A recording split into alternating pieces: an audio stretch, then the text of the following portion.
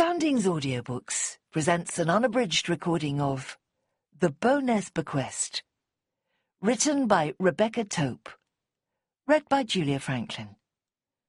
The moral right of the author has been asserted. This performance is owned by Soundings, Whitley Bay, NE26 2JT. Prologue.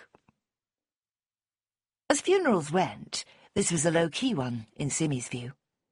The family had lost a wife and mother, and were accordingly bereft and bemused. But they hadn't been flamboyant in the manner of her send-off. It had been a sad and shocking death from pancreatic cancer. The one they've no clue how to cure, said Simmy's mother sourly. Or prevent, she added for good measure. A formulaic cremation, followed by tea and cake in a modest hall in Bowness, had been all the family could manage. There were perhaps 60 people assembled, including Simmy's parents.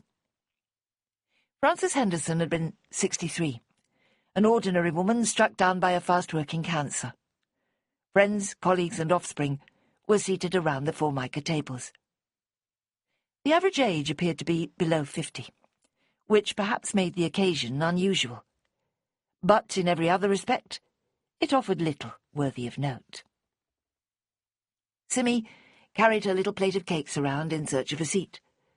The one she had left to collect her food had quickly been nabbed by a man who looked eager to talk to Angie, Simmy's mother. There was a table containing 3 women of roughly Simmy's own age, and she diffidently joined them. "Hi, I'm Simmy," she said. "My mother was one of Frances's oldest friends." "June, Cheryl and Hannah," said one of the women, pointing to each in turn. "Oh, Hannah, of course it's you! What a fool I am!" Simmy was deeply embarrassed. "I only saw the back of your head at the crematorium. What is it, 20 years since we last met? But you haven't changed." She paused, her mind full of memories of a shared childhood with the 5 Hendersons and their parents. A series of flashbacks had been assailing over the past hour, and still had her in their thrall. The 3 boys, each with his own individual habits and preferences, arguing with the 2 younger sisters, ignoring their parents on the sporadic occasions when there was an attempt at discipline. Simmy, with her mum and dad, trying to join in, and mostly failing. And now here they all were, so oddly different from their adolescent selves, with their mother dead and their father cocooned in an invisible wrapping of shock. He had spoken a few words to Angie, nodded at Russell, and frowned at Simmy, as if unsure of who she was. But Hannah was remarkably the same, with her cloud of thick hair framing small features. There was no possibility of failing to recognize her face to face. "Simmy," she said, "now, that's okay. You've changed a lot. Were you always so tall?" Simmy laughed. "Pretty much, I think." She took a seat next to the woman introduced as Cheryl. "Have I met you before as well?" "No, I don't think so, although I know who you are. We live just over the road. I think we know everybody here. Neighbours, workmates, family." She looked around the room, not appearing to take any pleasure in her social knowledge. "I've known the Hendersons for ages. I worked with Kit in the carpet warehouse. It was my first job from school. June, too, for a bit. She knows everybody as well." Simmy focused on the other woman. "Hello, June," she said. "Hiya," said June listlessly. Cheryl was a colourless creature, wearing a bulky, dark blue coat. Plump, pale, and clearly not very interested in persimmon brown. Her friend was prettier, with long bleached hair and a full mouth. Both looked to be in their early 40s. "A man stole my seat," said Simmy, waving a hand at the other table. "That's my husband," said Cheryl, "Malcolm. He insisted on coming, but I don't think he knows anyone really. He doesn't like me to go anywhere on my own." She preened slightly at this, as if it were a source of pride. "You not married?" she added carelessly. "Divorced. Your husband's chatting to my mother as if he knows her," Simmy observed. "He does that. We were in the row behind you at the creme, and he recognised your mum. He'll be checking it out. I told you we know everybody. Just about." "I remember your mum very well," said Hannah. "She was always great on our seaside holidays, full of all those stories about the swinging 60s. I loved all that. I was sorry when everybody got too old for them and we all drifted apart." "Where's Lynn?" Simmy asked. "I only saw the back of her head as well. You two were always so alike." "Still are, according to most people. She's doing the tea in the kitchen. Can't let anybody get on with their job without interfering. She's still furious with George for bunking off right after the cremation. Says he has a duty to be here. Poor old George. He'd hate all this, wouldn't he?" "Time he grew up and got over himself," said the man's unfeeling sister. "But if anything, he just gets worse." "Oh, well," said Simmy, still immersed in early memories of the Henderson family. "Eddie makes up for it." "Not to mention Christopher," said Hannah. "3 brothers, all as different from each other as anyone could imagine." Simmy nodded in agreement and sipped her tea. Chapter 1. The shop door pinged huskily at 2 o'clock on the Monday afternoon following the Friday funeral. "Let's see what's the matter with it," thought Simmy. It wasn't electronic, but a simple old-fashioned bell above the door. Perhaps there was some fluff caught in the works. An unmistakably familiar man was walking through the shop towards her. Brown eyes, hair with a hint of auburn in it. Tall, with big hands and a hesitant smile, he combined features from both his parents. Something quick in his movements conjured his father, while the big head and long chin were from his mother's side. "Christopher," she smiled, mentally running through potential reasons for his being there. Yet again the sight of him revived sweet memories of sand and salt and fried fish, combined with an easy intimacy that had existed from her earliest days. "Have you got a minute?" He met her eyes with a look she had seen on men countless times before. A look that said, just how well do we really know each other? She wondered whether a grown-up brother would have asked a similar question, if she had ever had one. She spread her hands to indicate the empty shop. Early November had to be one of the quietest points in the year, as far as a florist's business was concerned. "Very much so," she said. "I thought it would be better to come in person, much better than a letter from a solicitor." "Pardon?" "My mother left you something in her will. I thought you might know about it already." She was bemused. "No, I had no idea." "Well, our families have been friends forever. She approved of your new life. It's not so surprising, is it?" He seemed impatient, even mildly irritated. But the dead woman had 5 children and had not been wealthy. The modest bungalow in Bowness had always needed painting or pointing or roof tiles replaced. A widower remained there with his memories. His offspring were all still in the area, 3 of them married. "She was fond of you," he repeated. "Yes, and I almost never went to see her since coming here. She was my mother's friend much more than mine. Did she leave Mum anything?" "You'll have to ask her," he said uncomfortably. "It's supposed to be confidential." "Are you an executor?" Simmy was very hazy about the way such things worked, but she was under the impression that people's wills became common knowledge once the person had died. Her parents had never yet discussed their own end-of-life affairs with her, but she had a suspicion that they might get around to it before much longer. When they did, if they did, then being an only child would presumably make everything nice and simple. "Oh, yes," he sighed. "Eldest son and all that. It's us 3 boys, actually. Lynn and Hannah are sulking about being left out, but they'll soon realise they've had a lucky escape." "Sounds complicated. I can't imagine that George will be very useful." "George is a law unto himself, as always. He's going to take a while to settle down after losing Mum. But actually the business side of things is all fine. Eddie and I are cracking on with it quite happily so far. And Dad's okay with it all. He only wants to be left to get on with everything the same way as always. He hasn't really taken on board that he's on his own now." He sighed. He's really not in very good shape mentally. I hadn't realised just how far he's sunk. He'll need somebody to watch out for him from now on, and everybody seems to think it'll be me." "I like your dad," she said, with a degree of exaggeration. "I always did." In truth, she had seldom been able to feel anything for the man.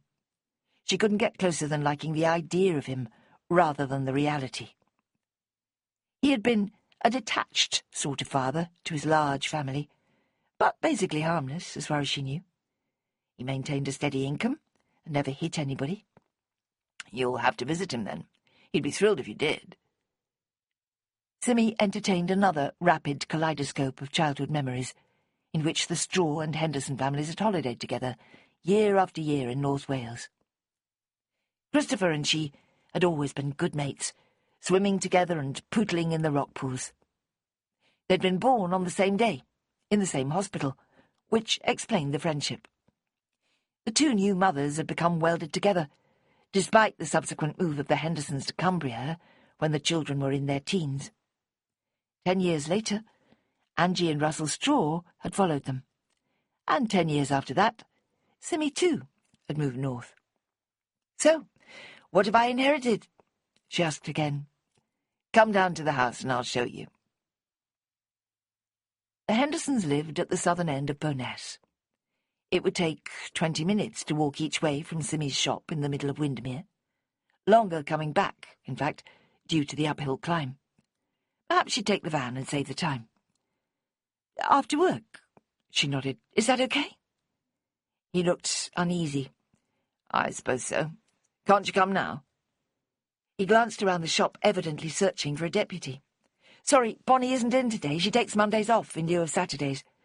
I can't just close up for an hour or more, can I? Shouldn't you be at work yourself?" Christopher's career had always been a source of fascination to the Straws. He'd gone to university for a year and then dropped out, spending the next 2 years working on an organic farm and fighting against a variety of perceived ecological threats. At 22, he then switched track again and took part in an epic voyage on a sailing ship down to the Straits of Magellan and up the western side of the Americas. None of his friends or relations saw him again until he hit 25, got married, and settled in Solihull, working for a stonemason. At no stage did he have any reliable income, a fact that his wife eventually found intolerable. She wanted children and an easy life. Why in the world did she ever marry him? Angie Straw repeatedly demanded. "Because she loved him," said Frances, his mother, "obviously." Christopher was unarguably lovable. Women melted under his charm. The past 10 years had seen him mostly based in Cumbria, albeit with regular absences. The stonemasonry fizzled out, and he took another swerve into antique dealing. Here he finally found his niche. After dabbling in china and glass, then stamps and postcards, he settled into a post as second-in-command at a thriving auction house, gaining a reputation for straight dealing and bottomless knowledge. He did most of the high-profile work as auctioneer, while his boss sat in a small room and offered valuations and expert identifications of a vast range of objects. "Mondays are quiet for me, too," he said. "We had a big sale on Saturday, so I've earned a day off, same as your Bonnie. The girls are always crotchety on the Monday after a sale. People forget to collect their purchases and then phone in a panic. The staff have to keep their wits about them in case anyone tries to claim the wrong things, accidentally on purpose. And it's all got to go on the website. I'm best out of their way." "Is it an antique, then? My bequest?" Her curiosity was starting to blossom after the initial surprise. "Wait and see," he insisted, with the first proper smile since he came in. "I'll be there if you come at 5 or soon after. Dad's going to want to talk to you as well." He left awkwardly, his brow furrowed as if burdened with a long list of tasks to complete. Other people to inform about an inheritance, perhaps. Simmy watched him thoughtfully, her head full of questions. Had Frances left anything to Angie, Simmy's mother? Did anyone in the family resent this apparent generosity to an outsider? At the funeral, the widower had held himself straight and stiff, and nodded randomly at anyone who approached him. He was 74, in good physical health. Angie Straw had reported that Kit was wearing rather better than her own husband, afflicted with an abrupt decline into a type of paranoid neurosis. The two wives had enjoyed regular sessions in which they appeared to fortify each other through the disappointments and tedium of stale old marriages. Angie would pass on a few snippets to her daughter, generally along the lines that she might not be missing a great deal by being single again. But then everything collapsed with Frances's cancer, and Angie lost a highly valued friend. From diagnosis to death had been 5 weeks. And that's a lot more than some people get, said the visiting Macmillan nurse. Mr. Henderson was another Christopher, but was known to everyone as Kit. Frances had a sister named Christine, shortened to Chris, which meant that the firstborn son was always referred to by his full name. Why in the world didn't you think of something else for him? Angie had demanded on the very day the child was born. It's a family thing, Frances had replied. There's no ducking it. Angie had been almost as scathing about all her friends' subsequent children's names. So dull, she said.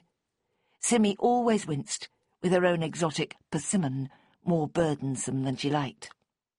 Hannah or Lynn would have suited her very nicely. The afternoon drifted by, with a single customer searching for an African violet that would be guaranteed not to die. Simmy was the soul of patience, explaining the plant's preference for water from beneath the pot, as well as adequate warmth and light. The clue's in the name, she smiled. They're from Africa, where conditions are very different from here. She hoped, by the end, that at least a few of her hints had taken root. So many people seem to be unaware that plants are living things, with all the same needs for nourishment as any other creature. Accustomed to spells of quiet in the shop, she occupied herself with ordering new stock and making plans for the Christmas display that Bonnie was due to create in a month's time. The girl had a flair for design and colour, already dismissing any notions of wreaths or poinsettias, suggesting all kinds of alternatives that would catch the eye of anyone passing their window. She intended to make liberal use of gold paint and glass baubles, she warned her employer. It'll be amazing, Ben Harkness had approved. He and Bonnie were a closely entwined couple, bonded by each being seen as unusual, if not downright bizarre, by the world at large. Ben was just 18, Bonnie a few months younger. He was studying for a clutch of A-levels, and she had abandoned any further attempt at passing exams, having had an interrupted school career that left her with a pathetically meagre set of GCSEs. Nobody doubted that she would make a success of life, regardless of formal qualifications. Simmy had been running her Windermere flower shop for 1.5 years, slowly learning her way around the lakes and discovering the different characters of the various small towns. Ambleside, with its confusing streets and legions of hotels and guesthouses. Coniston, with its old man lowering protectively just behind the houses. Hawkshead, with its timeless little huddle of odd-shaped buildings. She loved them all, as well as the fells that surrounded them. Windermere and Bowness were both a lot less distinctive, on lower ground, with the fells away in the distance. The water lapped gently at the edges of Bowness, and a patch of tame woodland sheltered Windermere from the worst ravages of the winter weather. Soft, people said, of these two settlements. You were safe and warm down here, unlike on the unpredictable heights of Kirkstone or Grasmere. And although Simmy found the wilder regions thrilling and beautiful, she had to admit she spent almost all her time in the lower reaches. Her home in Troutbeck might sit on rising land, closer to the fells than it was to the lake, but it was very nearly as hospitable as Windermere for much of the year. Troutbeck, she had concluded, was as remote and adventurous as she was ever going to feel comfortable with. The first few months after moving north had been devoted to establishing the shop, a process involving mountains of paperwork and rapid learning. By the end of the summer of the previous year, she had everything in place, and a growing stream of people wanting her flowers. Assisted by Melanie Todd, a local girl of considerable ability, she had supplied weddings, funerals, birthdays, and other momentous life events with suitable floral embellishment. And along the way, at a wedding, then a birthday, and after that 3 other commissions, people had been violently killed. Simmy had been drawn into investigations and personal danger merely by virtue of delivering flowers. The first occasion was just over a year ago now, and she profoundly hoped that the anniversary would mark a change of fortune, leaving the whole business of murder far behind her. The fact of an unexpected bequest seemed to add weight to this hope. It had never happened to her before. Even when her grandparents had died, they had left their meagre savings to the generation above Simmy. Not so much as a silver candlestick had come her way. Visions of jewellery, or a picture, or a handsome piece of china filled her head. Something that Francis had kept tucked out of sight, because Simmy could not remember ever seeing anything of the kind on display in the house. One thing she was sure of, it would not be money. How could it be, when the family had always been struggling to find cash for holidays, or a new car, or a replacement television? Kit Henderson had worked as a carpet fitter for most of his life, earning little more than the basic retainer during the big recession nearly 10 years earlier, without the added commission for jobs done, since few people saw a new carpet as a high priority. Although the situation improved, he had seemed glad to retire on a very modest pension at 70, leaving his wife to keep them afloat with what she earned as an administrator in Barrow Hospital. "I'm really just an office clerk," she'd say, "but everyone calls themselves administrators these days." The hours finally passed until 5, at which point Simmy hastily locked the shop and went to the van parked on a tiny paved area behind the shop. Her car was somewhere out on the eastern side of Windermere, where parking was free and unrestricted. She would leave it every morning and have to try to recall exactly where in the afternoon. When she got back from Bowness, she'd have to locate it in the dark, damp streets, where all the cars looked the same.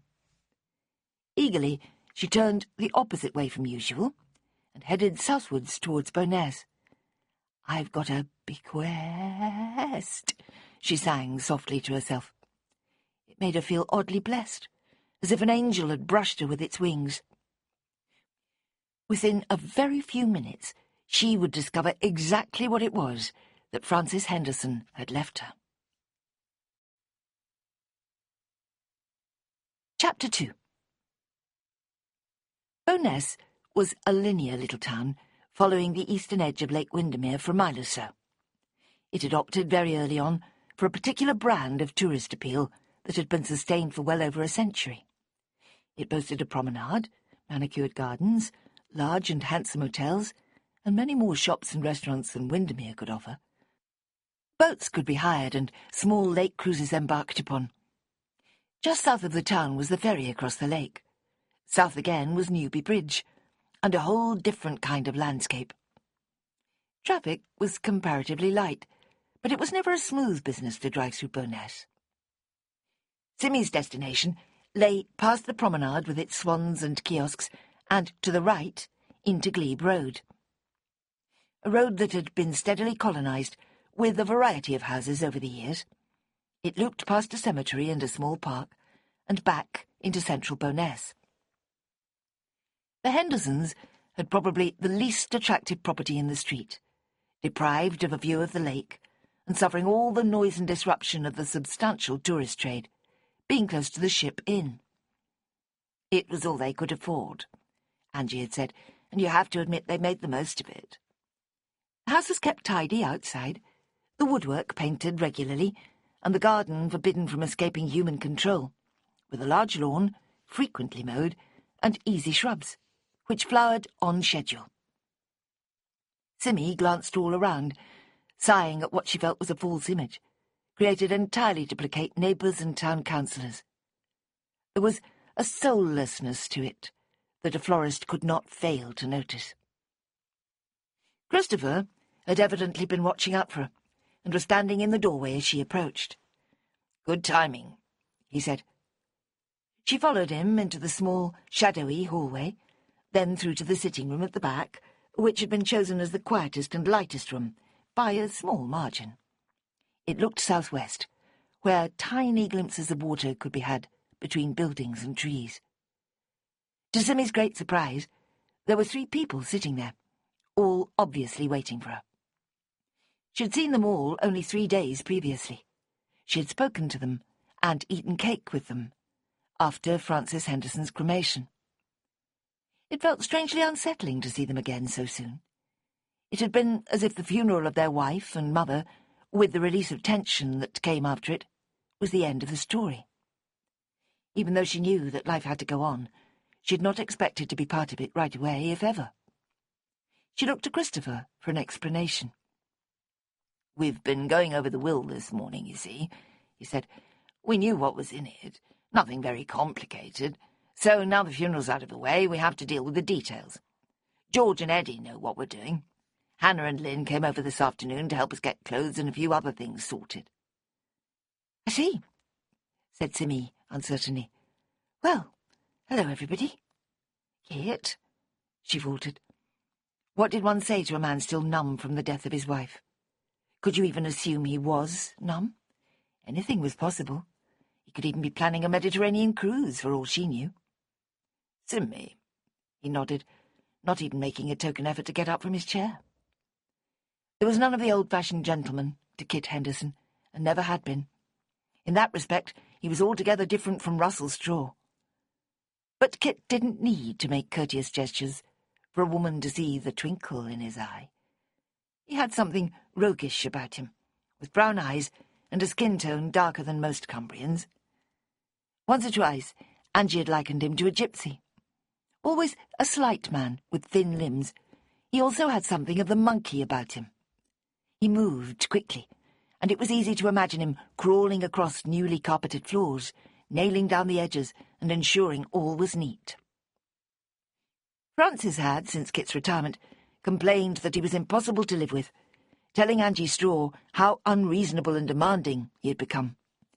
"Expects me to wait on him hand and foot," was a recurrent theme, and I swear his wits are going, he asked me the same question 100 times. The 2 sisters were together on a shabby sofa. With only 15 months between them, they had frequently been taken for twins. Now, in their early 30s, they'd gone their separate ways, and Simmy had little idea of the pattern of their lives. It had been 20 years or more since she last saw them. Pausing to take proper note of their expressions, she found them to be singularly unfriendly. Again she turned to Christopher for reassurance. He gave her a weak smile but said nothing. "What's the matter?" she asked slightly too loudly. "I've got no idea why Francis should have left me anything. If it's a problem for you, I'll be happy to give it back, whatever it is." "Ha!" snorted Hannah. She had bushy, straw-coloured hair that dwarfed her face, which had similar small features to her father's, creating a resemblance despite the very different colouring. "Wait till you see what it is," added Lynn. As if to break away from the likeness to her sister, she had cropped hair that sat springily on her skull like a reluctant wig. It was of a texture more often found in Africa, the colour of both it and her skin, somehow wrong. She seemed less inclined towards hostility than Hannah, perhaps remembering how Simmy had babied her in the past, helping her with sandcastles and shell collections. There had been a close bond between them in those early years, when Lynn had been little more than a toddler. "So, tell me," Simmy begged. "The suspense is awful." "Come and see for yourself. It's on the table," said Christopher. "It's easier than trying to explain. I'm not even sure that any of us quite understands it anyway." There was a small, round table in a corner of the room, covered with a cloth that someone had embroidered flowers on, many decades previously. An empty ashtray and a pair of woolly gloves shared it, with a large book. "There," said Christopher. She was tempted to lighten the mood by pretending to think her legacy was the frayed gloves, but she restrained herself. The book was plainly the object in question. "This?" she said, touching it lightly. "Right," said Christopher. He gave a deep sigh. "And I, of all people, ought to know if there's something special about it. I can see it's been carefully made by hand, but that doesn't make it valuable. Look inside," he urged her. She picked it up and opened it at random. It was a substantial case-bound volume, quite heavy. The paper was far thicker than the pages of a normal book, and they were all interleaved with fine tissue. "It's gorgeous," she breathed. "Where did Frances get it from?" "Her mother did it," came Kit's smoky old man's voice. "She always kept it in the bottom of her wardrobe. I've only seen it once." "There's a letter with it," said Hannah, her tone still sulky, "inside the front cover." Balancing the book on her left forearm, Simmy extracted an envelope. Awkwardly, she put her new possession back on the table and opened the letter. "Are you sure you want to read it now, with all of us here?" Christopher cautioned her. She frowned. "Why not? It can't possibly be secret, can it? Even if it is, I wouldn't keep it from you. You're her family. I'm not important. I can't think why—" But she could, of course. The moment she had opened the book, she understood why it had been given to her. Because it was full of watercolour paintings of flowers, and flowers were her thing. The execution was competent rather than brilliant, the colours not quite natural, but she had already fallen in love with it, 3 seconds after realising what it was. "Dear Simmy," the letter ran, "I wanted you to have this because you understand and appreciate flowers. My mother made this when she was expecting me in the 1950s, and a friend of hers bound it for her. She said it was to pass down the female line of the family, as long as there was a daughter to inherit it. And yes, I know I have 2 daughters, neither of them you. But they don't care about this sort of thing. And quite honestly, Simmy, you're the daughter I always wished I had. Awful thing to say, I know, but in my situation it feels dangerous to avoid the truth. As if I might bring yet more calamity down on myself. So, keep it nice, and get it out now and then, and spare a thought for me, just as I did for my mother. And be nice to Christopher. With very much love, Frances." "Well," demanded Hannah, "what does it say?" "Leave her alone, will you?" snapped Christopher. "She said it couldn't possibly be secret, so why not read it out to us?" Simmy barely heard her. Tears were threatening, along with a burning wish to escape. "Sorry," she sniffed. "It's rather personal. Listen, I'll have to go. Thank you, all of you. I will come and see you, Kit, if you'd like me to, and my mum and Dad will ask you over there when they're not too busy with the B&B people." She gathered up the beloved book and turned to leave. Christopher stood in her way. "Are you all right?" he asked. "Oh, yes," she assured him. "Don't worry about me. You're the ones who've lost a wife and mother. I'm just sorry this has all been a bit awkward." She felt desperate to escape and give herself time to process what had just happened. From feeling unexpectedly blessed, she was now consumed by a strange sense of guilty embarrassment. A woman she had only known as a child, who had no reason to think of her at all, had snubbed her own daughters by favouring Simmy. It felt more aggressive than generous, as she cast a last look at Hannah's face. Its expression remained hostile and suspicious. "Thanks, everybody," she blurted. "I'll be sure to take very good care of it." She held up the book, and then hugged it to her chest. Not even Christopher went with her to the door. She drove back through the town, heading for the only person she knew who might make sense of what had just happened. "Simon, I didn't expect you this evening." Angie Straw was carrying a mug in one hand as she opened the front door to her daughter. She waved it expressively. "We haven't got very much for supper," she said. "Never mind. I can have an apple or something if you've got it." "Why are you here? Your father's going to think it's Wednesday. He'll be all confused for the rest of the week now." Simmy had developed the habit of calling in after work midweek, and again on Saturday afternoons. In the past few months, she had found herself being called upon to help with the B&B work much more than before. where Russell had changed duvet covers, loaded and unloaded the dishwasher, gone shopping for the large quantities of food required, he now made little more than a token effort to share the load. The regularity of Simmy's visits seemed to work best with her father, despite Angie's dislike of predictable routines. "I've just come from the Hendersons' house. Did you know Frances had left me this?" She stepped into the hallway, pushed the door closed with a foot, and proffered the book. "Have you seen it before? And did she leave you anything?" Angie blinked and headed for the kitchen. "Come and sit down and tell me properly," she said. Russell was sitting by the Aga, his dog between his knees, as always. "Good evening, daughter," he said solemnly, with a slow nod. "The nights are drawing in. Dark at 5. Every year I wonder how we bear it. But we do, of course." "Pity the poor Icelanders," said Simmy. "It's dark all day there." "They should emigrate south," he said. "I think most of them did, didn't they, a few centuries ago?" "Perhaps so. You might recall that I was reading a book by Haldor Laxness last week. I learned a good deal about how the poor wretches lived until not so long ago." "I do remember," said Simmy. "That's why I mentioned Iceland just now." "Of course it was," he said, nodding with satisfaction. "Good girl." "Simon has come to show us something," said Angie. "It's not her usual day." The elderly man shrugged. "Who cares?" he said crossly. Angie turned away from him. "Let's see it, then," she invited Simmy, who laid the book on the table, which barely had space for it. Piles of crockery occupied most of it. "What are all these plates and things doing here?" she asked. "I'm checking them for chips and cracks. I thought I could try and get to the auction up in Keswick at the weekend and get some replacements. You can get lovely stuff for almost nothing. Christopher gave me the idea when I was chatting to him at the funeral." "It's a long way," said Simmy, doubtfully. "Would you have time?" "Probably not," said Angie, with a frustrated sigh. "Anyway, have a look at this. Have you ever seen it before?" Angie leant over the book and turned a few pages. "No, never."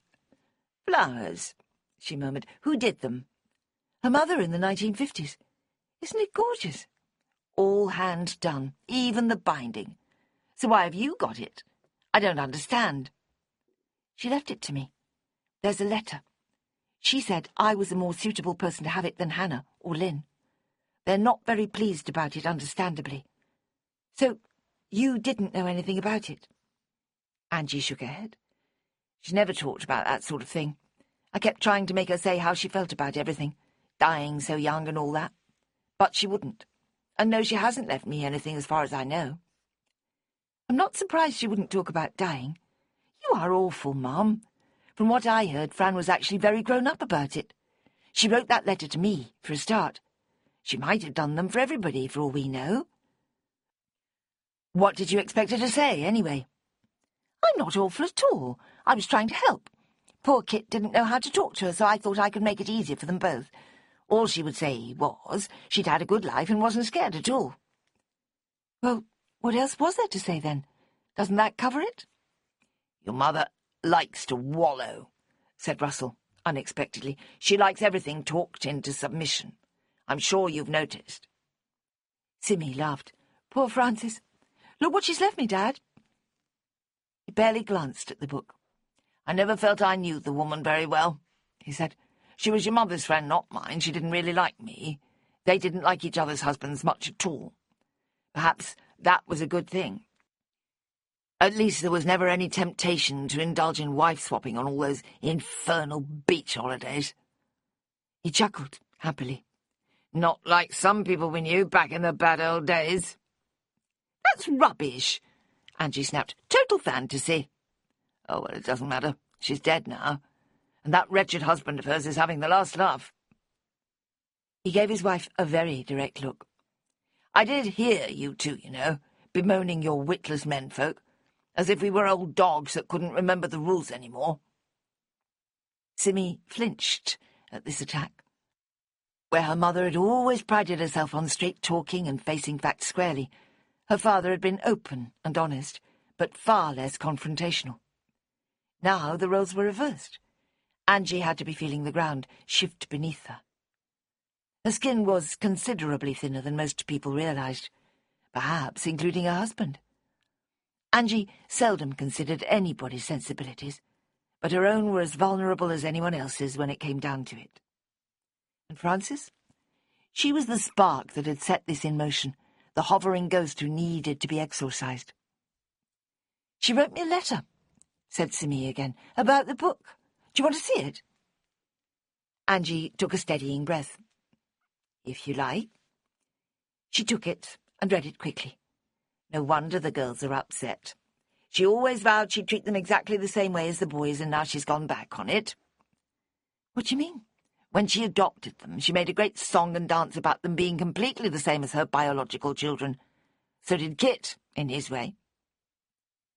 Simi's head started to hum. "Adopted? Did you say adopted?" She tried to think back to those seaside holidays, the big, noisy family, the 3 boys and the 2 smaller sisters. How old was I then? 6 or 7. She had George when you were almost 5, and wasn't willing to risk any more boys. So they adopted the 2 girls, sisters, 15 months apart in age. Hannah was 2.5, and Lynn just over a year. They were terribly sweet with all that frizzy hair. They look so like Kit. Everybody must assume they're his. She paused, trying to absorb the sudden revision of old assumptions. So it was a secret. Is that why nobody ever told me? They don't really look like him, and no, it was never a secret at all. You were too young to understand, and there was no sense in making an issue of it. You never asked, so we never bothered to explain. You were very incurious as a child, you know. Suddenly, from one year to the next, there were 2 new Hendersons, and you just took it as normal. We thought Christopher might talk to you about it, but apparently he never did." "I don't remember," said Simi, with a flash of desperation. "I should be able to, and I don't. As far as I'm concerned, the girls were always there. I must have thought that was how it was in families. Babies just turned up, even though never in ours. I do remember wishing we could have one or 2. I wanted to be a big sister." "Don't start on that," warned Angie. "You've got plenty of contact with other children, not just the Hendersons either. You were always having little friends coming to the house." It was true. Other little girls had taken well to the way Simi's mother welcomed them in with a casual goodwill. She fed them, gave them full rein in house and garden, and dismissed any phobias or allergies with robust scepticism. If they fell over, she swabbed the mud and grit off, and set them back on their feet. Living in Worcestershire at the time, there were tamer patches of countryside to explore than out here in the wilder northwest. Simi shuddered at the sudden image of small friends, tumbling into rushing becks, or getting irrevocably lost on the fells, if they had been living in Cumbria. Angie went on. "And Frances always wished you were hers. She was madly jealous in the hospital when I got a girl and she got Christopher. She'd assumed all along hers was a girl, you see." "I know. That much of the story at least was familiar. Which must be why she's left me this," she summarized. "And the flowers.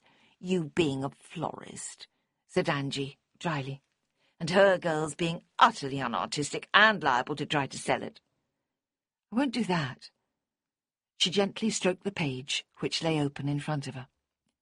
"Look at this honeysuckle. She's made it seem really alive. I can almost smell it." "It's not desperately good, though, is it? Not like those famous flower pictures you see on birthday cards and calendars and whatnot. I don't think Fran's mother was ever a proper artist." "It's good enough for me," Simi defended. "I'll always treasure it." "Well, there you are, then," said Angie vaguely. "Everybody's happy." "They're not, though. Kit wasn't terribly friendly, and the girls were almost hostile. It was all quite awkward. Christopher was the only one who was nice to me." "You and he were always meant for each other, you know. We arranged it the day you were born. It was very perverse of you not to cooperate better than you did." "Hush, woman," said Russell from his warm chair. "You sound like an idiot saying things like that." Simi merely smiled. It was an old joke which she and Christopher had long since grown used to. Although She had eventually realised how nearly it had prevented the two of them from developing a bond that went beyond the fraternal. They had known each other too well, so that when they had suspected themselves to be in love, confusion overwhelmed them. Then she had married Tony and Christopher had married Sophie. Simmy's marriage had outlasted Christopher's by several years, but both were over now. Christopher and Sophie, Angie had mocked. What a mouthful. Sophie had been of mixed race, a loud and impatient woman who had wasted no time after the divorce in finding a man more compliant with her wishes. She had 3 children in 4 years, and nobody really blamed her. I'm terribly hungry, Simmy realised. The Hendersons didn't give me so much as a cup of tea. You always come here and take our food, said Russell. What do you think we are? She looked at him, unsure as to his tone. I think you're my parents, she said quietly. There's a bit of beef stew left over, said Angie. Put it in the microwave. I'll be glad to get it finished. Your father doesn't eat as well as he used to. Miserable little helpings he has these days. Simmy's concern about Russell had mutated some time ago into a mixture of acceptance and low-level impatience. She had to perpetually remind herself and her mother that he couldn't help the way he was, that there was nothing calculated or deliberate in the things he said. The shift in personality was mostly a matter of degree. He had always spoken his mind, just as his wife did, but his mind had generally been benign. He was a fount of knowledge when it came to local history, and a stickler for correct grammar. Now the sense that something was awry made him irritable and suspicious. He'd flare into sudden panic, convinced that burglars or arsonists were out to get him. A good deal of this paranoia was rooted in actual events over the past year, where Simmy and he himself had found themselves under threat, and even direct attack. I don't get hungry anymore, he said. It's something I regret. Simmy ate the stew quickly and took her leave. There was a lot to think about, she concluded, as she drove up the hill to her home in Troutbeck. Chapter 3. Bonnie arrived in the shop bright and early the next morning, despite the November gloom. Clouds sat heavily on the fells, shutting out the light, and damp dripped from the bare branches. There was no colour in the gardens on the road into Windermere, but the girl was like a beacon in a vivid outfit of red and blue. Pale-skinned and light-haired herself, she should have been swamped by the flamboyant clothes, but the force of her personality won through. Her eyes sparkled, and she almost bounced with energy. "What's come over you?" asked Simmy, feeling middle-aged and lethargic by comparison. "Oh, nothing. Christmas, Ben, Spike, everything seems so happy." She sighed and then smiled. "Am I tempting fate, do you think?" "Probably, but maybe not. It's nice to see such a cheery face on a day like this." "Did I miss anything yesterday?" "Not really. Hardly any customers." "Well, here's one now. Look, and it's only 9:10. Simmy did a double-take at the man coming into the shop. It was almost a rerun of the previous afternoon, but not quite.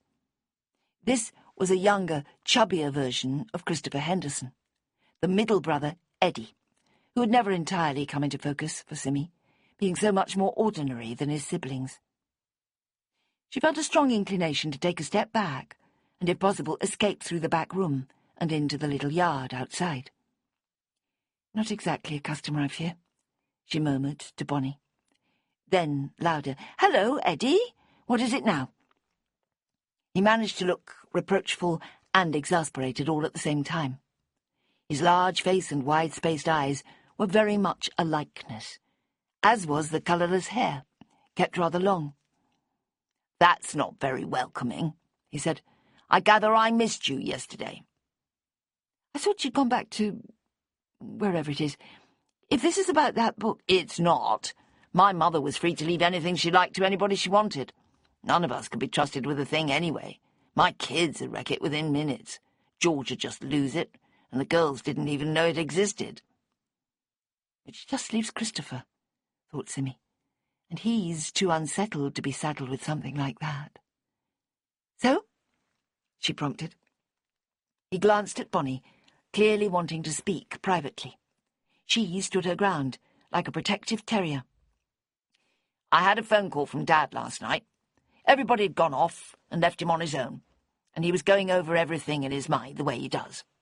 He's coped amazingly well with Mum dying, but the change to his life is a lot to get to grips with. I can't see him managing, to be honest." "So?" She wanted to scream at him. "What does this have to do with me?" But she waited, quietly, for enlightenment. "The thing is," he went on, clasping his hands together, almost wringing them in his embarrassment, "the thing is, I wondered whether your mother could keep an eye on him a bit more. I know she's got your dad to keep her busy in the guest house and everything, but if she could drop in every few days for a chat about old times, I know he'd appreciate it." "Why don't you ask her? Why me?"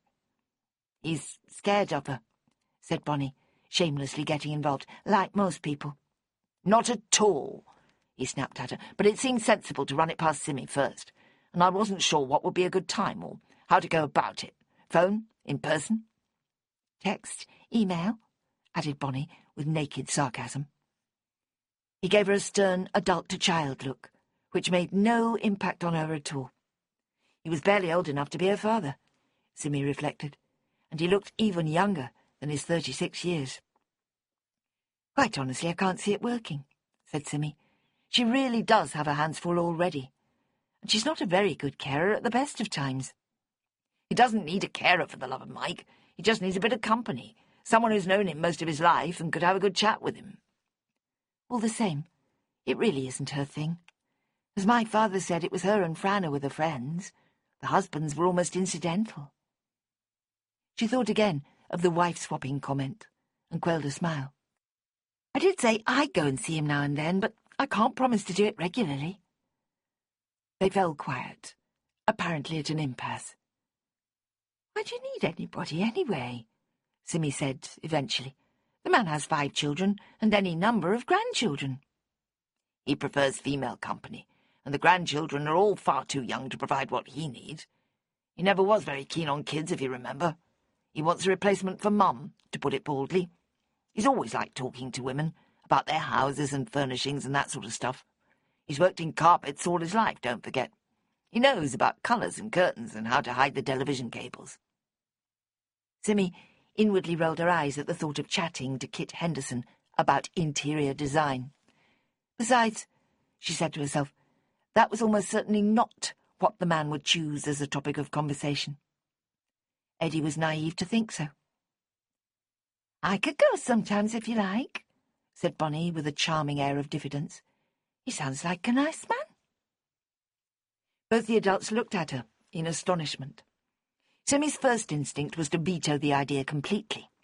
Something about a lamb walking into a lion's den came to mind. Kit Henderson was a bit like a lion, she realised. He'd often been irritable and something of a tyrant in the seaside years. Any glitch in the arrangements, or bad weather, or childhood illness, angered him. "I only get 2 weeks' holiday a year, and I won't let you lot spoil it," was a familiar cry.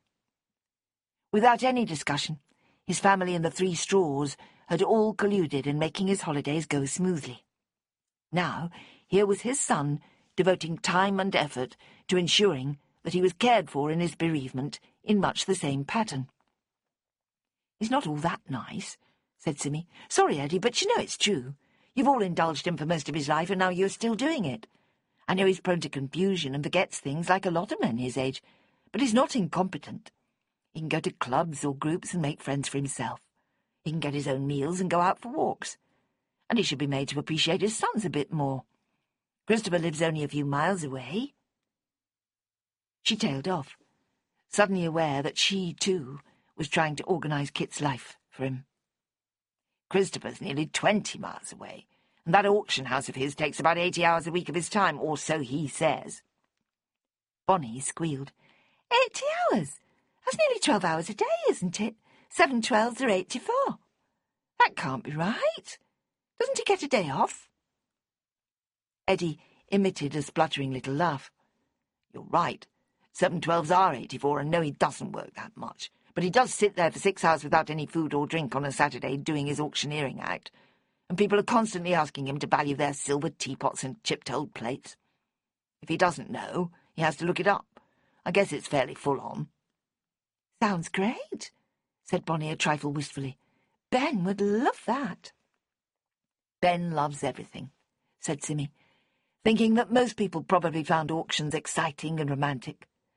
She even fancied going along one day herself to watch Christopher in action. She could go with her mother, perhaps, for at least part of an upcoming Saturday. The arrival of a customer cut the dilatory discussion short, and Eddie went away with a rueful expression. "At least you got your mum out to doing it," said Bonnie. "Where does his father live?" "Glebe Road. It's a rather old-fashioned bungalow." "What number?" Simmy was watching the customer as she browsed among the buckets of cut flowers, trying to assess the potential sale. "I can't remember. I just know the house," she answered. Bonnie let the matter drop, and the customer made a substantial purchase. The day was well underway, and it was easy to forget all about the Henderson family. Approaches to local restaurants for special Christmas displays were the main task, and Simmy found herself with a modest list of commissions after a few phone calls. "Better than last year, anyhow," she said. "That's great," Bonnie applauded. "and there's loads of places you still haven't tried." "Not in Bowness and Windermere there aren't, and if I try to spread out to Staveley or Ambleside, I'll run up against the competition and probably annoy them." "Let the best man win, I say. If yours are better, that's fair enough. That's what competition's all about," she finished with a severe look. Simmy smiled. "I'm sure you're right," she said. There were moments when Bonnie was obviously speaking for either Melanie Todd or Ben Harkness, both of whom felt that the florist could be making a much bigger success of things, if only she would stop being so soft about everything. As often happened, Ben himself put in an appearance at 3:30.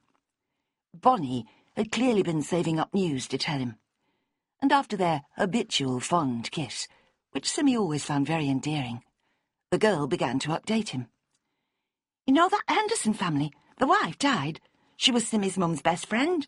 The funeral was last week." "Yes," he said, with exaggerated patience.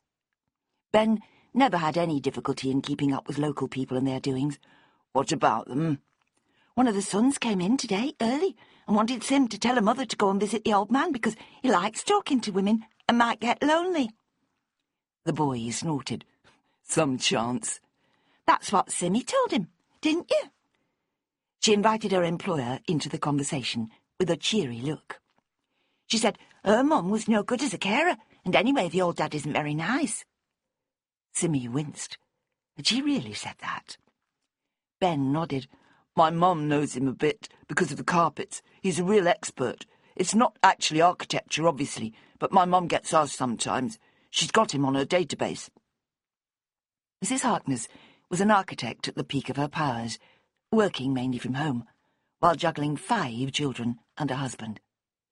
Ben was her second, and more of a challenge than the others all added together. The fact that Ben knew the contents of her database came as no surprise. "I said I might go and visit him, but they didn't seem to think that was a good idea."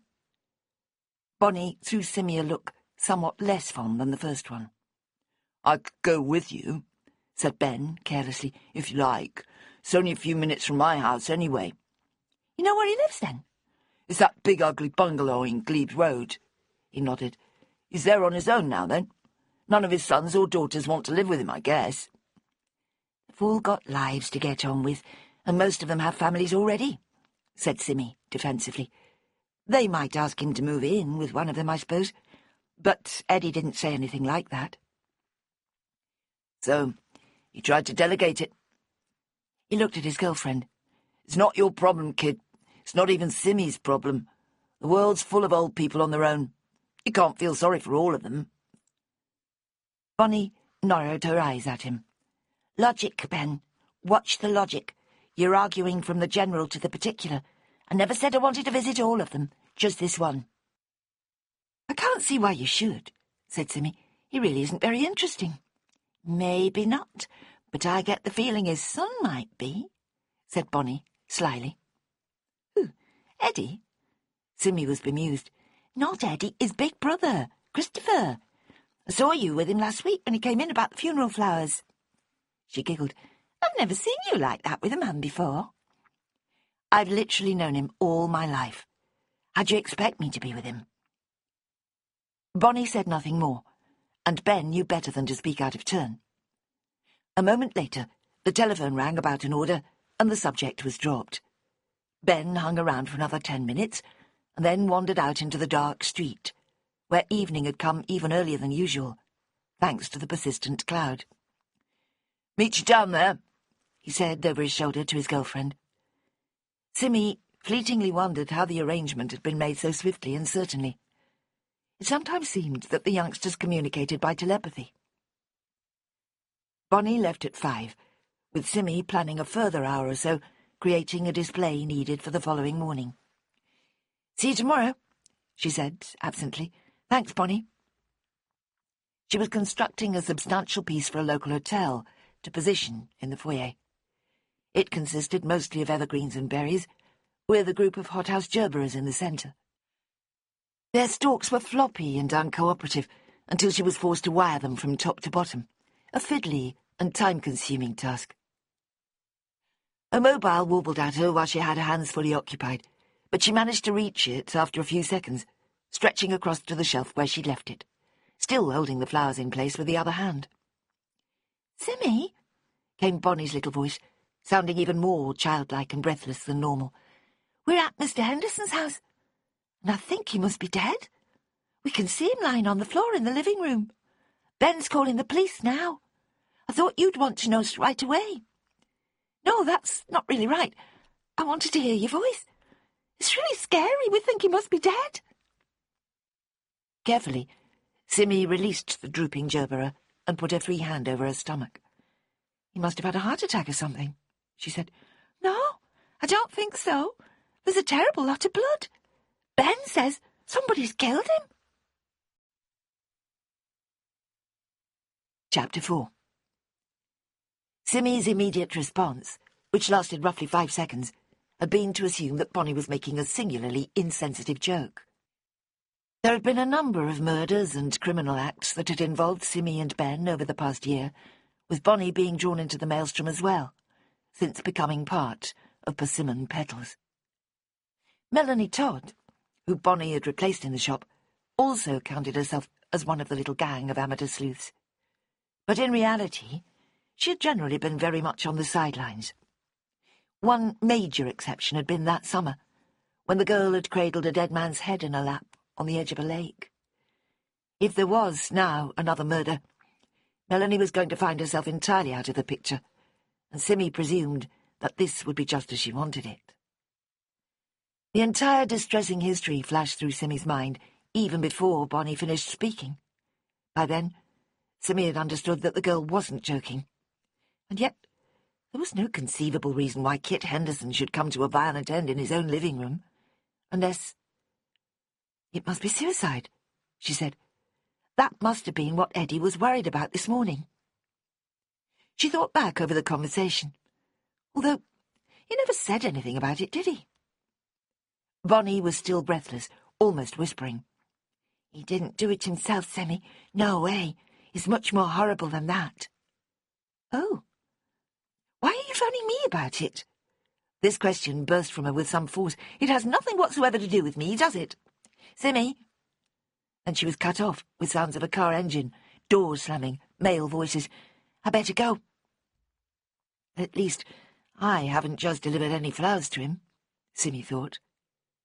There had been occasions where the very fact of a floral tribute had appeared to precipitate violence, or at least it had drawn her into something she would otherwise have been oblivious to.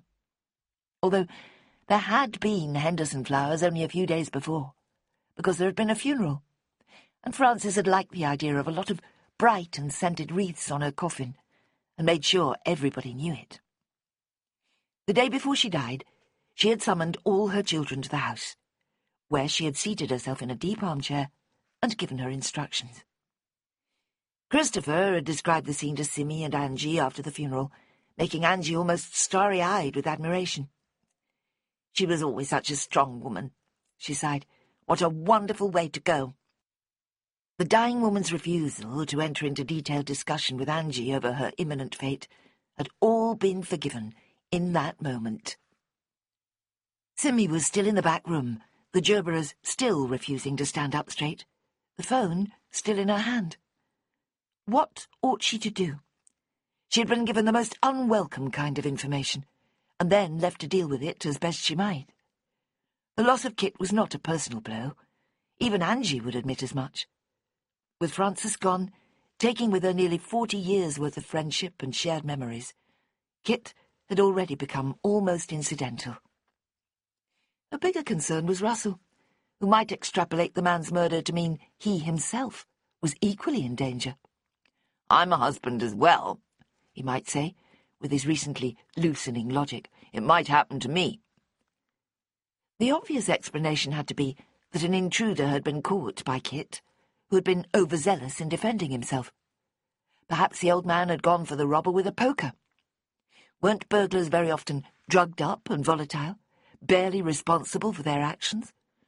Some nasty little lowlife might have simply chosen the bungalow at random for its shadowy position and unlocked door. Although, if that turned out to be the truth of it, there was even more reason to worry about Russell. Paranoia had been his prime symptom over the past several months, and this could only fuel it further. Angrily, Simmy slammed the unoffending phone onto the bench, abandoned the flowers, and went through to the shop. She turned off the lights and checked the locks on the street door. Then she went out of the back, into the small streets, where she had left her car that morning. But once in the driving seat, she couldn't decide where to go. Home to Troutbeck, or down to Bowness, or even leave the vehicle where it was, and walk the short distance to her parents' house. Bonnie had done a wrong thing by phoning her when she did. An hour later would have been better. The police would have taken charge, filled in their initial fact sheets, and chivied the youngsters well clear of the scene. As it was, she had been dumped on, and she didn't like it. There was nobody she could think of who could provide a lap strong enough to receive the news in their turn. So, Simmy was stuck with it, and that wasn't fair. If she ran to her mother and told her what had happened, that would only cause upset before it needed to be caused. The loneliness of her situation hit her. She had nobody she could simply go home to, cuddle up with, and let the world go its own wicked way, without her having to worry about it. She felt exposed and friendless on that dreary November evening. A man was dead for no good reason, found by two excitable young people who had each other to confide in. Ben would treat it as an intellectual puzzle, and Bonnie would shed the initial shock and fear in the process of assisting Ben. She was saved by the phone ringing as she went on, sitting in the unmoving car. "Simmy," came Ben's welcome voice, "where are you?" She told him, adding, "I don't know what to do. It's none of my business, is it? Why did Bonnie have to phone me when she did? I've been in a real state ever since." "She just wanted to hear your voice, I think. She was left out there when I went in the house, and then I called the cops. I didn't think about her at all," he admitted with a long, palpable sigh. Simmy could almost feel the breath in her ear. She said there was a lot of blood. "A fair amount, yeah, and it's no good you saying it's got nothing to do with you." "Why? What do you mean?" "The man was holding a piece of paper with your name on it, for one thing." Simmy pressed back in her seat, instinctively trying to escape. Then reason kicked in. That's only because of the will and my bequest. He was probably having another look at it when the intruder barged in and killed him. "Bequest?" Ben repeated, as if the word were new to him. "What bequest?" "Frances left me a book. I forgot to tell you. That's why I went there yesterday after work. I've known the family literally all my life. She wanted me to have a little something. It's not a bit important." "I expect it is. I knew there must be something like that.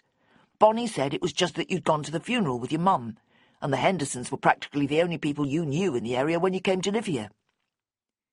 "You've been talking about me, have you?" "For the past 20 minutes we have, yes. The police made us go away, but I'd seen the bit of paper and the open door and the mugs of cold tea. They should know by now that I'm not stupid." "Everybody knows that, Ben," said Simmy, wearily. "What open door?" When we got there, the front door was open, just a little bit, not wide. I thought it meant someone had forced it and broken the catch so it wouldn't shut properly, but that wasn't it. They'd just run off without pulling it shut behind them. Don't you think that's weird?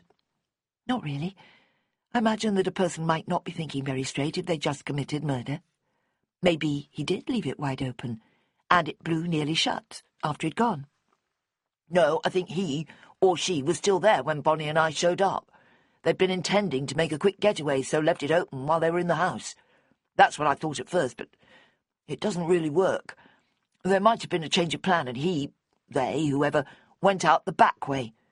I heard the kitchen door bang. I was right there, Simmy, practically in the house with the killer. He sounded proud, as if somehow due credit. And I didn't panic. I walked all round to check, and noted how everything had been left. But you didn't see anything? Sadly not, nor did Bonnie. And Kit? What about him? Well, was he... you know? She couldn't say, did he die in your arms? Did he say anything? Could you perhaps have saved him? You mean, was he already dead? Yes, he was, just. The blood wasn't flowing. His eyes were glazed. He'd been stabbed about 3 times in different places. The wounds were really obvious, with blood all round them. They did it with a pair of sharp scissors. They were on the floor beside him. He was barely coherent, pouring out every gruesome detail. Simmy stopped him. "No, Ben," she said, "that's enough. Let me think for a minute. It's all so ghastly. I mean, scissors. Wouldn't that take an awful lot of force?" She didn't want to talk about it, to imagine it and wonder exactly what it had been like, but neither could she avoid it. They were open, I guess, so just one blade was used. I didn't touch them, he added quickly. At least, I don't think I did. It's all a bit blurred now, what happened in the first minute or so. They weren't still sticking in him anyway. "Scissors?"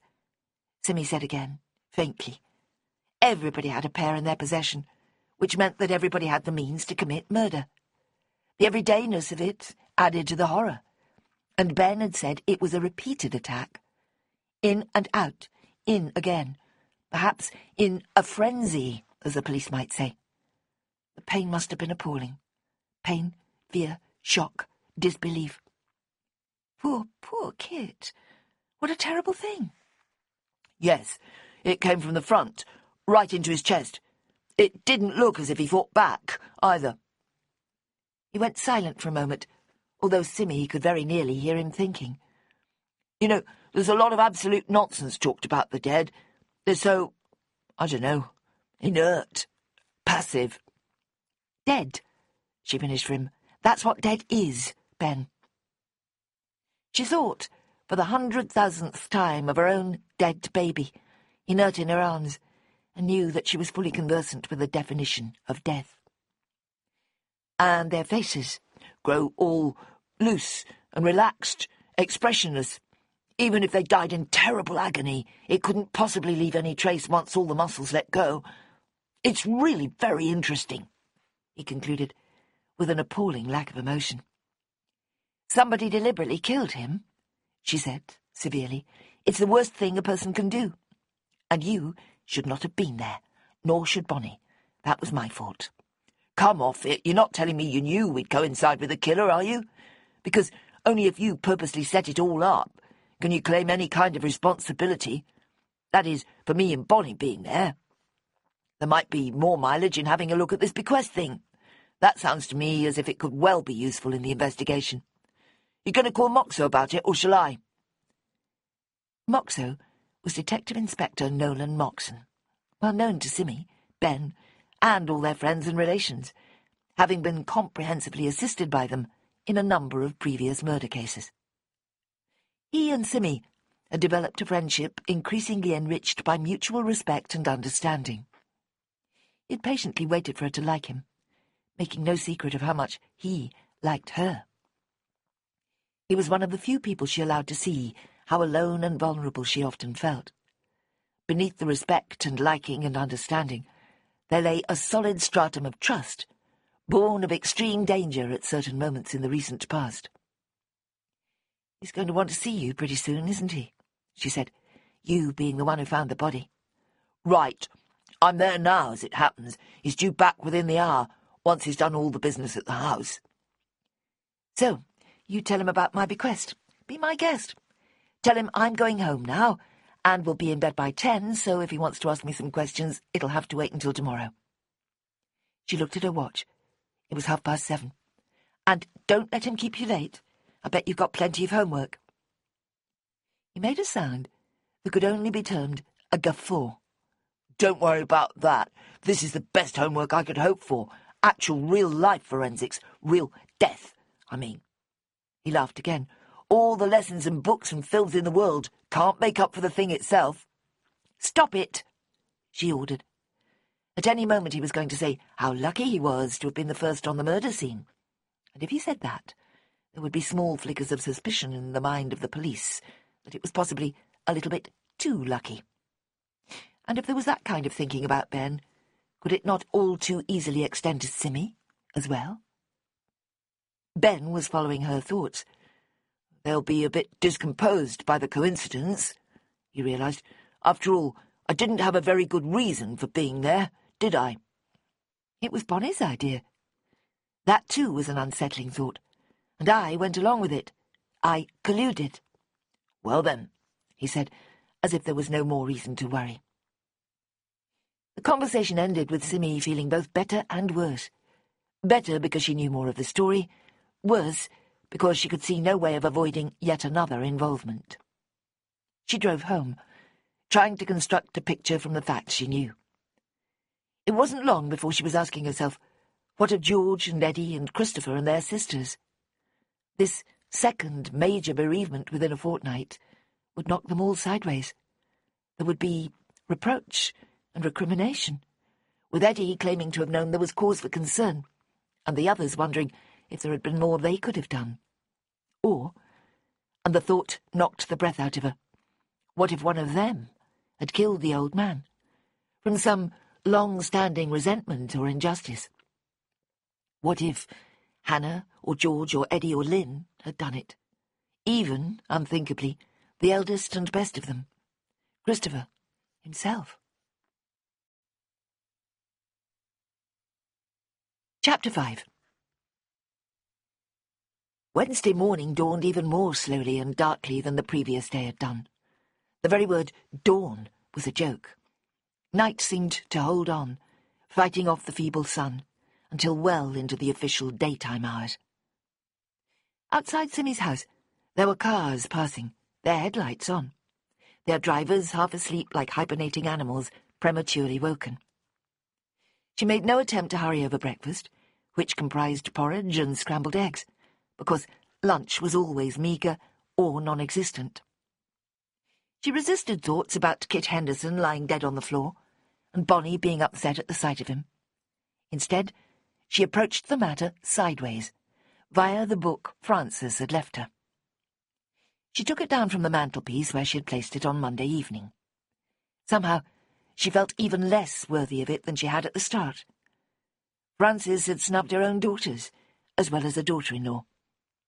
Eddie had a wife who might well have enjoyed it, and George was apparently in a relationship with a woman named Leonora, who had come with him to his mother's funeral.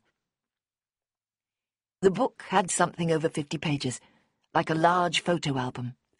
It was handsomely bound with marbled end papers. Somebody had made a proper project of it, preserving the paintings it contained. The story she had so far was nowhere near complete, she realised. There was a lot more meaning than she had first appreciated. There were tissue leaves protecting every picture, the whole thing harking back to an earlier century, where people took care over their handiwork. But how much had Frances herself loved it? Had she been as careless of her mother's treasured artwork as her own daughters seemed to be? Had her father perhaps arranged the professional binding as a gift to his wife? There ought to be a dedication or explanation somewhere, surely. All the first page said was, "Flower paintings by Clarissa Edwards," in flowing calligraphy. Simmy knew absolutely nothing about this Clarissa Edwards. The grandmother had never joined the family on their beach holidays. Frances had never mentioned her, so far as she could recall, and neither had her children. She had presumably died long ago, possibly even before Simmy, and therefore Christopher, had been born. The pictures really were very individualistic. As a florist, Simmy had paid attention to innumerable cards and prints depicting a wide variety of blooms. She was familiar with the lush work of Georgia O'Keeffe, the delicate botanical drawings of the 18th century, and the precision accuracy of many Victorian watercolourists. Clarissa Edwards was like none of these. For a start, she had been careless with colour, as well as proportion. Her flowers were huge, their leaves unnaturally tiny. There were some strangely pink bluebells, and even stranger orange buttercups. And yet there was a rightness and easy recognisability to them that made Simmy feel they were almost within her grasp. The artist had filled every sheet of paper almost to the very edge, bordering the blooms with interwoven leaves and stems that served to highlight the main element with considerable drama. The same effect was achieved on almost every page. Each picture must have occupied many hours. It was the sort of creation a Victorian lady of uncertain health might devote weeks and months to, for want of any other claim on her time. But in the 1950s, women were far from idle. They were expected to keep their houses spotlessly clean, their families in neat and well-pressed clothes, with all the buttons in place. They might read a book from time to time, or possibly even stitch a needlepoint picture in the evenings. But they didn't paint exuberant pictures of flowers, unless there was money in it. Or unless they happened to be in a state of uncertain health, perhaps, like their grandmothers so often were. Was Clarissa bedbound? Did she break her back in her 20s and spend the rest of her life on a sofa? How many children did she have? Where did she live? And what did her husband do for a living? Angie would know. Angie probably assumed that Simmy had absorbed the story simply by being amongst the Hendersons so much as a child. There were times when Simmy's mother took it for granted that her daughter knew everything that she knew herself, and remembered events in exactly the same detail. To some extent this was justified. As an only child, Simmy had listened more closely to her parents' stories than other children might. She knew quite a lot about her own grandparents on both sides. She knew all her cousins, down to the second and third sets. If not personally, then by name and location. She had known Christopher well for their first 16 years, instinctively aware of his strengths and weaknesses, interests and frustrations. When the families dubbed them the twins, they did their best to live up to the label, but they never discussed relatives. They talked about TV programmes, books, rock pools, and cliff climbs. They built hides and sandcastles, gathering materials obsessively. Thinking back on those years now, Simmy suddenly understood why Ben Harkness had felt so familiar when she first met him. In a few ways, he was Christopher Henderson reborn. But in other ways he was completely different, of course. They might both enjoy making things from sticks and leaves, but no way would Christopher ever take an interest in the minutiae of murder, as Ben so obsessively did. She was late. Bonnie would be wondering where she was. With a strong reluctance, she put on her warm coat and found the key to her car. And then, as she forced herself to confront the likely course of the day, she tucked the flower book under her arm and took it out to the car with her. At some point, somebody was sure to ask to see it. Most likely, that someone would be D.I. Nolan Moxon. Bonnie arrived at the same moment as Simmy did, both of them 10 minutes past the appointed hour. Neither made reference to this by silent mutual consent. There were good reasons, after all. "Grim weather," said Simmy. "Are you warm enough?" The girl was wearing a thin jersey under a leather jacket. As many times before, Simmy wondered at the consistently good quality of Bonnie's clothes. She'd never got round to asking about it. Bonnie said nothing, but shrugged off the jacket and stood, waiting for instructions. There was a midweek delivery due at any moment, which meant a wholesale reorganising of stock. Tired blooms were thrown away, and fresh displays arranged. It was this that made Wednesdays more interesting and enjoyable than most other days. "I don't want to talk about what happened yesterday," said Bonnie after a few minutes, "if that's all right with you." "It's probably very sensible," said Simmy, "at least for now. We can't avoid it forever, of course. I dare say we'll get a call from the police before long." Said Bonnie, clearly determined to maintain silence on the subject. Simmy was impressed, and only slightly concerned. There were other people to act as counsellor or debriefer or whatever. Bonnie would not be left alone with her traumatic experience. Rather stronger than the concern was a sneaking sense of disappointment, even rejection. She had, she realised, assumed that she was the first person Bonnie would confide in, rather than almost the last. An hour later, the fun of arranging flowers was over, and Simmy was thinking about coffee. Not a single customer had disturbed them. Normality was resuming, if, indeed, it had ever really been lost.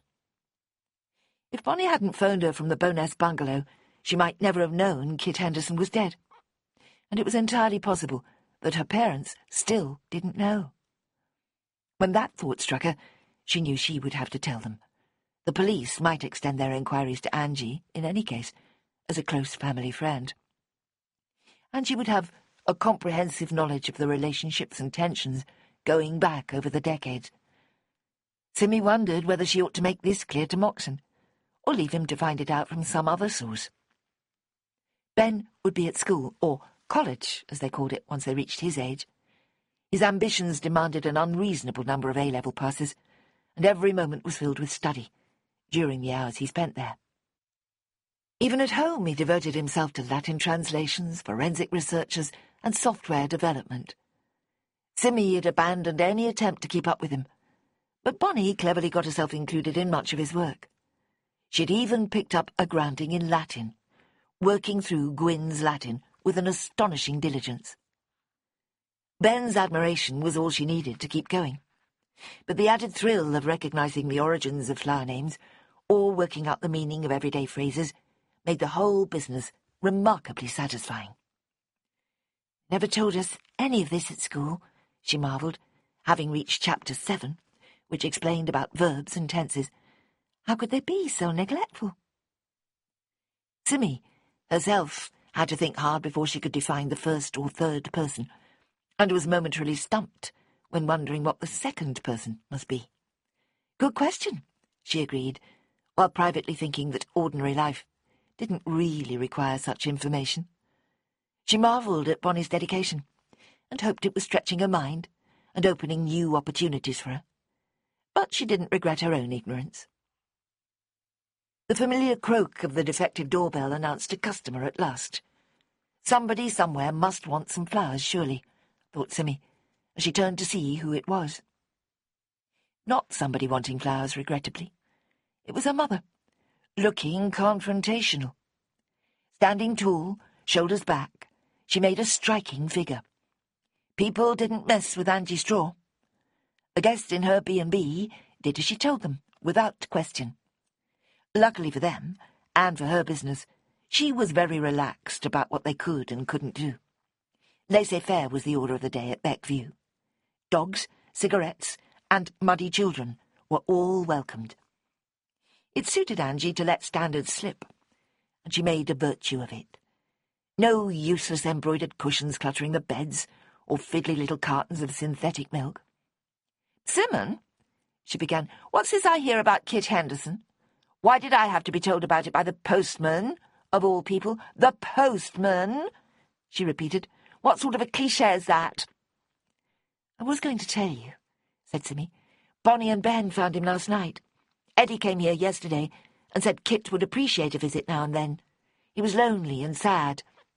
He actually wanted you to go, and I said you'd be too busy.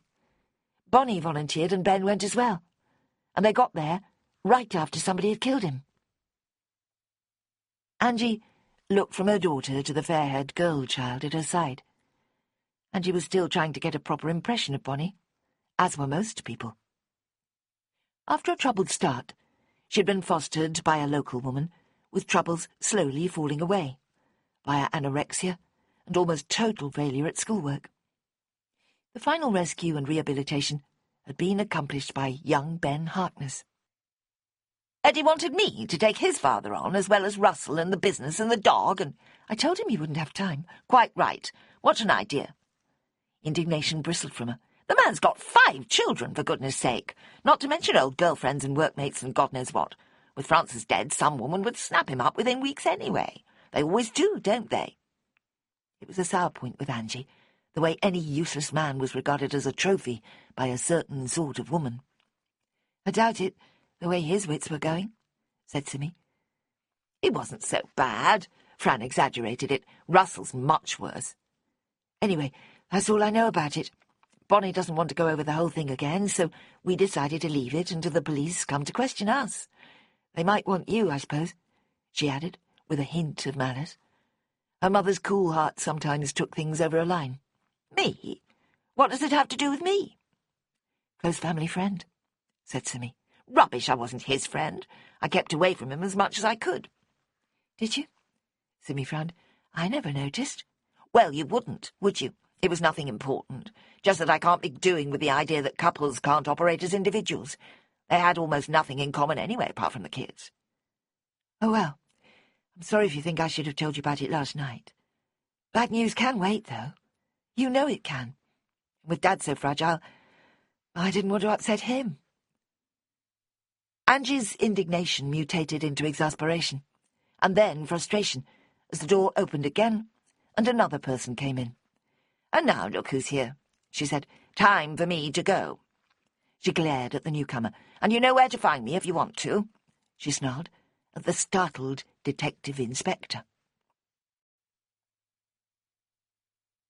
Chapter 6. Simmy made coffee for herself and D.I. Moxon, and tea for Bonnie.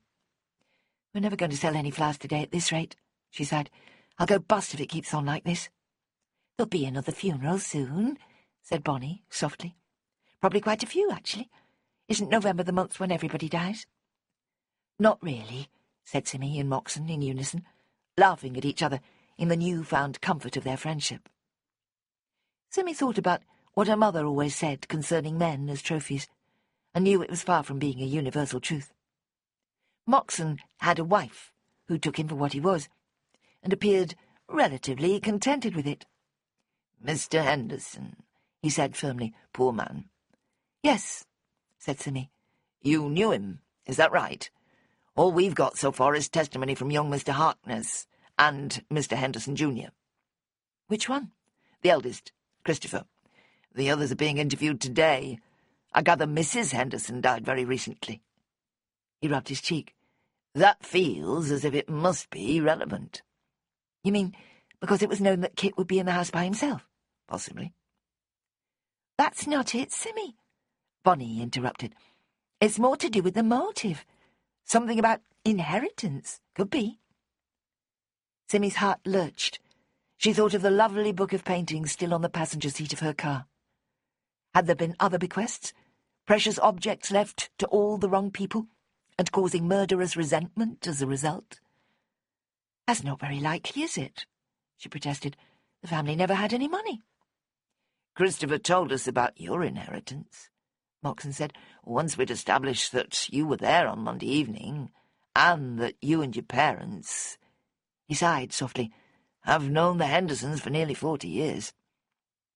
It was a delicate reference to her age, she noticed. 38 years and 2 weeks, actually, she said, as I expect he explained.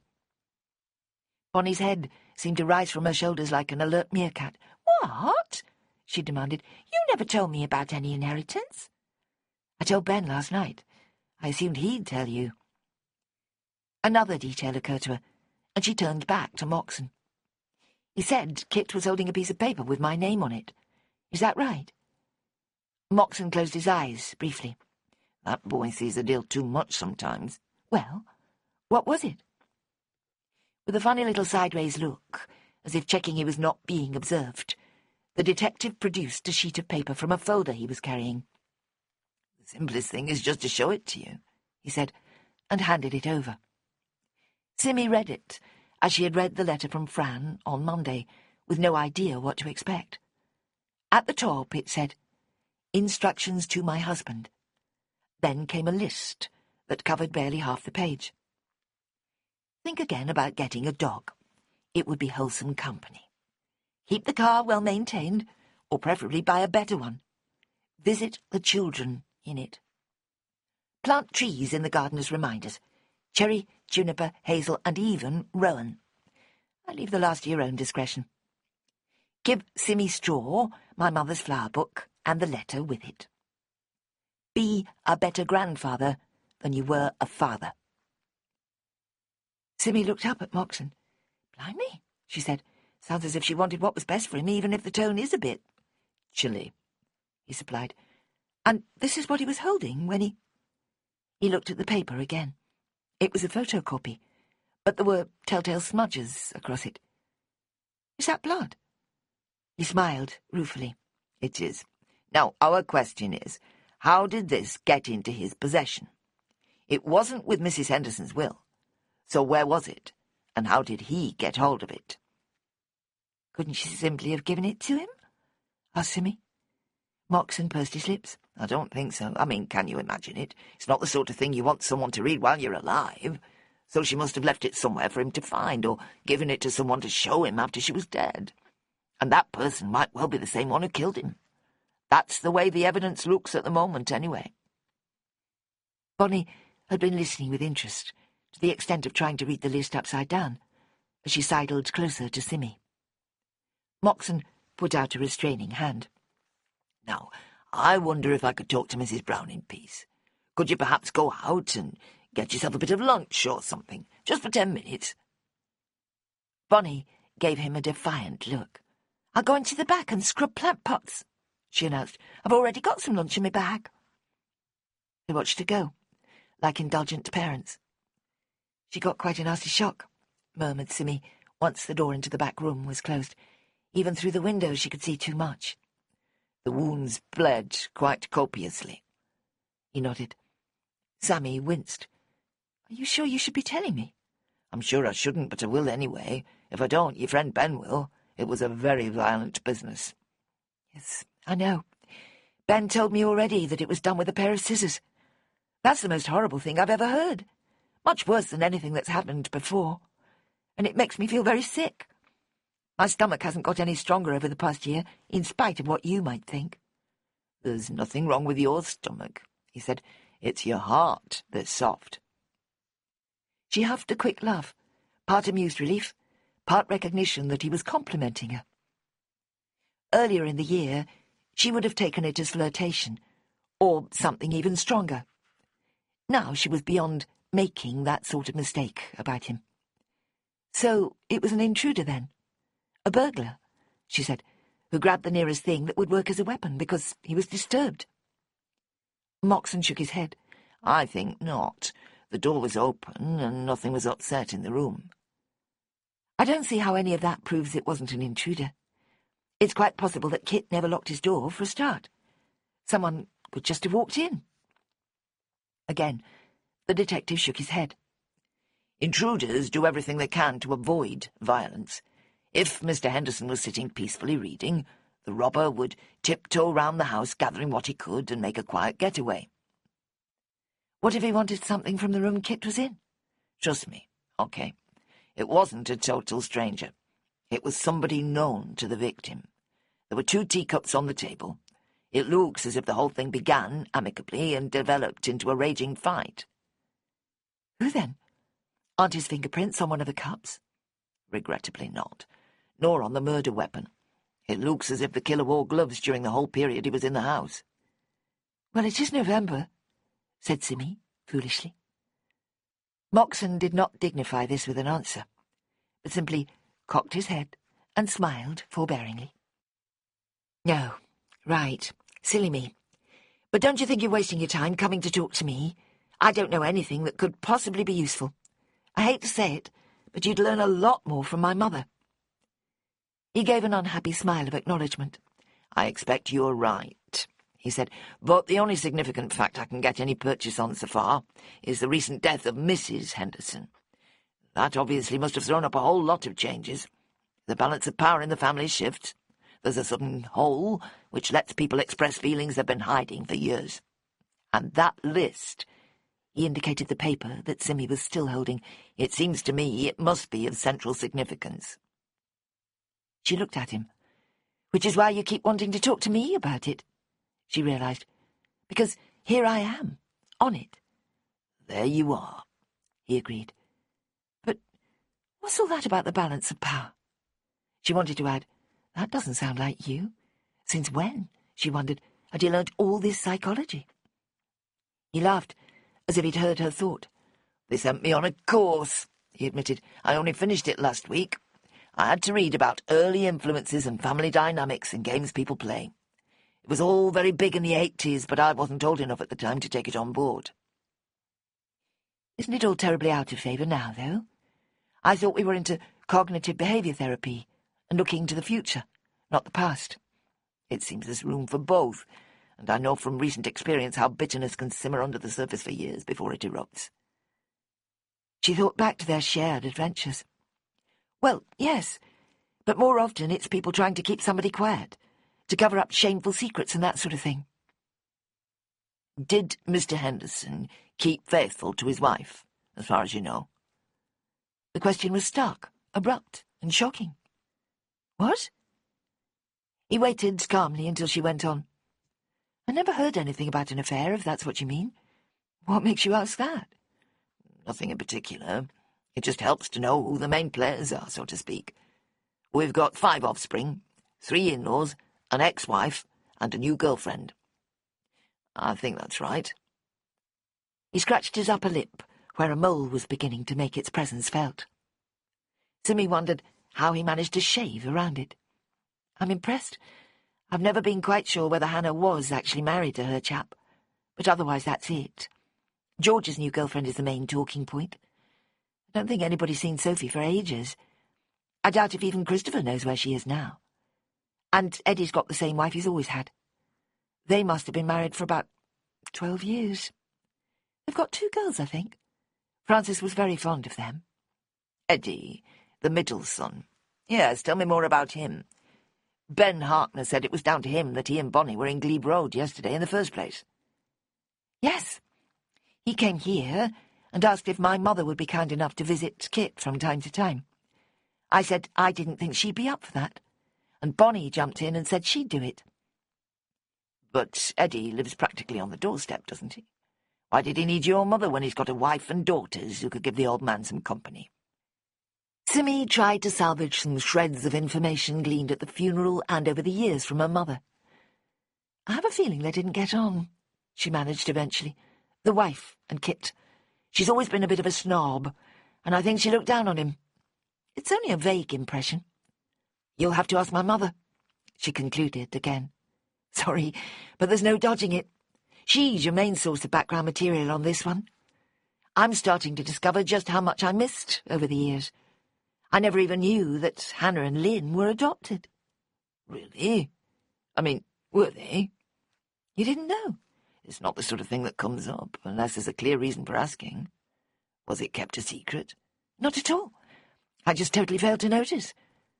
I was only about 7 at the time, but apparently I was a singularly incurious child. Still am, I suppose." He shook his head, slowly. "No more than most. In any case, there seemed to be a reasonably united family, all still living in the area, taking good care of their mother in her last weeks. She must have been a brave lady, tying up all the loose ends like that. Leaving you that boot was just something she wanted to be taken care of, as far as I can see, like the other things." "I never thought of her as especially organised," Simmy mused. "I suppose if you know you're dying in a few weeks' time, it concentrates the mind. Bit late to start planting trees, though, at Kit's age." "She was very specific." Again he indicated the paper. "Wanted a juniper and a cherry. I think they grow quite fast, don't they?" "Cherries do, but I'm not sure about junipers. Let me think. Conifers, often a bluey colour. Actually, I think they are quite fast-growing, and not very suitable for a small garden. Hazels and rowans are fairly sensible, though. But it won't be happening now, I suppose."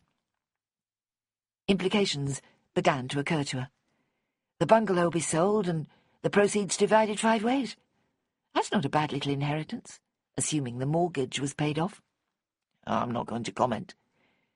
Just tell me I wasn't going to get a share as well, she joked awkwardly, because that'd probably make me a suspect in your eyes. Stranger things have happened, but as far as I'm aware, you're safe. Although I suppose I can tell you that we haven't found any sign of a will in Mr. Henderson's name.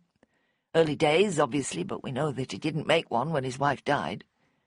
That's unusual, actually.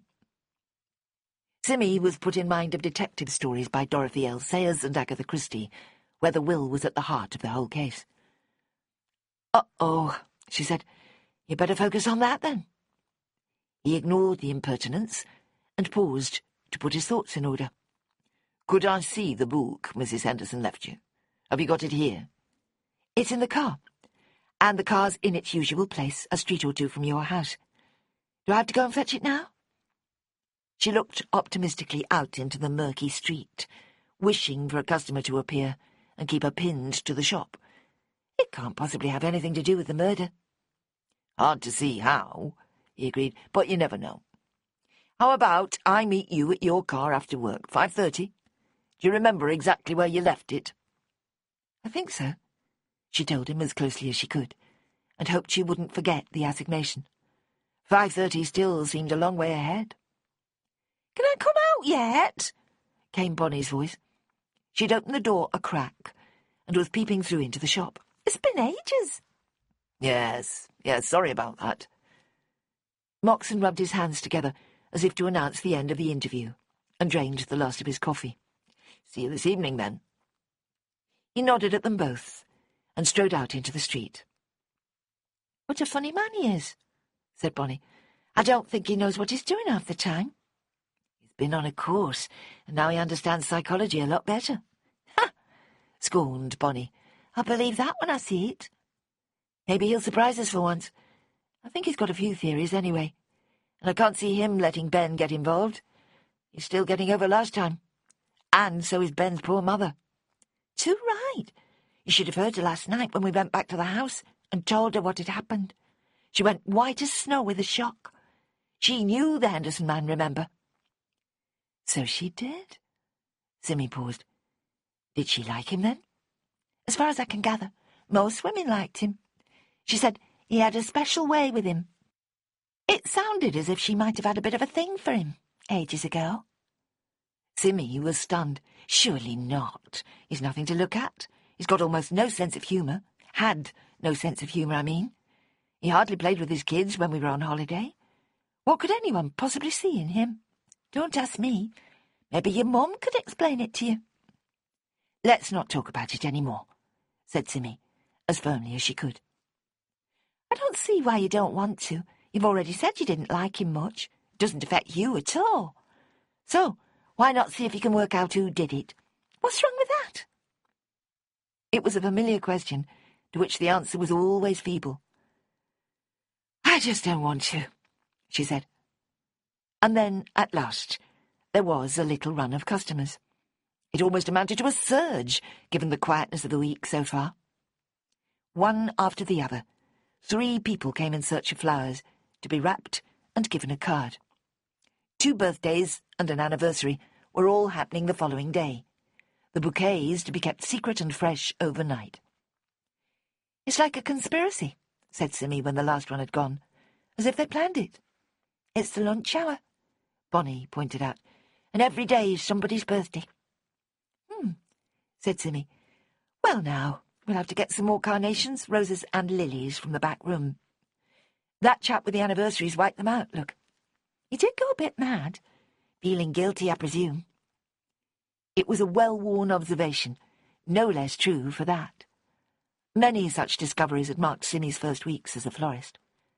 Motives for buying flowers turned out to be a lot darker than she had ever imagined. It could even be an act of malice, in extreme circumstances. Deftly, Bonnie refilled the buckets that held the stock, ranking them by shade and size in a fashion she had made her own, right from the start. Her flair for design was far beyond the ordinary, and she never ran out of ideas for the displays on the shop floor and in the window.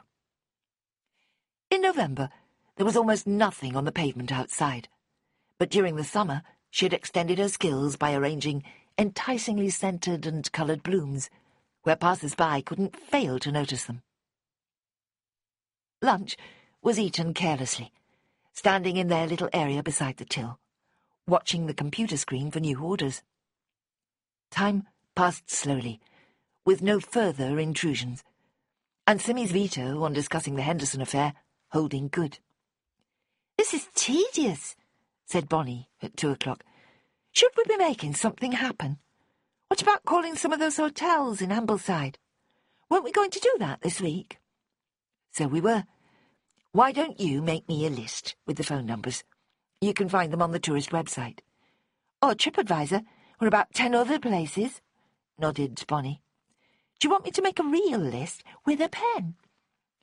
She gazed with wide-eyed interest at her employer. "Like in the olden days?"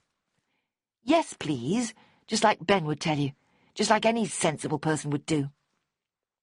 They both giggled at the thought of their shared affection for the boy who possessed the skills and knowledge of every century since Roman times, as comfortable with Latin as he was with computer languages. "He should be here in another hour or so," said Bonnie, as if every intervening minute would be a torment. Chapter 7. Ben was late, and because things were so quiet, Simmy urged him and Bonnie to go home earlier than the usual 5:00. "It's so dark and horrible," she said. "You'd be best off in a nice warm house." Which house was up to them. Bonnie lived with her foster mother, Corinne, and Ben was one of a big family in a big Bowness house. There was a distance of roughly half a mile between the two. Her wish to see them go was partly born of her own appointment with D.I. Moxon. He hadn't phoned her to change the arrangement, so she assumed he would knock off at around 5, despite the fact of an ongoing murder investigation. Or would he be making a special trip to the street, where her car was sitting, only to go back to the police station afterwards? Again, she let the question drop as being irrelevant. Simmy Brown was no control freak. She let people do whatever seemed best to them, without either inquiry or interference. Now and then she wondered whether this was a virtue or a selfish lack of genuine interest in other people. Her father would cross-examine the B&B guests as to the route they had taken from their homes in Essex or Lincolnshire, correcting any perceived errors, and then issue minute instructions as to how to get to Grasmere or Kirkstone, including every landmark along the way.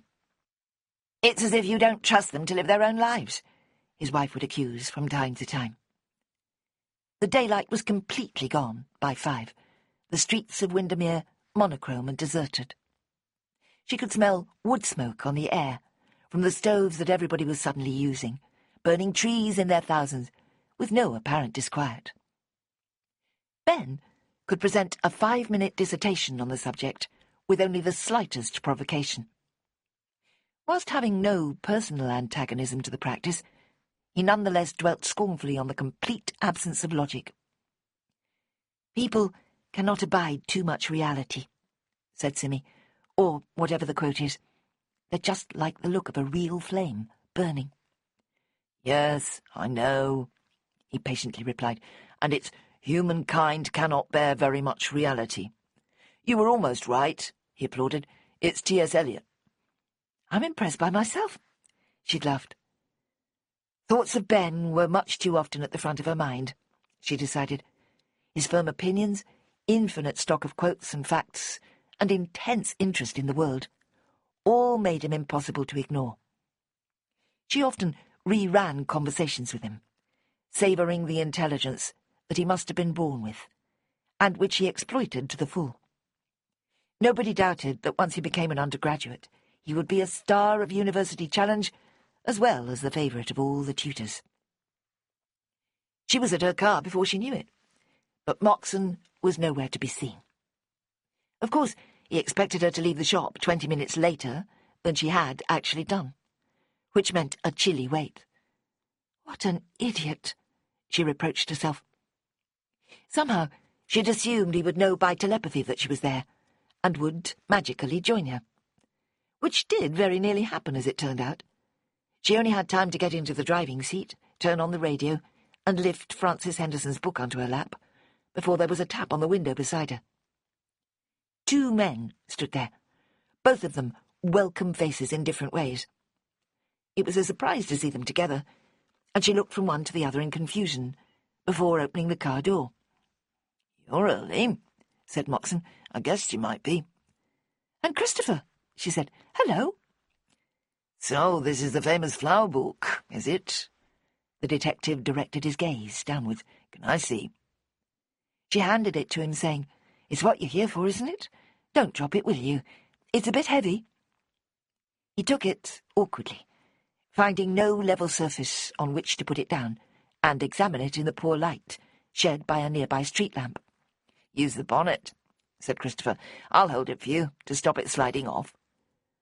"Thanks." Together, the men solemnly turned to the pages, while Simmy sat half in and half out of her car. There was something comical in the setting, and the intent interest in a book that could mean little or nothing to either of them. If Christopher had ever cared about his grandmother's artistic efforts, he would surely have persuaded his mother to let him have them. A shade too late, Simmy remembered to say. "Oh, Christopher, I'm so terribly sorry about your father. Such a terrible thing to happen." He dipped his head to look at her. "It didn't just happen," he snapped. "Somebody deliberately killed him. You can't imagine what that feels like." "No, I can't." She tried to, managing to glimpse the outrage and fear and sheer numbing shock, the inescapable sense of victimization and helplessness. If someone was prepared to break the strongest of all the commandments, then there was little chance of defending against that person. Again, words from Ben Harkness came to mind, to the effect that it was only the bonds of convention and social pressure that prevented wholesale slaughter of one against another. Everyone had the means to kill, he pointed out, adding something about a man called Hobbs. "Sorry, Simmy, I didn't mean to snap. I don't know what I'm doing today. I don't know why I'm here, either." He looked to Moxon for an answer. "What did you want to ask me?" The inspector gave an uneasy glance towards Simmy. "Just whether you think it can have anything to do with your father's death." "It? The book? These pictures? Have they got some significance that I'm not seeing?" He looked again at Simmy, with an apologetic grimace. "It's only because of the letter Mr. Henderson was holding, you see, as if it was an issue between him and the killer. Do you see? You think somebody else expected to inherit it, and was so angry they stabbed him to death?" Christopher glared at Moxon. "That'd be insane, especially as it had nothing to do with my father. It was Mum who left it to Simmy, not Dad." "I'll have to follow everything up," said the detective heavily, "however unlikely it might seem that it concerns the investigation." "Well," interjected Simmy, "what do you think, now you've seen it?" "It's very nice." "It's not worth anything," said Christopher, "and I should know. If it was 100 years older, it might be, or if my gran had been famous. As it is, it's just a book of pretty flower pictures, with a good quality binding." "Well, I love it," said Simmy defensively. "My mum must have known you would. So, now everybody's happy." It was entirely the wrong thing to say 24 hours after the murder of one's father, and the dense silence that followed made this clear. "Oh, Lord," Christopher groaned, "what an idiotic remark." "We know what you meant," said Simmy, looking to Moxon for support. He had not missed the "we," it seemed, and was trying to convey tolerance and understanding, while still maintaining his role as a detective investigating a murder. People who said they were happy might be regarded as suspicious. Again, Simmy thought of her lifelong friend as a person of interest, as the saying went. On a whim, she suddenly burst out, "Why don't you come back to Troutbeck with me, and we can have a good long chat? Where's your car?" Christopher looked startled. Simmy concluded that it wasn't only her who often mislaid a vehicle. The blurred boundary between Windermere and Bowness meant it was quite usual to leave one's car in the former, where the streets were emptier, and walked down into the latter. Around here somewhere, he said vaguely. Well, I must get moving, said Moxon, doing his hand-rubbing routine again. I'll be in touch with you. Both of you, he added. Something in his eyes made Simmy wince self-consciously. A kind of superior knowingness tinged with amusement and something a bit more acidic. She brushed it away as irrelevant and nodded a brief farewell. "Let's go and look for your car, then," she said to Christopher. Already she had worked out that if she offered to take him, in hers, he would then be stranded in Troutbeck for the night, and that way complications lay. Far too many complications to be countenanced, in fact. They found his long, silver-coloured estate quite quickly. "I need plenty of space for the job," he explained. "I'm always having to cart boxes of junk to and fro. I'm lucky they don't make me use a van." "I must come and see you in action sometime," she said idly. "I've never been to an auction. My mum rather fancies it as well. She wants some new china." "You'd be welcome," he said, without much enthusiasm. "And I must admit, I've almost never been to Troutbeck. Are you sure you want me invading you? What about supper?" "I can do something quick for both of us, if you like. Sausage, egg and chips, that sort of thing." "Fantastic," he sighed. "Just like old times." It wouldn't be at all like old times, but she went along with the fantasy. It was dawning on her that this man was considerably changed from the boy she had known more than 20 years earlier.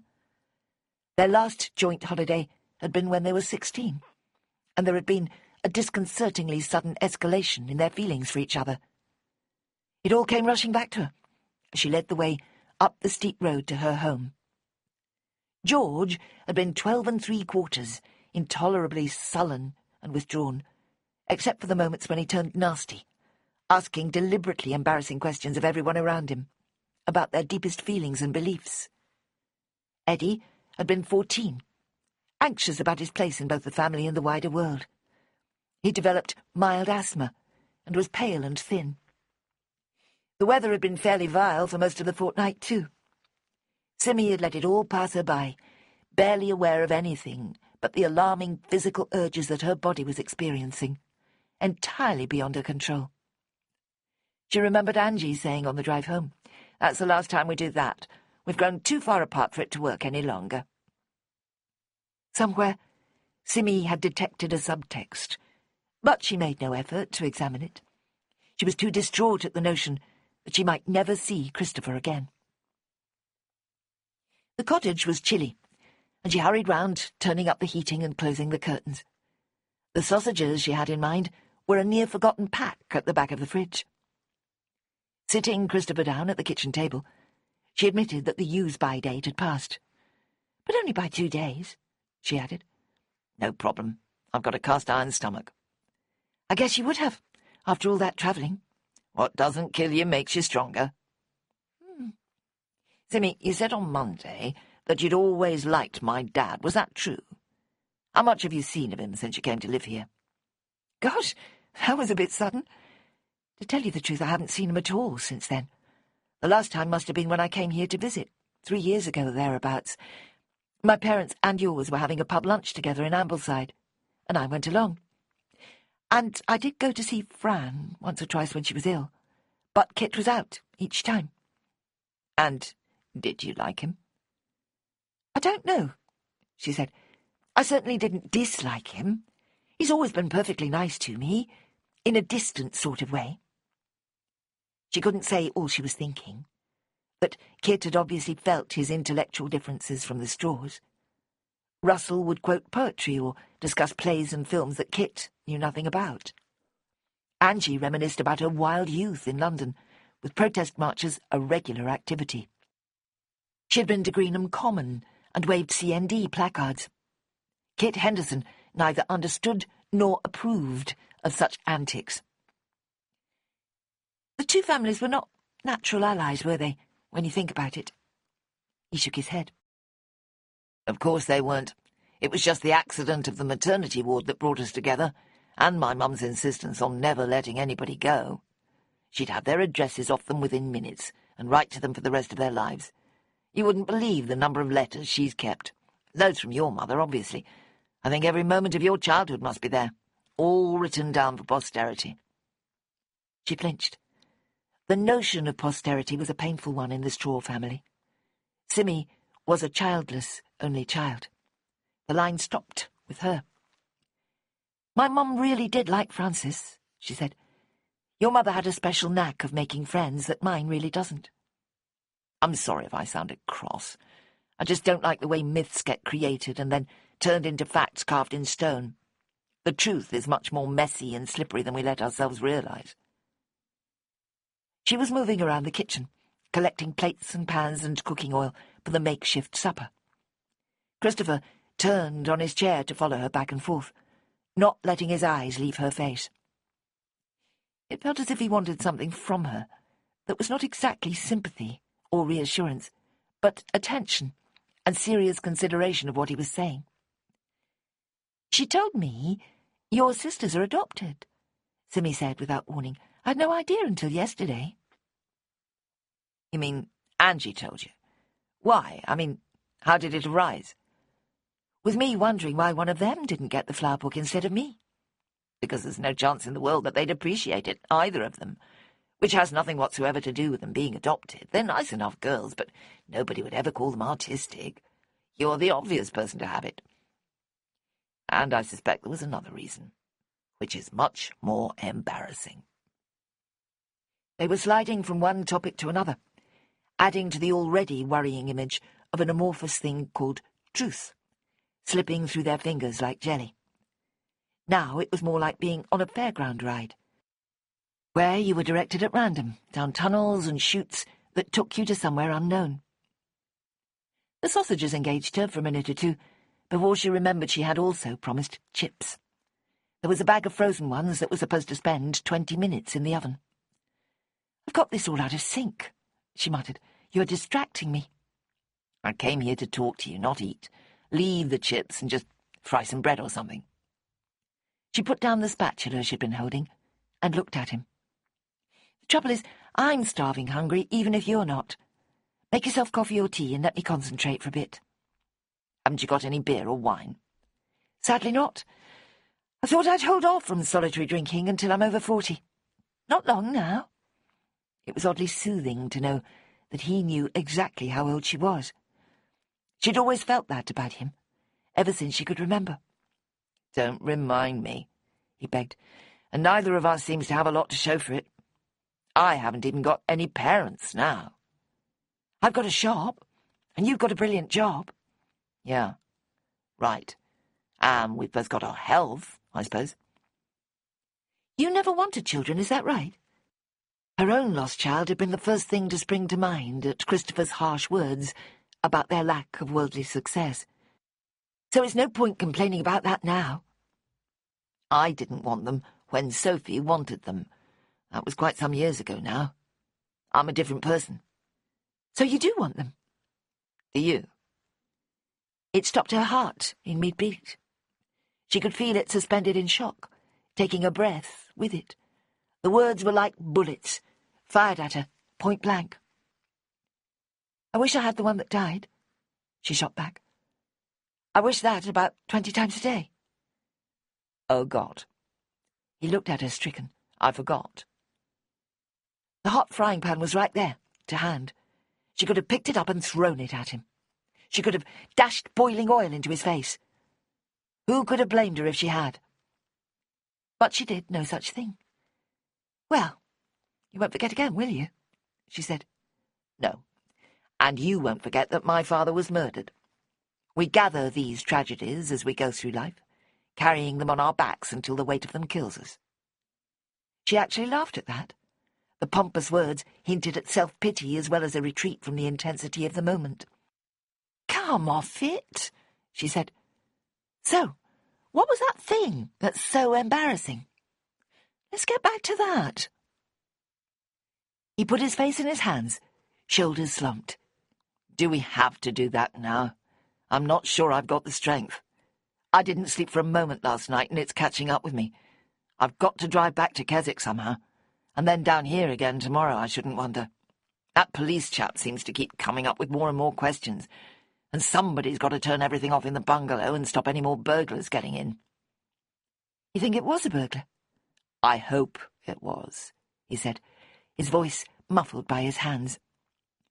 "Humankind cannot bear very much reality," murmured Simmy. "I think I got it right this time. Anyway, eat something, and then if you're too knackered to drive home, I suppose you can stay in my spare bed." He looked up and smiled wanly. "I think I'll do just that," he said. Chapter 8. Simmy slept very badly, acutely aware of Christopher in the next room. It had been 6 months or more since she had entertained an overnight visitor, and the habit of living alone had become deeply ingrained.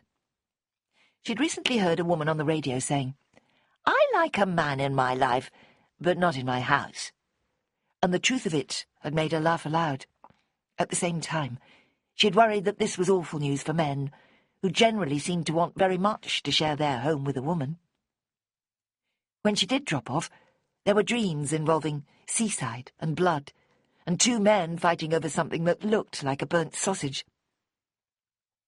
They'd made no plans for breakfast, but she assumed they would both be impatient to get to work. When she emerged from the bathroom, fully dressed and wondering whether Christopher liked porridge, there was no sound from his room. Should she wake him with a cup of tea? She asked herself. Then a sudden, panicky thought hit her. What if he had died as well, during the night? These things went in threes, didn't they? Francis, Kit, and then their son. Was it so impossible? The irrational terror sent her straight to the closed door, which she knocked on, loudly. "What?" came an equally loud response. "Sorry, I just wondered whether you'd like some porridge." "Good God, Simmy, I thought the house is on fire. Are you always so loud in the morning?" "I've got to get to work. So have you, apparently. Can I come in?" "It's your house." That was no kind of an answer, but she opened the door anyway. Christopher was standing by the window in boxer shorts and a T-shirt. "Sorry," she said, "I don't often have visitors." "I don't often stay in anyone's house. We need your mum to explain the rules to us." "I think I should offer you a shower, make you tea in bed, and then cook eggs, bacon and black pudding for you." "Is that what Angie does for her B&B people?" "More or less. More, actually. Cereal, toast, morning paper and real milk. She's very conscientious." Christopher glanced down at his phone. "I haven't got time for anything. Harry's going to want to go over the schedule for the next few months this morning. I'll be late whatever happens." "Your father's just been murdered. I'm sure he'll make allowances." He gave her a complicated look. Defeat, pain, followed by a clenched jaw resolve. "I want to go to work. You hear people say that, don't you? Especially men. It always sounds as if they're trying to avoid the ghastly truth. That's most likely how it is with me as well. I want life to go on as it was before. I enjoy going to work. I don't want Harry to find someone else to do my job." "What sort of a man would do that?" "A man whose business is too fragile for interruptions or mistakes. It all has to run like clockwork, and he needs me to see that it does. You have no idea how much there is to do behind the scenes." "I'd really like to find out sometime." He stopped obsessing and smiled. "Simmy, you really are an amazingly soothing influence. Did anyone ever tell you that?" "Not that I can remember." "Surely you do. When Hannah and George used to fight so savagely, you were always trying to make peace between them." "Only because I was so scared. I wasn't used to anything like that." "They're still just as bad, you know. Neither of them will ever miss a chance to upset the other. It must be something chemical." "I still can't get over the girls being adopted. How come I never realized? My mother assumed you'd told me all about it." "I didn't want to talk about it. It seemed so strange. There was our teacher explaining about how babies get made, and my parents seemed to go out and collect a pair of girls with no biology involved at all. They gave us about 2 days' warning. George was beside himself with rage." "Which must be why he hated Hannah so much, then." "Partly, yes. And she was awfully provoking. But he didn't lose anything by their arrival. I never understood it." "He lost his place as the youngest." Suddenly, he was the middle one of 5. True, but most people really hate being the youngest. I asked him once, when we were in our 20s. He said he couldn't explain it himself. It was just a sort of compulsion that became a habit. And she was every bit as bad, if I remember rightly. Worse, if anything. Listen, I really must go. Can we carry this on this evening, do you think? I could take you for a meal somewhere as a thank you for having me, sort of thing, if you like. Only then did Simmy realise that she had missed her usual Wednesday evening visit to her parents. This was now Thursday, and she would be a lot less welcome. On Thursdays, beds were changed and freshened for the weekend guests, which outnumbered midweek ones by a considerable margin. Stocks of food were replenished, and grill pans cleared of residual grease. Angie had never forbidden Simmy from dropping in, but the quality of her conversation was definitely poor on a Thursday. "OK, then," she said. "Thanks very much." "Meet me in Bowness, then. 7:30 at the Chinese. How does that sound?" "Lovely." She forced a quick mug of coffee onto him before he drove off into the murky morning. Simmy watched him go from the front door of her cottage, thinking she had no phone number or address for him. The flowers he had commissioned for his mother's funeral had been paid for in cash, well over £100, for a handsome spray from all the siblings. Kit had used a different florist, somewhat to Christopher's embarrassment. "Typical," Angie had said, as the mourners filed past the pile of tributes at the crematorium. "That man has a perverse streak." Simmy had been at her mother's side, taking half a day off from the shop and leaving Bonnie in charge. She'd only dimly admitted to herself that she'd been motivated by curiosity as to how the Hendersons had turned out since their teenage years, even less that she badly wanted to see Christopher again. She had been to very few funerals in her life thus far, all of them obliterated by the dreadful business of burying her own baby daughter. Angie had been insistent, from a maternal wisdom, that Simmy had been slow to notice. "You know, there's a lot that happens at a funeral. It brings back all kinds of stuff from the past. Strengthens bonds between those still living. Makes you see how precious time is. I really like funerals," Angie finished. "They're much better than weddings." And it had been a good experience on the whole. Angie's audible comments about the flowers had been awkward, since Lynn and Eddie had both been standing close by, doing their best to pretend they hadn't heard.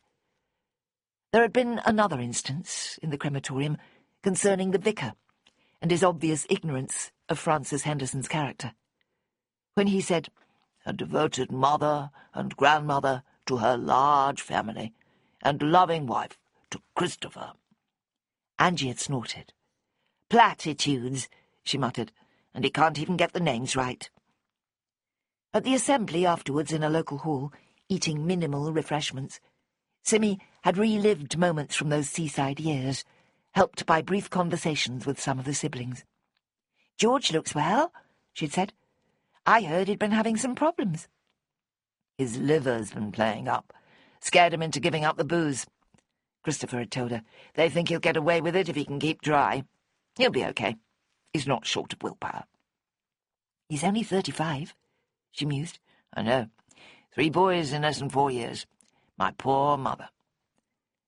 Rerunning this conversation now, Simmy found additional resonance to it in the light of her discovery about the 2 sisters who came after the trio of boys. Frances must have been superhuman to manage so many children, all so close in age. And how had it never occurred to Simmy to wonder how come Hannah was only 10 months younger than George? She knew when all the birthdays were, if she thought about it. She'd seen the 2 impossibly close siblings battle fiercely throughout their early years, and not once looked more closely at the reasons for it. "I have no natural curiosity," she thought to herself with a sigh, "just as my mother said." The Hendersons could have provided a more observant child with a good deal of information about families, siblings, and the way they toughened each other up in preparation for the real world.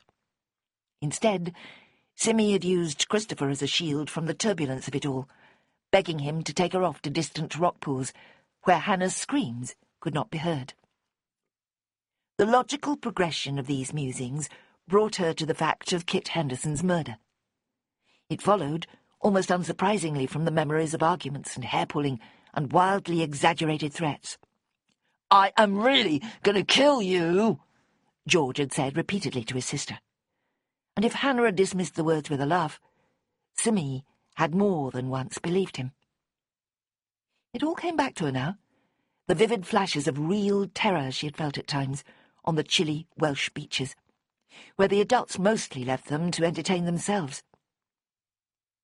By the time she had mentally reenacted much of those summers, she had finished her porridge, as well as 2 thick slices of toast and marmalade, and was gathering bag and coat and car key. The drive down to Windermere was shrouded in November mist, the lake ahead of her entirely invisible. The twists in the road had ingrained themselves on the part of her mind that controlled the car, but they could still bring surprises. A large vehicle coming the other way always made her brake excessively, so that objects flew off the seats behind and beside her. The unyielding stone walls on either side meant reversing to a wider section, or creeping past each other, with acute concern for wing mirrors. There were often sheep in the road, or dogs, and once even a collection of young pigs were chiefly rooting in the verge, ignoring all traffic. She arrived at the shop in an opaque and ill-defined mood. Kit Henderson had been violently killed by somebody who probably knew him, and therefore must have passionately hated him. Christopher, his son, who might easily be high on the police list of suspects, had spent the night in her house. Kit's daughters had suddenly become something rather different from Simmy's lifelong assumptions. Adoption was not a subject Simmy had thought about in any depth. None of her friends or cousins had been adopted, as far as she knew. The word itself had a broken rhythm to it that reflected the dislocation of the child's life. Something heavy and mechanical gathered around it. Behind that, there was the mystery of who the original parents might have been, and what must have gone so cataclysmically wrong for them to part with their baby. Did the mother not suffer at least as desperately as Simmy herself had done, with her arms so agonizingly empty? In the case of Lynn and Hannah, biological sisters, both removed from their mother, had this been doubly distressing? Violence, distress, rage, mystery, everything that Simmy avoided as much as she could. All she wanted was her flowers and her sweet young friends and a day or 2 of sunshine. Instead, she was scheduled to spend another evening with Christopher Henderson and his sadness. Why on earth had she agreed to his invitation? What on earth were they going to talk about? Their joint past felt like a dangerous topic to broach. What if they remembered it all quite differently from each other? She and Bonnie went through the usual opening-up routine without saying much. A few pots were taken outside, the computer activated and consulted. A token swipe with a duster over the fronts of shelves, and they were ready to face the day. "Corinne says your mum must be in pieces over what happened to her friend's husband," said Bonnie, "so soon after the funeral and everything." "I'd have thought she'd be more worried about its effect on you," said Simmy, feeling oddly defensive. "Surely my mother doesn't rank very highly in the list of people who'll be upset." "I'm just telling you what Corinne said. She usually knows about that sort of thing." Simmy had a qualified respect for the woman who had steered Bonnie through a very rocky adolescence, despite having few obviously respectable characteristics. Purple hair, facial piercings, and scant regard for the law had initially made Simmy very wary. But Corinne was a stalwart member of Windermere's community, as it turned out, effortlessly befriending D.I. Moxon, Ninian Tripp, the potter, and Simmy Brown's own mother. "There's not a malicious bone in her body," Ninian had said at one point. "A lot of very unhappy children have been given exactly the sort of relaxed affection they needed." Moxon had told Simmy the woman should get an OBE. And she probably would, one of these days, thought Simmy. But that didn't entitle her to pass comment on Angie Straw's emotional state, all the same. Where Corinne took life easily, retiring without apparent regret from the role of foster mother and turning to folk singing instead. Angie was showing increasing signs of exhausted frustration at the way her life was going. However hard she tried not to draw comparisons, Simi could not deny that her mother made things worse for herself by being needlessly judgmental and critical of almost everyone she met. Only her B&B customers escaped censure, because in that department, Angie had only the lowest of expectations. She knew that people on holiday were demanding and messy, unpunctual and unrealistic. She was fully prepared for the worst, and when it didn't happen, she would become positively cheerful. She didn't really like Kit much, Simi told Bonnie in the shop. I can't imagine she's going to miss him. That's not it, though, is it? It's the awful thing of wondering if she knows who killed him. I mean, it could have been one of the family. Don't you think she might be thinking that, and getting upset about it? Them having always been such close friends, I mean. Bonnie's wide blue gaze was impossible to take badly. Simi smiled in spite of herself. I suppose it's possible she's thinking that sort of thing. But it can't have been one of the Hendersons. Why would any of them kill their father? He wasn't perfect, but none of them had any reason to do that to him. How often does anybody kill their own father anyway?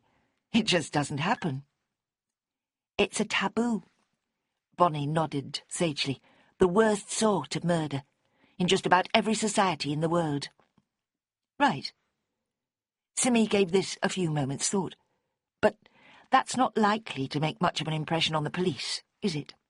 They'll just focus on the evidence, wherever it leads them. Yeah, Ben says it's got to have something to do with that letter the man was holding. He's just guessing. Again, Simi felt a need to protect herself. After all, the page in question partly concerned her and the book of flower pictures. Now, let's see what we need to order for the weekend. Ben never just guesses, said Bonnie calmly, sticking to the subject. He uses logic and observation. So he does. But I wonder sometimes... What? Wonder what? How come he always seems to be right there when something ghastly happens? How come you and he were right there on Tuesday? It seems impossible that it was a coincidence. Bonnie treated her to another clear-eyed stare. No, of course it wasn't a coincidence. That man, Eddie, is it? He knew we'd be there, didn't he? Maybe he arranged the whole thing. Didn't that even occur to you? The patronising tone would have made her angry if she wasn't already so horrified at the idea of Eddie Henderson as a killer. Chapter 9. That doesn't make the slightest bit of sense, Simi argued loudly. What reason could he have had to do that? Are you saying he wanted you to see his father being murdered? Or what? Her mind seized up, refusing to pursue any of the multitude of implications there might be to Bonnie's suggestion. I'm only saying he knew we'd be there. He could have told somebody, maybe. Somebody who didn't want the old man to talk to someone like us. No, wait. Eddie didn't know Ben would be there. Only you. You offered to go, but you never mentioned Ben, did you? You got the order of events all wrong. Bonnie slumped for a few seconds. You're right. So, this is about me, do you think? Of course it isn't, Bonnie. Don't be ridiculous. You're not remotely connected to the Henderson family, are you? Neither is Ben, come to that. I'm not. But he is. His mom knew the old man. That doesn't count, unless... Simi flushed at the outrageous thought that had occurred to her, despite her efforts to maintain a wall against any wild notions. No, it definitely doesn't count. Unless she had a fling with him. Is that what you were going to say? Bonnie, too, had gone pink at the very idea. I'm fairly sure she didn't, and I can hardly ask Ben, can I? Or her. We're being silly. Let's change the subject. A customer, Luke. Bonnie cocked her head at the door, which opened a second later. A real, live customer, she added in a whisper. Simi looked round with a smile. The newcomer responded with a matching grin. Hiya, she chirped. What a lovely shop. I've never been in here before. It was a woman in her early 30s, wearing a blue fleece jacket and muddy black boots. "Don't you just hate November?" she went on. "I thought I should leave the pushchair outside. It's so bloody big, it'll knock all your pots over." They could see a large 3-wheeled contraption on the pavement outside, with a miniature pair of boots like her mother's, kicking against the footrest. "That's Cleo," said the woman. "I'll have to be quick or she'll have the whole thing over. She's more like a baby elephant than a human being." Bonnie and Simmy both laughed. "So what are you looking for?" asked Simmy. "Have you got any roses? I need a whopping big bunch of them with all the trimmings. Red, ideally, but pink would do." "How many? A dozen?" "At least. How many have you got?" "Probably 3 dozen. There's a delivery due tomorrow morning. I'd have to mix the colours if you wanted as many as that." "I'm tempted, but I'd never carry them, would I? The car's up by the church." "Give me 18, nicely wrapped. Is that okay?" "No problem," said Simmy, wondering what the story was. "I'll be 3 minutes." She disappeared into the back room for ribbon and foliage to add to the flowers. "Is it somebody's birthday?" she heard Bonnie ask. "I wish it was. That'd be much easier than what I've got to do. No, they're for my mother-in-law, a peace offering. I've a feeling it'll take more than this, but at least it's a start." "What did you do?" Bonnie's voice was breathlessly amused. "Told her to stop getting ghastly frilly dresses for the kid. Honestly, is that so terrible? But she took it really badly and screamed at poor Steve, saying I was the most ungrateful creature since some ancient Roman woman or something. Said she'd never buy us another thing, and then we'd realise how much she'd done for us. That it was Cleo who'd suffer, and she hoped we'd understand one day how rotten we'd been." "Ancient Roman woman? Who's that then? I can't think of anybody especially ungrateful." Simmy came back in time to see the customer's slack jaw at this unexpected remark. "It might have been Medea. Is that right? She'll have got the whole thing back to front anyway. She's totally ignorant. Just wanted to intimidate me. I'm as ignorant as she is, to be honest." "Medea was vengeful, not ungrateful," said Bonnie. "She killed her children, and some versions say she cooked them and fed them to her husband. That's not actually in the original, but it's how she's been known in recent times. She'd caught the husband being unfaithful and was extremely annoyed." The customer was both fascinated and horrified. "My God, and I hope my in-law didn't know that was a story. If she does, that's telling me how much she really does hate me, isn't it?" "You know, the same thing happened with a cousin of mine. I've got lots of cousins," Bonnie confided. "What? They were cooked and served up to their father?" All 3 of them laughed, this time with a hint of hysteria. "No," Bonnie spluttered. "Fell out with the mother-in-law because she kept buying terrible clothes for the kids. I think it happens in a lot of families. Steve says I should just have quietly put them away and not said anything." "Are these okay?"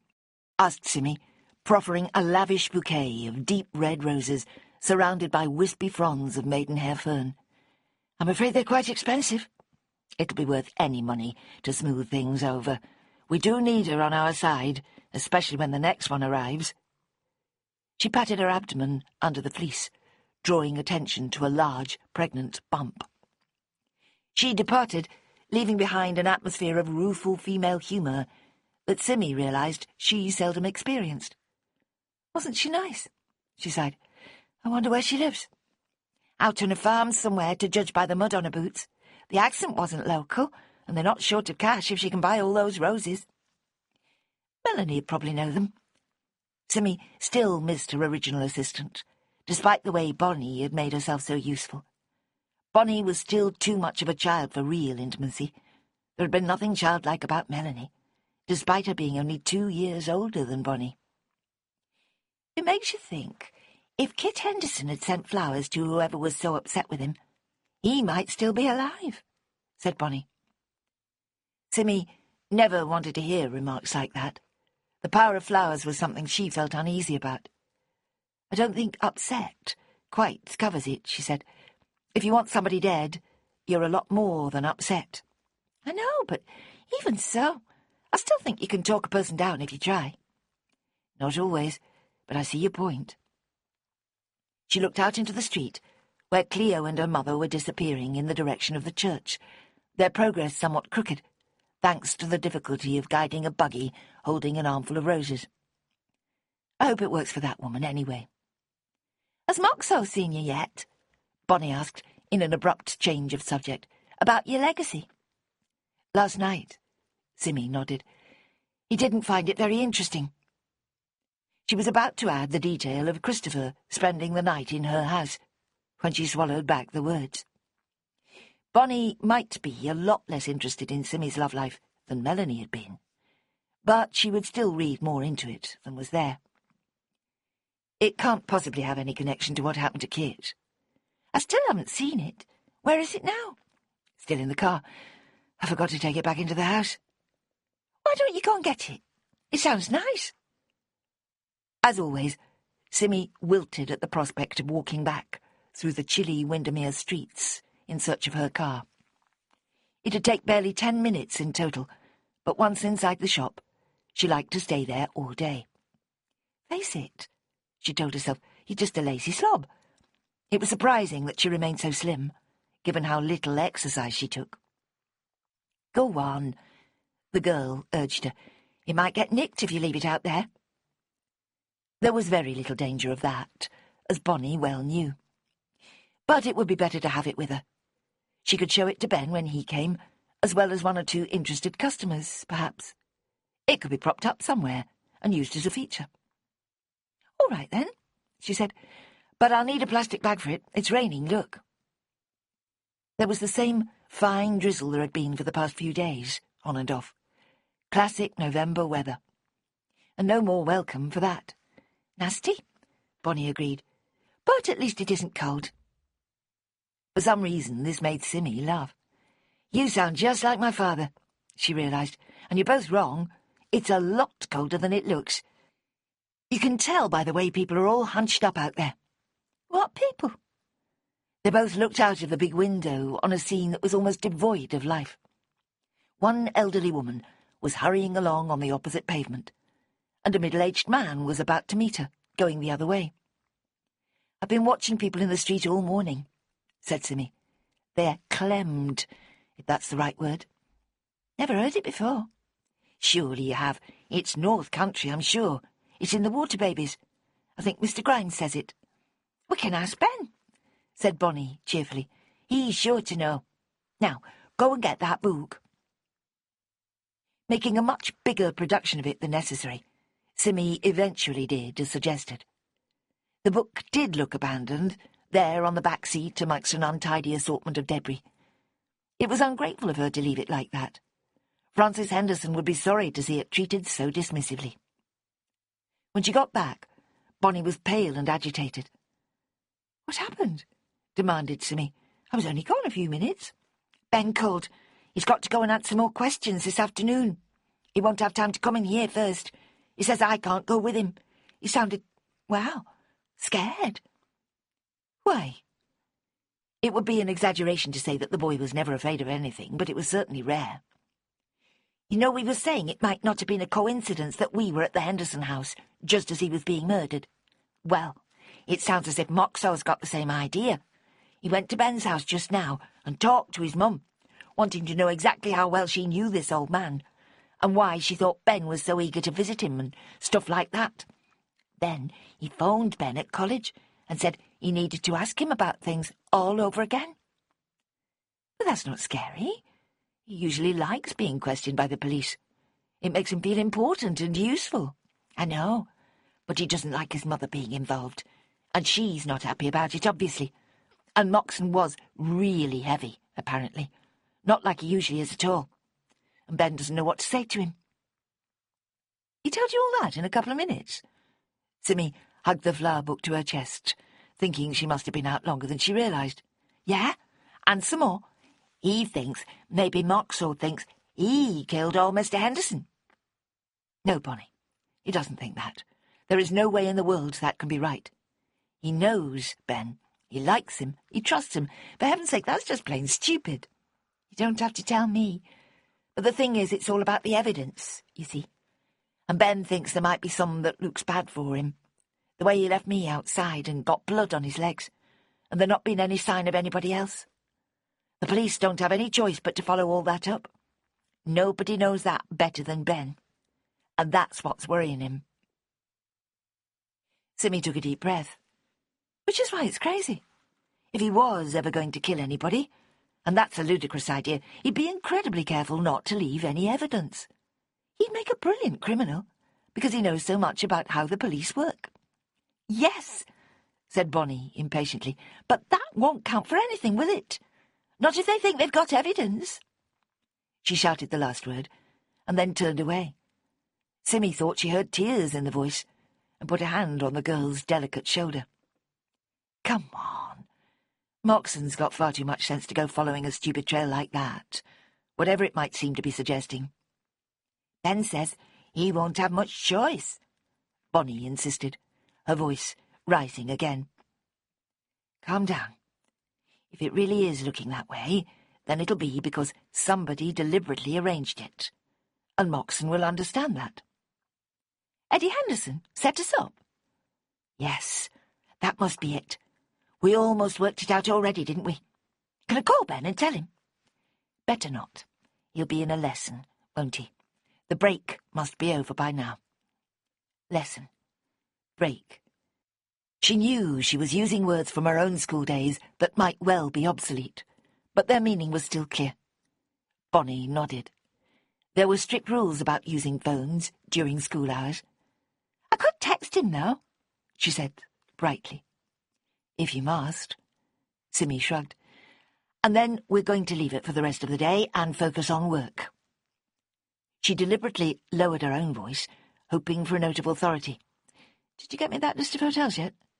1 or 2. So get it up to 6, and then we can start phoning them. Christmas will be here before we know it, and we'll have lost our chance. You can draw up some ideas for what we'll be offering them as well. Table centerpieces and big displays in the foyer is as far as I've got. All right. Yes, you're right. I shouldn't be obsessing about stuff I can't do anything about. It's not productive. The girl was clearly quoting her boyfriend, but Simmy couldn't fault the sentiment. Quite right, she approved. Then, having got Bonnie focused on a specific task, she found herself quite unable to shake off thoughts of Ben in police custody, being charged with a murder because of some quite obviously ambiguous evidence. But would such evidence, so patently open to the wrong interpretation, carry any weight in court? Would the public prosecutor even accept that it comprised a reasonable case? When her mobile rang, she felt as if somebody somewhere had heard her thoughts and was coming to the rescue. The little screen admitted it had no idea who was calling. Simmy, it's Christopher. Are you too busy to talk? No, not at all. Good. It's about Lynn. Would it be totally out of order if she joined us this evening? She's dreadfully upset about Dad, and Barry's being a prat about it all, apparently. I told her I've got plans, but she really needs to get out of the house. Is that okay, do you think? Simmy's instant reaction was disappointment, followed by surprise at her own feelings. That's fine, she said heartily. It'll be good to catch up with her a bit more. Same time and place as we decided this morning. Actually, Lynn's not keen on Chinese. I can book a table at the Bellsfield. Would that be okay with you? I'll pay. She remembered how her father had always scorned hotel food as being below his demanding standards. He was probably very out of date on the subject, and besides, Simmy Brown was no gourmet. All right, then, she said. Bonnie's inquisitive look was impossible to ignore. That was Christopher, Simmy said. He wants me to have a meal with him and one of his sisters this evening. Better tell Moxon, then, said Bonnie crossly. What? Why should I? The idea was deeply irritating. There's nothing to do with him. Everything has to do with him, said Bonnie. He'll want to know what they say and whether you think either of them could have killed their dad. It was akin to the feeling a mother must have when she's just got her baby to sleep, and then some noisy intruder wakes it again. She had Bonnie nicely settled at a distracting task, when Christopher had to phone and stir things up again. Exasperation rose to the surface. That's nonsense, she snapped. And what makes you think you can listen in to my private calls? The big blue eyes filled with reproach. I couldn't help it. You were standing right there. Am I supposed to pretend to be deaf? And anyway, I never asked you who it was. I didn't say a word. You told me of your own accord. I suppose I did. Sorry, I didn't even know he had my number. I try not to give it to anybody. She slammed the mobile down on a shelf. I hate the damn thing most of the time. Bonnie smiled her forgiveness. It's a bit late for that. We're stuck with them now. You've just been stubborn, don't you think? Like my mother, Simmy acknowledged. What a thought. 2 more customers gave them something to do, matching very particular shades of mauve and lilac, with a patch of curtain material for one woman, and explaining in great detail how to keep poinsettias in good condition for the full 12 days of Christmas, to another. Both women made Simmy want to scream, "Don't you know there's more to life than this?" And yet, how could she, when she was making a living from just such trivia? And how could she ever justify telling another person what was the right way to get through life? What made her think she knew which way was better than any other way? She maintained a helpful, polite manner, and was rewarded with genuine thanks. "You're amazing," said Bonnie admiringly. "I was screaming inside," Simmy admitted. "They're not all like that." "No, thank goodness. Is it lunchtime yet?" "Pretty much. I'll get the bagging, shall I?" The bagging had been a rural term for a packed meal taken by children to workers in the fields, in a bag. Ben had discovered it from an old man he'd met on one of his historical researches. He'd taken to referring to the constant supply of food he kept in his school bag as his bagging, leading to it being adopted by Bonnie and then Simmy. Simmy laughed. "Cornish pasties and a bottle of cider today, is it? Muesli bars and an apple for me. Don't know about you." "I think I might still have a packet of crisps somewhere." As they snacked at the back of the shop, Simmy had a thought that she couldn't resist expressing. "But Moxon can't have any grounds for suspecting Ben, because you can be a witness. You can swear the man was dead when you got there. They'd have to take that seriously." Said Bonnie, avoiding her eye. "What?" "I didn't actually see him. I was still outside when Ben went in. He saw the door looked odd and made me wait." "But you looked through the window. You told me on the phone." "That was later. I might lie, though. I would, like a shot. But Ben isn't going to let me. He's going to make me tell the absolute truth, in every detail." "Oh," said Simmy glumly. "That's a pity." Chapter 10. Angie Straw broke with her usual practice by paying another visit to Persimmon Petals at 4:30. "I want to see Bonnie," she announced, ignoring the elderly man who was trying to choose flowers for a lady friend. "Well, here she is," said Simmy briefly, over the customer's stooped shoulder. Bonnie went down to the front of the shop, standing meekly to attention. Simmy's mother was at least 8 inches taller than the girl, and used it to her advantage. "I need to know just what happened on Tuesday," she said firmly. "Kit Henderson was a friend of mine, and if I understand things correctly, I might have been a witness to his slaughter instead of you. That's if you hadn't offered to go and see him, when Eddie wanted it to be me. That's right, isn't it?" "For heaven's sake, Mother," Simmy hissed, "can't you do this somewhere else? I'm trying to help this gentleman with his flowers." The old man was sending nervous glances in all directions, obviously concerned for his own safety. "Where do you suggest?" Angie demanded. "Outside, anywhere but here. Better still, wait until Bonnie's finished for the day, and take her for a coffee or something." "I haven't got time for that. I've been trying to get away all day, but the phone kept ringing, and some people arrived without any warning. Just showed up wanting 2 rooms. I'm going to have to put reservations only on the sign at this rate. It's more than I can cope with." Simmy had often wondered at the way her parents had handled out-of-the-blue guests. People would see the B&B sign as they drove by, and decide to give it a try. It was a normal part of the business. But it put a lot of strain on a couple trying to live some sort of private life. "You can't do that," she told her mother. "You know you can't." Well, something's going to have to give, I can tell you that. Now, Bonnie, will you die of cold if we stand outside for a few minutes? I don't expect so. Come on, then. I've got to have something sensible to tell Russell, and you're my best hope. He knows about it, does he? The murder? Bonnie's question was asked as they left the shop, and Simmy never heard the reply. With an effort, she attended to the dithery customer, who eventually spent £10 on a modest bunch of hothouse freesias, which did at least smell nice. She followed him outside, looking up and down the street for her mother and assistant. It was no longer raining, but darkness had come already, and there was a penetrating little wind funneling down the high street. She found the pair against a wall 20 yards away, their backs turned to the chilling gusts. "So what's all this about?" she asked loudly, interrupting an obviously earnest conversation. "None of your business," said her mother. "You're not involved. Go back to your precious customer." "He's gone. And it is my business, much as I wish it wasn't. I saw Kit on Monday. Francis left me that book. I let Bonnie and Ben go down there on Tuesday.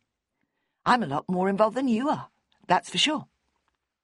"She's worried about your dad," said Bonnie quietly. "She needs to explain to him that it's nothing for him to get upset about. But you can't just lie and hope he'll be reassured. He's too clever for that to work. You don't have to get cross about it," she finished. Worried, upset, cross. That's just about how I feel about all this mess. And you are too, with Ben in trouble. She looked desperately up and down the street, as if hoping for a saviour to materialise. "We're all in the same state, aren't we?" She sighed. "Sorry, Mum, I didn't mean to shout." "Yes, well," said Angie, never one to apologise if she could avoid it. "Anyway," said Bonnie, "have I been any use, do you think?" Angie included Simmy in her reply, which was her way of attempting to soothe ruffled feelings. "A bit. I was right that Eddie came here on Tuesday and asked you to ask me to visit his dad, but you, Bonnie, offered to go instead, and then Ben said he'd go with you. But Eddie wouldn't have known Ben would be going, just you. And you left that quite vague, didn't you? No mention of an exact day or time for a visit." "That's right. That's what I was just saying. I remembered all that about Christopher and the long hours he works, and then it all got a bit sidetracked, and Eddie went away without anything really being decided." "Which isn't what we were saying this morning," Simmy realised, "and that's good, isn't it?" She gave Bonnie a glance that she hoped conveyed the message, "Don't say anything about all that in front of my mother." Except it was quite likely to be too late, given Angie's determination to extract the whole story from Bonnie. Bonnie merely shrugged, which suggested she'd understood. Then she shivered. "This wind isn't very nice," she muttered. "Can we go in?" "Mum, are you finished with Bonnie now? She's freezing. Look." Angie waved an arm, in a gesture of do what you want. Then she said, "It's not as if anybody really liked the blasted man. Nobody's going to be broken-hearted that he's dead. It's just a lot of trouble and suspicion for not very much." Simmy cast an anxious look at Bonnie. Had the girl learnt yet that Angie Straw was prone to such remarks, and ought not to be taken seriously? He was murdered, don't forget. Nobody deserves that, however unlikable they might have been. And Kit wasn't as bad as all that. No worse than most people. We never had any reason to dislike him, did we? "In a way, it's even worse, don't you think?" said Bonnie hesitantly. "It gives everybody a headache." "What?" said Angie. "She means the moral ambiguity of it," Simmy said. "If a good person murders a bad person, nobody knows what they're meant to think. They think, 'Well done you, serves the swine right.' They don't. You know they don't. We've said all this before. Some laws are absolute, with no excuses or mitigations. In theory, anyway," she finished, aware that she was coming close to contradicting herself. "Except when moral ambiguity gives you a headache," said Angie sarcastically. "Well, never mind now. I've got what I came for. Thanks, Bonnie. I'm sure Ben's going to be back to normal in no time, although it must have been pretty nasty for the poor boy." Again, Simmy attempted a silent message to the girl. What have you told her? Bonnie gave a little shake of her head in reply. That's okay, she said to Angie. I don't think Ben's too upset, actually. You know what he's like. Simmy hurriedly added, He loves the whole business, doesn't he, Bonnie? Too late she realised she'd said the wrong thing. Instead of trying to divert her mother away from any dangerous ground, in which she might learn that Ben Harkness was under suspicion, she had only made it sound as if he had somehow engineered his presence at the bungalow at the crucial moment. And again, she wondered how such a coincidence could possibly be explained away. Had Ben known something was likely to happen when he offered to go with Bonnie? He'll get himself into trouble one of these days, said Angie. This time, Bonnie and Simmy were united in staring open-mouthed at the crass remark. Ben had been in the direst of trouble only a few months earlier. He had come close to death at the hands of criminals. His mother, Bonnie and Simmy, had all been frantic, and Ben had become even more treasured by them as a result. God, Mum, listen to yourself, said Simmy. All right, I know I'm being insensitive. I'll go. Shall I give your love to your father? Of course, said Simmy, tiredly. And I'll see you at the weekend. Saturday lunchtime, if that's all right. Again, Angie merely waved and went rapidly down the street towards her home in Lake Road. She's quite something, isn't she? Said Bonnie. She's a disgrace. What does she want to know all that for, anyway? She's not usually bothered to know the gory details. She knew the family. They've been friends forever. She definitely is bothered. Actually, what? She seemed more than bothered. She seemed to be scared of something, as if she might have an idea who did it, and wanted me to tell her something that would prove her wrong, which you couldn't do. No, said Bonnie with regret, because if you could, that would get Ben out of trouble at the same time. Right. Simmy became thoughtful, trying to remember everything she'd ever known and experienced of Kit Henderson. The fragmented picture that resulted was inconsistent with the scrappy comments she had heard in the past few days. The stereotype of a family man surrounded by children, twinkly and smiling and smudged by sticky fingers, was nowhere near the reality. He had been critical of them much of the time, complaining when they cost him money, and leaving almost all their care to his wife. There had been moments when Simmy suspected he couldn't remember who she was. He'd almost never spoken directly to her until she'd been about 13, when he began to show more interest. And then, at her wedding, he'd insisted on dancing with her. "I'm your surrogate father," he'd declared. "I've known you from the first day of your life." He'd been drunk and had held her too close, but so had 2 or 3 other middle-aged men. It seemed to be part of the whole wedding experience. And yet he had danced very well, twirling around and remaining very nimble on his feet despite the drink. She had laughed and realised she was actually rather enjoying it. Tony, her new husband, was a useless dancer. He'd agonised about that first ritual waltz they were required to do, practising for weeks, and still he trod on her toes 3 times. It was terrible that Kit was dead. This realisation hit her without warning. Not just dead, but murdered, only 2 or 3 weeks after his wife had died. Perhaps the tragedy of Frances's dying had partly obliterated the horror of her husband's. Perhaps 2 premature deaths were too many to process properly. By current standards, 60 and 70 were both too young to die. Poor old Kit, she sighed. Yeah, Bonnie agreed, though with less than total conviction. Yeah, she said again, more firmly. Nobody should be murdered. That's a definite. The evening engagement with Christopher and Lynn absorbed all Simmy's attention from 5 o'clock onwards. She went home and changed, finding it strange not to be preparing a meal for herself. Even stranger to be driving down to Bowness again barely an hour later. The Bellsfield was the biggest hotel in town, facing the lake on a rising slope, solid and old-fashioned. Nobody could accuse it of being boutique or niche. It was where the better-heeled stayed, enjoying the large rooms and handsome gardens. But it wasn't unduly expensive, and despite Russell Straw's prejudices, it offered a perfectly good menu. It also provided a big car park at the rear. As Simmy found a place under a tree, she saw Christopher and Lynn standing beside the entrance, evidently waiting for her. They appeared to be arguing, Lynn making jerky motions with one arm, as if chopping hunks off a loaf of bread with the side of her hand. Getting closer, Simmy could see clear signs of weeping. Lynn's eyes were red and sunken, her cheeks rough under the yellow overhead light. "I'm so sorry about Kit," Simmy offered.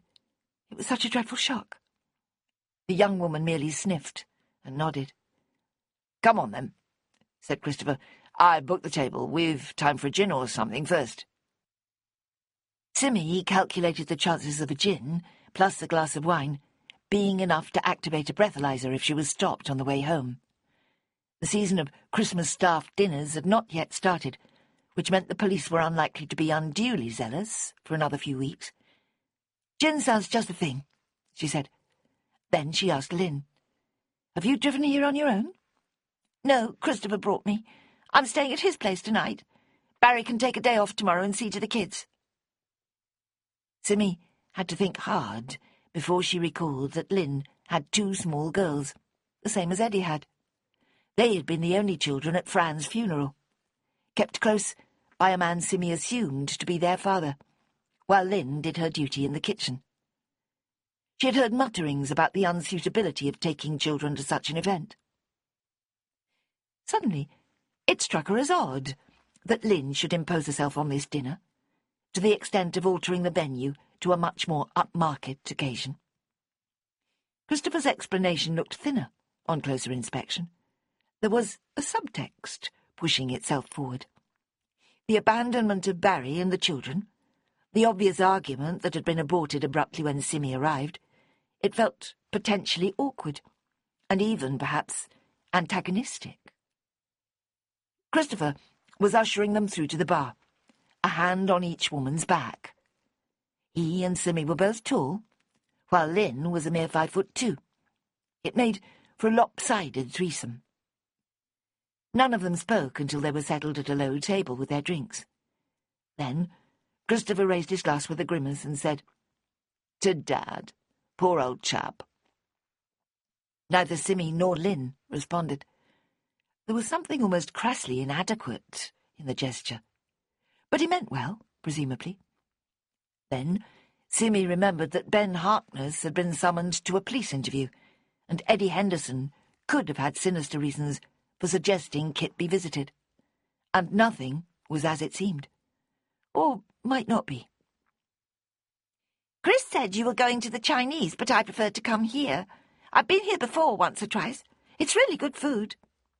"I've never eaten here," said Simmy. In fact, the last time she'd been inside the hotel had been nearly a year ago, in circumstances of considerable danger and difficulty. Looking around now, she recognized details. Carpet, curtains, and big picture windows all came into focus at once. "But I have been in that room over there," she pointed. "I come here quite a lot," said Christopher. "They do antique fairs now and then." Lynn was looking from face to face with an intensity that Simmy found irritating. Finally, she met the look square on and held the other woman's gaze long enough to alter the tone of the conversation. "You haven't changed at all since you were about 10, she said. "I would still have recognized you." It was true.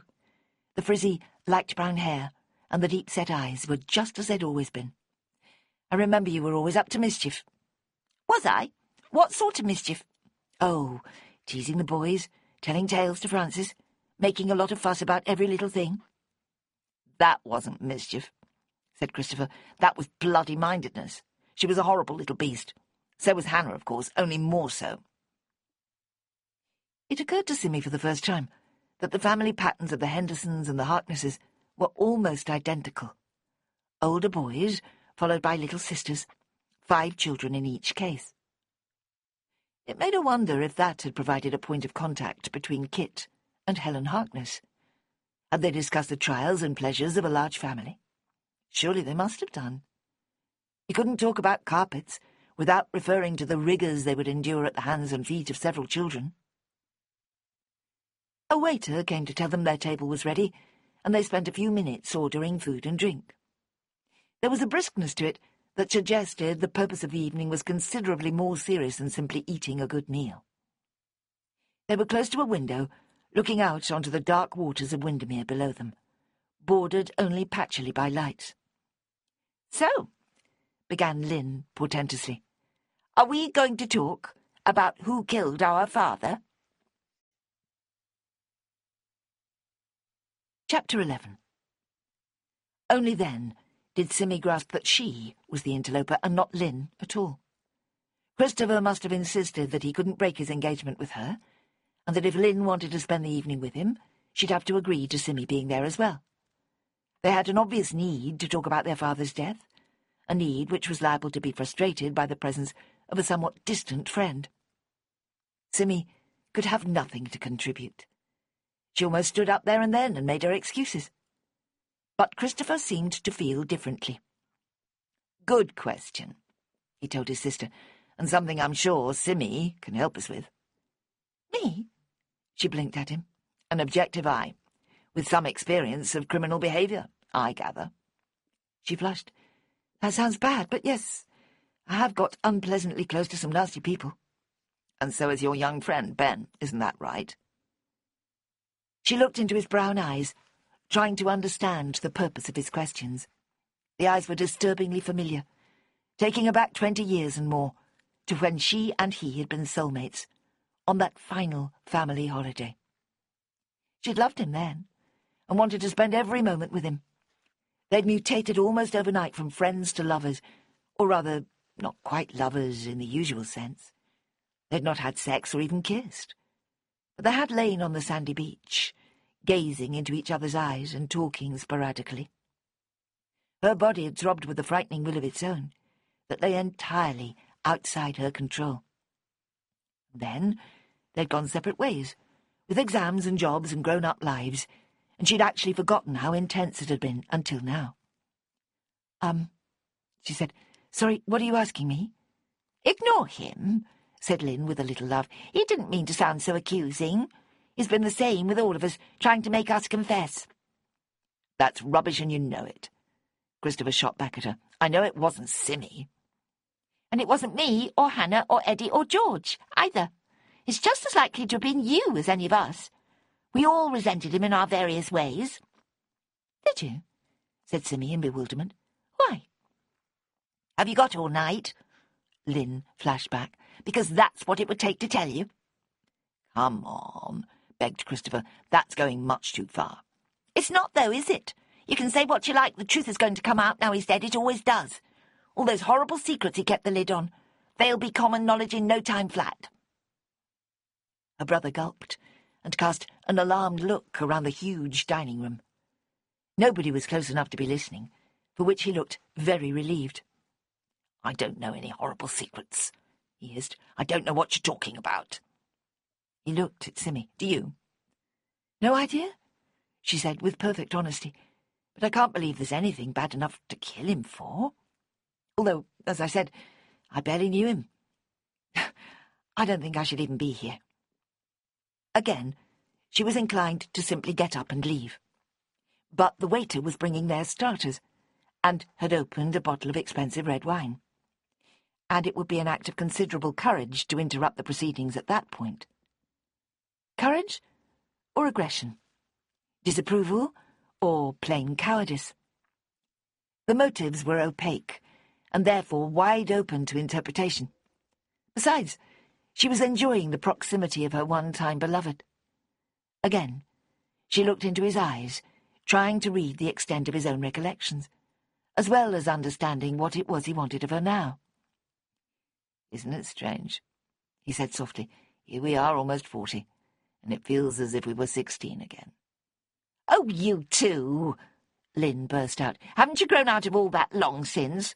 No wonder you never noticed what my father was up to, Simmy. You only had eyes for Chris, and here you go again." "Do you all call him Chris now?"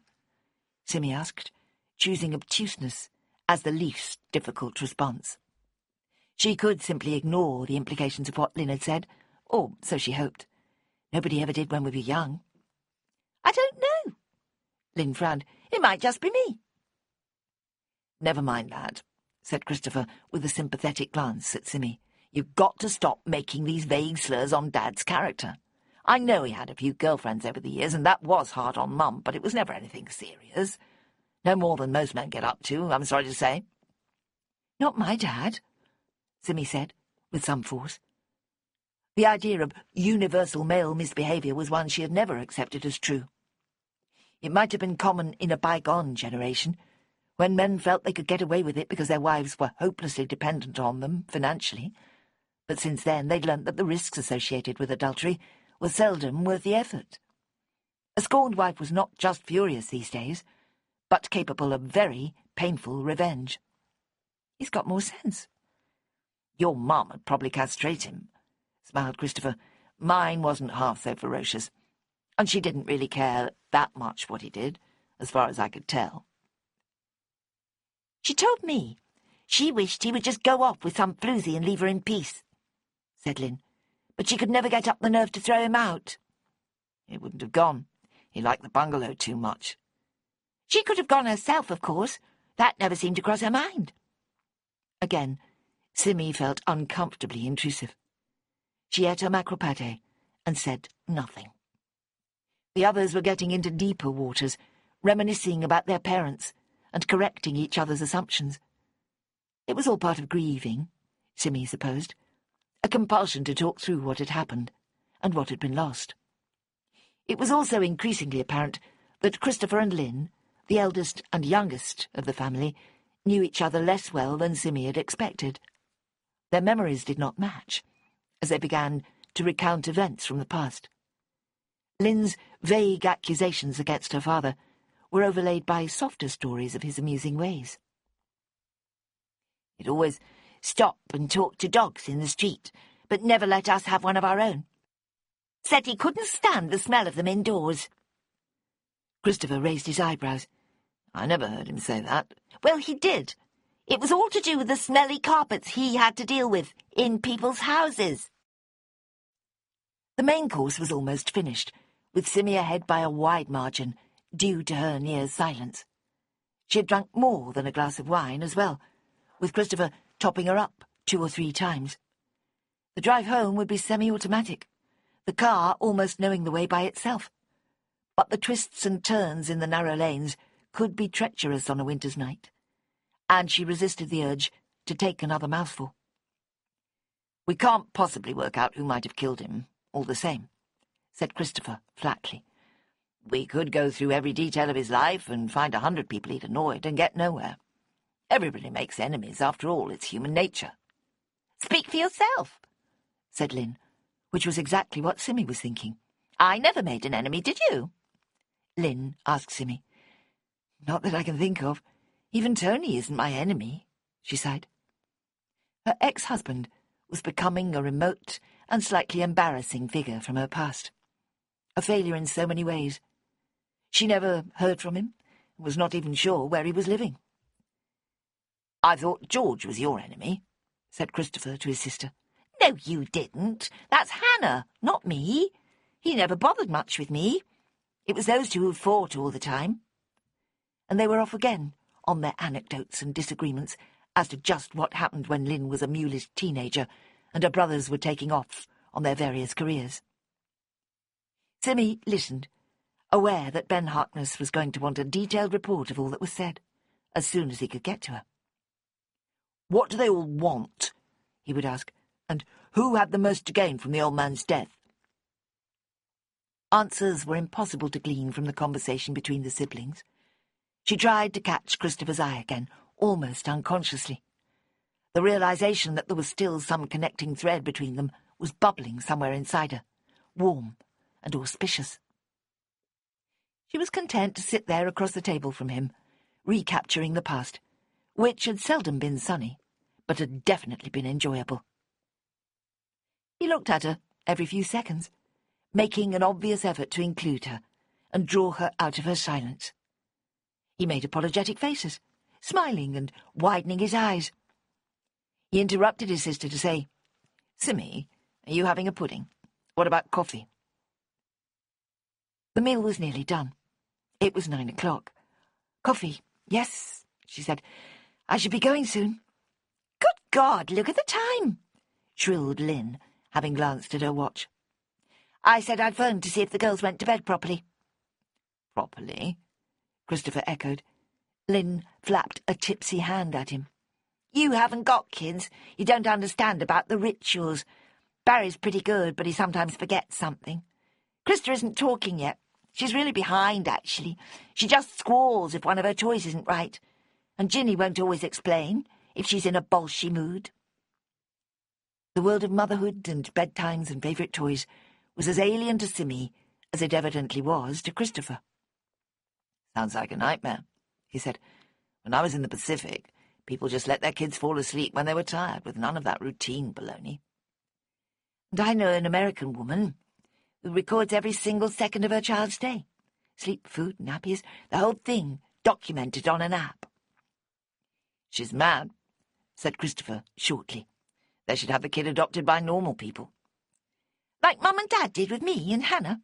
"Right," said Lynn, with an expression close to pain.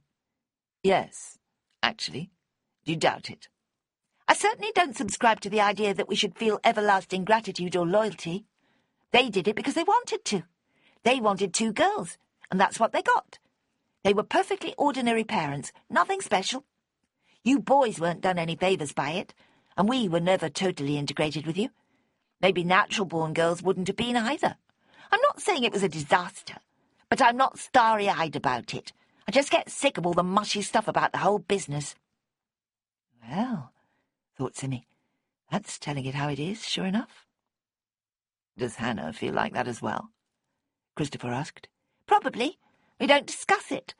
Once we'd agreed there's no point in trying to track down our original parents, there wasn't much more to be said. She had the worst of it, of course." Before they could get back to how George had persecuted his new sister from the outset, Simmy raised a hand. "OK," she said. "Think I should go. Won't you let me pay at least something towards the meal?" Christopher shook his head. "Definitely not. Look, why don't you come to the auction on Saturday? It goes on all day. Come for the afternoon at least. It's quieter then and easier to park." "No, I can't. I said I'd go and see my parents. Another time, OK?" Again their eyes met, and she found herself in a panic at the thought of not seeing him again. "The next one's not for 3 weeks." She thought she could detect a matching panic in his voice. "They're always on a Saturday in Keswick. You'd be hooked in no time," he promised her. "We always have plenty of quality china. Vases for your shop. Mostly they go very cheap." "I'll definitely come along one day. It sounds great." "Load of old junk," said Lynn, sourly. "You would not believe the rubbish people put in for sale." "Somebody always buys it," Christopher flashed back.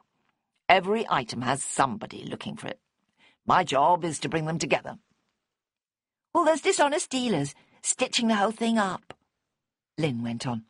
"Ordinary people don't stand a chance." "That's rubbish. It's equal chances for everybody. A bid is a bid, and we know who the shysters are. We've got ways of dealing with them." "Shysters," repeated Simmy. "What a wonderful word." She was still standing at the table, not trying very hard to tear herself away. "Well, I'm really going now. Thanks again for the meal." And she really went, slowly winding between the tables and out through the back entrance to the car park. It was well lit, but she still felt nervous in the shadows under the trees. Experience had taught her caution, forcing her to accept that people would use violence to protect themselves from discovery once they'd committed the crime. And somebody had certainly done that, just a little way down the hill from the hotel in Bowness. It was only a little after 9. She'd have an hour at home, wondering whether to go to bed early or watch some television or catch up with some overdue housework. None of those options appealed to her, so she fished her phone out of her bag and turned it on. The possibility of an interesting text was remote, but not out of the question. Other people always seemed to have messages or tweets or Facebook comments to divert them at any hour of the day or night. There was apparently a whole huge world of connection out there, where exchanges of news and views went on constantly. Somehow, Simi had failed to immerse herself in this extraordinary plane of existence. There was nothing waiting for her, but remembering where she was, she took the initiative and keyed in the number of Ben Harkness's phone. He answered immediately. "Simi, where are you?" He always asked that. It was a source of frustration to him that his technology told him the identity of the caller, but not the location. It wouldn't be long, he insisted, before that was another automatic feature. "About 1 minute away from your house, the car park of the Bellsfield. Are you busy? Can I come for a little chat, do you think?" Well, why don't I come to meet you? We could go somewhere." "Where? I don't want any more to drink, and it's cold out." "Right. OK. Come here, then. But my mother's going to want to talk to you as well, if you do. She's in a bit of a state." Poor Helen. I imagine she is, if what Bonnie told me today is true. I do want to hear all about what happened. I expect you want to tell me, don't you?" He sighed, gustily. "I'm not sure I do, actually. It's been a hellish day. Nobody really listens. Maybe you'd be different. You can't stay long, though. I'm knackered." Not for Ben, the late nights that most teenagers saw as a matter of necessity for the maintenance of a cool image. He made no secret of the fact that he liked going to bed at 10 and getting up at a sensible time. Although he did stay up if he had a project to complete, crouched over the desk in his room, reading or working on his laptop. Surely Bonnie listens to you? "Oh, yes, of course she does. As everyone else, I mean." "It is a bit late," she acknowledged.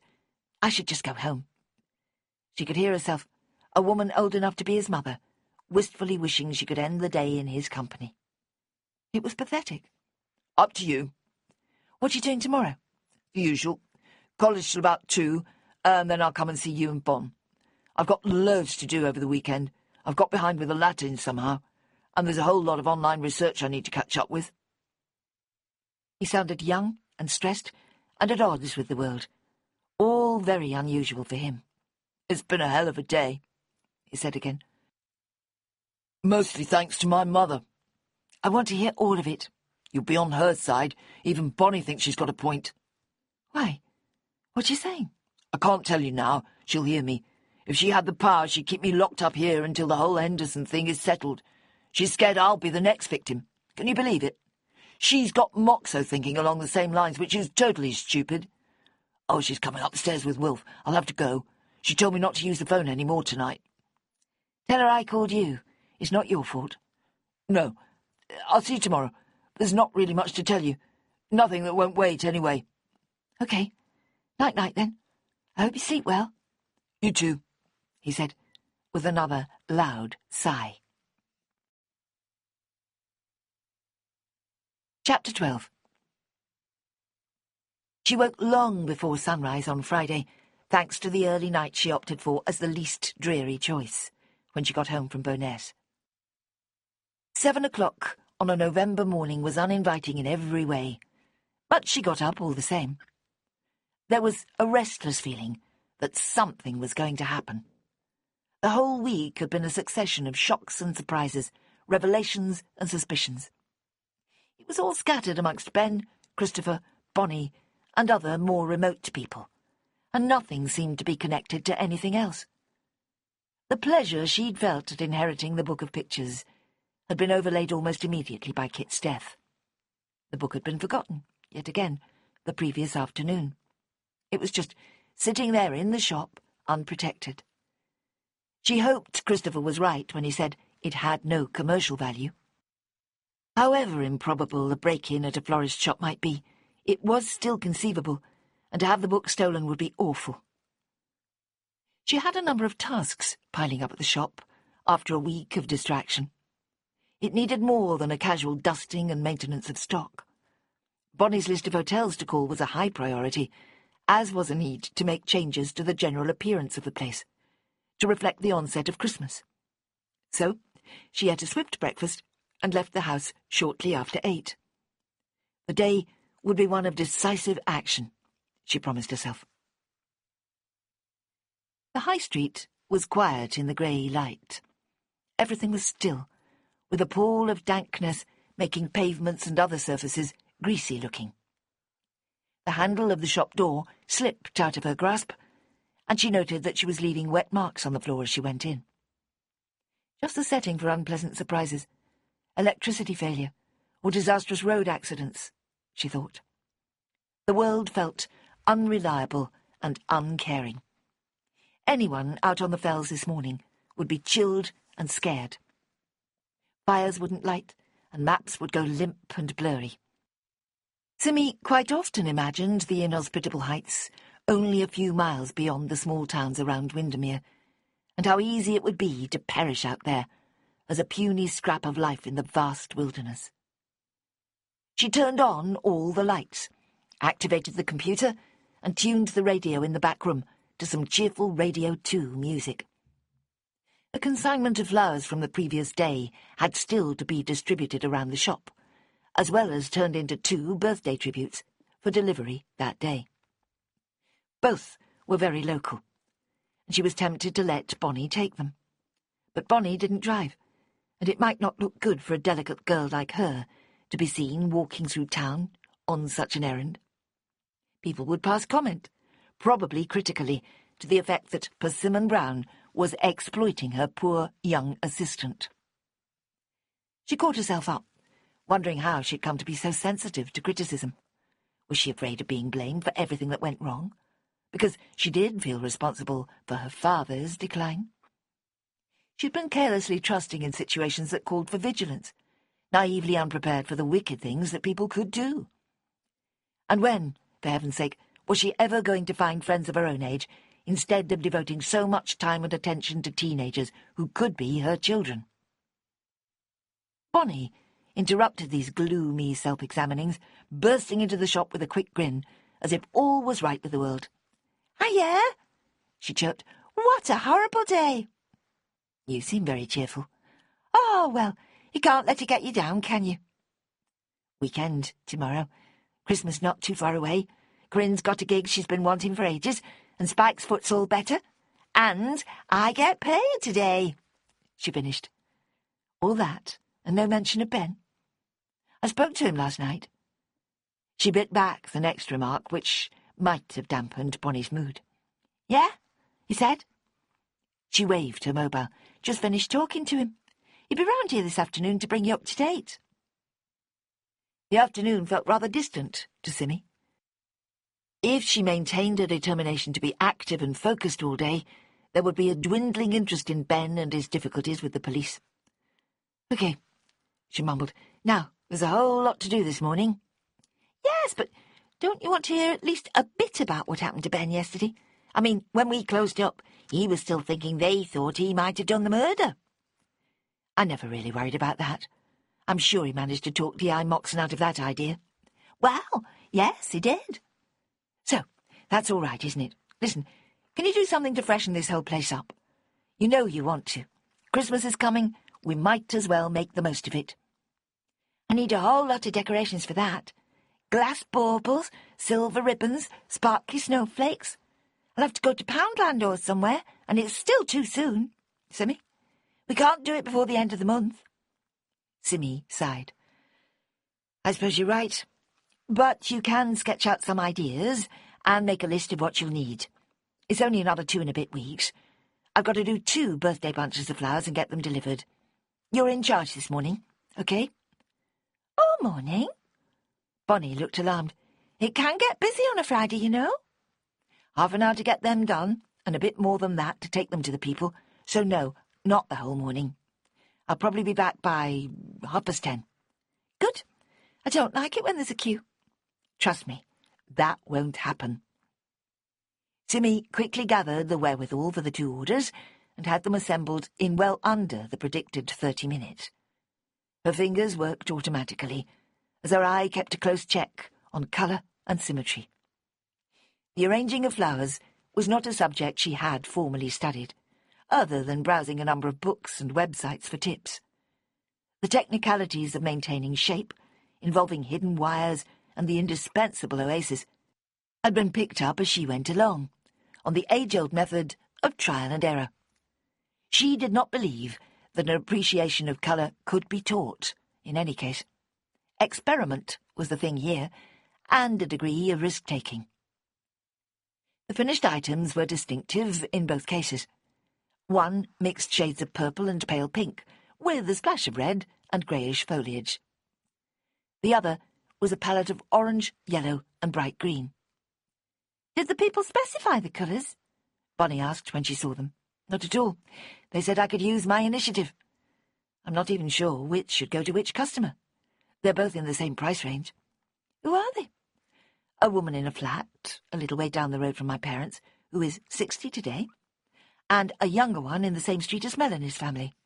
The flowers are from husband and children." "Orange for the 60-year-old and purple for the young mum, then," said Bonnie firmly. Simmy laughed. "I won't ask why." She attached the cards accordingly and went out to the van, which lived behind the shop. The deliveries went well. Both women were clearly anticipating some kind of tribute, with relief as apparent as pleasure in their responses. Both expressed admiration for the way the blooms had been arranged, and were suitably effusive in their thanks. Simmy drove back to the shop shortly after 10, thinking the day was going every bit as well as she'd wanted it to. There was a man talking to Bonnie. It took a few seconds to identify him as Eddie Henderson, given that she could only see him from the back. Her instant reaction was of resistance and impatience.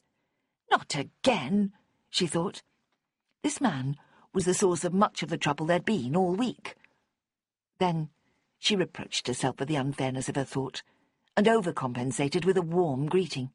"Eddie, how are you doing? I'm so terribly sorry about your dad. It must be ghastly for you." He turned round, revealing an expression of anger. "Gus is right, yes," he snarled, "and I want to find the swine who did it, and make sure he gets what's coming to him." "Of course you do. We all do." She looked around him at Bonnie, who was unusually pink. "Are you all right?" she asked. Said the girl with an accusing glance at Eddie. "I suppose so. He was shouting at me." "I was not. I was just wanting some answers. The police won't tell me anything, and I can't get hold of that boyfriend of yours. I phoned the house, but his mother refused to let me speak to him. I remember his mother," he added, slightly less angrily. "Helen Harkness. She had her whole house recarpeted about 12 years ago. Spent thousands on it." Simmy was still looking at Bonnie, but she processed this information carefully. "How did you know? You weren't living at home then, were you?" "It was all he talked about for weeks, and there was some trouble about it with my mother." The implication was impossible to ignore. "Surely not. I mean, Helen and Kit. Is that what you're saying?" Eddie rolled his eyes. Bonnie made a sudden yelp, part amusement, part horror. But Simmy had a feeling this idea was not entirely new, that there had been hints along similar lines earlier in the week. "I'm saying she knew him for a short time several years ago, and I would expect her to show more concern over the fact that he's been murdered." "She's only shielding Ben like a good mother should," Bonnie burst out. "He had a very nasty experience only a few months ago, and she thought she'd lost him. She can't face going through anything like that again." "Nobody says she has to. I only want to talk to him. He might have seen something on Tuesday without realising it." Bonnie gave a superior little smile. "That isn't very likely," she said. "If there was anything there to see, he'll have told the police exactly what it was." Simmy was still thinking about Helen. "So, how long does it take to carpet a house? A week? Probably less. I don't see how that could provide the basis of a lasting relationship." "It didn't," Eddie said tiredly, "but he met Cheryl through Mrs. Harkness, and when he got some bonus money because of the big carpet job, he spent most of it on her. And that's when my mother got mad, okay?" Simmy was reminded of Francis Henderson's funeral only a week before. There had been a small group of women sitting around a table at the gathering afterwards. Simmy had joined them. They'd introduced themselves rapidly, and the only name that stuck in Simmy's memory was Cheryl, pronounced with the hard English ch, rather than the American Cheryl, which Simmy thought much nicer. "She was at the funeral," she said. "Right, along with half her family." He made a disgusted expression. "Can't think why they bothered. Hannah was pretty sore about it, I can tell you. Said it was offensive to Dad." They were getting well away from the main subject, but Simmy could see that this suited Bonnie so well that she was happy to keep it going. Idle chat about distant friends and old histories was surely better than veiled implications as to Ben's probity, or lack of it. "Offensive? How?" "It's a long story. One of many, to be honest with you. I don't imagine it's a secret any more, the way my father carried on. It got worse after I left home, and the girls both took it badly. They kept on trying to force him to mend his ways for Mum's sake."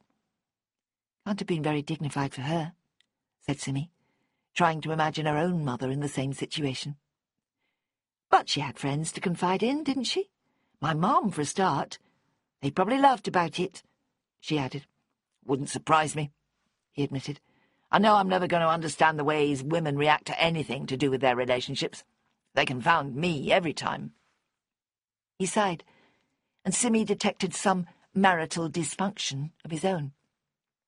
"I guess consistency isn't always our strong point," she said.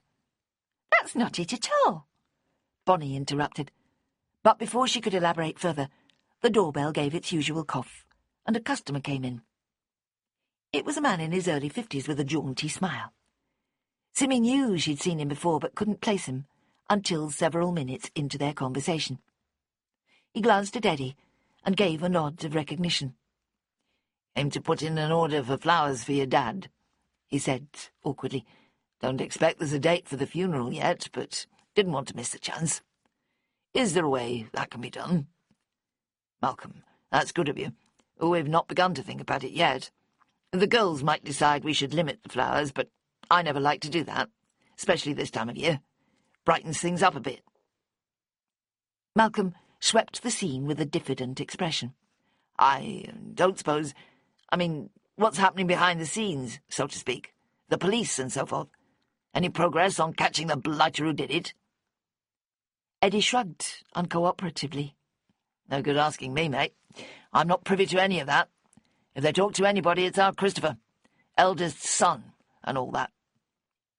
I had a little chat with George last week. He seemed very cut up about your mum. Could hardly get a word out of him." "You were at the funeral," said Simmy at last. "I knew I'd seen you somewhere. You were talking to my mother. You took my seat." She laughed to dispel any hint of accusation. The others all gave her looks of patient forbearance, as if she was stating the blindingly obvious.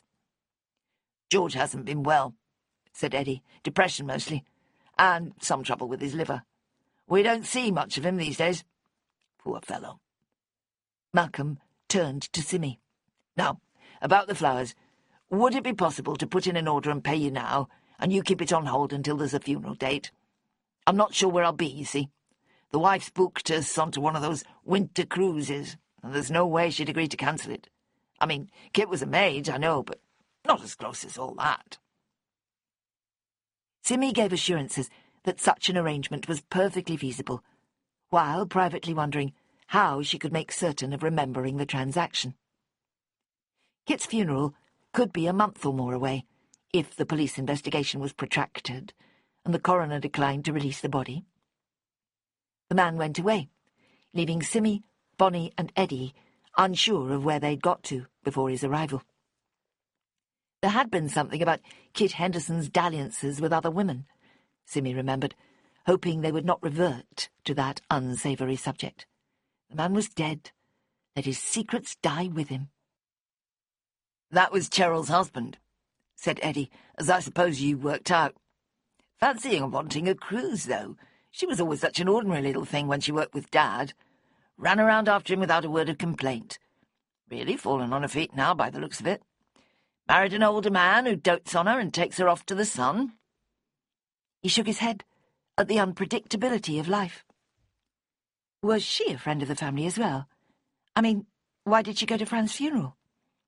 We all knew her, said Eddie vaguely. She always knew where Dad was if we ever needed to talk to him. My mum would joke about the way she kept tabs on him, like a devoted sheepdog with her master. Sounds quite nice, said Bonnie comfortably. I should go, said Eddie to Simmy's relief. I hope I haven't upset you, either of you. He smiled at Bonnie. You're a brave girl, I can see that. It must have been awful for you on Tuesday, and it was all my doing, I know. Sorry if I shouted at you.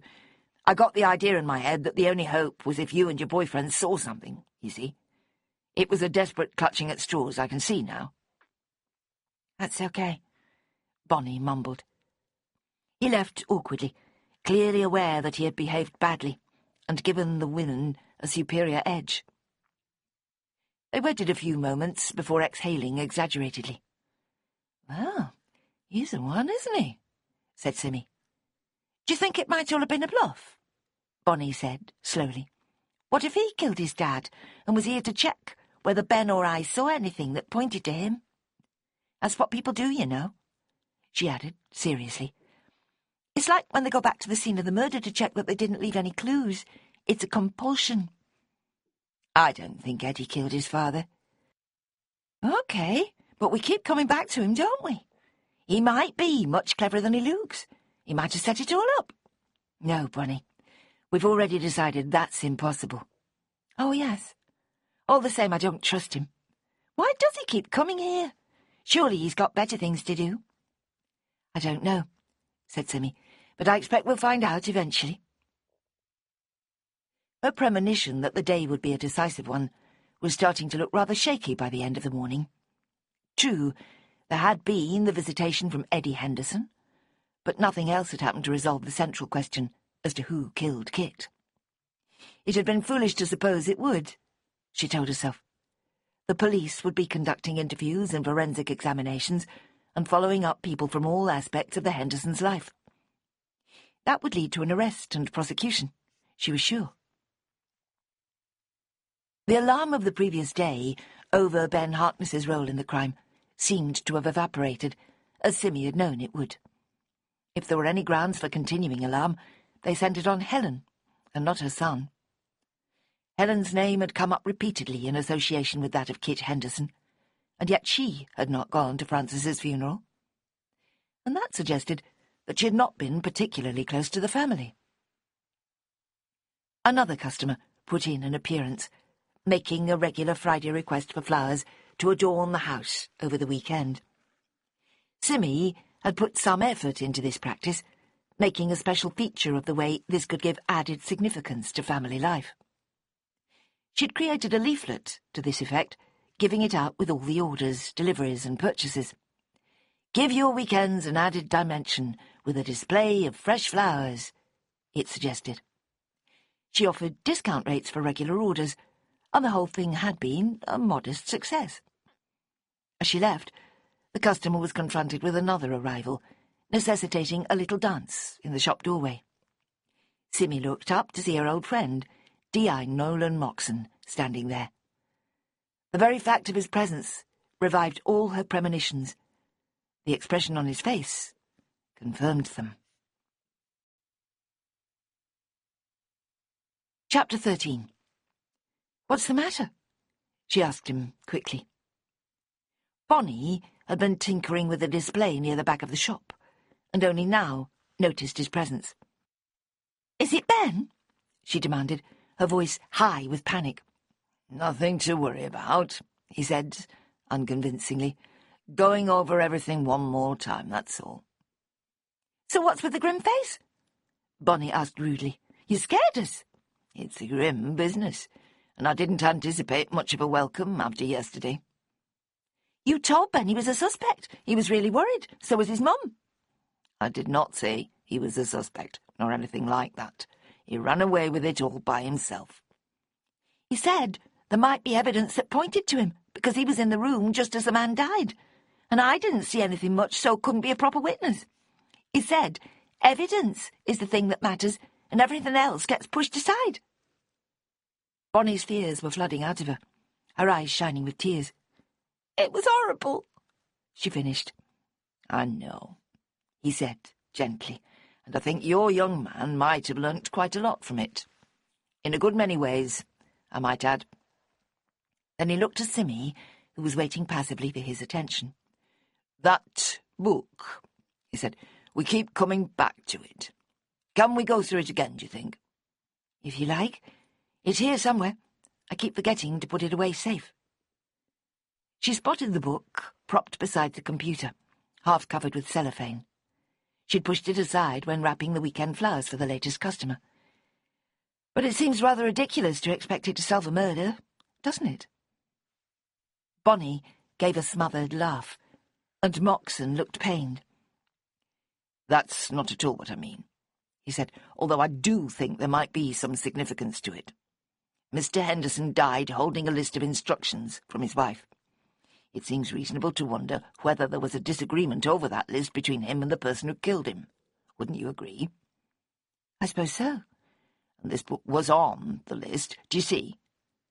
There were plenty of other things. I know. Mrs. Henderson made her wishes very plain. Sounds really bossy, said Bonnie. It's what Ben calls power beyond the grave. People think they can go on controlling the family after they're dead. It's a natural desire, I suppose, said Moxon. Nobody wants to be forgotten. Neither female had a reply to that. The detective went on. Your book was the only legacy that was listed individually. That makes it look important. But it's not, Simmy insisted. It was only that Francis wanted it to go to someone with a feeling for flowers. It was an obvious choice, when you think about it. It wasn't worth selling it. I don't imagine it would fetch more than £20 in Christopher's auction rooms. It's just a nice thing, with sentimental associations. We showed the list to everyone in the family. None of them had any comment to make. Moxon sighed. Why should they? Said Simmy. It was directed at Kit, not them. He's got to get a dog and plant some trees, not them. True. So why did he die with it in his hand? He must have seen it before, and it's not too difficult to memorize everything in it. So why would it be at the centre of a fight that led to murder?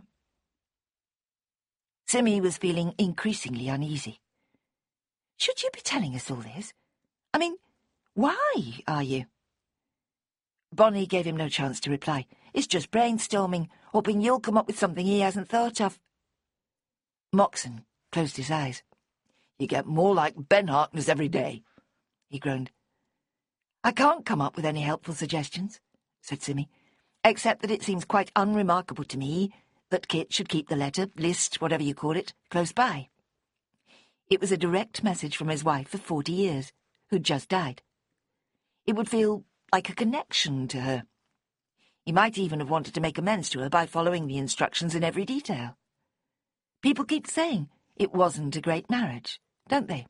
Well, didn't your psychology course tell you that those are the ones where the surviving partner feels more acute grief?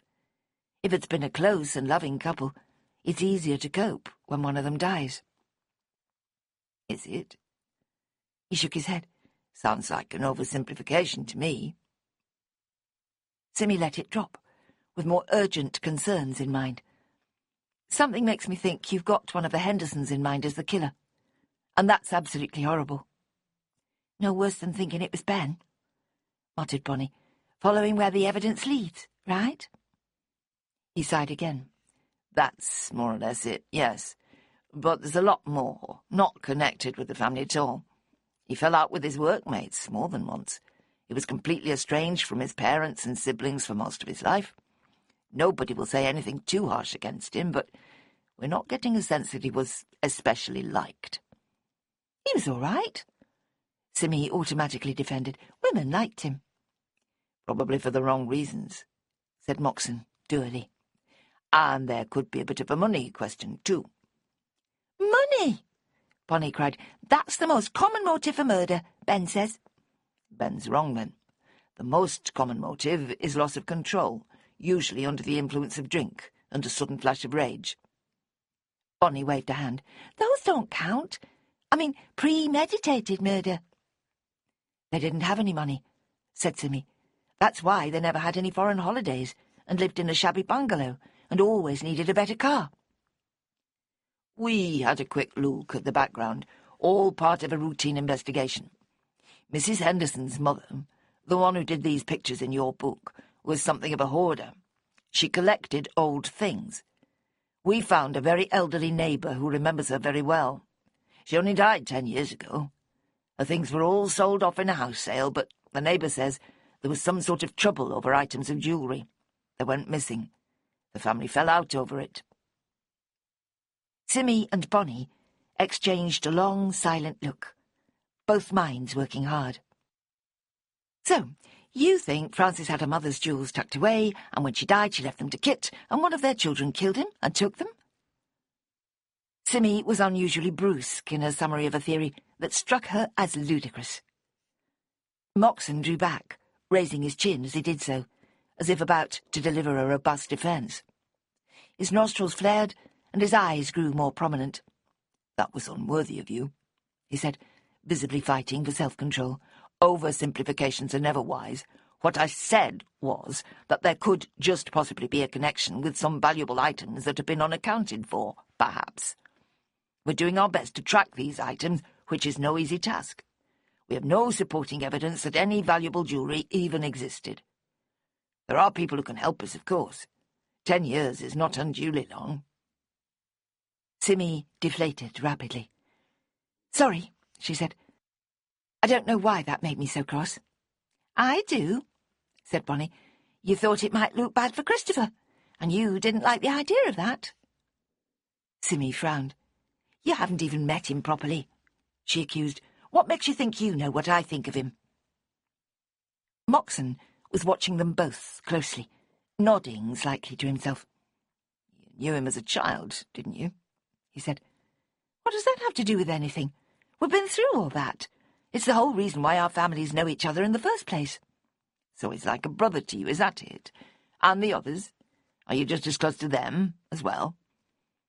"I haven't been close to any of them for about 20 years. I did some of the flowers for Frances's funeral, and then I went to it for my mother's sake. That's all. And when Frances left me this book, I met the family again. On Monday. I've seen them all in the past week." "So what?" She almost shouted the final words. "Why did you tell us about the jewellery?" Bonnie asked. She'd been quietly thinking ever since the information had been revealed. "If you don't think there might be something to it, that is, you must have a reason." Again, respect and admiration were clear in his eyes. Again, he said, "You really are learning a lot from Ben, aren't you?" "He makes everything seem so obvious." The girl smiled. "There are rules, you see. People generally have some reason for saying things, even if they don't seem relevant. People like you, anyhow. You don't just waffle on about stuff that's not important. So there's something about these jewels that you think Simmy or I might know or find out or suggest, isn't there?" "Why not just get to the point?" demanded Simmy. "This is giving me a very bad headache." "There really is no exact point, but I have to admit I've thought it might be worth running past you. Listen." He looked cautiously towards the street door, checking that nobody was about to come into the shop, and went on to speak in a slow, formal tone. "This is not part of the main investigation. I'm happy to admit that there is no direct evidence pointing to valuables being stolen or anything of that sort. And yet it is a lead, and we've no choice but to take notice of it. Given that we've had a lot of useful assistance from you and your young friends in the past, it occurred to me that there could be some more help in a less than official capacity. Christopher Henderson runs an auction house near Keswick, as I understand it. This raises a number of ideas, theories even. It gives him all kinds of opportunities. Now, don't get excited." He raised a hand to forestall the protest that Simmy was about to make. "We have no reason to think there's anything going on there, other than the inevitable minor scams and deceptions. But if the police show up, asking questions and poking around, that will be totally counterproductive. Plus, we haven't enough manpower to send anyone up there for the best part of a day, so you—" He spread his hands in a wordless appeal. "You want me to go as a spy for the police? How in the world do you think I could even begin to recognise a scam, even if it was happening right under my nose? I don't know the first thing about what happens at an auction. But she remembered that Christopher had invited her to go, and she was already more than half hooked on the idea. "Take Ben with you," said Bonnie. "He'd find the whole thing absolutely thrilling." Moxon gave her another beam of approval. "Just what I was thinking," he said. Simmy made no promises. Instead, she raised objections about having to close the shop, not knowing what Ben's commitments might be, worrying that she might feel conspicuous, or even bid for something accidentally. "It doesn't start until 10, Moxon told her, and goes on until about 5. You could close an hour or so early, and be there by noon. The sale would still have hours to go." Simmy pouted mulishly at the idea of the shop only being open for a couple of hours. Then she sighed and said, "Well, given how quiet it is these days, I suppose it wouldn't matter." "Christopher's not going to be selling his grandmother's jewellery, is he?" Bonnie said. "He wouldn't be such a fool." "Not this weekend, anyway," said Moxon. "I believe items have to be delivered at least 10 days before the sale date." He huffed a brief laugh. "Although I imagine he can break his own rules if he chooses to." "You said you didn't actually think that was what had happened," Simmy reminded him. "I said there was insufficient evidence for any firm theory," he corrected her. "I'd just be happy for you to go along and get a sense of how it all works. You never know, it might be the start of a whole new interest for you." Bonnie giggled. "I know she doesn't want me to say it, but I think Simmy already has a new interest, and it's called Christopher," she said. "And don't shout at me again," she warned Simmy. "I can tell by your face. Every time anybody says his name, you go pink." "Which makes it all the more unlikely that I'll spy on him, as you want me to." She'd abandoned any attempt to deny the involuntary flushes that came with discussion of her old friend. At some point in the past 24 hours, she had indeed reverted to her adolescent feelings for him. Deny them as she might, these feelings were simmering warmly inside her, and no way would she ever manage to persuade Bonnie otherwise. At least it wasn't Melanie, her previous assistant, who had made it a personal mission to find Simmy a mate. Bonnie might be interested, but it was far from being an obsession. "I could send a detective constable, I suppose," said Moxon, "if you really won't do it for me." "I really don't see why I should act as an unpaid secret agent for the police," she said. "You might think of it as a public service in the interests of society at large." "Ben'd love it if you took him with you," Bonnie commented. "I wish I could go as well, but Corinne's got me lined up for some shopping in the afternoon, and I've got to take Spike for a run. He's getting fat." Despite herself, Simmy was growing increasingly excited at the prospect of a new experience. Never inclined to watch the legions of television programmes about antiques and sale rooms, she nonetheless carried a notion of their romance. Unrecognised treasures, fierce competition to acquire an item, the sheer beauty of well-made old objects, whether teapots or candlesticks. It all carried a special appeal. "All right, then," she said. Ben came into the shop at 3 o'clock, much more hesitantly than usual. One glance at his face sent Simmy into a tizzy. He was pale, drawn, and tousled. "Gosh, you look terrible," she cried, without thinking. Bonnie flew to his side and lifted one of his arms over her shoulders, huddling against him. If anything, the result was to make him look even worse. "I didn't sleep," he said, with a lopsided smile. "Don't give me that," said Simmy. "Since when has one wakeful night made a person your age look like death? Something else is going on." "Nothing you don't know about. Just stuff going round my head. My mum's not helping, and it was grim yesterday. Taught me more than I needed to know about how the police work." "Moxo was here this morning," said Bonnie. "He thinks you and Simmy should go to Keswick tomorrow." "What? No, I can't. I've got so much work." His head seemed to hang like a great weight on his neck, pulling his shoulders into a downward curve. "It's all a bit much." "It's the auction. Christopher Henderson's place. Moxon wants us to do some spying for him. I can't, he insisted. Simmy gave him a long look, calculating her anxiety levels. She was not his mother. He wasn't going to die. But there had been damage done to him a few months earlier, as much psychological as physical, and nobody was quite sure how vulnerable he had become as a result. This was combined with a heavy burden of schoolwork and a sudden growth spurt, so that his former energy was sadly depleted, and had been for a while. "I'm not sure I'm brave enough to go on my own," she said. Brave? Why'd you have to be brave? She felt foolish and pathetic, having to explain, but new situations frightened her, and always had.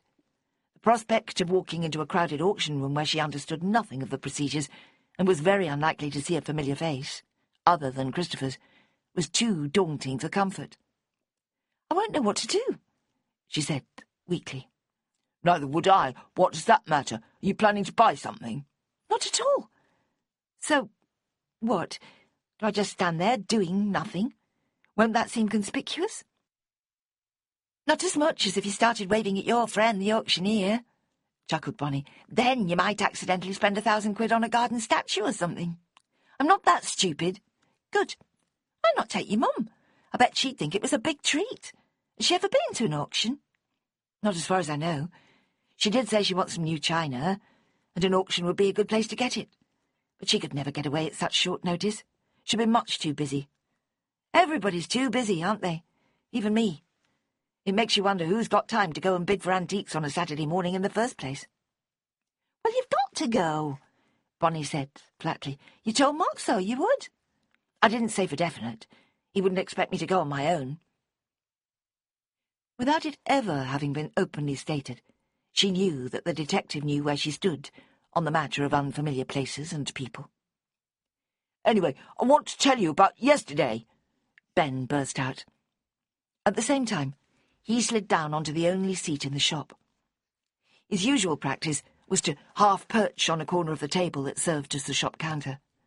I haven't told either of you what happened. Bonnie leant against him like a loving dog. "Go on, then," she prompted. I thought I knew all about how the police work. I thought I could just give them some pointers and timings and so forth, and it would be like the other times. Ambleside, Coniston, where they listened to me. Or I thought they did," he finished miserably. "They did, Ben. That dossier you constructed over the Ambleside business was really useful. Moxon wasn't just pretending to humour you." "Right, but I didn't see anything then, did I? It was all theoretical." "You saw more than enough in Windermere," she reminded him. "That's the thing." He nodded, as if they'd finally got to a central point. "My mum says it must be PTSD, going right back to that. She wants me to go and see a psych person about it." Bonnie squeezed herself even closer, rubbing his shoulders soothingly. He patted her hand like an old man. "Maybe you shouldn't tell us about yesterday, then," said Simmy. "Not if it's going to dredge things up for you and upset you." He shook his head. "Too late to worry about that. The problem was, it was some woman who interviewed me, and not Moxon. She's another DI brought in from Yorkshire or somewhere for a few months. I don't really understand why. They hadn't briefed her at all about who I was, so she jumped right in wanting to know exactly what I was doing in the bungalow and whether I knew Mr. Henderson and how could I explain my fingerprints being all over the room and why I'd waited so long before calling for help. Then she wouldn't let me explain about Bonnie being outside and me needing to keep her away. As it was, she saw more than I wanted her to. But the smell and the look of him, she didn't get that, thank goodness." Simmy smiled at this old-fashioned male protectiveness, while thinking that Bonnie would very likely have been much more able to deal with it than Ben had turned out to be. Simmy knew from experience that women coped with the realities of death and birth rather better than men did. Bonnie kept stroking him, almost purring. No shrill feminist objections from her to being protected by her young man. Wise girl, thought Simmy. There were plenty of other ways to skin the same cat. Meanwhile, Ben clearly needed all the reassurance and affirmation he could get. "It's a huge thing," she said, "when somebody dies, even if they're 99 and just pass away in their sleep. it still leaves a gap. When a person's murdered, it's much worse. I know, he said. I've seen dead people before. It's not just seeing them, is it? It's understanding what's happened. And last time you were distracted away from all that. You probably just pushed it all down and never went back to it. She found herself remembering elements from her own experience. So, now that there's been another death, all your buried feelings about the earlier ones have come flooding out, and you're having to cope with a double or triple dose. The point seems to be that you can't dodge it forever. I think a counsellor of some sort would be really helpful. All that would happen is that you could sort out your own reactions and get them under control. The boy grimaced and shook his head. I get the theory of all that, but what does it mean on a practical level? Am I going to be useless as a forensic archaeologist after all? What if I can't face the reality of the business? I mean, in Bones they have to deal with the most revolting, gory stuff, and they never even flinch. What if I don't manage it? Ben's ambitions had been conceived through a combination of obsessive watching of the American TV series, an encounter with sudden death on his 17th birthday, and a genius-level showing in academic studies, which virtually ensured that he could walk into any course of study he chose.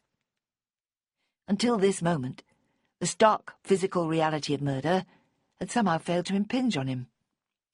They'll expect that. It's bound to be a big part of the training. I feel a total mess, he said.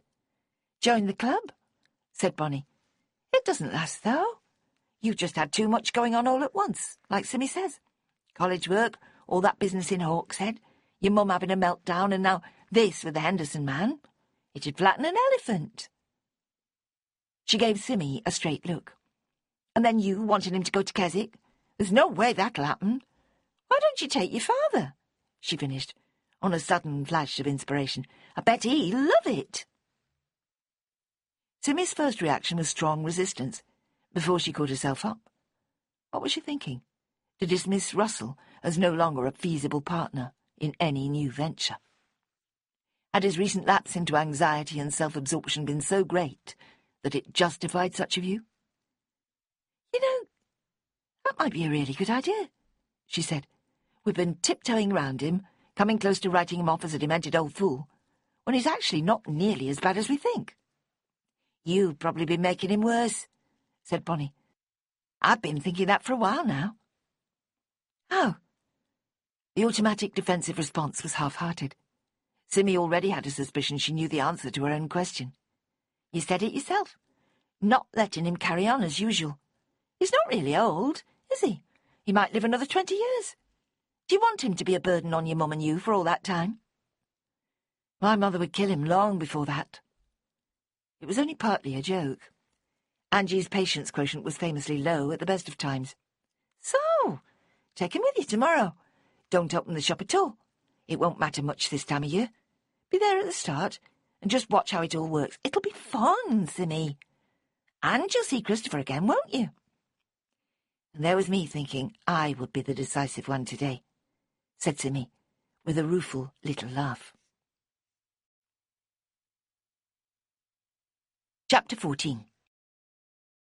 Simmy was on her parents' doorstep at 5:40, exactly simultaneously with a family of 4 expecting bed and breakfast services. The coincidence was unfortunate, in one sense, because her mother would be engaged with the routine settling in and explanations that happened numerous times each week.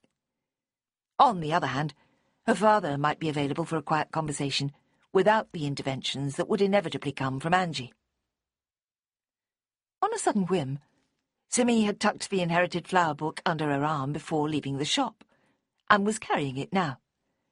It might help her to provide a reason for going to Christopher's auction house in the first place, although the logic remained very shaky. Moxon's hunches about family valuables felt decidedly tenuous, and a long way from anything Simmy had ever known about the Hendersons. Russell was not in his usual place beside the Rayburn. Neither was his dog. Before she could ask Angie where they were, the whole party of new arrivals were being escorted upstairs, and Simmy had no chance of gaining any attention. So, she went in search of her father, starting with the family sitting room, access to which was forbidden to the guests.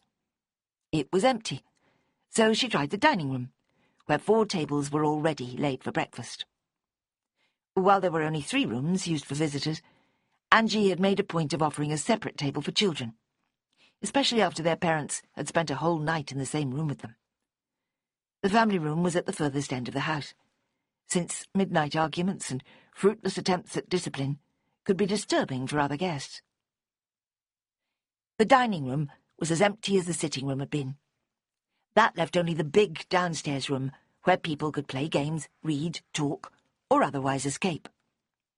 Either that, or the bedroom that her parents shared upstairs must harbour Simmy's father and probably his dog. He was doing a jigsaw in one corner of the room.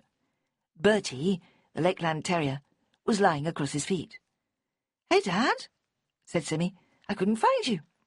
"Well, now you have," he said with a smile. "You can help me with this if you like." She looked over his shoulder at the picture. It was a chaotic depiction of a domestic scene in which all the characters were cats. It was about 3/4 done. "How long has it taken you?" she asked. "Oh, I didn't start it. There was a man here for a few days with his boy. The weather kept them in rather a lot, so they embarked on this foolish thing. They left without finishing it, and I couldn't bring myself to put it all away until I'd done it. It's much harder than it looks." "It looks pretty hard." He laughed. "You never were very fond of jigsaws, were you?" "Not really, but I can see how they might appeal on a chilly winter evening. Except it's not very warm in here, is it?" "It's all right. Did you want to talk to me? It'll be supper time soon. People have arrived. Why in the world they choose to come here in November passes my understanding. I'll have to go out again and find something to eat. But it's dry tomorrow, lucky for them." "I did have something to suggest to you, actually. How would you fancy an expedition to Keswick tomorrow?" "Expedition? On camelback or snowshoes?" She laughed. "Neither. In my car. I've been asked to go to an auction, and I'm too shy to do it by myself." "Auction? What sort? Flowers? Old farm implements? A country house sale?" His eyes sparkled. "That'd be interesting. I might find some fancy pots for the garden, or a piece of old trellis. I decided I'd put up a trellis in the spring." "It's mostly antiques, I think." "Who asked you to go?" "Christopher Henderson. He's the auctioneer. Or one of them.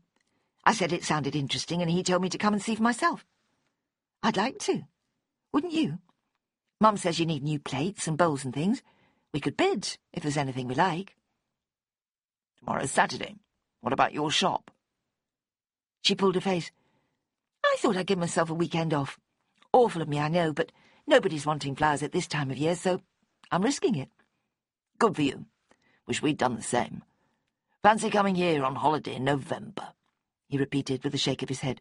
"Some people are off the chumps, if you ask me." "Off the chumps? Did you make that up?" "I don't think so." He frowned. "Or did I? It sounds odd, now you mention it." He gave it some thought before giving up the attempt. "But listen, I was thinking about words just now. Have you ever thought about nounce and what it means?" "I can safely say I have not. Why?" "Because there are so many prefixes to it. Pronounce, denounce, announce, renounce. I think there might even be enounce, although I'm not sure about that. They all mean something a bit different. Didn't any of your teachers draw your attention to that at school?" "Not that I remember, Dad.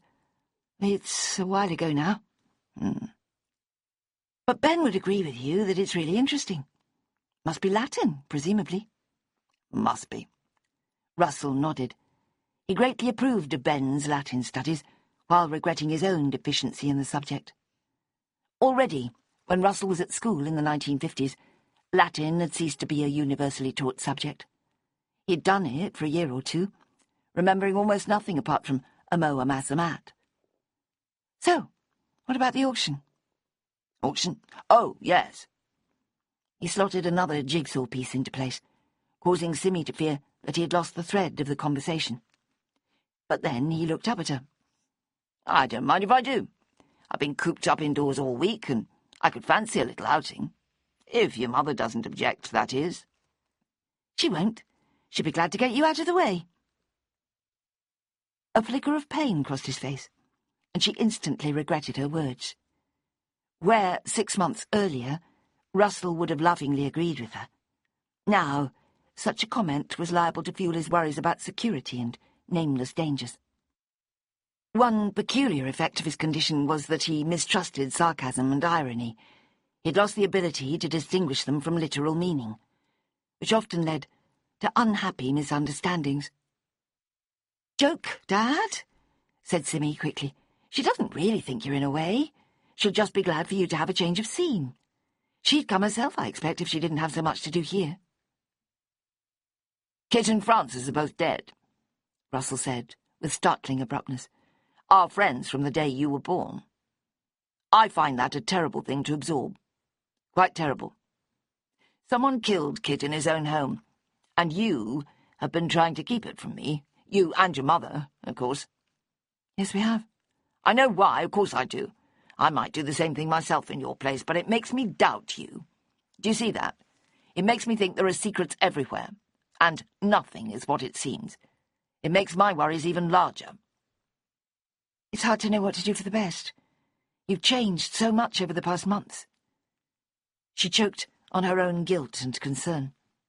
"It's a natural instinct not to want to upset you anymore."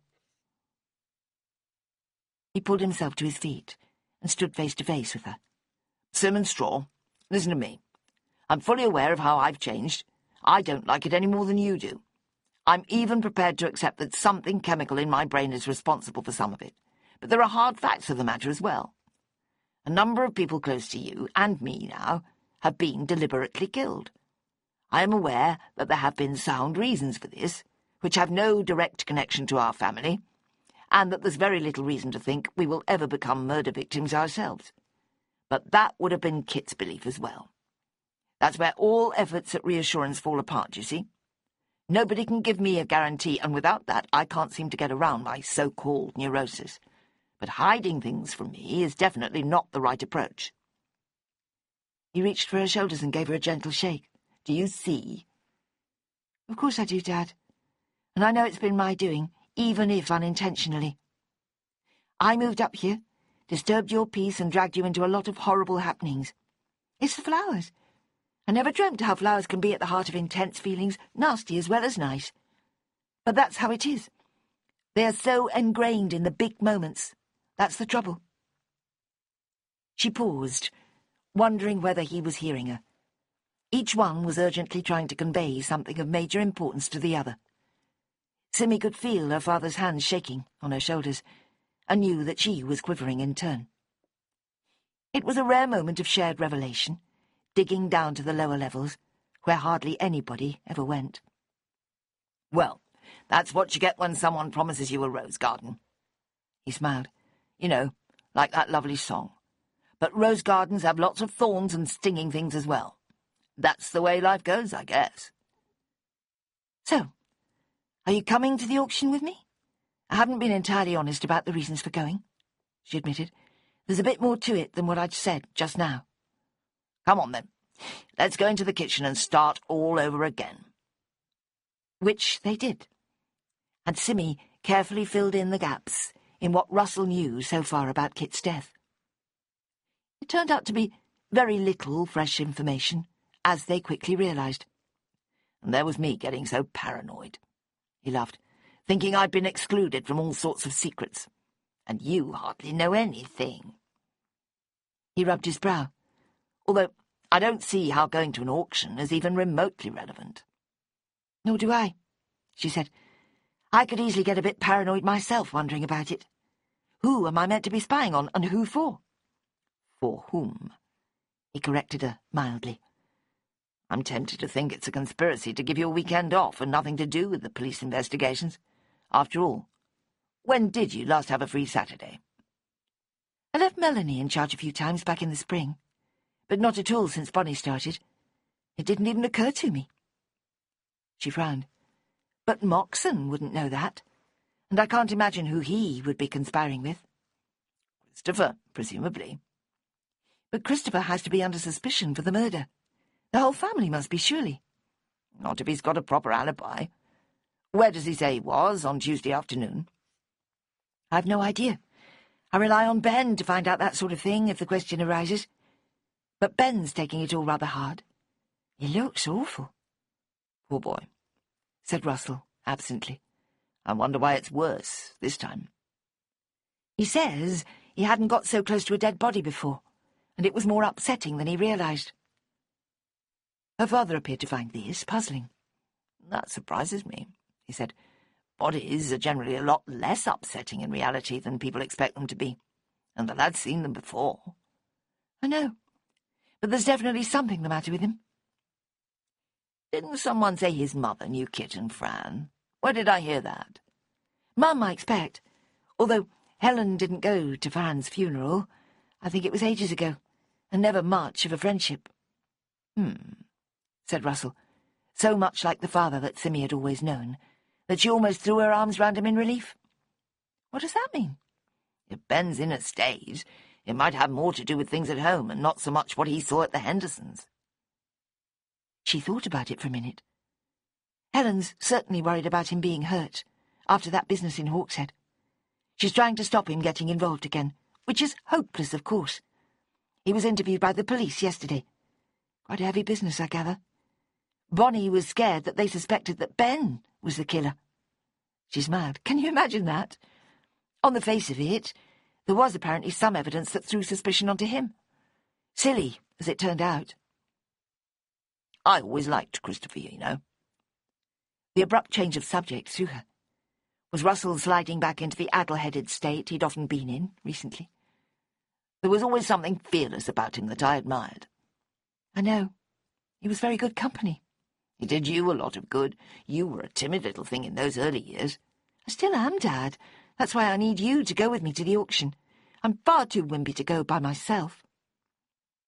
Can we really buy something? Do they have good china? We need new serving dishes for the breakfast so we can change the system we use now. We should put the bacon and sausages out on the sideboard so people can take what they want. It's less wasteful that way. Is it? Aren't you just as likely to do too much and have it left over? Possibly. But if it hasn't been on someone's plate, it can be warmed up again for the next day. Tricks of the trade, he grinned, tapping the side of his nose. But it won't work for eggs. True. The thing is, people have a habit of leaving meat more than anything else. I don't understand why. I remember my mother always telling us to eat the meat, even if we left other things. I could never abandon a sausage halfway through. I still don't quite follow the logic of the serving dishes. But they probably have lots of china, she said. And it'll be more interesting if we try to bid for something. How does it work, I wonder? I really have no idea at all. Nor me. I expect someone will explain it to us. They'll be happy to have new buyers, after all. Angie Straw found them sitting close together at the kitchen table like conspirators. "What's all this?" she demanded. "We're going out tomorrow morning. We might be some time," said Russell. "I see," said his wife. "And what happened to those potatoes I asked you to peel?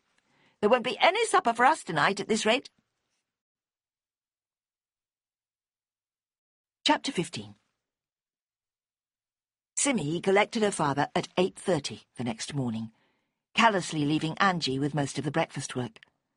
All the guests had been served, so the worst was over. Angie was clearly unsure about how to react. Pleased to have Russell out of her way, but sorry to be missing the fun, was roughly how it went. "Have a nice time," she said. "Don't be too late back. There's that American couple arriving at 5. You know how you like chatting to Americans." "I do," said Russell. "They're such fun to tease." Teasing had been in short supply for a while, thought Simmy. Perhaps it had all been a temporary aberration, and her father would return to his old self after all. The plan had been to take the drive slowly, savouring the numerous beauty spots and landmarks along the way. Simmy would encourage her father to expatiate on all the many snippets of history he had acquired since living in Cumbria. It worked better than she had dared to hope. Even as they followed the one-way system through Ambleside, he was noting how full Stock Gill was, and making a resolution to go and look at the waterfall before winter set in. "It's sure to be spectacular," he said. Then, as they passed through Rydal, He waved a hand to the left, where the land rose mistily. "That's Loch Rake," he informed her, "and Elterwater's over there. Poor little lake. Nobody ever remembers its existence." "Same as Esthwaite," said Simmy, with a nervous laugh. "Bad things had happened not long ago on the edge of Esthwaite Water." "Not to mention Westwater, Ennerdale, Haweswater and Bassenthwaite," he listed. "People are very unadventurous, you know. They think of Derwentwater, Windermere and Coniston and leave all the others out." "I suppose they all have their champions. They just haven't established the same levels of fame. I must admit, I've never seen Haweswater or Bassenthwaite." "You should be ashamed," he said kindly, "although I blame myself. I ought to have forced you to come on an excursion with me. Several excursions, in fact." "We'll do it next spring. First chance we get," she promised him. "And we'll be passing Thirlmere in a minute. Perhaps we could stop for a bit and see how it's behaving." "That's not it, is it?" She ducked her chin at a stretch of water to their left. "No, silly, that's Rydalmere, as they used to call it. Another lovely little lake, or mere, as I should be calling them. You'd better not look while you're driving, but it's quite delightful. Very small, and rather an odd shape." Traffic was irritatingly heavy, and proceeding too fast for Simmy to be able to crawl past all the sights as Russell pointed them out. She knew nobody else who could name almost every peak and valley, often with a snippet of history to go with it. "Poetry country," he murmured. "You can see why, can't you?" "So much water," she noted. "There'll be floods again if it goes on raining." In fact, they had chosen a singularly dry day for their outing. The clouds had thinned after weeks of drizzle, but the light was still far from bright.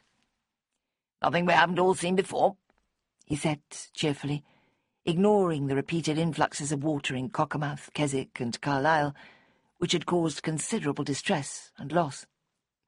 "In the olden days the farmers were forever losing vital crops because of the weather. I suppose they might be still, but nobody worries about them anymore."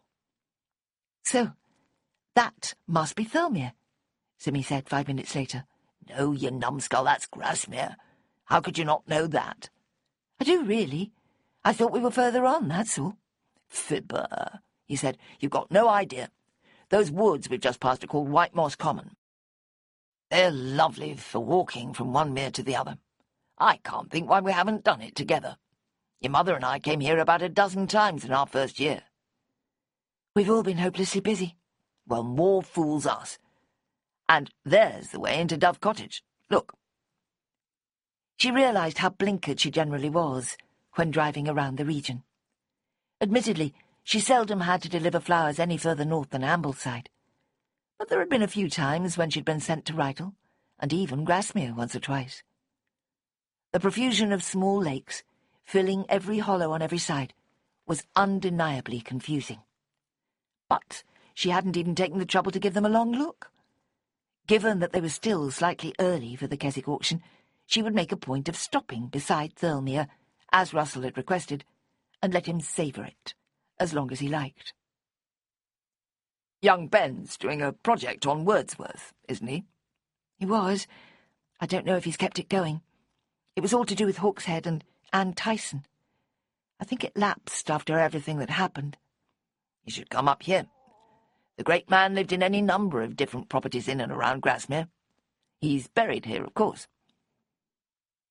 The village of Grasmere was similar to Hawkshead, to the extent that it existed almost exclusively for the delectation of tourists.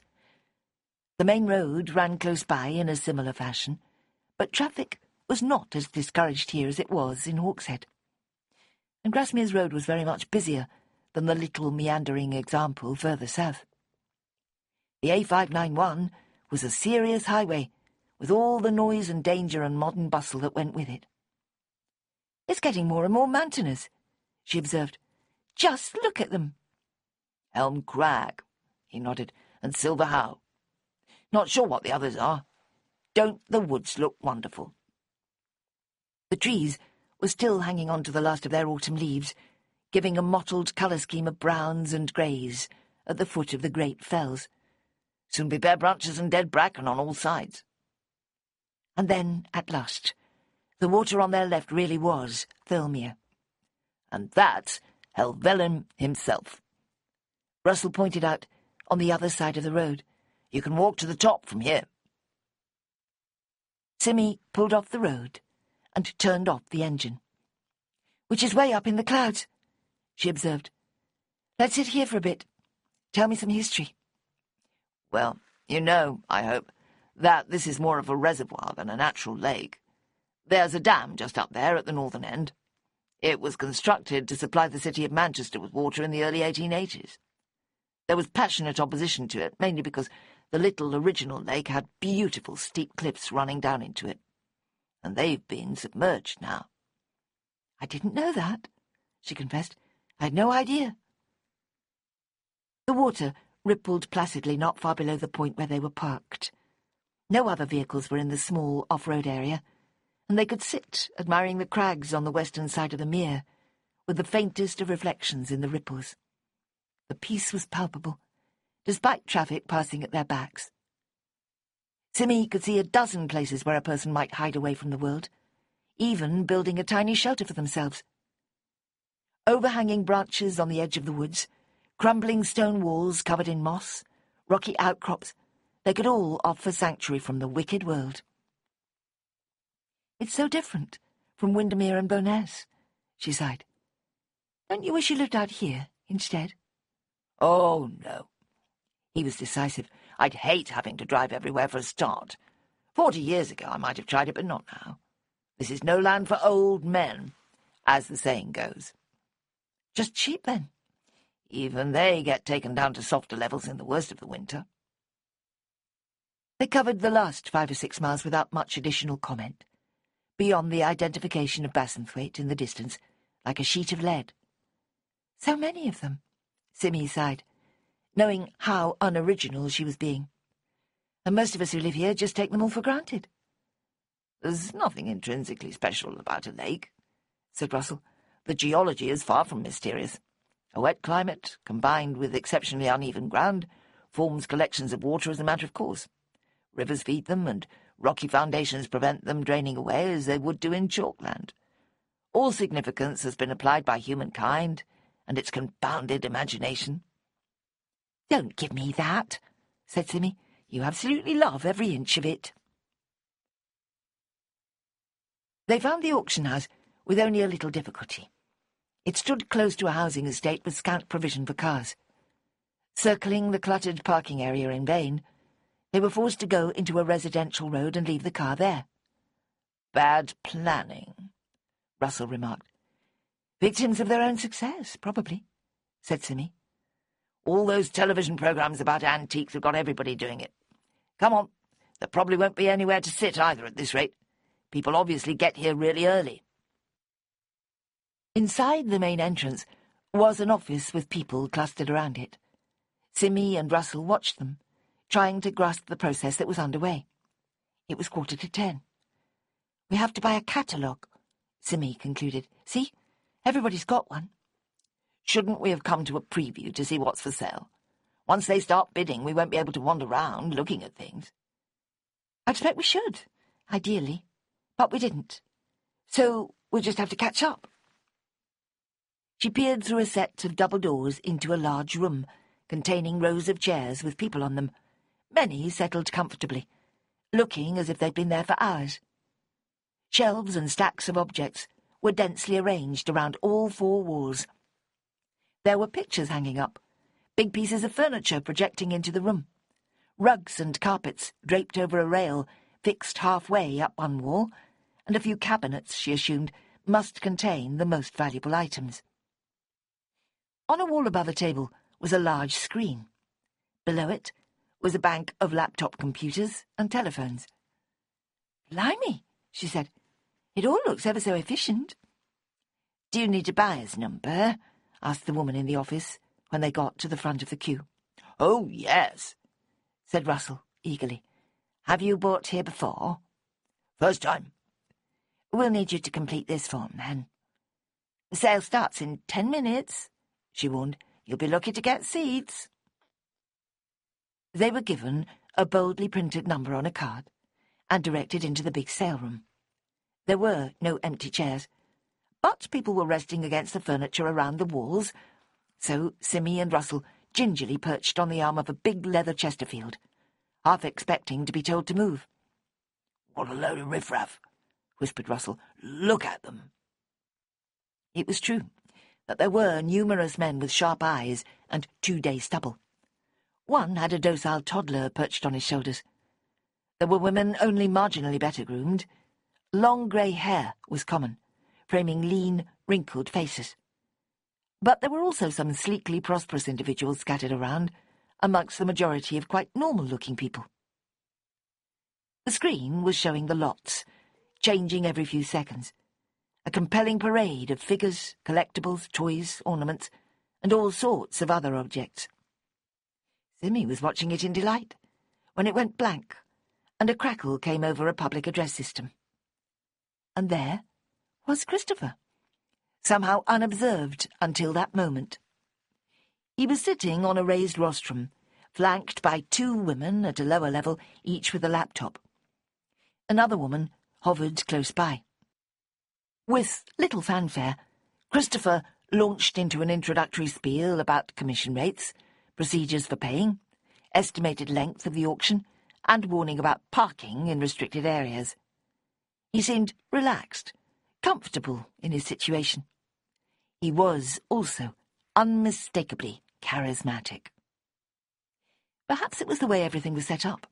All eyes on him, including the team of subservient women. His easy manner and ready smile. And should he be smiling like that, less than a week after the death of his father? Simmy wondered. Wasn't it rather heartless? She watched him with complete absorption. The rest of the room a vague sea of faces and antiques that mattered nothing to her. "Hello, there's that man from Fran's funeral," said Russell into her ear. Unlike his daughter, he had been scanning the room with interest, curious to know who came to such sales, and impatient for the real action to get started. "What?" Simmy blinked at him. "What man?" "There, see." He pointed unselfconsciously at a row of chairs in the middle of the room. "Grey coat." "Oh, yes, he came into the shop yesterday. I can't seem to get away from him." He watched the man with a woman she quickly realised was Hannah, trying to judge the relationship between them.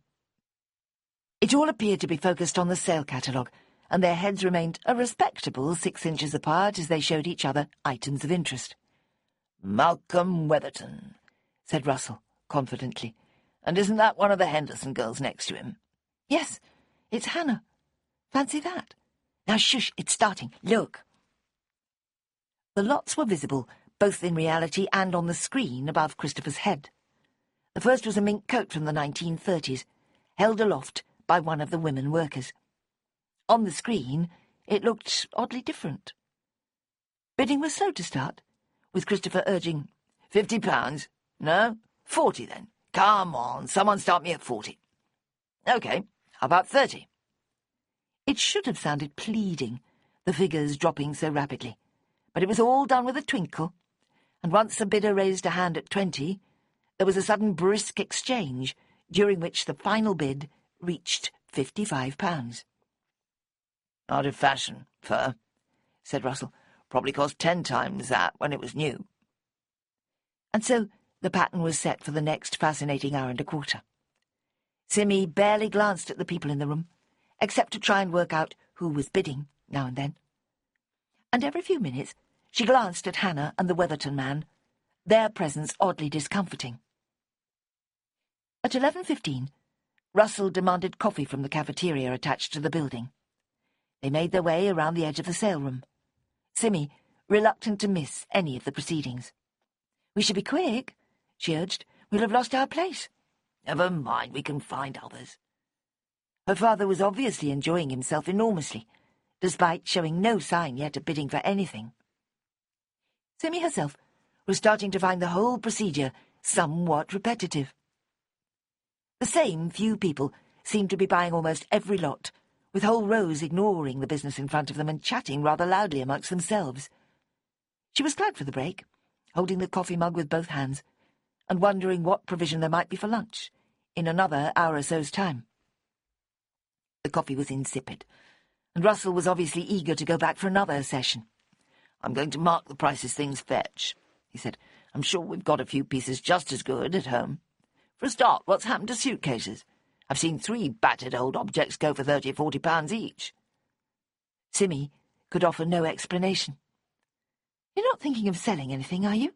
"There's a lot of clutter around the house," he said, thoughtfully. "This isn't going to be the start of a new interest, Dad. You'd end up buying a whole lot more than you sell." "I could learn the ropes and make sure that doesn't happen." She ought to be pleased that he was enjoying himself so much, she told herself. The purpose for their being there was growing fainter as time went on, and the boredom level increased. Christopher was wholly immersed in his work, and had barely nodded her way once. He had to constantly scan the room for bidders, listen to what the women with the computers were telling him, remember where the numbers had got to, and generally maintain concentration.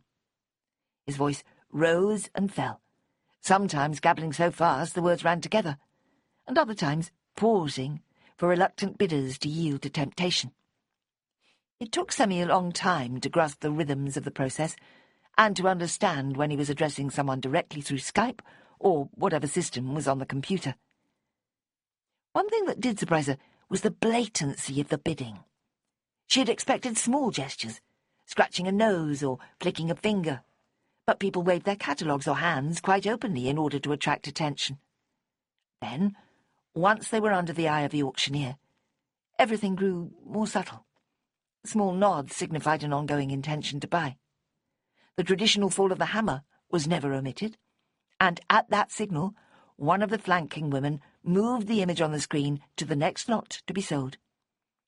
It was a hypnotic mixture of modern technology and age-old business practice. At some point, after midday, Simmy ceased to be bored. The miscellaneous section had all been sold, and attention turned to china and porcelain. Familiar and unfamiliar names came and went. Royal Worcester, Staffordshire, Belec, Poole. So much high-quality stuff was here for the taking. And some of the prices seemed to her surprisingly low. Lovely jugs, tea sets, ornaments were being bought for the price of a dozen roses. Then she felt a movement at her side, and before she knew it, her father was waving his rolled-up catalogue in a frenzy. He ignored her alarmed whisper of, "Dad!" and before she knew it, had secured a gilt-edged dish with a rosebud pattern in the centre for £25. "Number?" said the auctioneer, with some impatience. Russell looked blank. "You have to show your buyer's number," Simmy told him. "Where have you put it?" The whole room seemed to focus on him as he searched for the card.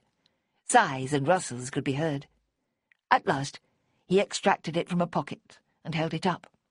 "Sorry," he called, cheerfully. Christopher smiled tightly and moved briskly on. Then, seemingly for the first time, Malcolm Weatherton caught sight of Simmy and recognised her. He had turned to see the cause of the delay, along with 60 other people, and seen her and her father. She watched him nudge Hannah and say something to her. She too craned her neck for a look and smiled when she caught Simmy's eye. A smile that held absolutely nothing of friendliness or even fellowship. Just one of those smiles people gave instinctively when they met another person's eye. Simmy gave a little wave, and then quickly lowered her hand, in case the gesture be mistaken for a bid. "When can I have my lovely dish?" asked Russell, obliviously. "Good question. We'll have to go and ask. You know you've got to pay another 15% on top of what you bid, don't you? Or even more. I forget what he said." "Outrageous," laughed Russell. "You were very rash," she chided. "For all you know, it's got a great big chip or crack in it." "Oh, pooh. They wouldn't sell it if it was damaged. That woman wanted it as well, you know. I was determined to outbid her." "Hannah and the Weatherton man have finally seen us. I've been watching them on and off all day. She doesn't look very pleased about us being here." She had forgotten that D.I. Moxon had asked her to come, and that she was apparently supposed to assess the likelihood of Henderson heirlooms being sold by Christopher, now his parents were both dead. If that was what he'd wanted from her, It had been very far from clear. In any case, she was sure she'd failed. All she'd done was learn a tiny fraction of the auction room procedures and allow her father to make a reckless purchase. "What are we doing now?" asked Russell like a child. "Is it time for lunch?" Very much so. And then we're going home. It'll all be finished before 5 o'clock. I hope you've had fun." "Lovely," he sighed. "Best day I've had for ages." They went to the office to pay for the dish. But before they could begin the transaction, Simmy felt a hand on her shoulder. "Have you got time for a little talk?" asked Hannah. "I think we should." "My dad as well." Preferably not. Let him collect his dish and go and wait in the car or something." "We're having lunch. You could join us." "All right, then. That'll be better than nothing." Simmy waited, thinking that perhaps here at last was a chance to do what Moxon wanted. She recalled Eddie Henderson's remark about Hannah's sourness over something Kit had done. Some tawdry piece of philandering that demeaned Francis. Christopher and Lynn had both talked about Hannah and George being very antagonistic for most of their childhood. There were aspects of Hannah that could well repay deeper inquiry. Ben Harkness would certainly think so. They left Russell to fathom the procedure required of him before he could lay his hands on his purchase, and went to the cafeteria. Simmy bought random items of food, enough for two, and let Hannah hustle her to a table and embark on an urgent harangue. "I hear you had dinner with Lynn and Chris on Thursday," she said accusingly, "and you've seen Eddie a time or two as well. You seem to be trying to insinuate yourself back into our family for some reason. All because of that book my mother left you, I suppose. Well, I don't know what you think you'll get out of it. They're both dead, those people who adopted me, and then blackmailed me into never trying to find my natural parents. I can't help feeling I've been shortchanged. How do you think it is for me, seeing you get that book? I'm their eldest daughter. It should have come to me." "Do you really want it? It's not worth anything." Simmy was too startled by the attack to address the more central accusation, which was so outrageous as to be impossible to confront directly. "I don't want the actual thing, but I don't want my mother, the only mother I've ever known, to favour you over me." "She hasn't. She didn't. She never did that." "Oh, no? Pushing you at Chris the way she did? Giving you all your favourite sweets? Making such a production over how nicely you speak compared to me and Lynn? It was sickening sometimes." 20 years ago, Hannah. I've hardly even seen her since then." "Maybe not, but she kept on thinking about you. She saw you as some sort of paragon. I always felt her comparing us to you, to your advantage. And then there was your father, always so loyal and helpful, making us laugh, never mean with money like ours was. It made him look like Scrooge." Simmy felt more proud than annoyed, and made no attempt to argue. "Well, I'm sorry," she said weakly. "I don't know what I could have done about it." "Stay away from us now. Don't go making eyes at Christopher. Lynn told me what you were like at the Bellsfield, following him up here, just so you could sit there all dreamy, watching him for hours on end. Sickening," she said again. Then Russell found them, proudly brandishing his piece of china. "Look at it," he crowed. "It's even more lovely than I thought. It's going to look perfect on the sideboard." He laughed. "God save the child who knocks it off and breaks it." Simmy and Hannah both froze for a few moments, and then silently agreed to shelve the acrimony in the presence of this cheerful old man. "Well done, Dad," Simmy smiled. "It's good to have a souvenir of the day." "I should get back," said Hannah. "There's some glass I've got my eye on. It'll be up before long." "That's Malcolm Weatherton you're with, isn't it?" said Simmy. "What if it is? He does a bit of dealing here and there. Has a stall in the antique market down in Barrow once a month. He's got an excellent eye for a bargain. Cheryl usually comes with us as well, so don't you go making anything of it. Jack and I are perfectly happy, and so are the Weathertons." "But it's a bit of a coincidence, isn't it?" "In what way?" "Well, with Christopher being an auctioneer." Simmy's mind was slowly forming dark notions about corruption and malpractice in the auction room. But that would involve Christopher, in shady dealings, which felt all wrong. For one thing, he wouldn't be such a fool, and for another, he was decent. All her life, she had held him somewhere inside her as a beacon of decency and fairness. His clear gaze couldn't conceivably conceal guilty secrets and dishonest deals. That's not what... Again, she stopped herself. Russell was looking from one face to the other in confusion. "I got you some pie, Dad," she said. "It's meant to be hot, so you'd better eat it quick. They're not very nice when they go cold." "Are you married, my dear?" Russell asked Hannah. "Forgive my forgetfulness. I do remember you very clearly as a little thing on the beach. You and your sister were always so lively." "Yes, married with a little boy. He's 5. Lynn and I were not so much lively as trying to get away from our brothers," said Hannah, "screaming our heads off in panic, and you grown-ups all thinking it was harmless play." Her brow darkened. "I was in terror for a lot of the time." "Surely not," said Russell, mildly. "Oh, yes, sheer stark terror. I really thought George would kill me one day." She paused and put a hand to the back of her neck as if in pain. "And now somebody's killed our Dad." "Well, it can't have been George," said Russell with a laugh. "Can't it?" said Hannah. "I'm not so sure." Chapter 16. Driving back to Windermere, Russell cradling his precious dish on his lap, Simmy rehearsed what she would say to Moxon when he inevitably caught up with her. George had been the shadowy figure in the whole Henderson business from the start.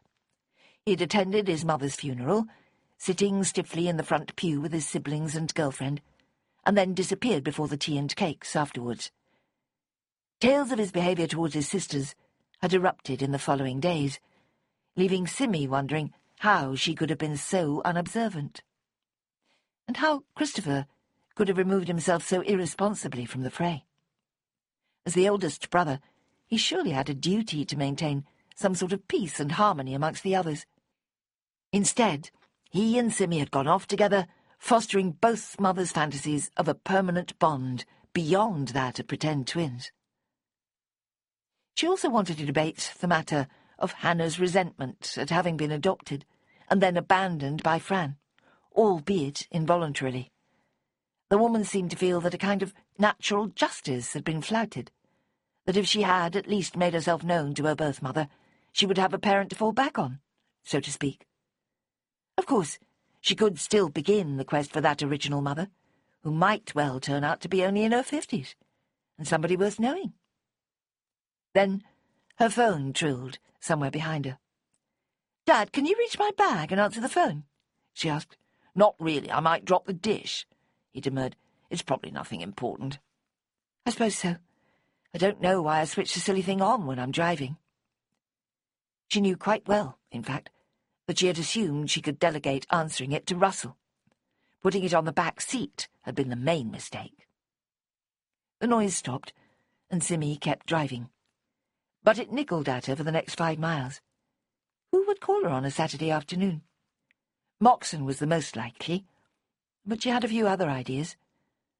Perhaps Christopher had finished selling all the lots at the auction and wanted to speak to her. Perhaps her mother was wanting to know how they were doing. Perhaps Bonnie, Ben, Melanie, or even Ninian had called. Ninian Tripp had been abandoned as a lost cause only a few weeks earlier, after a tepid romance that left Simmy profoundly unsatisfied. She felt perhaps unfairly that he owed her a sort of apology, and she would really enjoy a long catch-up call from Melanie, her former assistant in the shop. "I hope they left a message," she worried. "Who?" "Whoever it was phoning me." "They will if it's important. Isn't this a lovely road?" he sighed. "Isn't it fabulous up here? We're so lucky to live here permanently. I never get tired of it. You know, I'm planning to ride up and down here on the bus when I get too decrepit to drive." She laughed. "You'd get a better view that way. You could see the top of Helvellyn on a nice day." They had a pretty good vista as it was. Lakes, fells, almost bare trees, and clusters of blurry sheep lay on all sides. It was a waste to obsess about who was calling her. Her father was right. The person would try again if it was important. They wound their way down through Ambleside and on to the very familiar road into Windermere. The lake, on their right, was gently lapping its banks, birds bobbing on the water, and not a single sailboat venturing out onto the chilly November mere. It was 3 o'clock, and the light was dimming. There was no sign of the sun. It does have a certain charm at this time of year, Simmy agreed. You can see why people still want to come and use the B&B, even now.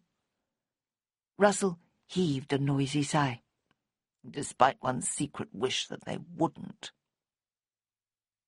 She took him home, where Angie was clearly refreshed by the peaceful day she'd had. "Have a good time?" she asked them, as if she really wanted to know. "Very interesting," said Russell. "All those things being sold. It was quite a revelation, I can tell you." "What did you buy?" He fetched the dish and proudly presented it. "Not a chip or a crack anywhere," he assured her. Angie took it from him and gave it a careful examination.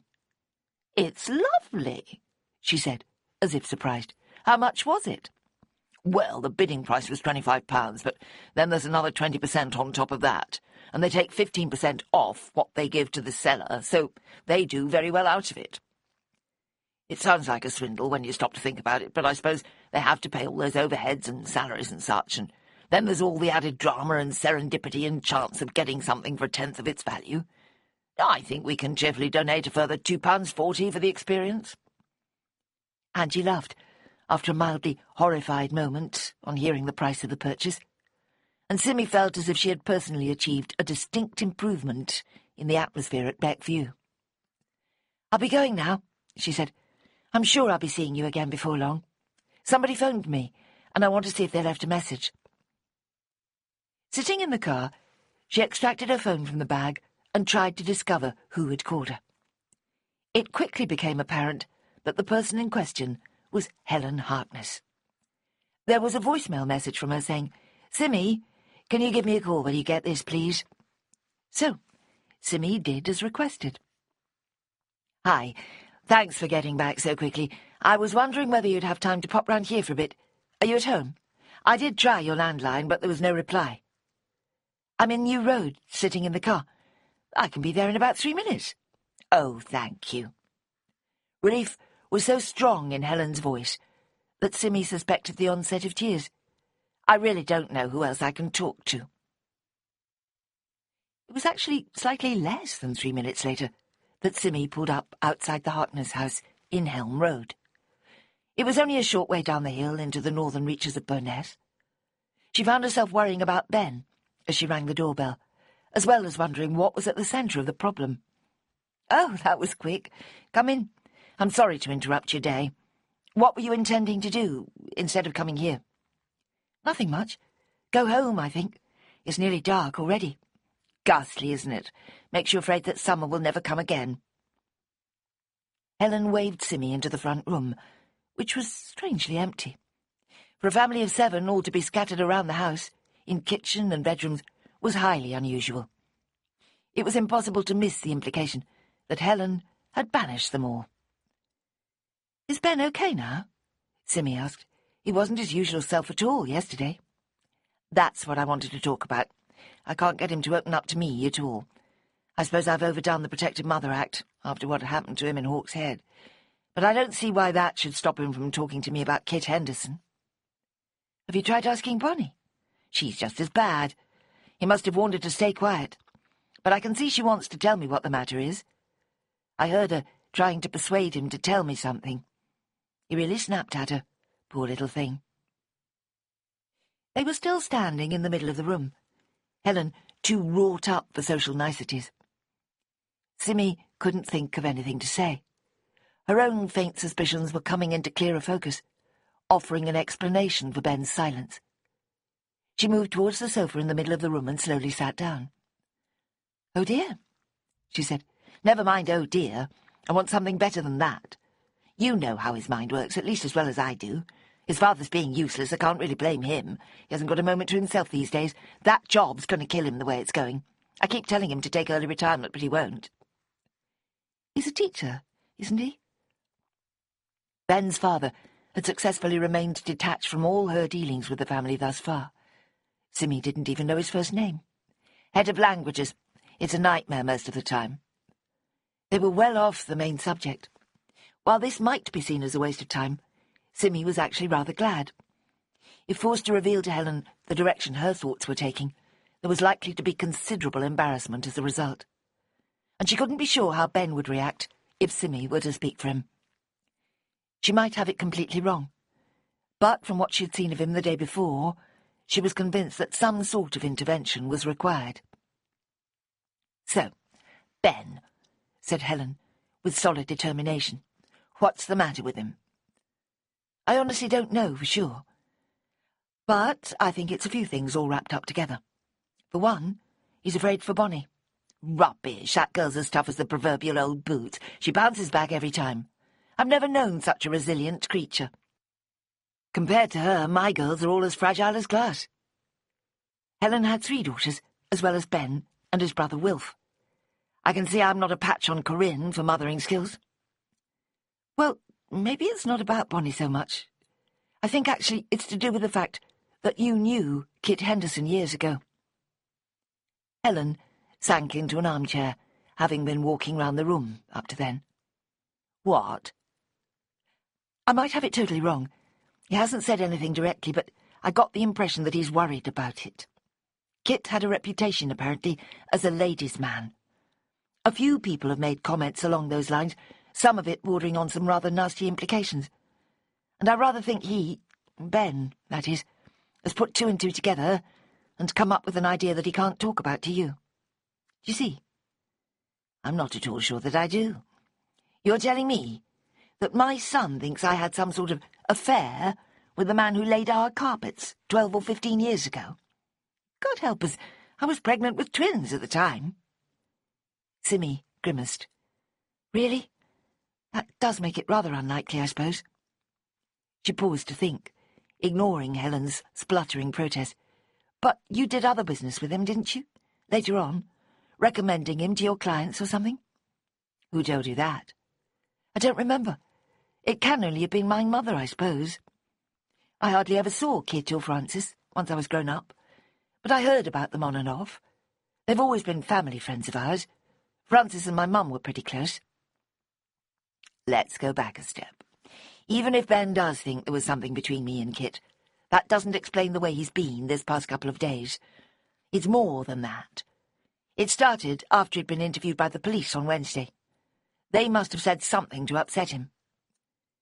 Bonnie said he thought they'd got some evidence to incriminate him.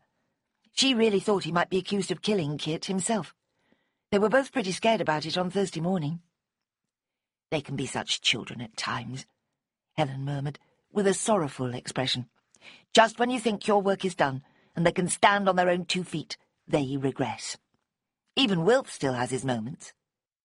She shook her head slowly. "I do remember talking to Kit about it one day. We bumped into each other at a client's house and started chatting. My twins must have been about 2 and were driving me absolutely mad.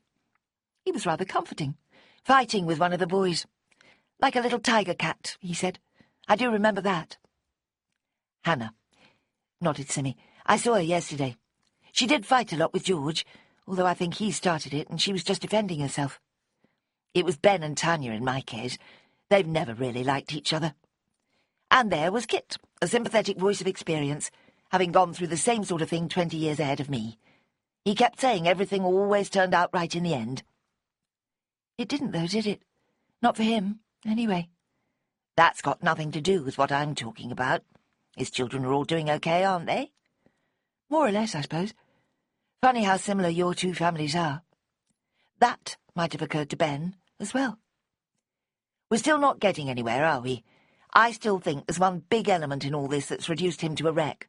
I've never seen him like this. It's unnerving." "Well, I can only think of one other explanation," said Simmy carefully. "It's a really wild idea, but I can just about see how it might have felt like a logical deduction. For Ben, anyway, since logical deductions are what he does." "Go on." "Well, assuming he does think you and Kit were, then he might also think that Kit was making some sort of threat against you. Blackmail, maybe. Threatening to tell your husband. Or even making fresh overtures, once his wife had died. I am only guessing, she emphasised, just trying to think the way he would. Helen was certainly not slow on the uptake. She got the message instantly.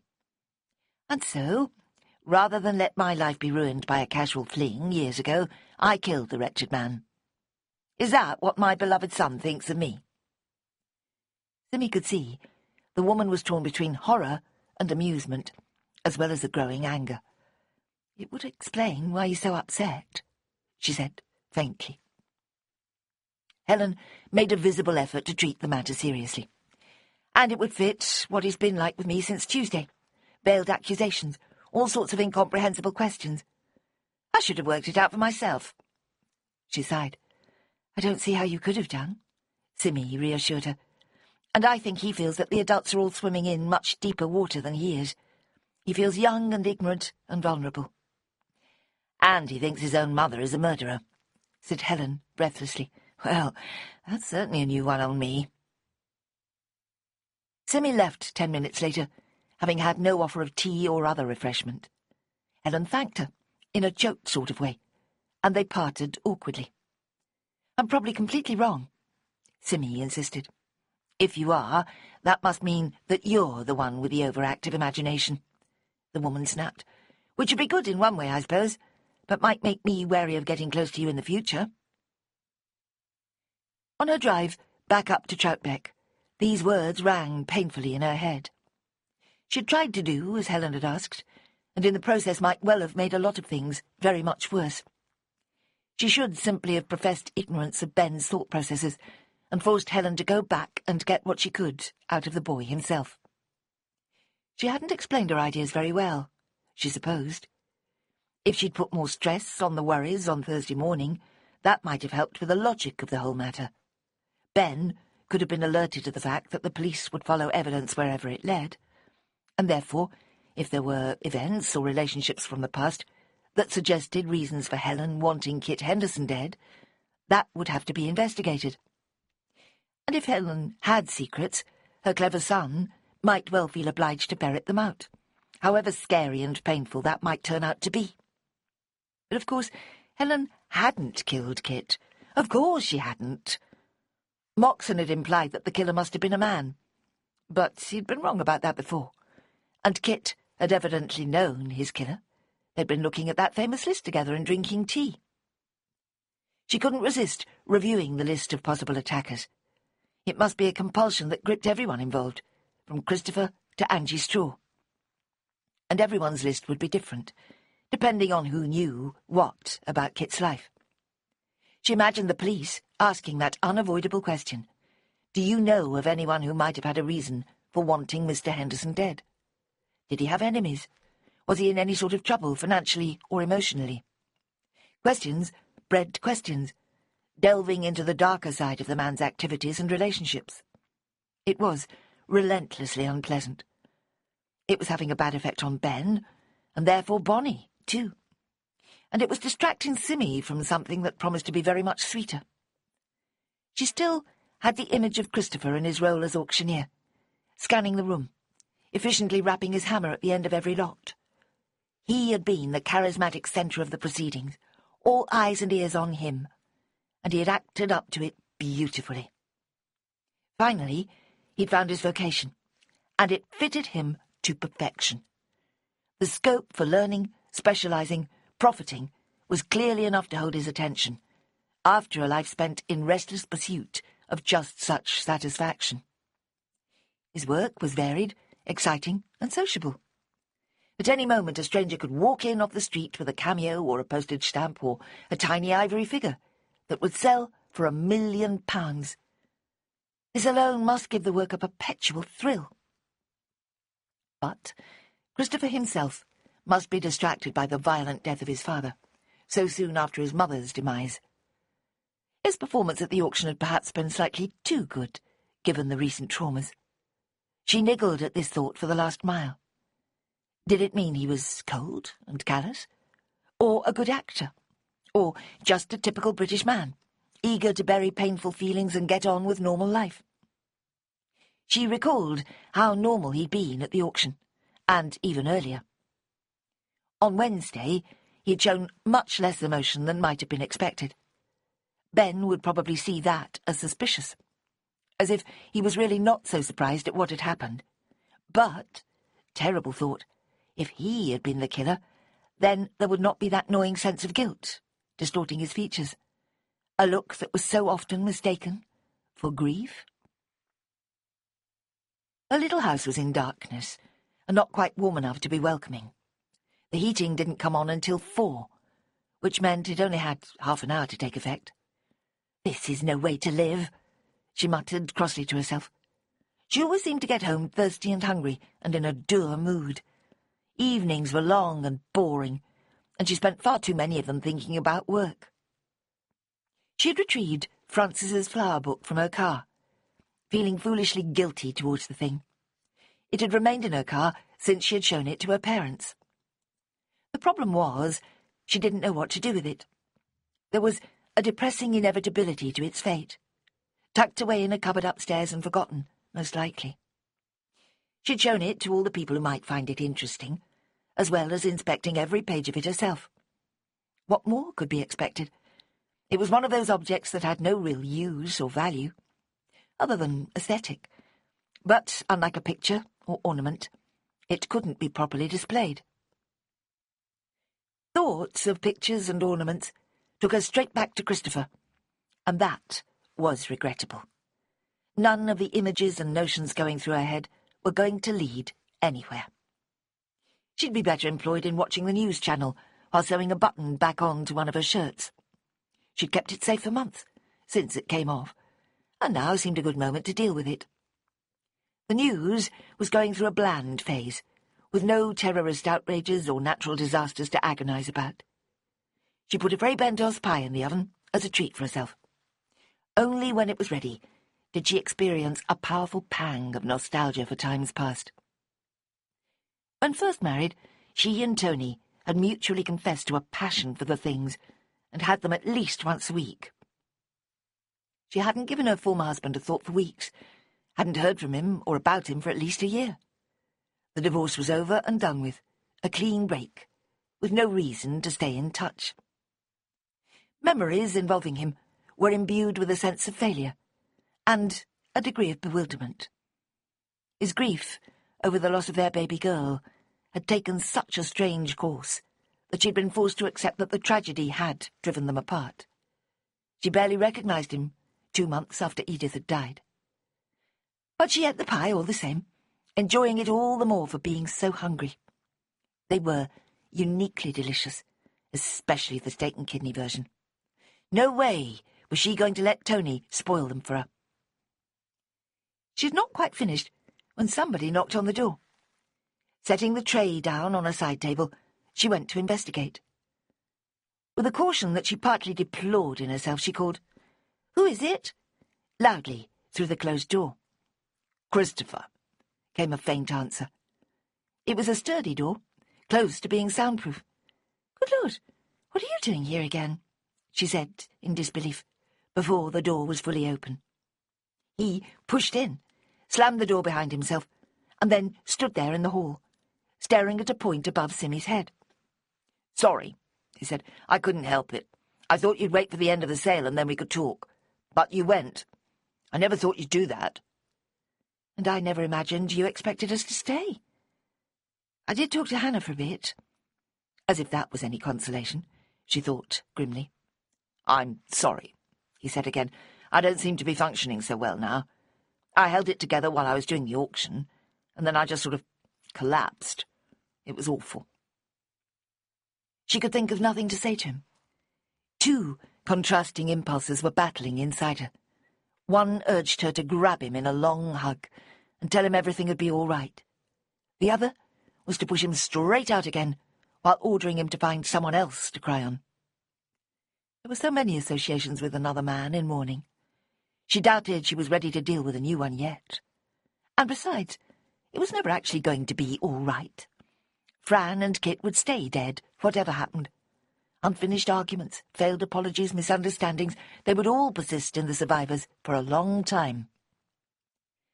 It had not been like that, of course, when Edith died, before she had ever even lived. But Simmy had glimpsed these frustrations in her customers. They would say things like, "I never told him," or "I wish I'd said what I really thought when she was alive," as they tried to compose the message on the card that went with the flowers. She could well believe that not one of Kit Henderson's children had ever achieved a meaningful conversation with him. He wasn't that sort of man. "It had to hit you eventually," she murmured. "You couldn't hold it off forever." I thought I could. I was feeling rather pleased with myself, rationalising it all so it would be bearable, thinking how my dad would never have wanted to live on his own, that he'd been saved a miserable old age, stupid stuff like that. He was very red in the face, his eyes blurry. He still avoided her gaze, as if ashamed to look at her. "You thought the murderer was doing him a favour?" She couldn't stop herself from challenging this grotesque notion. No, not really, obviously not. But being dead, you see, that's the real point. And I was trying to make it less ghastly just for my own sake. "Come and sit down. I was just finishing my supper. Do you want a drink or something?" I shouldn't have come. It was wrong of me, driving all the way over here just to see you again. I don't know what's come over me." "And now you can't look at me," she noted. "What's that about, Chris?" It might have been the very first time she'd used the shorter name. It had not escaped her notice that both his sisters were doing it now, which they had not done as children. Francis had been so emphatic that his whole name must always be applied that everyone had automatically obeyed. Chris felt daringly intimate, marking a definite change between them. "Simmy, it's so strange seeing you again now. It feels as if we're both 99 years old, and we've lived through all kinds of hell since we knew each other as kids. You're different and the same. I know you, but I don't. It's been haunting me ever since my mum's funeral, how close we were on those family holidays, and then we just seemed to forget each other. How did that happen? Shouldn't we have stayed together?" "Sit down," she said again, her heart thumping wildly. "I'm not sure I can cope with all this." She picked up the round tin containing the remnants of her pie and wondered whether she could swallow the final segment. Regretfully, she decided not. "You put me off my pie," she said. He stared right at her then, unblinking. "Have I?" She made a sad little huff of laughter and put the tin down again. "I've got some red wine. I think that might help." The next hour saw the bottle finished, and remarkably little conversation pursued. Simmy sat across the room from him and tried to maintain control of her thoughts. Any expressions of feeling from him would have to be treated with scepticism, given the state he was in. She was afraid to encourage him into any disclosures concerning her, and tried instead to keep the focus on his family. "The main thing for now is your father, and who killed him," she insisted. "Well, yes, but I've no idea whatsoever. Isn't it for the police to find that out? And this might sound weird. I'm not in too much hurry for that to happen. I mean, I'm going to hate that person, aren't I? Really detest and loathe his guts. I don't want to carry that all round all the time. It's unhealthy." She smiled. Here was a more familiar Christopher, a latter-day hippie, full of old-fashioned peace and love. "You sound like my mother," she said, although Angie hadn't been quite such a love child herself in recent times. "That's probably where I got it from. She was always so full of stories about London in the 60s. She made it sound like a whole other world." She romanticised it. She didn't even get to London until 1969. She missed most of the excitement. "I don't believe you. I think she was right in the heart of it. Don't spoil my illusions." "You're right. I guess the 60s lasted quite a way into the 70s as well. It was more of a culture than a calendar-based thing, and it did sound rather wonderful," she sighed. "Pity it didn't last. Just look at us now." "What do you mean? You sell flowers? How 60s is that?" "And you could easily have a stall in the Portobello Road." "I could. So, that's all right, isn't it?" They finished the wine in silence.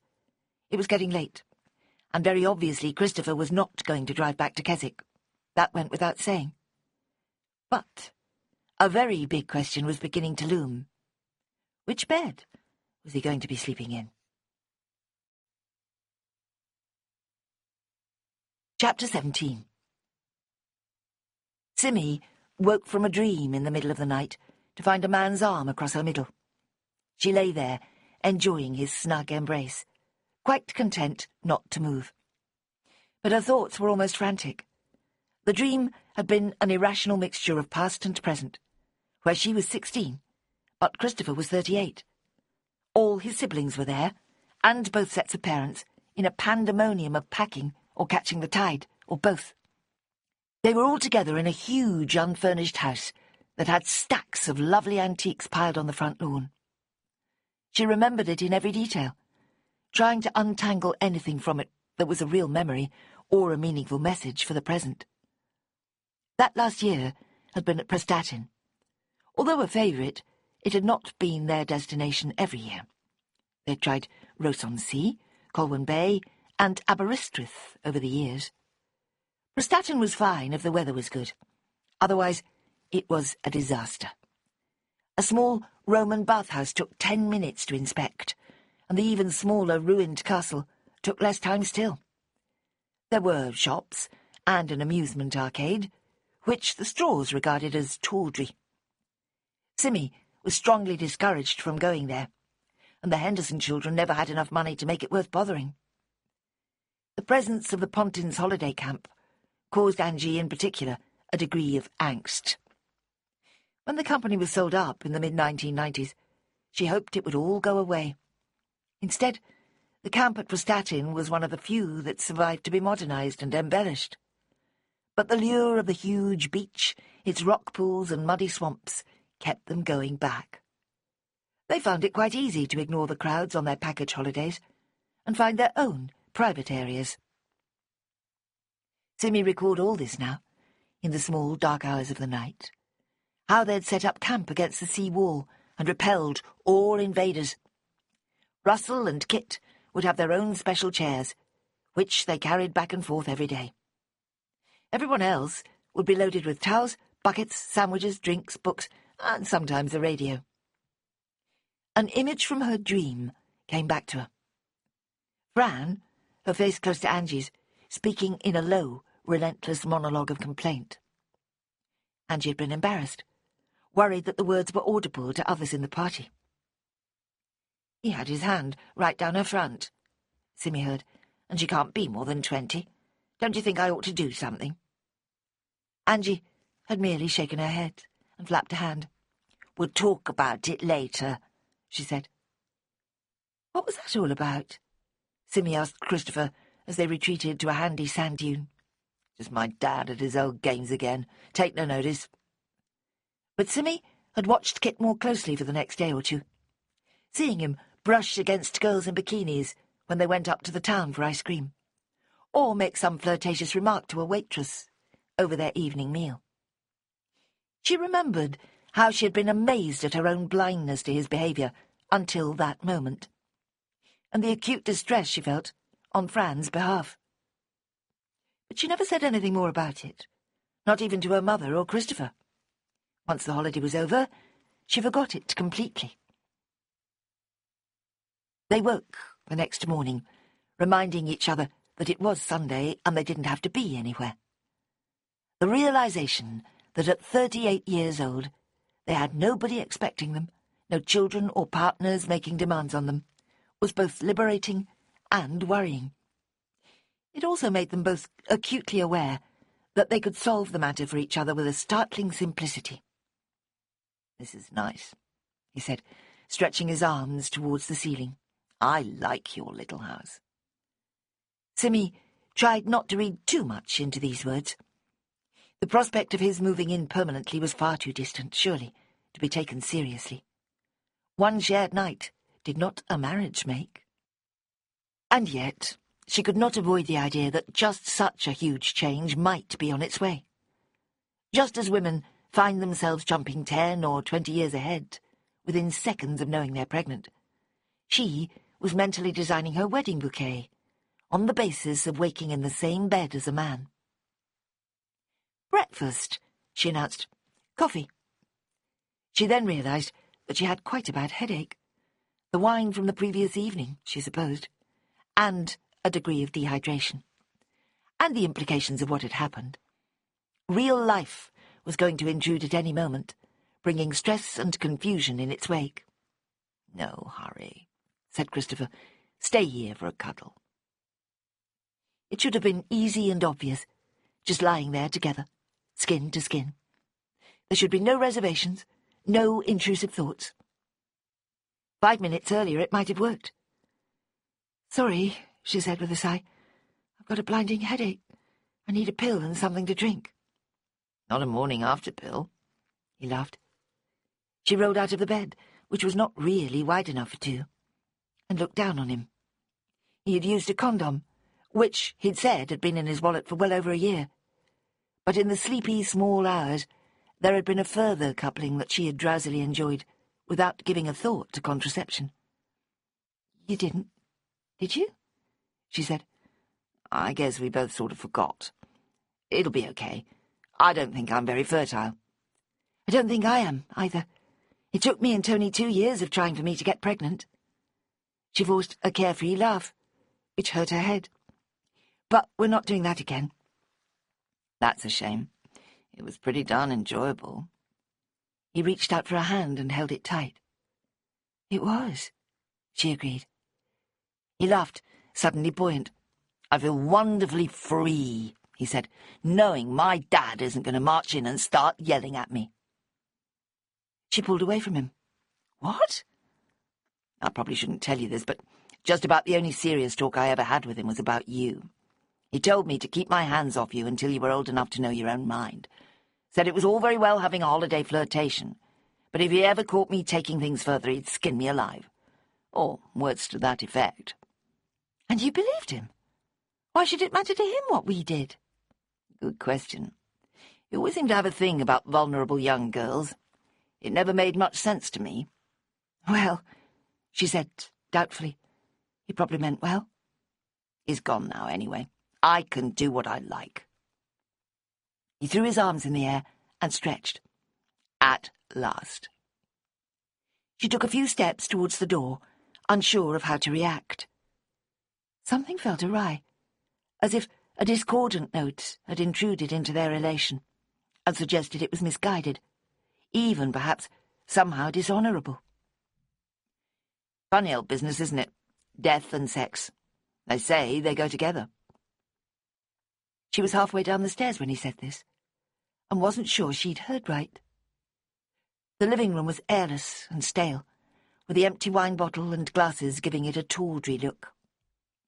She spent 5 minutes whisking away the debris, taking an aspirin, making coffee and toast, and wondering what would happen next. Did Christopher take sugar in coffee? She'd made it for him on Thursday morning, but couldn't remember that detail. Better take some up, just in case. She unearthed a wooden tray from the dusty top of a high cupboard and took the minimal breakfast upstairs on it. In the bedroom, he was exactly as she left him, looking young and peaceful under the duvet. Her heart swelled at the sight of him. He really was very sweet. How she had loved him more than 20 years ago. Every time she thought back, the memories intensified. She had mooned over him, waiting for letters from him, following his school career and making passionate wishes that they would somehow end up going to the same university.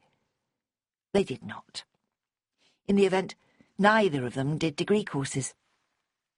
Gradually, other people came into their lives, and their teenage love faded into nothing more than a rosy memory. This man here with her now was a different person, who happened to have shared some of his childhood with her. If a relationship were to develop, it would have to be built from scratch, as adults with past experiences and revised expectations. Then, his phone played a jingle, somewhere amongst the pile of clothes he'd left on the floor. "Must be yours," she said. "I don't know where mine is, but I'm pretty sure it's switched off." He groaned gently and reached a long arm towards the sound. "Can't reach it," he said. "Let it ring."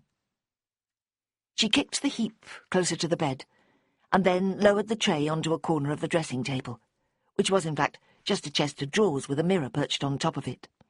Coffee slopped slightly. Her head was not feeling any better. "Oh, it's Hannah," said Christopher, having finally laid hands on his phone.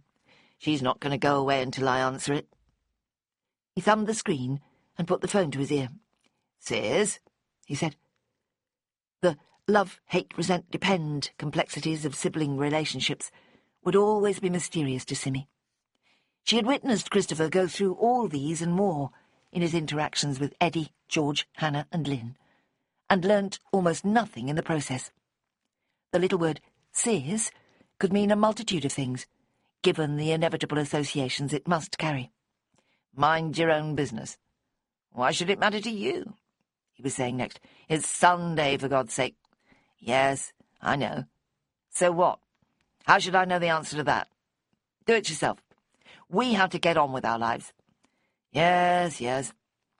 He rolled his eyes at Simmy, who had begun to wonder whether she should leave the room, and let him speak in private.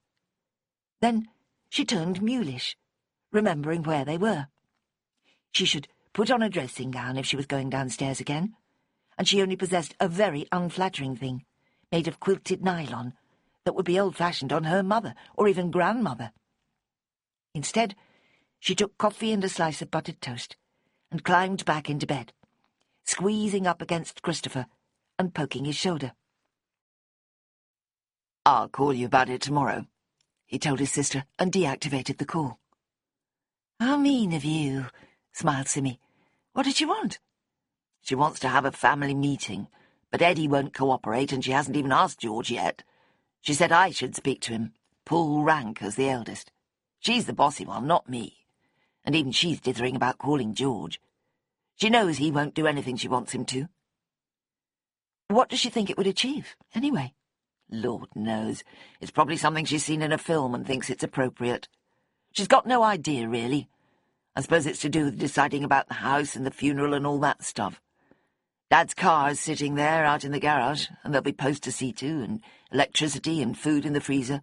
Nobody's begun to think it all through." He was speaking slowly, the items coming to mind one by one. "The police probably wouldn't let you touch it for a bit anyway. But Hannah didn't say all that just now, did she?" "No, but it's obvious now I put my mind to it. Lucky there are no pets to make decisions about." "Is there food going bad in the fridge as well?" None of the implications of a house abruptly left empty had occurred to her before. "Probably. Nobody's been taking a lead, until now." "So there's quite a lot of sense in Hannah's suggestion after all. If each one of you takes 1 or 2 jobs, it'll all get done without too much hassle. Once the police tell you it's all clear, of course. You can't have a funeral until they release the body." "They told me that. I guess it'll be this week sometime." He rubbed his face. And there was me thinking I could just lie here all day and forget my troubles. "There'll be your mother's things as well," Simmy realised. "Clothes and all those diaries and things that she kept." "The police took some of those diaries. They thought it might help them work out who killed Dad." Simmy winced. "That's not very nice," she said. "Makes me glad I don't keep a diary. What do they think they'll find?" He said nothing, but his face revealed quite a lot. Worry, even dread, was evident. "What?" "It won't impact on the murder investigation, but there's sure to be stuff about the state of their marriage. It went through a very rocky patch a while ago. We all thought they'd split up. The girls were in a right old panic for a bit. They were still at school, or Lynn was at least. I missed most of it, but Hannah kept me informed." "But they patched things up?" Simmy wondered how much her own mother knew of all this. It must have been around that time that my mum and dad moved to Cumbria. That's at least 12 years ago now. "Right. They didn't have much choice but to stay together. Dad wasn't going anywhere, and Mum could never have survived financially on her own. And that's what she thought, anyway. She'd have divorced him otherwise." "But as you say, it can't have any bearing on the murder." "No." But they were both less than certain on that point, as became more apparent as they gave it some thought. "Your mum," Christopher began. "She was quite closely involved at one point, according to Hannah, stirring things up and making it all worse." Simmy was tempted to defend her parent. despite a total lack of knowledge of the circumstances. She probably meant well, was the best she could manage. But I had a dream last night which sort of carried on when I woke up. I remembered how depressed your mother often seemed, and how she complained about Kit such a lot. We all just carried on as if things were all right. That's what kids do. Anything else would be too scary. We were just glad that Angie was there to be a dumping ground. She seemed to cope with it all right. I think she must have been pretty annoyed with Kit, though. She's always been big on female solidarity. I wonder whether Fran's suspicions were ever proved right, or wrong. He gave a little shrug. We'll never know just what went on. I, for one, refused to pay attention to any of it.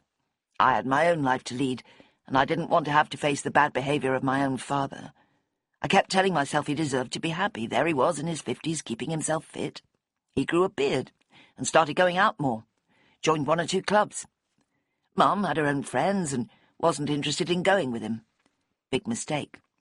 He'd always been fond of the ladies, and suddenly there he was, all sparky and full of himself. I think it was a bit of a midlife crisis, actually. I've a feeling he really went off the rails. It fitted with much of what Simmy had been hearing about the man, although not very closely to her own experience of him. She couldn't recall ever hearing him make a joke, and he certainly wouldn't have seduced anyone with his affluence, given the modest salary he'd earned. But it didn't last long, she prompted. Long enough. Things settled down a bit because we all got used to it, and Mum worked around it as best she could. Now, Hannah says the strain of it was what killed her. Simmy blinked. That's a bit strong. What do the others think? George probably agrees with her.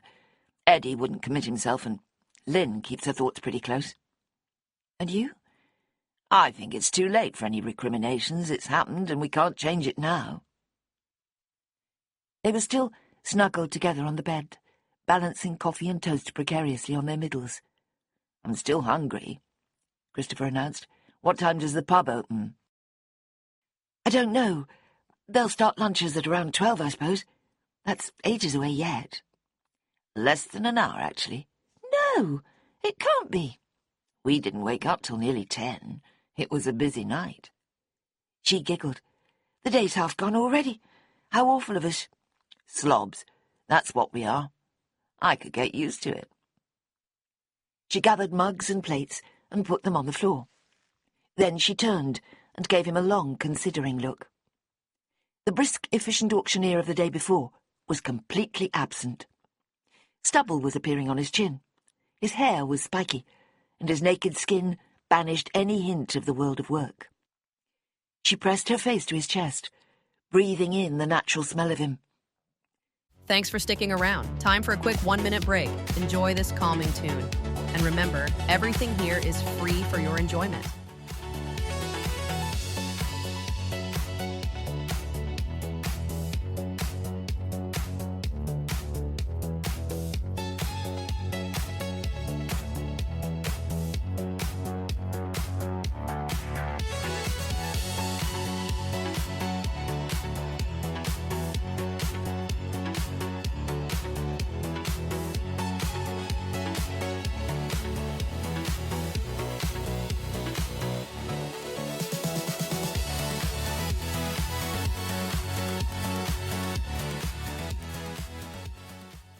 You're like a flower, she mumbled foolishly.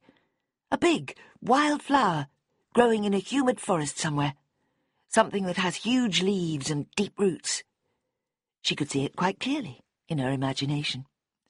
And you're like a lovely lustre vase, one of the undecorated Moorcrofts, I think, worth a fortune, and quietly indestructible, unless treated with deliberate violence.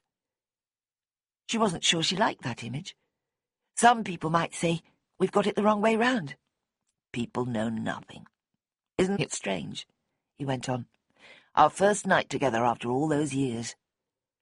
We were far too young before. I'd have been terrified. And me. We'd have made a mess of it. I never forgot you, though. I have to admit I did, once Tony came along. I didn't have any space left over for memories of young love. He was pretty full on. Hard work a lot of the time. Don't talk about him. He's an idiot. He is. I don't know what I was thinking, marrying him. We've wasted a terrible lot of time. She deliberately misunderstood him. Come on. She rolled out of bed and grabbed a handful of clothes. I'm going to have a bath. Can I come? If you must. She wasn't sure she wanted him to, and it showed. I'll take the tap end, of course, he said gallantly. It was a splashy, squashed business, and Simmy wasn't entirely sure she was ever going to want to have sex in a bath again. But Christopher obviously enjoyed it enormously. They had roast chicken at the pub, not talking very much. The Mortal Man was Simmy's local, but she didn't go there very often. It had a roaring fire, and the views towards the great fells just beyond Troutbeck were magnificent. Even in November there were walkers with their boots and rucksacks. One couple came accompanied by a Lakeland terrier, which made Simmy think of her father. My dad loved the auction, she said. He's going to treasure that dish he bought. I know. I saw his face. We like bidders like him. Usually they keep very po-faced. The dealers like to pretend it's all very boring. There are still a few who just flick a finger or even wink when they're bidding. Silly, really, but it's a world unto itself. I feel like a novice compared to some of the old-timers. Is it as corrupt as they say? Ringers, is that the word? Fixing things up in advance and keeping prices low? The system makes some of that unavoidable. It's not really a very good way to sell things of real value. Not our sort of place, anyhow. Most of the stuff comes from house clearances and isn't expected to fetch much. The job lots go for almost nothing, and there's often really good things down at the bottom of the box. Do you see the same items coming round again? He nodded. All the time. Mainly, though, it's the unsold stuff. People just leave it till the next sale, and the next one after that. It all goes eventually. It has a sort of magic to it, doesn't it? Absolutely. And we get people who are absolutely addicted. Housewives who first came because they needed a rug or a big cooking pot and just can't stop coming back. They buy all sorts of mad stuff. I often wonder what they do with it all. My granny lived near a big council dump 30 years ago. It was in the days when you could go and take stuff. Nobody ever supervised or tried to stop her. She mainly took things for the garden, and ended up with a whole row of big old sinks, baths, dead wheelbarrows, anything you could put plants in. It looked quite good in a crazy sort of way. It all went back to the tip when she died. Simmy entertained a brief thought of asking about his grandmother's jewellery, which Moxon seemed to think might have relevance to Kit's murder, but she pushed it away, as likely to wreck the atmosphere. The reminiscences so far were easy, friendly, and unthreatening. A post-coital haze gave it all a warm glow. Christopher still hadn't shaved, and his hair remained untidy. They sat with legs touching under the table, and often lapsed into long silences, in which they simply stared into each other's eyes. Simmy couldn't explain to herself what was happening, or what it might imply. She could do no more than remain in the present moment, and savour every second.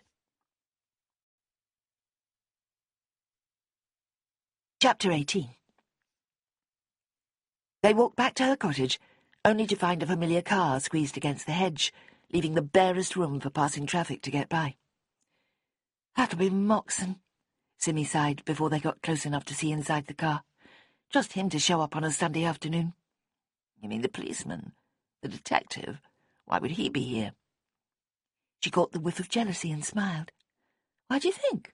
She said. I honestly do not have a clue, he responded swiftly. If he thinks you can help him solve my father's murder, he must be nuts. You can't possibly know anything about it. I suppose that's true. Her mind felt cloudy as she struggled to reconcile all the different assumptions surrounding Kit's death. But somehow that's not how it feels. The key to the puzzle then climbed out of the front passenger seat, and much was made clear. That's Ben, she said. Look, that's Ben. She ran the final few yards, intending to clasp the youth to her breast in relief at seeing him, but her quarry raised his hands to fend her off. Quite a little gathering by the looks of it, said D.I. Moxon, eyeing Christopher impassively. Simmy was only interested in Ben. You okay now? She wanted to know. Did your mother... She faltered, afraid of stumbling into murky waters. I saw her yesterday. I know you did, and she's been behaving very weirdly ever since. What did you say to her? 3 of them were clustered together on the narrow path to Simmy's front door. Christopher hung back, unnoticed by the others. Moxon seemed to think he had effected a fond reconciliation between Ben and Simmy, the way he stood over them, smiling like a benign uncle. Are you all coming in? Asked Simmy. Not me, said Christopher. I'll be getting back now. Better see if I can keep everybody happy, Hannah especially. The tetchy tone was impossible to miss. Simmy stepped away from Ben to grab Christopher's arm. It's been lovely, she said, not caring what the others might think. Don't spoil it now. I didn't know these 2 were going to show up. You can stay a bit, can't you? His expression softened. I don't think they'd want me to. I can see things are complicated. It has been lovely, but maybe the timing wasn't great. Best get all this stuff settled first, eh? I can recognise divided loyalties when I see them, and that's not a criticism. It's the same my end as well. Hannah really did sound serious earlier on. I ought to go and see what she wants. All right, then. But phone me this evening, okay? Don't go all silent on me. You needn't worry. He looked into her eyes. It's okay, Sim. Or it will be soon, I promise. She felt an involuntary shudder ripple through her. Don't say that, she whispered. I'm not asking for promises. He blinked, bewildered. What did I say? Nothing, she laughed, and gave him a little push. Phone me this evening, and I'll try to explain. Moxon and Ben stood side by side, shamelessly watching the affectionate parting. When Simmy turned back to them, they had very similar expressions on their faces. Benign tolerance seemed to sum it up, and she marvelled at how little irritation it made her feel. Rather, she was soothed and warmed by it. Come on in, then, she said. It's cold out here. She made tea and found a rather dried-up fruitcake to offer them, all the while wondering what sort of conversation the 3 of them could possibly be about to have.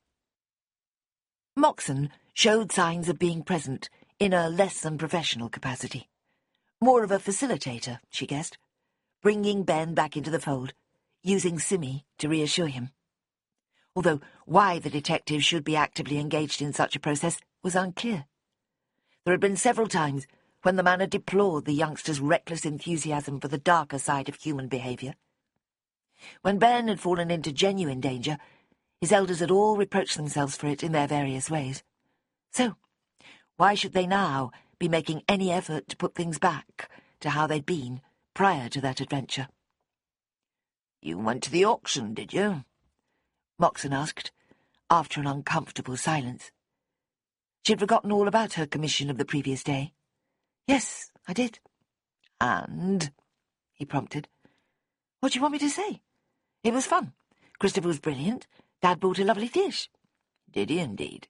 It was a very nice day out. I'd no idea it would be so exciting. The time flew by. Until Hannah accosted me, that is. She seemed in a bit of a state. Hannah Henderson, daughter of the victim? It was Ben who spoke. What did she say? I can't remember all of it. She was angry about both her parents dying, which seemed fair enough. But she wasn't very nice to me. Said her mother always thought I was a perfect daughter, a paragon. I don't believe that's true, and even if it is, it wasn't my fault, was it? Neither of her visitors spoke. A nudging idea was bothering her, to do with Kit Henderson and women other than his wife. Quite how it connected to the topic under discussion was obscure. Then she remembered a possible link. Christopher said his father warned him away from me when we were young. How young? Asked Moxon. 16. We were in love, but we never did anything about it. I was fairly immature, I suppose. Kit was probably right. But it raises the notion of you as a figure on a pedestal, in the eyes of both the Henderson parents, summarised Moxon, with an intelligent gleam in his eye. Yes, she agreed, slowly. How very strange that feels. I thought I was being included in a big family, as a natural thing, because it suited everybody. Now, I'm wondering whether the whole setup was organised for my benefit. Can that be right? All those holidays. I know my father never really enjoyed it. He must have been going along with it for my sake. But your mother and Mrs. Henderson were close friends. I suppose they were. They were very different people, though. Hardly anything in common. Fran always seemed to be in Mum's shadow, struggling to keep up. Again, she remembered the belated awareness of just how unhappy the Henderson marriage had probably been. Class differences, said Ben, with a disdainful sniff. Probably. Although you can't exactly say that. We're nothing special. Both your parents have got degrees. The Hendersons probably left school at 16. They did, she nodded, but they weren't stupid. How did the two men get along? Moxon asked. I can't remember them ever really talking to each other or doing things together. They weren't hostile, but you could tell there couldn't see much point in trying to be friends. It was all about the women and children. We still haven't got any handle on that jewellery, said the detective. There's no sign of an inventory anywhere, and the sister, Mrs. Lloyd, was unhelpful. Insisted there'd never been any jewels, apart from a cheap pearl necklace and a little watch with marquisite around it. Both lost, somehow. Mrs. Lloyd? Simmy frowned. Oh, Christine, of course. She's very like Fran to look at, isn't she? Then she giggled. Oh, what a fool. You never knew Fran, did you? Her sister was very British at the funeral, according to my mother. I didn't talk to her. I didn't know there was anything about any jewellery, said Ben, somewhat sulkily. Well, there isn't anyway, said Moxon. A red herring. A pretext for sending Simmy to that auction, accused the boy. I won't dignify that with a response, said Moxon, with steel in his voice. Another silence fell, during which Simmy wished Moxon would go away and leave her with Ben. She was also missing Christopher, whose abrupt departure left her feeling abandoned. Unpicking events of 20 years ago seemed futile, and Ben's comment on the jewellery raised her own suspicions. As if reading her mind, Moxon got to his feet. If I leave Ben here, will you take him home? He asked. She nodded, recalling the 2 pints of beer she had recently consumed. Later on, she said. I've got driving lessons booked after Christmas, said Ben. It's tedious having to catch lifts all the time. You haven't got time, Simmy objected. All those A-levels, all that studying. You'll never fit driving in as well. Yeah, I will, he insisted. I won't need many lessons. Moxon paused on his way out. Was Hannah Henderson with anybody? He asked. Oh, yes, a man called Malcolm. He's got a wife called Cheryl, who was Kit's workmate from ages ago. They were at Fran's funeral. They're going on a cruise, so they'll miss Kit's funeral. Didn't I mention them before? Along with a woman called June. You did to me, said Ben, with a smirk. Moxon gave him another severe look, then said to Simmy, And Hannah was with him. She says he does a bit of antique dealing. I don't think there's anything else between them than that. She was quite angry with me, she finished. Yes, you said that. Can't have been very nice for you. His sympathy, as always, was genuine, and therefore unsettling. Oh, well, I should be big enough to take it. I've got no reason to complain, really. And did you see anybody else you recognised at the auction? I don't think so. Dad didn't either. But then he was so fixated on Christopher and the bidding that he never looked at the other people. So was I, if I'm honest. Sorry, she ended lamely. I wasn't a very good spy, was I? Should have sent me instead, said Ben. Simmy refrained from reminding him that he had in fact turned down her request for him to go. There was still a subtle sense of a young man in a state of convalescence. Simmy had been so worried about him over recent months that she couldn't believe that he was entirely recovered yet. The sudden knockback at finding Kit Henderson's body couldn't fail to take its toll. You couldn't have got there, she said reasonably. True, which is why I need to drive. Melanie had her licence when she was my age, and the use of a car. I'm off, then. said Moxon. He threw Ben an affectionate glance, quite unlike anything that might be expected from a police detective. You could do worse than take Miss Todd as your role model, he smiled. I've a lot of time for that young woman. The departure of Melanie from her position as Simmy's shop assistant had given them all some grief. She was now working in a hotel outside Hawkshead, forging a career path that brooked no opposition. None of the Windermere and Bowness friends saw very much of her these days. "We all do," said Simmy. "She's a hard act to follow." Then, with an irrational glance around the room, she went on, "And where's Bonnie?" "Not here," laughed Ben. "Corinne wanted her for something. That seems to happen a lot these days. I think Corinne, is worried that Bonnie's going to move out soon. She's mega fond of her, you know. Better than a lot of mothers." "Better than Bonnie's mother," said Moxon, feelingly. He knew more than was comfortable about the tangled troubles that surrounded Bonnie Lawson's family. "Bye, both. See you again soon, I expect." And he was gone. They listened for his car engine, and then Simmy got up and closed the curtains of her front room. "Dark already?" she sighed, before realizing that she had been saying this every day, like a daft old woman. "Soon be Christmas," she added, hoping to change the mood. "Are you and Chris Henderson together now, then?" The question was bold and unambiguous. Well, it's early days, but I hope we are. We were a bit like you and Bonnie when we knew each other all those years ago. It's strange getting to know him again. He's sort of the same, but sort of different now." "You've both got baggage," he said knowingly. She laughed. "You might say that, I suppose." "You know, I've hardly ever been up here to your house." He looked around. "You've got it nice and cosy, haven't you? That is, it would be if you lit the fire. Haven't you got any logs?" "A few. I need to get more." "Did you notice how smug and secretive Moxo was looking just now? Must have been something you said." "What? No, I didn't notice anything like that. Are you sure?" "Pretty much. He nodded quietly to himself a couple of times. I think he's got an idea." Ben did not look entirely happy about his observations. "I wish I knew what it was. He thinks he's shielding me from being upset or whatever, but he's only making me frustrated and cross." "Do you want me to light the fire, then? Are you cold? The heating's on." "Don't do it just for me. Do you ever light it?" "Not very often. Weekends, sometimes. It's a bit of a hassle."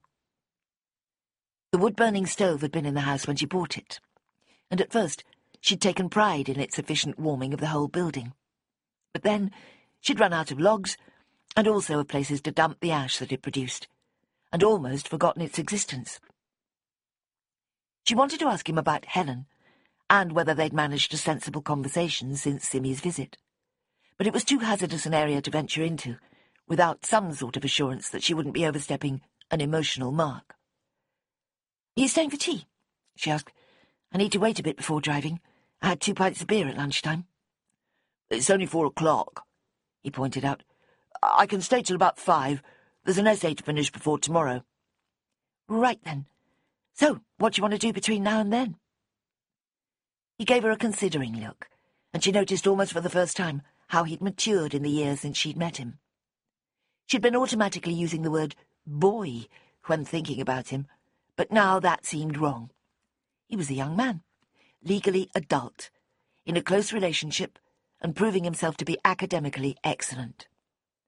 His interest in forensics and police work had not wavered in all the time she'd known him. His goals just as clear as ever. "I want to talk about dead people," he said, "if that's all right with you. Everyone seems to think I've gone soft or scared or something. They're totally wrong. I wasn't bothered about seeing the Henderson man dead. Only very surprised and worried about Bonnie. I squatted down and really looked at him, and that meant I left traces for the cops to find. I admit I panicked when I realized what that could lead to. If I'd been on the forensics team, I'd have fingered myself as the killer." He smiled. "Should have known better, obviously." "Fingered," Simmy repeated, sceptically. "Never heard anyone actually say that." "You know what I mean." "Yes. Sorry. Bonnie was scared as well. She really thought you'd be charged with murder." "I know, but she'll be okay. She's working out her own theory of who did it. Apparently her main suspect is Lynn Henderson, or whatever her married name is. How does she work that out?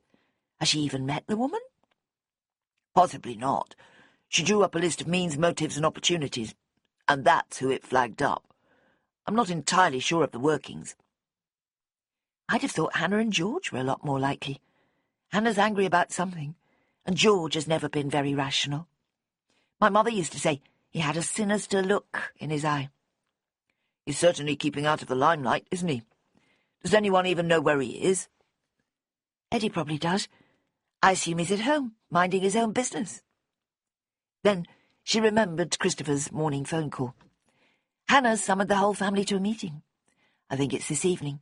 Except she was scared to approach George directly, so wanted Christopher to do it. Eddie was being awkward about it as well. There has to be something in their past that explains the killing. Ben mused. All these hints and winks about Mr. Henderson and other women have to be the key to it. And his wife dying opened the way for whoever it was to get to him and do the deed. Bonnie thought they might have deliberately got you and her involved. If so, that points directly to Eddie. He had a good idea that she'd be turning up at the bungalow, and he might have worked out that she'd take someone with her. It'd make a clever smokescreen. I thought that for a bit, but it's full of holes when you really look at it. The timing would have to rely on a lot of unpredictables. The person would have to keep Kit alive and talking if we turned up late. Someone else might have come to the door first. All those women who make pies for a man when his wife dies. There are whole armies of them, apparently. I'm not sure that's true, said Simi, although Kit's probably the sort who'd have them all running around after him. Definitely, Ben said, and that's where we should keep our focus. He gave her another serious look. Which is where my mother comes in, he said, levelly. You don't have to avoid that subject, you know. I bet she said something to you about it. She has, yes. I don't know whether she'd got it right, though, about what you were thinking. What did you say? Simi paused. I don't think it'd be helpful to tell you. It's not my business. Fair enough, he said, confirming her impression of a new maturity. Let me start, then. Following the evidence can lead into very big mistakes. That's what shocked me so much. The facts are, 1. My mother knew Kit Henderson years ago, and had more to do with him than any of us knew at the time. 2. She behaved very strangely when he was killed. 3. She's got letters from Mrs. Henderson tucked away in her desk. What? How'd you know that? I snooped, he said, shamelessly. On Wednesday evening. They're quite strong stuff, complaining about her husband's unfaithfulness and not being able to trust him with any woman, even my mum. And she kept them? Isn't that rather weird? She keeps everything. Says letters are the only genuine source of social history for future generations. Of course she never gets any now. Nobody does. So? So I asked her about it on Saturday without confessing to looking at the letters. I only read 1 or 2. You can't get a moment's privacy in our house. Tanya was shouting for me as usual. He sighed. Sisters are God's way of reminding us that we can expect a lifetime of trouble from women. Even Bonnie? Probably, he said, glumly. And what did your mother say? She was finding it unusually difficult to keep him on the main subject. She said she could see how it looked, but she solemnly vowed that she had never had any sort of close relationship with Kit Henderson, and I should be more careful about forming suspicions without enough information. She's right, of course. What I took to be evidence was really the most flimsy bits of old history. Not facts at all, as it turns out. Made me see what a fool I can be sometimes. Have you talked about this with Moxon? Why did he bring you here, anyway? That's quite a long story. He showed up at the house at 1:30, when we're in the middle of a hunk of roast pork. Said he needed to go through one more time the details of what I saw at the bungalow on Tuesday. Checking where I went, basically, and what I touched. He's very hung up on that letter or list or whatever it is. Did you leave fingerprints on it or something? I don't think so, but I could have done. Anyway, he could see what bedlam it was at the house, so he drove me down to the station, which was more or less deserted. And then, after a bit, he said he had something to ask you, and did I want to come with him? So, that's what happened. We'd been waiting for you quite a while before you and Christopher came sauntering home like Hansel and Gretel or something, holding hands and not walking straight. The simile gave Simmy a jolt. Hansel and Gretel were brother and sister, which in some ways fitted the relationship she had with Christopher. Were they too close for comfort? Was it unnervingly like incest to be in love with him? Couldn't you have said Romeo and Juliet? She asked.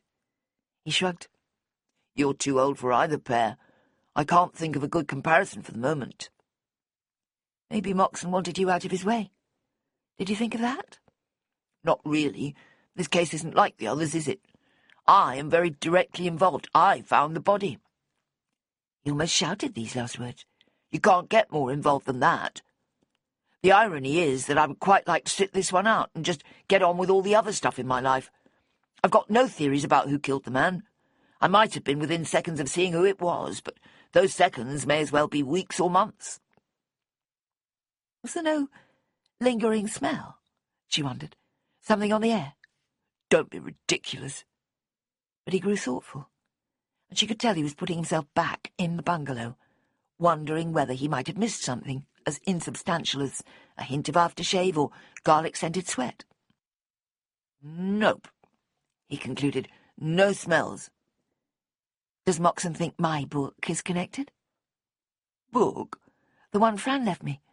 It's the only thing he could possibly find that makes me of any interest. I don't think he thinks it's significant. Where is it? Can I have another look at it? I left it in the kitchen. Let me go and get it. Do you want more tea or anything? No, thanks. She fetched the book, and they sat side by side looking through it slowly, page by page. It is lovely, isn't it? She said, even if it isn't worth anything. It might be worth something in 100 years. He was running his hand very lightly over a picture of a tangled, creeping plant, covered in yellow flowers. What's this? Jasmine. It's a climber, but the artist has shown this one sprawling over the ground. The colours are more authentic than most of the others, although she's made the leaves the wrong shade of green. He turned the page. I know this one. It's a clematis. Right, but I don't believe you can get orange ones like that. They are pink, assuming that's intended to be a Nellie Moser. So there's something wrong with every picture? Is that what you're saying? Do you think she did it deliberately? If she did, we'll never know why. More likely she was colourblind and didn't know what she was doing. Or the light was bad, maybe, if she did them in the evenings. She was Mr. Henderson's mother-in-law, is that right? Yes, Fran's mother. She did these in the 50s, apparently. Before her daughter was married, then? Before she knew Mr. H? Long before. He'd only been a little kid when these were done. Why? He shrugged. Nothing. I just thought there might be a message in here somewhere. There might be. Something like, nothing is as it seems, or don't trust your senses. Not very likely, though.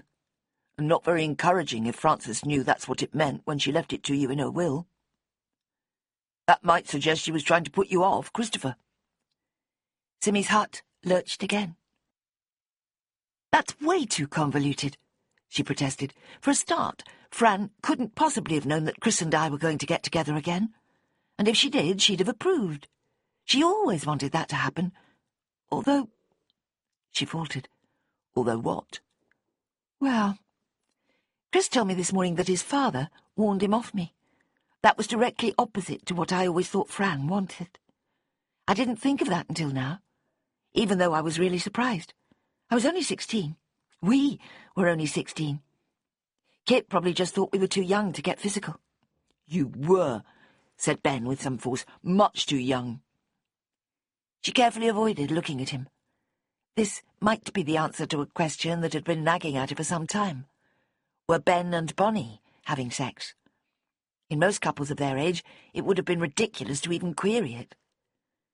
But Simmy had a growing sense that they were waiting for something, that celibacy had been a core element of their relationship all along. Now it felt as if she had confirmation of this suspicion, and she didn't want him to know what she was thinking. Well, if there is a message, I can't hope to find it, can I? It could be anything.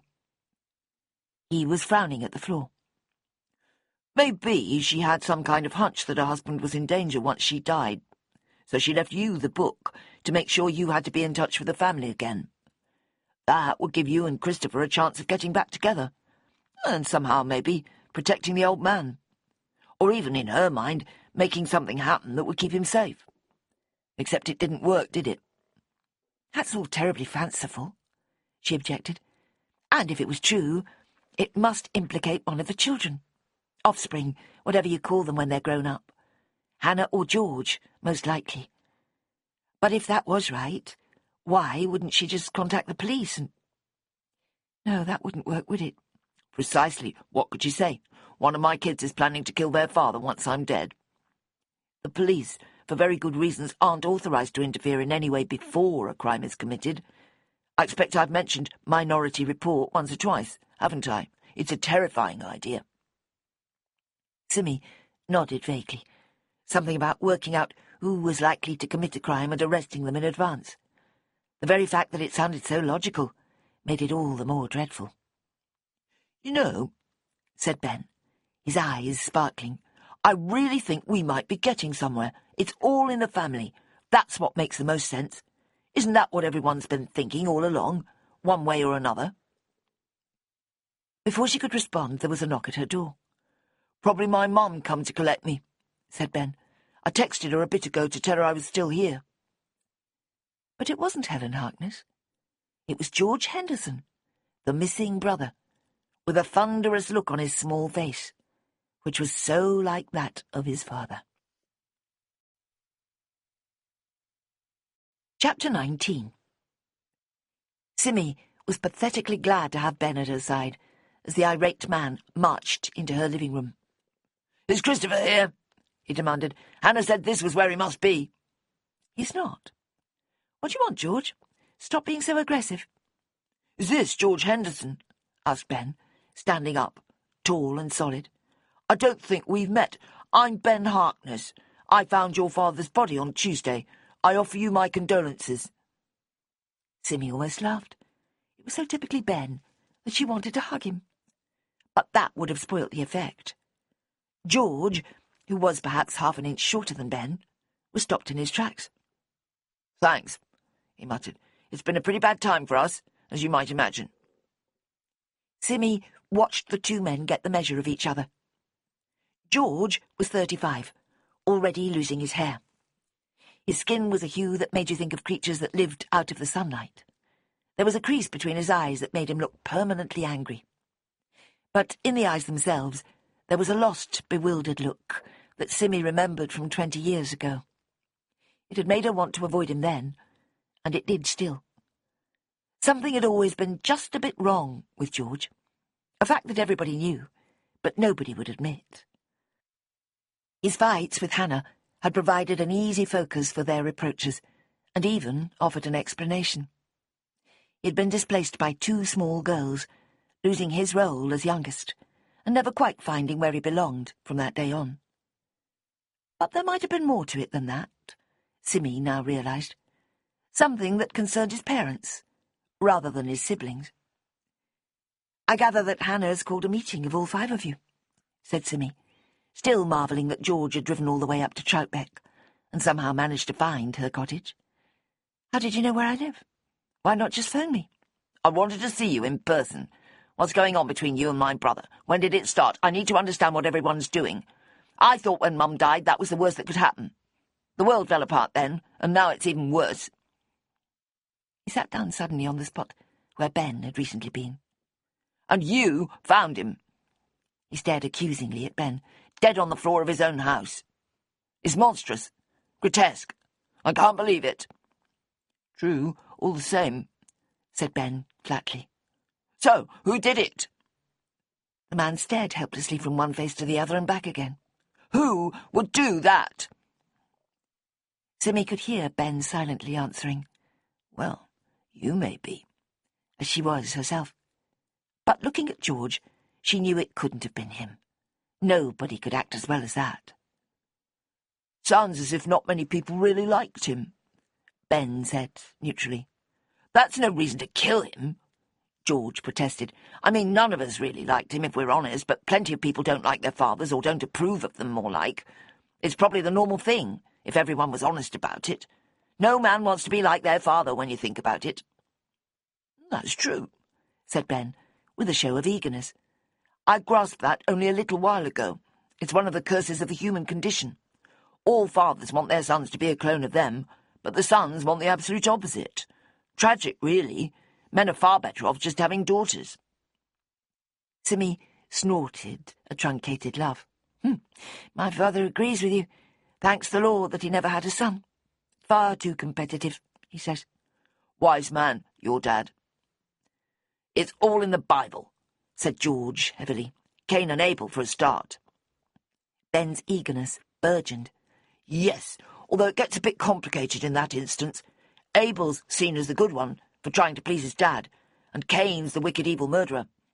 I suppose your brother Eddie qualified as Abel, but which of you and Christopher is the killer in that scenario?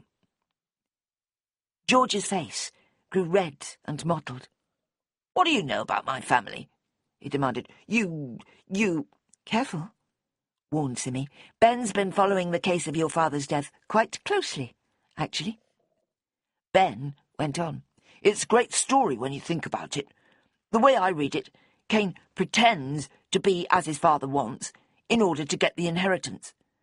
Abel's rather slow and dim, unambitious as well. He doesn't deserve to be the one to carry on the line. But I can't remember what happens next. He frowned. Something about the children of Cain, but I think that's just the title of a movie.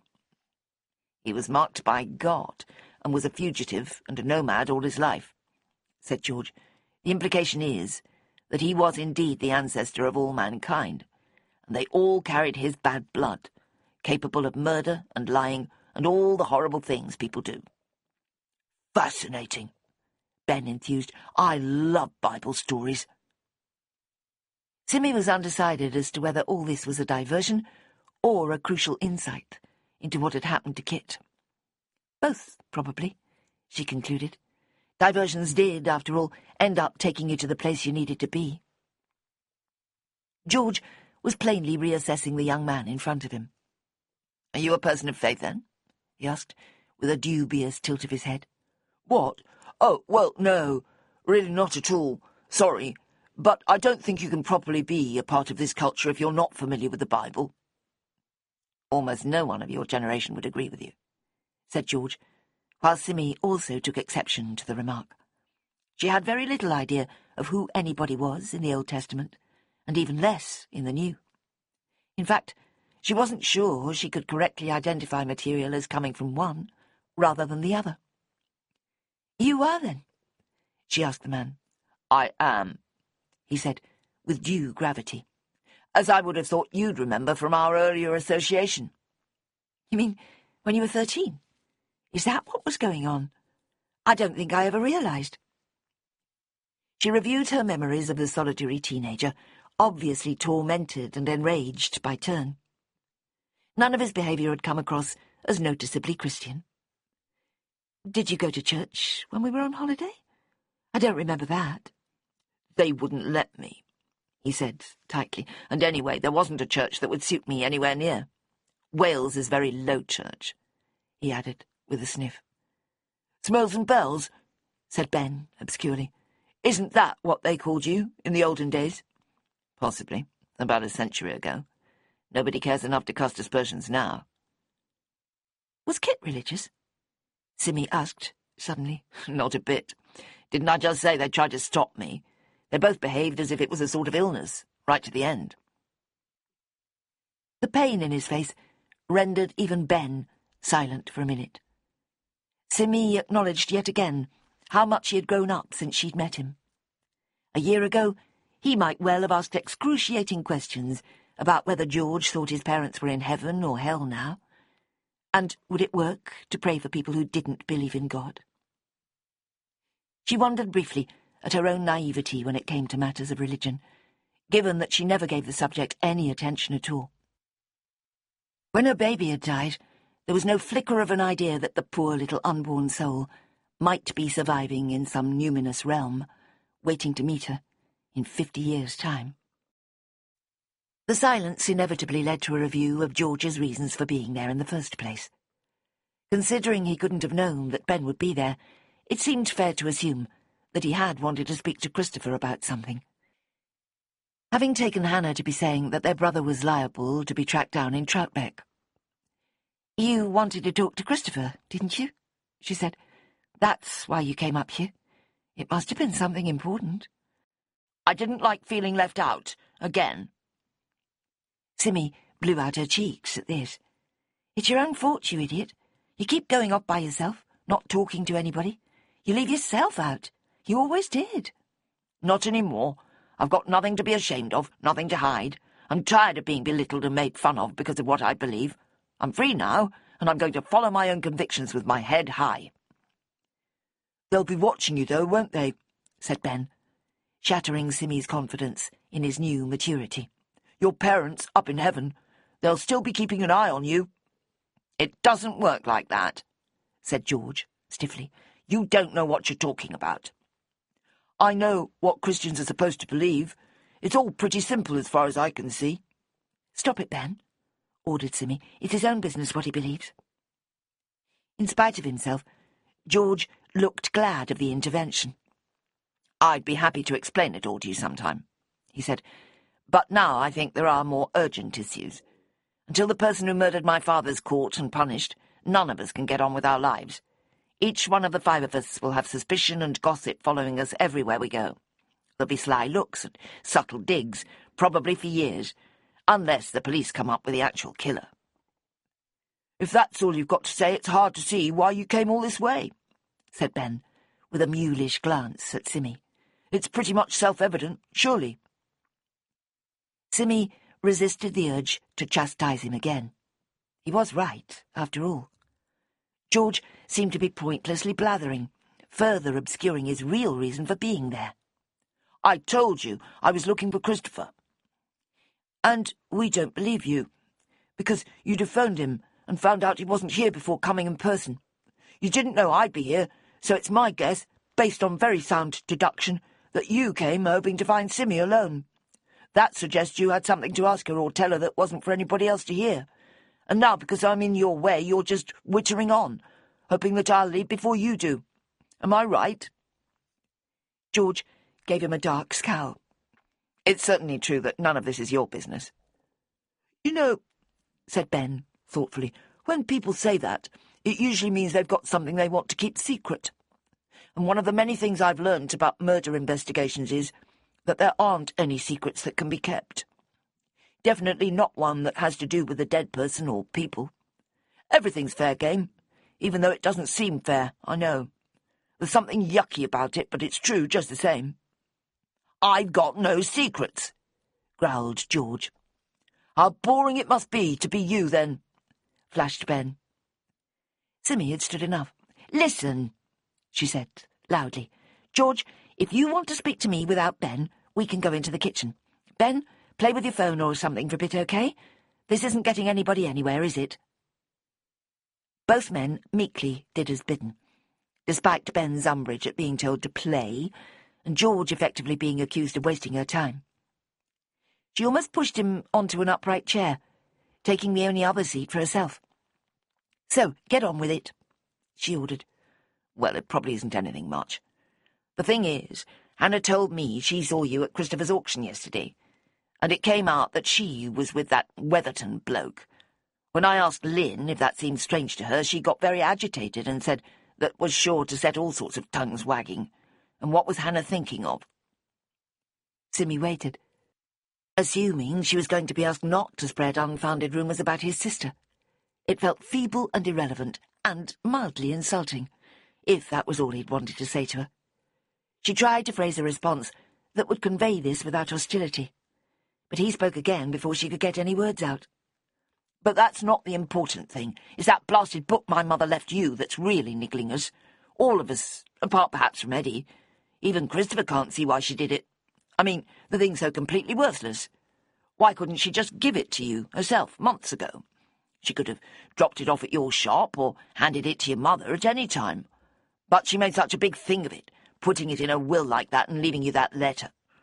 Then, for good measure, she even put it into the last-minute list she wrote for Dad. Simmy was thoroughly disarmed. "I feel the same," she said, thereby doing some disarming of her own. "It really is quite peculiar." The list is extremely peculiar. It's impossible to imagine my mother giving that sort of instruction to Dad, not while she was alive, anyway, and yet they say he was holding it when he died. The police obviously think it's connected with his murder. They showed it to us one by one. I'd never seen it before, and the others all say they hadn't either. Where did it come from? Why wasn't it attached to the will somehow? There's an implication that whoever killed Dad took it to the house and showed it to him, and that makes all of us suspect each other. Even the solicitor could be in the frame, if she asked him to deliver it." He barked a sudden laugh. That'd be a new one, wouldn't it? She was increasingly out of her depth during this rant. "How does any of that involve me?" she wondered. "What do you want me to tell you?" Just whether you've come up with any ideas as to what it might all mean. The book has to be a clue of some sort, don't you think? I thought I could have a look at it again. I haven't seen it since I was about 10 at Nana's house. She used to get it out and show it to us, as proud as anything. That was it, I assume, in the living room just now. Were you showing it to that boy?" "I was, as it happens. You're welcome to have a look. We can't see anything sinister in it. At least," she corrected herself, "you could say the whole book is a bit sinister. The colours are all wrong. Was your grandmother colourblind, do you know?" "I've no idea. She was a bit bonkers in her last years, I remember. Kept wandering off and stealing cats from people. Family legend has it that she lived a very frustrated existence, never being able to do what she wanted. She never showed much interest in our family. My mum was one of 3, and the other 2 were favoured over her. Or so she said." Simmy made no attempt to delve further. She was tired and confused, and wanted him to go. Moxon had more or less said there was no further concern over the apparently missing jewellery, so there was no sense of obligation to ask George about it. "Come and have a look, then," she invited, "if that's all he wanted to say."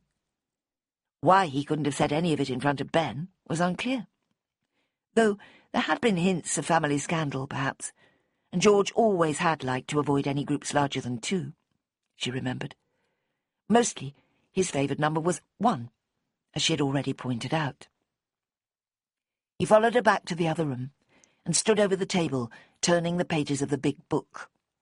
Nothing appeared to catch his eye, and he thumped it shut with a sigh. "You're right," he said. "The colours are weird, but otherwise it can't possibly have any significance. I never took much interest in it from the start, but I think it's nice that you've got it now," he added generously. "You obviously appreciate it." "I do," said Simmy. Ben had been ostentatiously thumbing his phone ever since the others had rejoined him. He went on doing so without looking up. Simmy realised it was close to 5 o'clock, and the day effectively over. She waited in silence until George understood that he ought to go. "All right, well," he said, "I'm not sure that's got me anywhere, but you've been very patient with me. I always did like you, you know. I heard Dad telling Christopher to treat you decently, not take advantage or anything. It was hugely embarrassing, but I was glad he was watching out for you. I wasn't sure your own father even noticed what was happening." "Nothing was happening." "Until now," said Ben, without lifting his head. Simmy saw her own flushed cheeks reflected in George's. He obviously didn't want to know. "Shut up, Ben," she said. Then, "It was good to see you, George, even though it was for a sad reason. I hope you can find your way home all right." "It's Trapbeck, not Novosibirsk," said the incorrigible Ben. "Almost impossible to go wrong, I would have thought. Unless you intend to find a quick way through Kirkstone. That might see you upside down in a ditch, admittedly." "I'll be perfectly all right," said George. It occurred to Simmy that she could save herself the bother of taking Ben home if she got George to do it instead. She wasn't sure where he lived, but even if it was to the north, the detour to Bowness would only take him an extra 15 minutes at most. She opened her mouth to make the suggestion, but was quickly forestalled by the youngster. "Don't ask him to take me home," he said. "I can call someone if you don't want to do it. My mum texted to say she can't come until 7. "Why? Where do you live?" asked George. "Bowness, just a little way from where your parents were. But it's okay, I'm in no rush." "Well, I could," said the man, "but I was actually going back up to Greystoke. Leonora's probably waiting for me." "Your new girlfriend?" said Simmy. "She was at the funeral, wasn't she? I never managed to speak to her. You rushed off so quickly." "Greystoke?" Ben interrupted. "Isn't that where Tarzan comes from?" "It's a big estate near Penrith. I've got a cottage there because I work for the family. The Howards," he added portentously. "I oversee the maintenance. There are 3,000 acres," he said. "That's a lot to manage." "That's a long way from here," said Ben. George sighed and returned to Simmy's question about Leonora. She'd never met Mum, so it didn't seem right to stay for the wake. She's been very supportive, though. Simmy remembered talk about George's liver and depression, and wondered if this Leonora knew what she was letting herself in for. "Don't worry about me," said Ben, loudly. "I'm not ready to go yet." He gave Simmy a look that quelled any further effort to unload him onto a man who might well be unstable, angry, and possibly even a murderer. She kept her peace and let the visitor go without further interruption. The moment the door closed behind him, Ben flopped back on the sofa and said, "This is turning into quite an afternoon. Who's going to show up next?"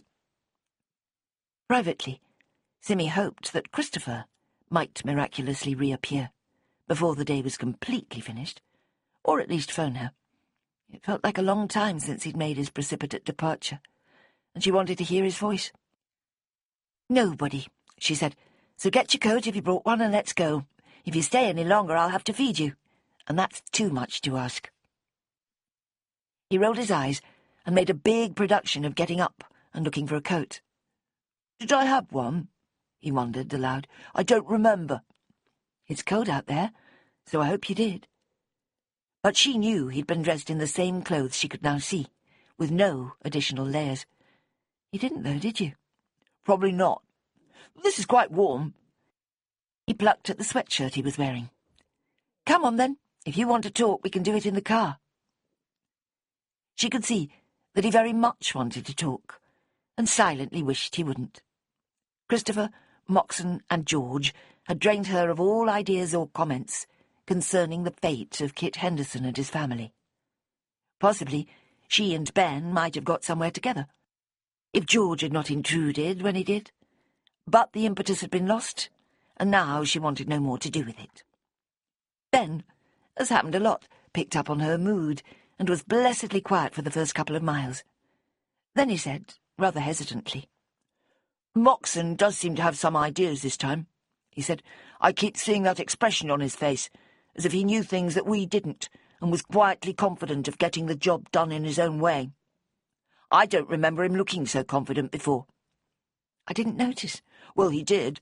Sort of smug and superior as well."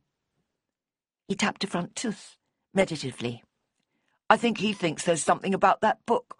We were almost onto it when that man showed up. He's not very nice, is he? I'm never comfortable with religious people. Are you?" "Why? Because they're so smug and superior?"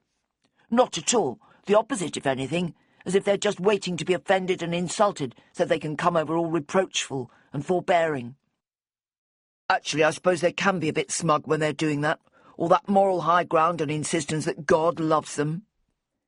"Maybe he does." "Yeah, with some of them that's their only chance, isn't it? Of finding love, I mean." "Hush, Ben, you can't say things like that." "I certainly can, and I will. Belief in religion is a free choice, a matter of a person's own will, and that means it's fine to challenge and question it." "Maybe, but you're making fun." "That too," he insisted, "is fair game. Besides, it'd take more than a few mild insults from me to shift them, wouldn't it? They've got God on their side." "So why bother?" "Good question," he conceded. By which time they were on the outskirts of Windermere, with only 5 more minutes to go. Simmy found herself musing on the way she was perpetually in the company of people who defied social conventions, when it came to the expression of questionable opinions. Her mother would say, of course, that this was because everybody had questionable opinions and only needed a safe ear into which to pour them. Which, perhaps, answered the original question. Simmy was unusually non-judgmental, or even passive. She let people say things with only a token protest. Ben hadn't said anything so bad about religious people after all. It was the whole subject that chafed at her, with its minefields of offence and associations with ethnicity. Far better to steer clear of the entire business and leave others to wrangle over it. I'm not suggesting that the murder had anything whatsoever to do with religion, Ben said, just as they drew up outside his house. Just to be clear. That's relief. No, I think it must have been about something from the past. Something that got raised again when Mrs. H died. And I think Moxo thinks that as well. OK, said Simmy impatiently. Well, it was nice to see you. Good luck with the essay, or whatever it is. Thanks for the lift, he said, with an air of disappointment. See you in a bit. She drove back onto the main road, knowing that there was no way she could avoid calling in on her parents. Her father was liable to notice her car passing the gate, even on a dark November evening, and insist on knowing where she'd been and why she hadn't stopped. Only one window in the whole house overlooked the road, but it would be just her luck that he'd be looking out of it at the exact moment she drove by. So, she found a space a few yards away and went to spend an hour with Angie and Russell Straw, who did, perhaps, know more than they realised about the reason Kit Henderson had died as he did. Chapter 20. Russell had not seen the car. He was slow to come to the door and open it, making much of the double lock that he persistently applied, despite hopes that his neurosis was abating. "Daughter," he said, with a weak smile, "are we expecting you?" No. I had to take Ben home and I thought I'd drop in for a minute." "Your mother's having a hard time with a duvet," he said. "A man vomited on it." "The actual duvet? Not just the cover?" "Seemingly so. Soaked right in, she says. A minor calamity in the great scheme of things, but enough to upset a number of plans." "Duvets have to be dry cleaned. Has she got a spare one? Was it a double bed?" Simmy couldn't avoid an awareness that this could indeed be a major inconvenience, if not a calamity. Russell shrugged and led the way back into the kitchen. "Simmy's here!" he shouted up the stairs as he passed. Angie came onto the landing above them and said, "Send her up. I could do with some help." Simmy joined her mother, who was flushed and flustered. Her sleeves had been pushed up her arms, and her hair was in disarray. "Bloody people," she said in a whisper. "Demanding a whole new set of bedding at this time of night." "Sounds awful. Have you got another double duvet?" "Of course not. Normally I'd just swap them around, but by some fluke all the rooms are full tonight, so I can't. I wouldn't mind if it had been a child in one of the little beds, but this is the biggest double in the house. It's a nightmare." "Where are the people?" "They've gone out for a bit, but they'll be back any second. The man's too ill to want to eat anything. They ought to have gone home, but they live in Kent, so it's a long drive. You don't expect to have to be a nurse in this job, but that's what it feels like. Who's to say he won't do the same thing again tonight, and then where will I be?" "What you going to do with the bed?" "Give them sheets and blankets instead. I never did like duvets, great unwieldy things. But I've got to get it into a bag for the cleaners and wash the cover. The pillow's covered in it as well. I never saw so much sick. Why couldn't the bloody idiot make it to the lavatory? It's only about 6 feet away from the bed, after all." Simmy took one side, and they quickly had a whole new bed made up, with pristine sheets and a handsome woolen blanket that she remembered from her childhood. It had covered her parents' bed for years. "You've still got this," she said, fingering the honeycomb weave. "It's a lovely thing, isn't it?" "It is, and I'll sue that man if he throws up on it." Downstairs again, Simmy was offered the customary leftovers from the day's meals. "We had a really nice chicken cobbler," said Russell. "I ate more than usual. Not much of it left." Angie scraped the last morsels into a bowl and put it in the Rayburn. "Give it 10 minutes," she said. "You can have bread with it." "I was right about enouns," said Russell. "Pardon?" "You remember, I was going through all the nounce words, pronouns, renouns, announs. Now I've discovered enouns is a real word. It's not much used, and it doesn't have a very interesting meaning, but it does exist. Funny how happy that makes me," he finished ruminatively. Simmy gave him a fond look, thinking how she could never quite match his expectations at moments like this. A better daughter would have found enounce for him, like a cat bringing a dead mouse to a beloved master. "I've had quite a day," she said. "Non-stop visitors." Only then did she pause to ask herself whether she was ready to disclose the escalation of her relationship with Christopher. It felt much too early to do so, and surely she was too old to share such matters with her parents. On the other hand, if and when they found out, they might feel wounded by her silence. Better to let it emerge casually, she felt, if that could be managed. "Oh," said Angie, tiredly. "Moxon brought Ben over. Then George Henderson showed up out of the blue. Everybody's fixated on that book Fran left me. Moxon seems to think it holds a clue to what happened to Kit.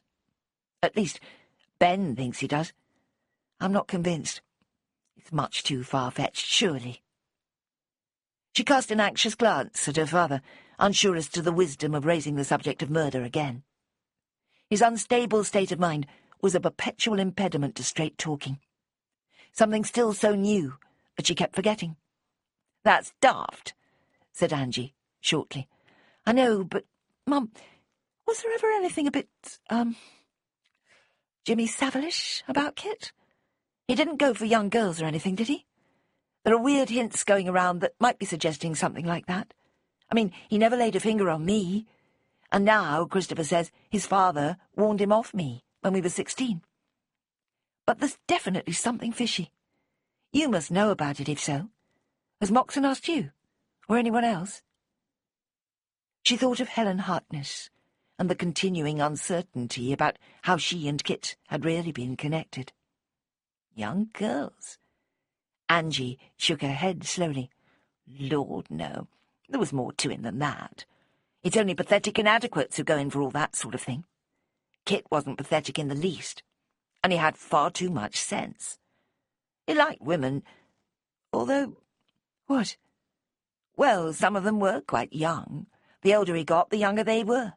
But not really young. Well over the age of consent." "And you knew?" "Only because Fran told me. He was never much bothered about covering his tracks. I know you never could see it, but he did have a sparkle to him, you know. Charisma. They couldn't resist him, once he'd got his eye on them." "You make it sound as if there were dozens of them." Angie laughed. "I'm only aware of 3, and that's over a period of at least 20 years. Bad, but not desperately so." "You knew who they were?" "Vaguely. It was Fran's problem, not mine. All I ever did was listen to her going on and on about it. Sometimes I told her she should take a stand, but she never did. Said she couldn't face starting again on her own. To be honest, I don't think she lost much by it. She thought he was making a fool of himself, so by association she got tainted, but nothing too ghastly." Angie heaved a sigh and glanced at her own husband. "You never know how it's going to end up, after all." "I'd no idea," said Simmy. "I just thought Fran was getting bored with him." A hollow laugh came from the chair by the Rayburn, where Russell sat. "Comes to us all," he said, with a spiteful look at his wife. Simmy did what she could to change the subject, but everything was connected to the Hendersons in one way or another. "Did he tell you about the auction yesterday?" she tried. "Wasn't it clever to spot that lovely dish?" "It's nice, but the fact is, it's much too big to be of any use," said Angie. "We can display it somewhere instead." "Christopher turned out well," said Russell. "I always did like the lad, but I never had much hope that he'd make a success of anything. Now he's got all those people running around after him, and learning a whole lot about the business too, I suppose." "Lots of shady characters, the way I hear it," said Angie. And Christopher's only an employee, isn't he? He doesn't own the place. She went to the Rayburn and extracted the bowl of reheated cobbler. Simmy took it and ate it with relish. "Lovely," she approved, before going back to the topic of conversation. "The auction is actually rather glamorous, in a funny way," she murmured. "Exciting as well." She had a thought. "And we can call him Chris, now. It seems to suit him better. Christopher is such a mouthful." Too late. After nearly 40 years, I can't think of him as a Chris. I always imagine a woman anyway, probably because of Chris in the Archers or Chris Everett. Plenty of male Chris's, Russell said. All those men on the telly. Half of them seem to be called Chris. Moyles, Evans, Tarrant. Simmy closed her eyes and wished she'd refrained from saying anything. For herself, she was more than happy to shorten the name. She said it silently to herself, with a little smile. "He's the second in command, and the boss is close to retirement. He could easily be the top man before long. You should see him in action, Mum. It's hypnotic. You can't stop watching him." "While people are swindling each other behind his back," said Angie.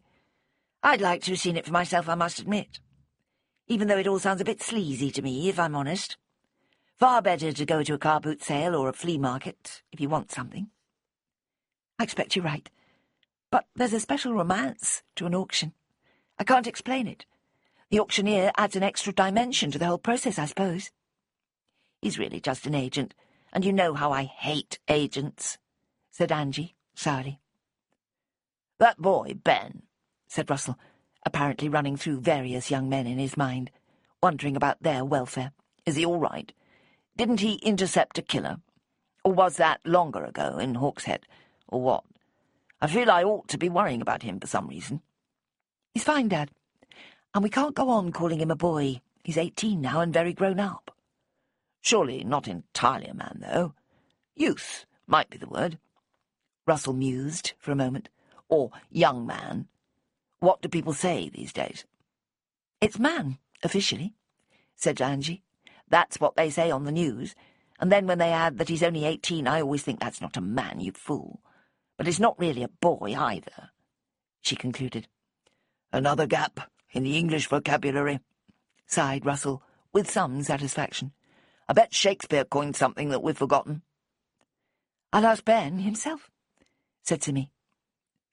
The modest meal was finished, and Simmy could see that Angie was dropping on her feet.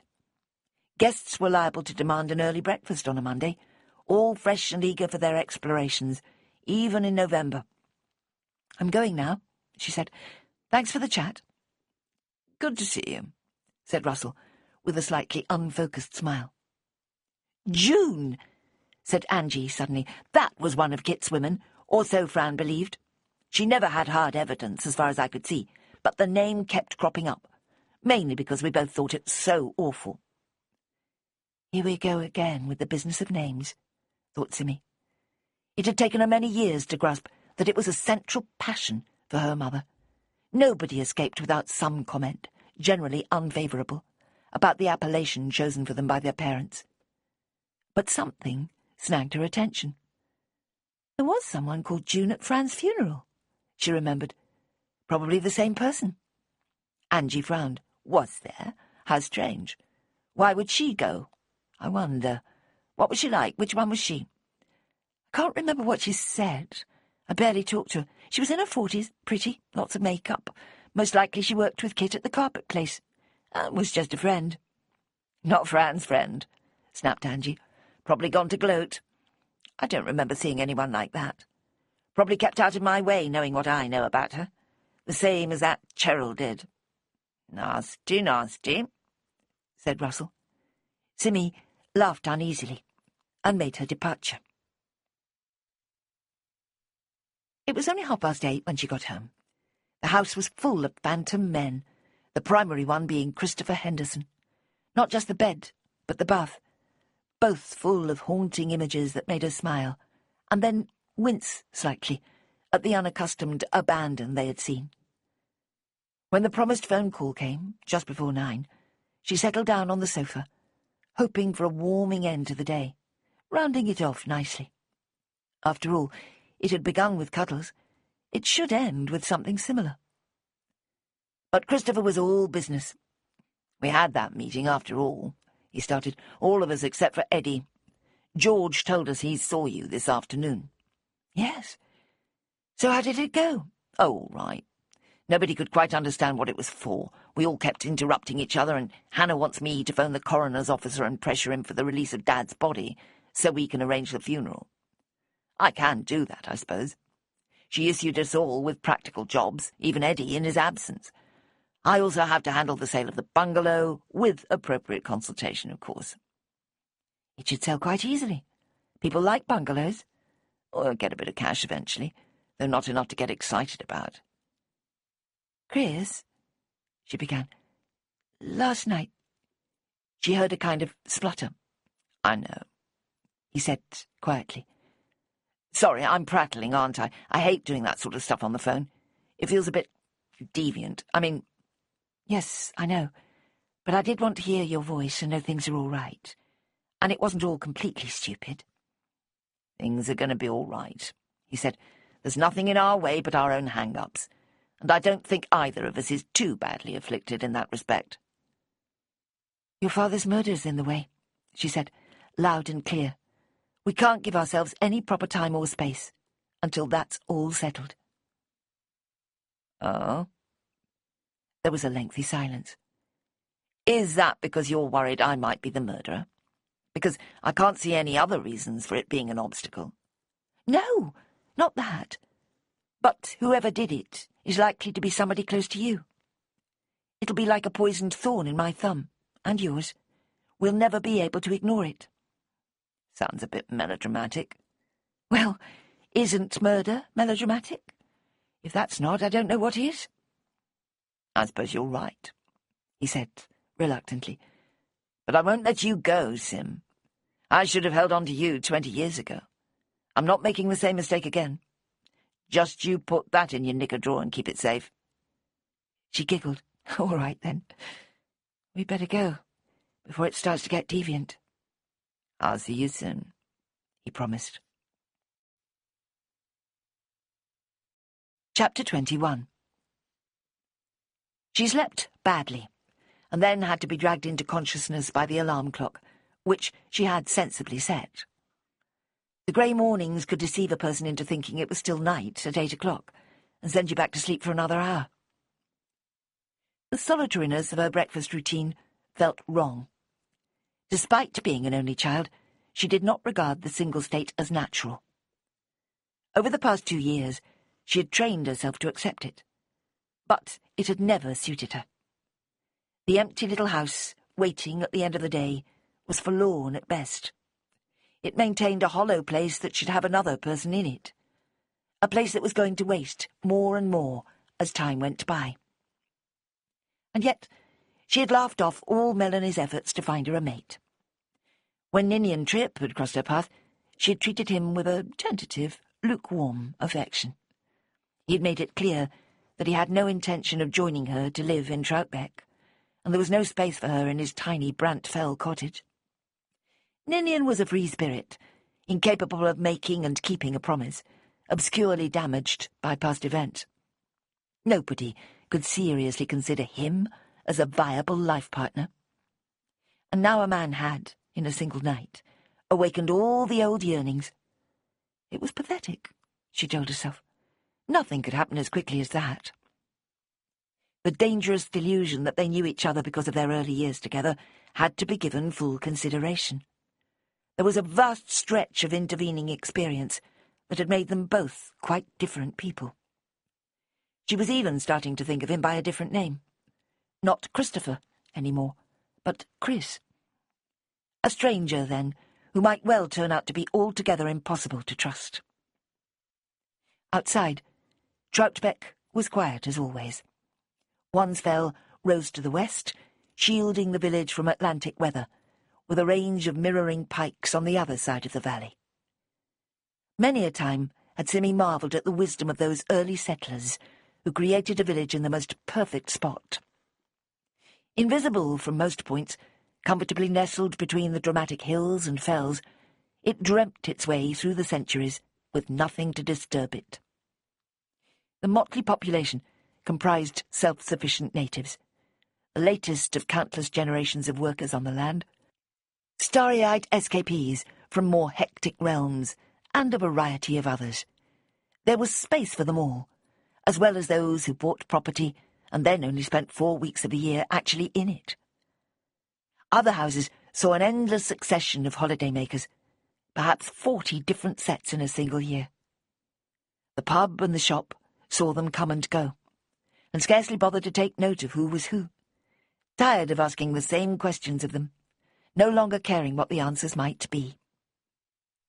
Even Russell Straw, down in Windermere, had shown less interest in his guests in recent months. He had once taken great interest in discovering just who it was sleeping under his roof for 2 or 3 nights. He had rejoiced in collecting all their occupations. Solicitors and schoolteachers, social workers and software designers all gave him a thrill.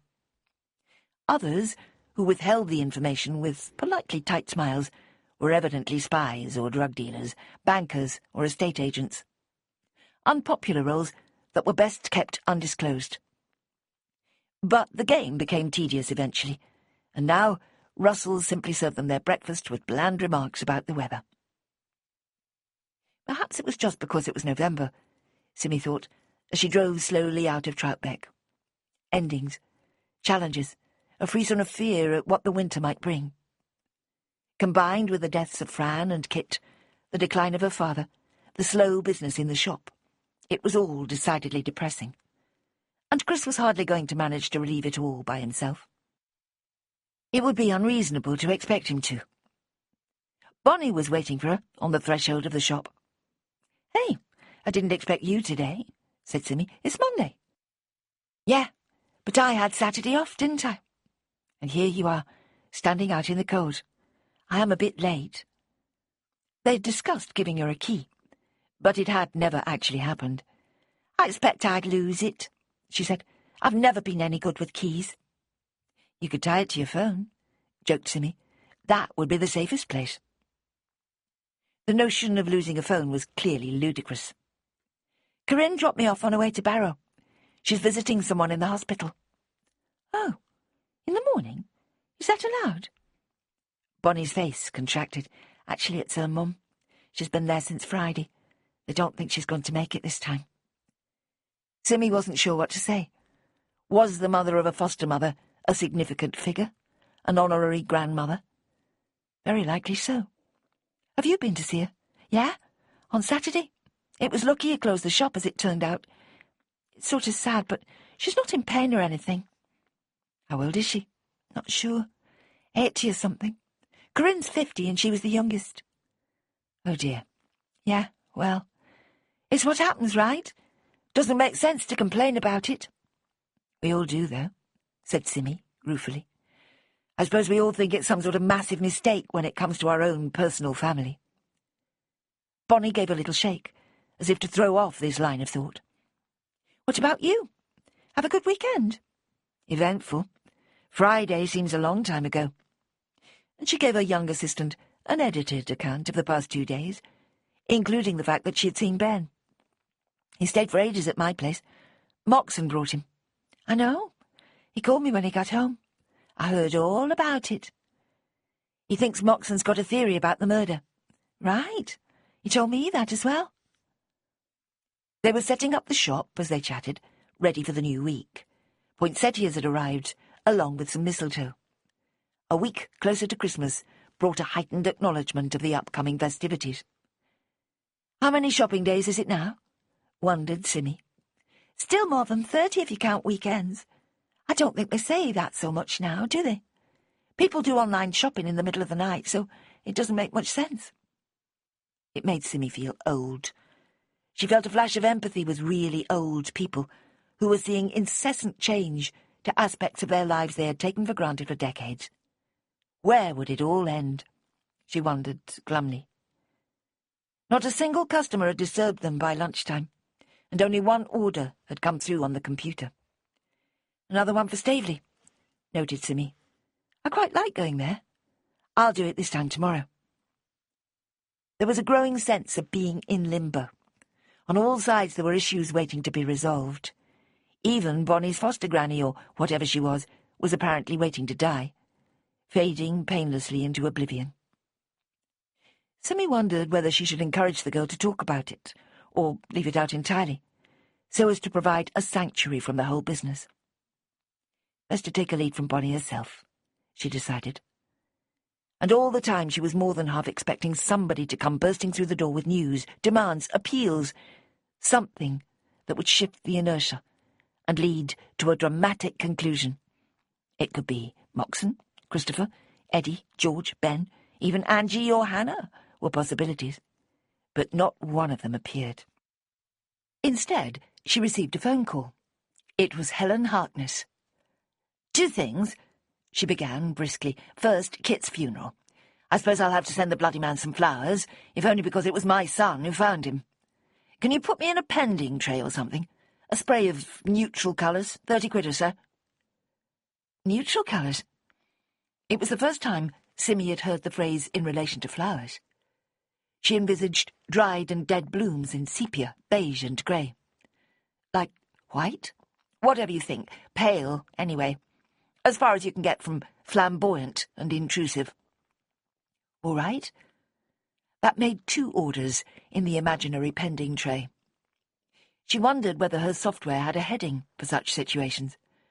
Probably not, she decided, and wrote it down on a notepad with a pen. "And second," said Helen relentlessly, "thanks for having Ben yesterday. He was gone much longer than I expected. I hope you had a good talk." "Did he tell you any of it?" "You're joking. He won't even give me a clue or two to help me guess." "Did he at least mention that we had George Henderson with us for a lot of the time?" "He did not. You mean one of Kit's sons, do you?" "The third one, yes." "What did he want? Where does he live?" "I'm not entirely sure what he wanted, other than to stop feeling left out. And he lives miles away, practically in Penrith." "Is he married?" "There's a girlfriend called Leonora." Simmy waited in vain for a comment on the name, as would undoubtedly have come from her mother. The fact that it didn't come brought a very slight sense of relief. "Oh, well," said Helen, sounding as if she wanted no more information about the Hendersons. "That's all I wanted to say." Simmy was listening for the buzz of a disconnected line, when the woman added, "That Hannah's a piece of work, isn't she?" "Pardon?" "She's put a whole lot of stuff on Facebook. Wilf showed it to me this morning, talking about finding the birth mother who gave her and her sister up, wanting to make up for lost time. She must be mad. Doesn't she realise that all sorts of people are going to pop out of the compost heap and claim her as theirs? I mean, Facebook, of all things." Wilf was Ben's older brother, who occasionally involved himself peripherally in Ben's obsessions, but mostly got on with his much more ordinary and contented life. "I never knew they were adopted until a few days ago," said Simmy. "I'm still trying to get to grips with it." "Oh, I keep forgetting how well you used to know them." A short pause, then, "How could you not know? Did they keep it such a secret?" "My mother says not. She thinks I was just incredibly unobservant." Helen laughed, and with a brief farewell, the expected buzzing sound filled Simmy's ear. "Is that Ben's mum?" asked Bonnie, 2 seconds later. "It was. She's ordered flowers for Kit's funeral, when it happens. I imagine the body will be released any day now." Another unanticipated aspect of floristry was a rapid acquisition of the arcane details surrounding unexpected deaths. At least 6 customers had explained the role of the coroner to her, and how frustrating the delays and obfuscations could be. The most recent, 4 or 5 months earlier, had been a long rant from a man whose 95-year-old mother, having died slowly in hospital, was referred to the coroner without the family being told. This last was the sore point. Simmy had glimpsed a world riddled with suspicion, where the son had perhaps poisoned his aged parent with a slow-acting substance, and no way was the hospital doctor going to let him escape retribution. "It could happen now," Melanie had said, when hearing the story. "So could a lot of things. Surely you agree that it's based on a kind of insanity, which does no good at all. All it does is impede a process that's already impossibly slow and inefficient. Maybe, said Melanie. Bonnie would be more inclined to agree with Simmy, surely. Much of her life so far had been spent working around officialdom, with its mistakes and failures to understand. But Bonnie was as yet ignorant of matters involving a coroner. Released? She echoed. That's right. They have to be sure there's no more evidence to be found on, or in, I suppose, the body, before they let it be buried or cremated. Said Bonnie, showing no sign of wanting further information. Simmy looked at her, trying to assess the degree of squeamishness behind the single syllable. Any girlfriend of Ben Harkness was unlikely to get away with much in the way of female vapourings. But Bonnie did have genuine issues around the more visceral aspects of life. She washed her hands a lot, and never wore the same clothes twice without cleaning them. She had suffered from severe anorexia, and missed a lot of school as a result. She had needed to be protected from the sight of Kit Henderson's bleeding body. Right then, Simmy sighed. There must be some work we can do. But when she looked around the shop for inspiration, she could see nothing that was not already in perfect order. It feels weird, doesn't it? Said Bonnie. Just standing around like this, waiting for something to happen. It's not exactly productive, is it? I'm not sure I ever feel particularly productive, Simmy admitted. I'd say we were more of a service industry than a manufacturing one, wouldn't you? Bonnie looked blank. Is that what productive means, then? I thought it was just making good use of the time. She frowned. Product. Right. Now I see. My father would be proud of you, laughed Simmy. So would Ben. Her eyes grew glittery with the ecstasy of her adoration. There was so much I'd never even thought about. Words, history, poems, science. It just goes on. And he knows all of it. How does he? He must have started when he was 2 to have learnt such a lot. He's a prodigy, said Simmy carelessly. Some would say he's a freak of nature, with a brain 3 times as big as most people's. No, it's not. It's just... She sought for the words. The choked sound of the doorbell announced a customer at last, along with a belated realization on Simmy's part that there was something she could usefully have filled the past 10 minutes doing. She could have climbed on a chair and examined the problem of the silly thing. 2 men came in. They were both quickly recognized by Simmy, and neither was especially welcome. Mr. Weatherton, she nodded to the older one, and Jack, that's right, isn't it? Hannah's husband. They must be bringing news of Kit's funeral, she supposed, and more orders for flowers. She had no idea at all what Jack's surname might be. She still thought of Hannah and Lynn as Hendersons, having failed to attend their weddings or note the gender or date of their offspring. Right first time, said the younger man. He was mid-30s, with dark colouring and a lean outline. Not entirely unlike Kit in his prime, Simmy noted. She'd only met him once, at Fran's funeral, holding a child in each hand, in an attempt to keep them quiet. They were the only children present, and Simmy had caught a number of disapproving glances.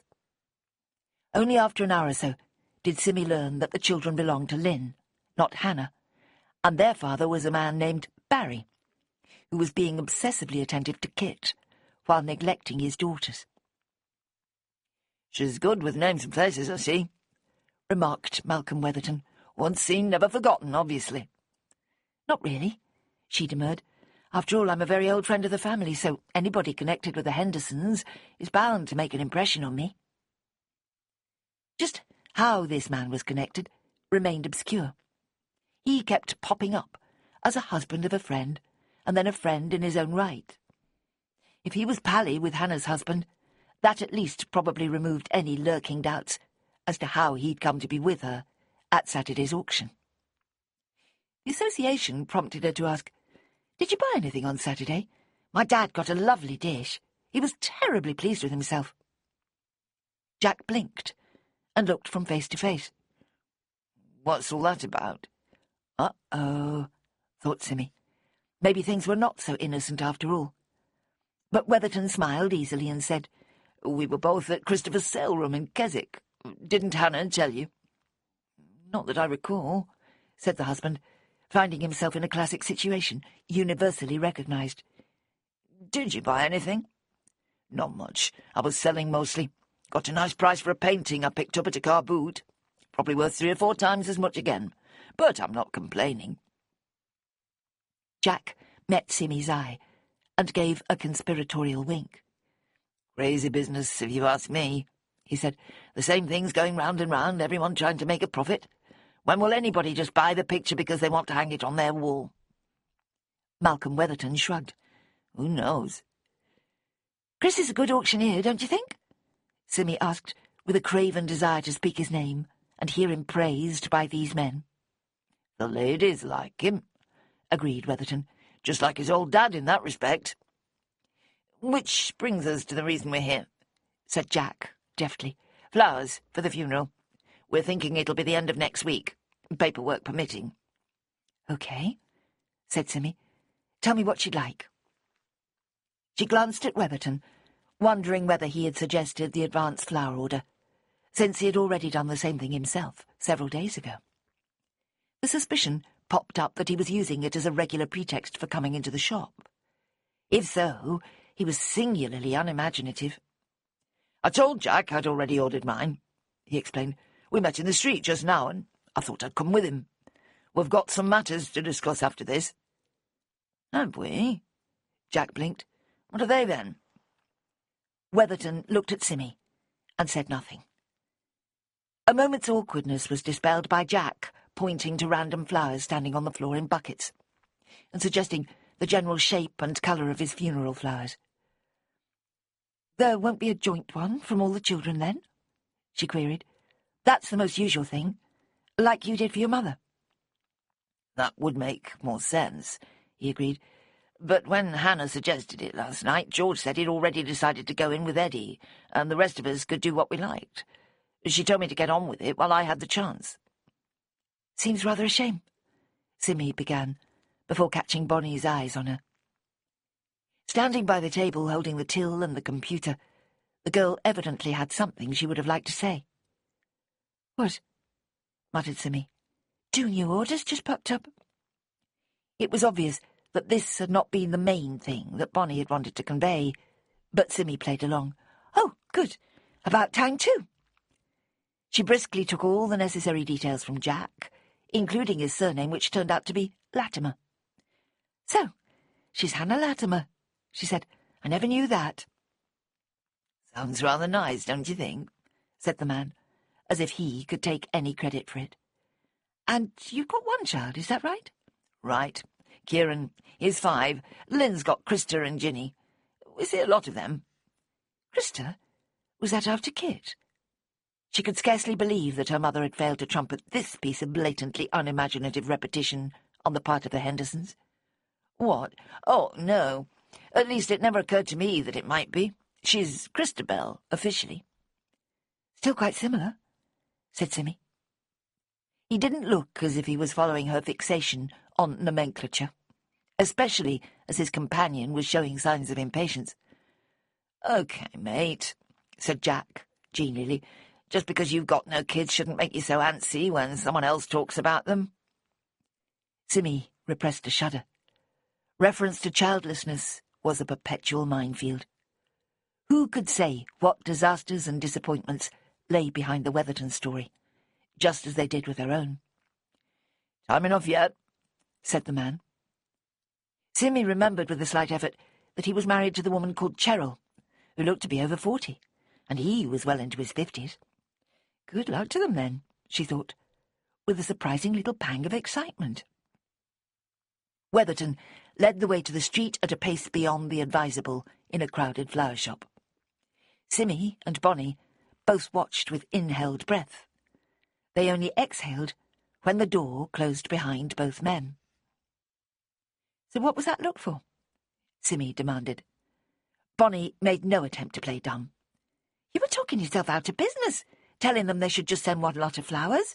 You'll get twice the money if they do 5 separate ones, at least. Nobody's going to spend less than 40 or 50 quid, are they? And even the most fabulous joint effort wouldn't come to more than 150, likely to be a lot less. I worked it out while they were talking, she added, modestly. You're right, I wasn't thinking. Or rather, I was thinking how much work it would be if they all came to me. Remember that Hardy funeral in the spring? It nearly killed me, doing all those wreaths and sprays and whatnot. Maybe George at least will go to someone in Penrith. Although, I suppose, Christopher...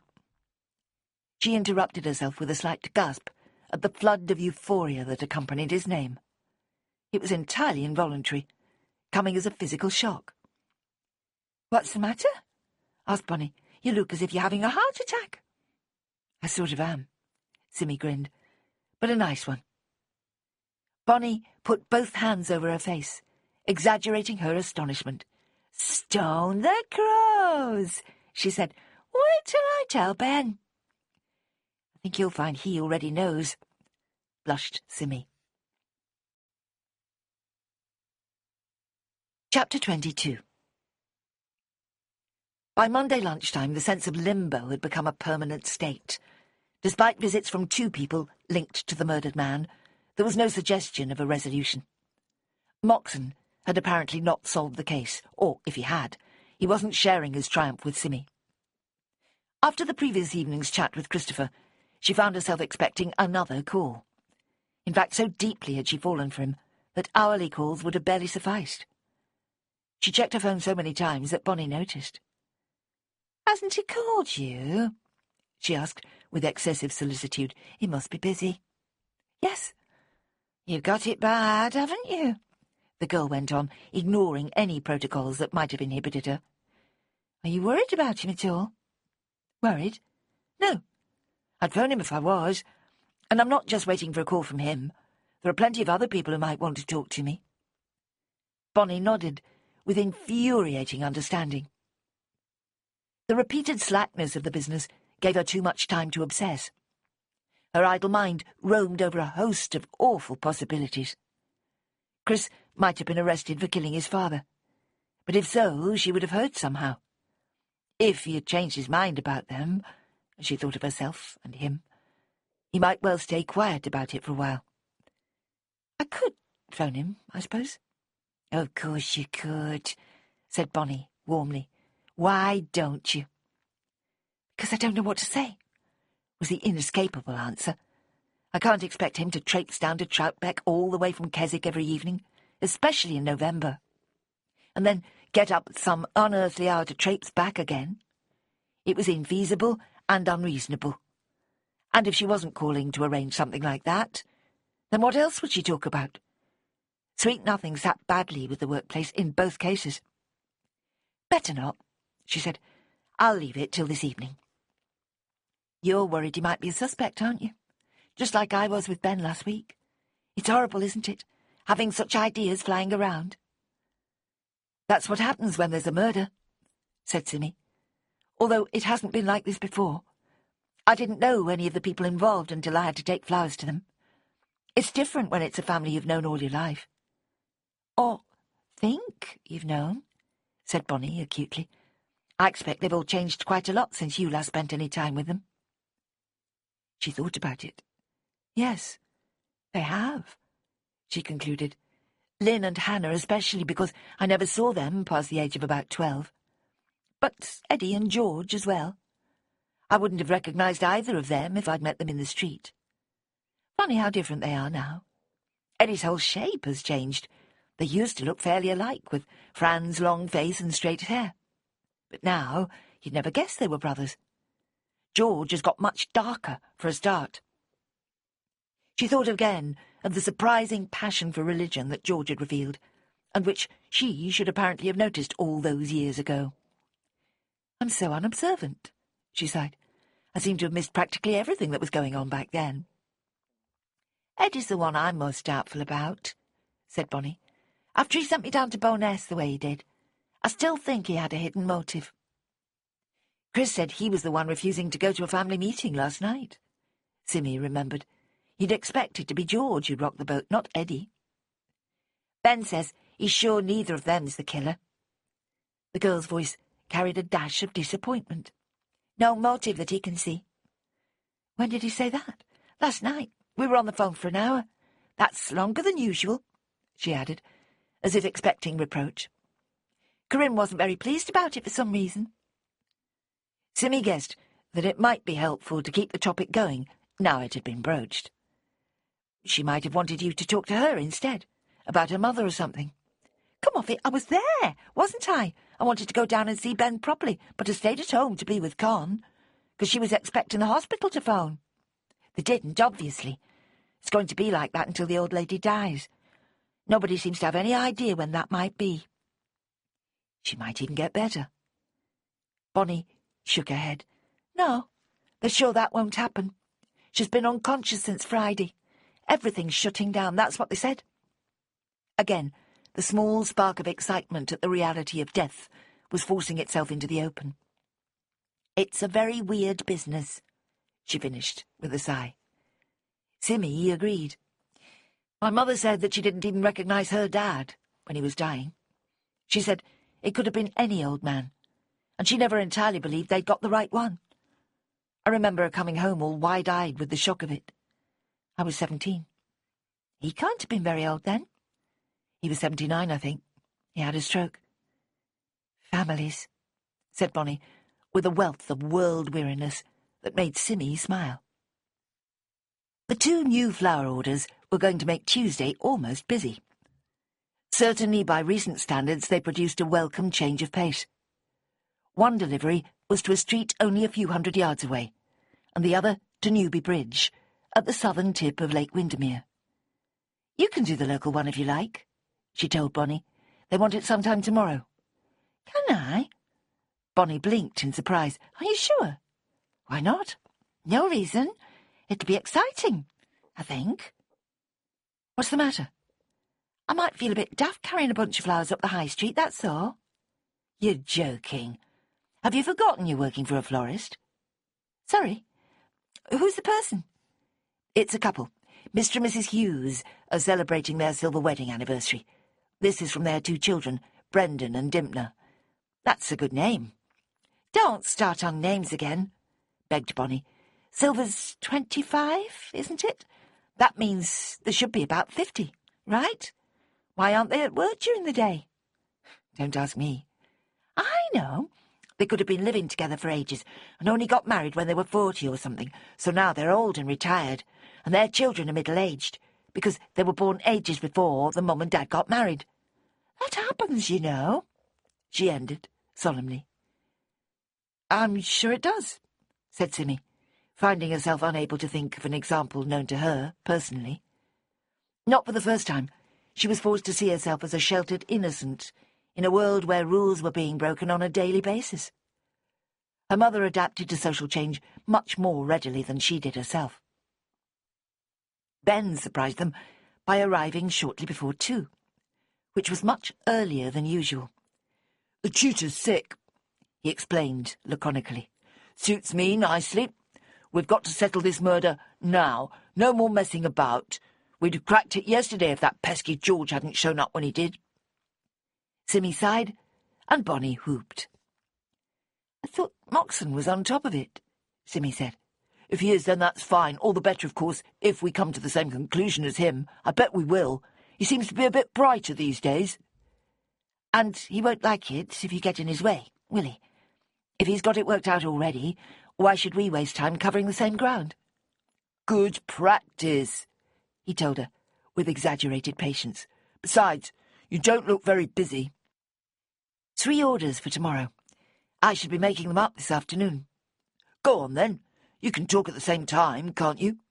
If I have to. OK, so, first off, we need to think about all the people who were at Mrs. Henderson's funeral. It all starts with that, you see. When she died, everything changed for the family, and somehow an opportunity opened up for whoever it is that hated Mr. H enough to kill him. That's my first premise, he explained, patronisingly. First premise, repeated Bonnie, who looked as if she ought to be taking notes. The funeral. Right, and you, Simmy, were there, so you can supply the list. No there were hundreds of people there. She knew full well that this was a shameless exaggeration. I think not. Probably only about 60 or 70 from what I heard. Don't forget, I live near most of them. A chap at college's mother did the catering. She said they ordered food for 70, and that pretty much everybody there was local. If we count you and your parents, all the Henderson offspring, 1 or 2 neighbours. Are you saying we can discount the neighbours? Simmy queried. If so, why? No, I'm not saying that, just that we have them listed already. I want you to think of the rest of them, the ones I can't even guess. Wait a bit, then. Let me get started on the Staveley flowers. I'll take them first thing tomorrow. She gathered up the assorted blooms and foliage, ribbons and wires, and disappeared into the coolroom at the back. Hey, I can't hear you out there, protested Ben. Yes, you can if you try. I'm not coming out, anyway, until this is done. It only takes 10 minutes, said Bonnie. Do you want a muesli bar? No thanks, I've had the full works in the canteen for once. They're making quite a good job these days for a change. Canteen? She scoffed. School dinners are school dinners. What was it? Spaghetti bolognese, with a remarkable variety of vegetables. I didn't even recognise some of them. Brave, she approved. Simmy heard most of this banter from her back room, aware of Ben's barely suppressed impatience. Are you making a list? She called. Of the funeral guests, I mean. Good thinking. He found a notebook and pencil in his bag and started to write. Family, neighbours, straws, he muttered. Who else? Fran's sister Christine and her husband, a group of women from the WI. She was their secretary, apparently. Another group of younger women. I sat with them. June was the name of one of them, and Cheryl the other. They were with Hannah. She was still talking in a raised voice from the other room. I think there was some talk of June being one of Kit's bits on the side. My mother said that was Fran's suspicion, anyhow. Why should she go to the funeral? Ben nibbled his pencil. What would she care about the wife being dead? She might have liked her, said Bonnie. It goes like that sometimes. My mother had a boyfriend who was married. She often said she liked the wife better than the man. She adopted an expression of wise tolerance for the foibles of humanity. Said Ben. I think she just went because she lived so close by, said Simmy. Or was that the other one? She tapped her head in an effort to shake the memories loose. Yes, that was Cheryl, not June. You probably know them by sight. She said she knew everybody. Ben returned his attention to Bonnie, who was waiting for a response to her own remark. Her mother, as Simmy had gradually learnt, was irredeemably deplorable. Everything Simmy had heard about her only added to this conclusion. Only after considerable damage wrought on the child by the succession of boyfriends did the authorities remove her and put her under the infinitely preferable care of Corinne, at the age of 9. The foster mother had made this child a special project ever since. Who else? Ben asked Simmy, who was finishing her bouquet with a fake satin ribbon. I can't think of any names. I said the Weathertons, didn't I? No. Yes, I did. The Cheryl woman is married to Malcolm Weatherton, who keeps coming in here. He's some sort of antique dealer. He was at the auction with Hannah. And Cheryl? No. I haven't seen her since the funeral. Said Ben again. There's nothing happening, is there? Bonnie complained. We're just carrying on as usual, and nobody bothers with us. There's absolutely nothing happening. So, we make something happen, said Ben calmly. Once we work out who the killer is, we flush them out. He closed one eye in profound thought. I think it was most likely a woman, he said. One of the daughters, or that June woman. What's she like? I only saw her for a few minutes, and she barely spoke to me. Didn't seem very friendly. Early 40s, big brown eyes, lots of makeup. That's all I remember. You think it's a woman because the murder weapon was a pair of scissors, she accused him. From what I heard, it seems terribly violent for a woman to have done it. And Kit was pretty robust. He'd have fought her off. Enraged women can be just as savage as men. "Scissors," murmured Bonnie. "Is that what it was?" Ben sighed and threw an exasperated look at Simmy. "I was hoping she didn't have to hear the details," he said. "Gosh, sorry. I assumed you'd have talked it through with her minutely by now. Isn't that what you usually do?"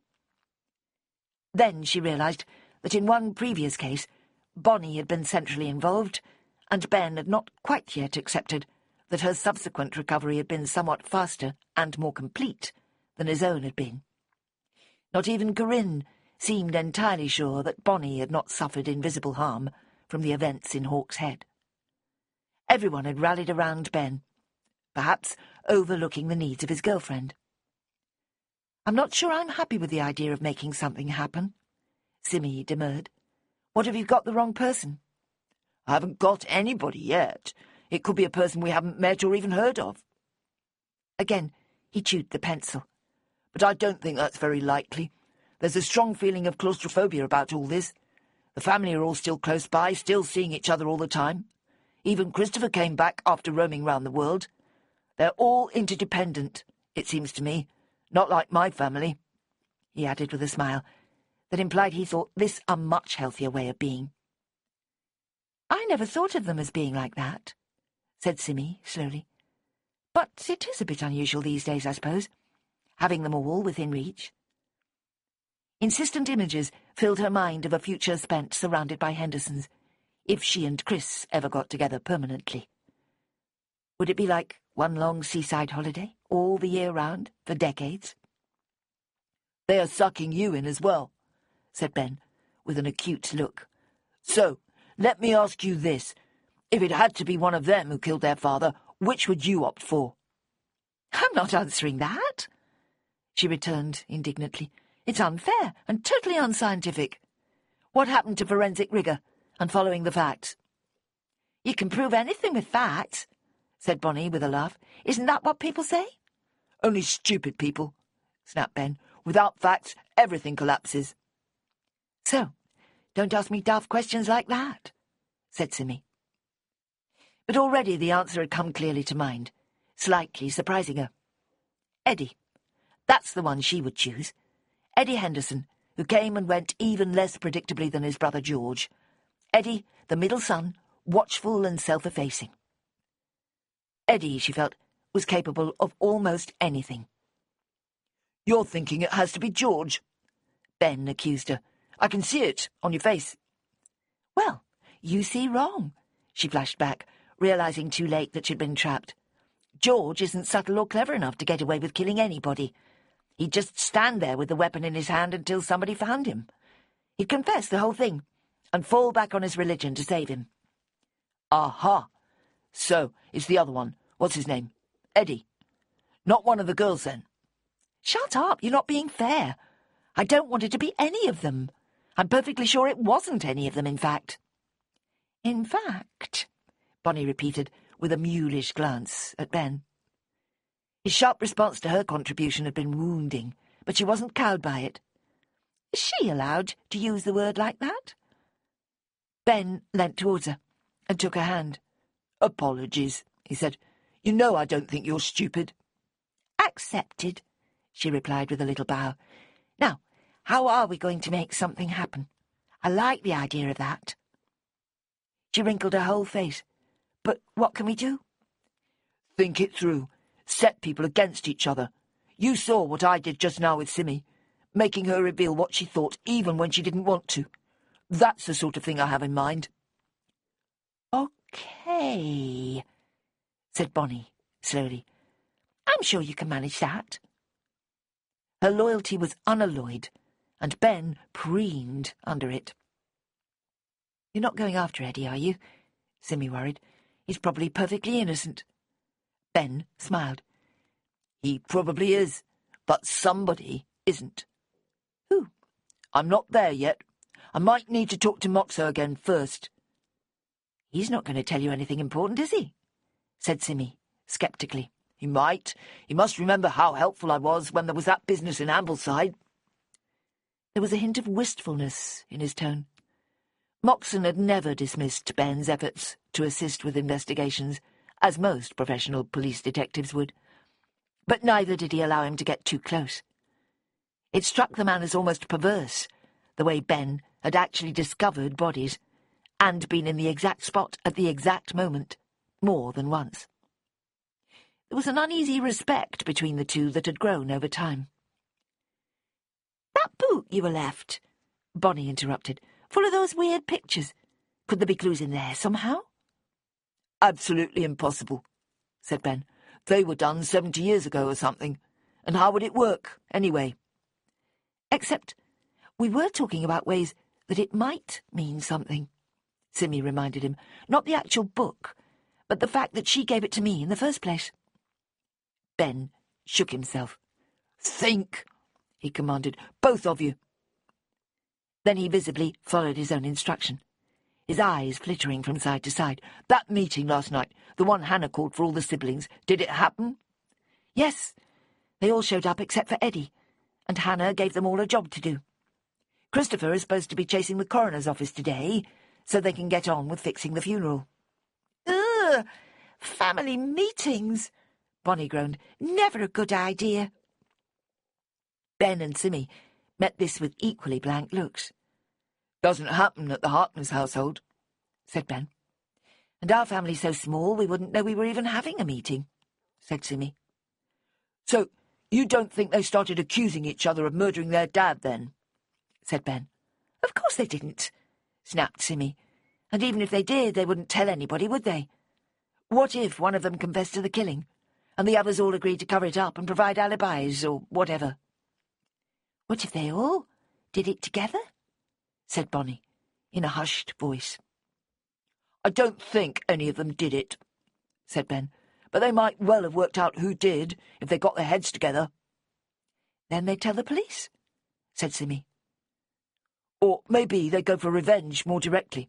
That George looked capable of something like that." "I could phone Chris then," Simmy offered, feeling warm at the prospect. "What do you want me to ask him? I don't actually think there's anything more he'll tell me after last night. Just that Hannah was bossy as usual, and they don't sound particularly united as a family." "Just see if anything new's developed today," said Ben. "OK," she said, doubtfully, and got her phone from her pocket. "You going to do it now?" Ben looked impressed. "Won't he be at work?" "What if he is?" Ben's parents were both old-fashioned professionals who had firmly and absolutely banned any contact from their children during working hours, unless somebody was actually dying. In his world, you just didn't break that edict. But Simmy had no such inhibitions. Her mother had worked in offices of various sorts, welcoming the interruption of a personal call. To a lesser degree, the same was true of her father. So, she phoned Chris, using the mobile number he had put into her phone over lunch at the pub. He answered cheerfully, with no detectable undercurrents in his voice. "Hey, I was just going to call you. Must be telepathy." "Are you having a good day?" "Quiet. Typical Monday. Although a man came in just now with the most gorgeous piece of carton I've ever seen. Tree and swallow pattern. Perfect condition. I nearly swooned, it was so lovely." "Nice," she said weakly, having no idea what he was talking about. "Has Eddie shown up yet?" "He wasn't missing, and yes, he sent us all an email saying his exhaust fell off. It was a bit of a drama, apparently. Looks as if we all had a busy day yesterday," he added, with a little laugh. "Well, today isn't at all busy here, although Hannah's husband came in this morning with Malcolm Weatherton. Apparently, your dad's funeral is penciled in for the end of next week. Is that right? Did you get some sense out of the coroner's officer that quickly?" "Actually, he called me at 9 o'clock and I passed it on to the others. We're not at all sure of the date, though. It might be longer. None of us can concentrate on another funeral so soon. I think we're all still pretty numb about it. I certainly am. I keep letting other things distract me." The same little laugh came again. Simmy knew perfectly well what it meant, but was doing her best to resist any response, with Ben and Bonnie listening so intently. "I'm not surprised," she sympathized. "Everyone must be wondering what the police are thinking and what questions they might ask next." "Oh, I think they're done with the questions," he said, oddly airily. After all, it's almost a week now. Yes, but, Chris, your dad was murdered. Somebody deliberately killed him. You must want to know who it was. Yes, of course I do. We said all this yesterday, didn't we? It's too big, Simmy. That sounds daft, but I still can't help feeling I won't like it when we finally know who it was. It won't change anything, will it? I can't say I'm especially keen to know the reason for it either. I know my father was no angel. Quite a few people might have reason to hold a grudge against him. Once the whole business is solved and out in the open, it's not going to look very good for the Hendersons, is it? As a family, I mean. We'll be tainted. So, forgive me if I don't want to get mired in all that mucky stuff. Simmy met Ben's eyes, wondering how much he could hear. Mucky stuff, she repeated, suddenly remembering the flashback she'd experienced in the middle of the night, in bed with Chris. It all kept coming back to the same thing. Until now, it felt inevitable, barely even surprising. Never mind, he said. Listen, I can't get away this evening, but I could come tomorrow, after work. Would that be all right? Lovely, she said. And you can tell me all about Carlton, whatever it is. You don't know? My God, you've got a lot to learn, my girl. And I bet you have no idea what Gypsophila looks like, or Crocosmia, or Syringa. Touché, he said, with yet another carefree laugh. See you tomorrow, then. Did you hear any of that? She asked Ben when the call was ended. Not really. He's worried that his father was doing something nasty, and when the story comes out, the whole family's going to be tainted. She frowned, but he didn't sound particularly worried about it. He kept laughing. Yes, I did catch some of the laughing.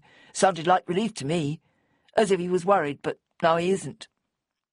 No, Ben, you've got that wrong, Bonnie interrupted. He's just happy that he's got together with Simmy after all this time. It's love. That's all. Simmy experienced a jumble of emotions. Embarrassment, joy, confusion, and more. Stop it, she said. Leave my personal life alone, will you?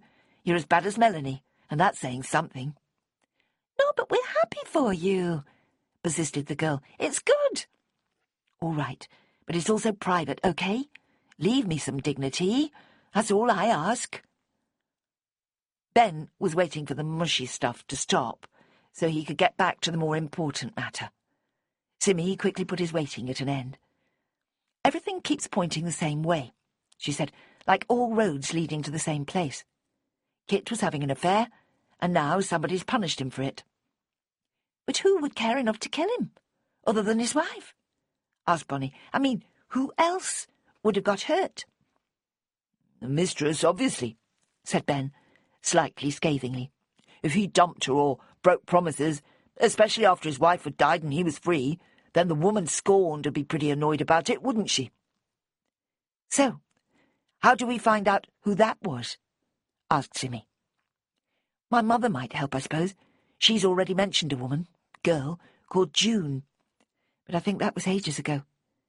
And she was at Fran's funeral. How would that work? We're getting closer, said Ben excitedly. I can feel it. Before Simmy could say anything to subdue him, the same husky note that had been irritating her increasingly over the past week announced a newcomer. Chapter 23.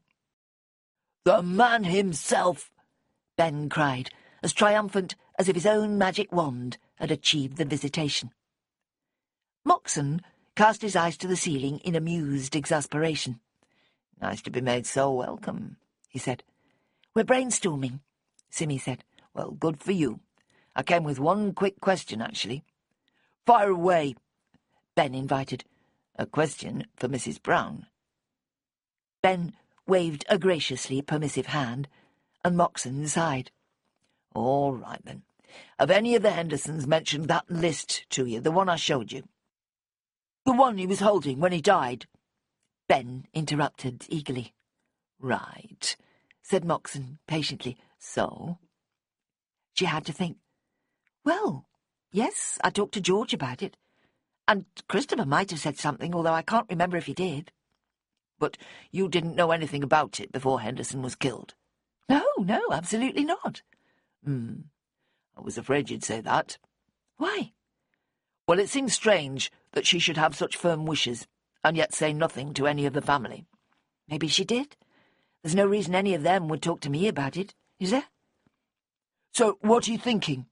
Asked Ben, obviously puzzled. I'm thinking there's implications here that we haven't altogether got a grip on. And it was written by Fran? You're sure of that? Simmy said. Ben and Bonnie had drawn together, her hand on his forearm. It was, the detective nodded. What did it say, exactly? Asked Ben. Moxon hesitated. I can't tell you. You know that. I showed it to Mrs. Brown, but you two, well, you know how closely involved you are. It would be highly embarrassing if I had to disclose in court that I let you see it. Can I tell them roughly what it said? Asked Simmy. I can't stop you. He smiled. And you can stop calling me Mrs. Brown, she said. I thought we got past that a while ago. He smiled and nodded again. Sorry. Force of habit. Professional protocol. So? Prompted Ben. It was a list of requests from Fran to Kit. She wanted him to get a dog, buy a new car, plant some trees, and one or two other things I can't remember. Trees? Ben repeated. In that little garden? Quite sensible ones, really. Cherry, hazel, juniper. They'd all fit, even if the juniper might make it rather dark after a few years. So where did it come from? Demanded Ben. The woman had been dead for weeks, and she wouldn't post it to him, would she? He must have found it tucked away in the house somewhere. He was holding it when he was killed. There were no other matching pages anywhere in the house. It reads quite strangely when you really look at it. Moxon paused for dramatic effect. We think it was in fact sent to someone else, who then took it to the bungalow, and there was some sort of argument or confrontation, at the end of which Mr. Henderson was violently murdered. You don't say violently murdered, muttered Ben. That's a tautology. No, it's not, Ben, said Bonnie. If you poisoned somebody, that wouldn't be violent, would it? The young man gave his beloved a full beam smile. And Simmy, he said, my father would be proud of you, knowing what a tautology is, I mean. If you ask him nicely, I'm sure he'll adopt you. Everyone chuckled, including Bonnie. The page, said Moxon. We showed it to all the sons and daughters, and they all said they had never seen it before. We did it simultaneously, to avoid any conferring. They were all quite convincingly bewildered, by all accounts. Which one did you interview? Asked Ben.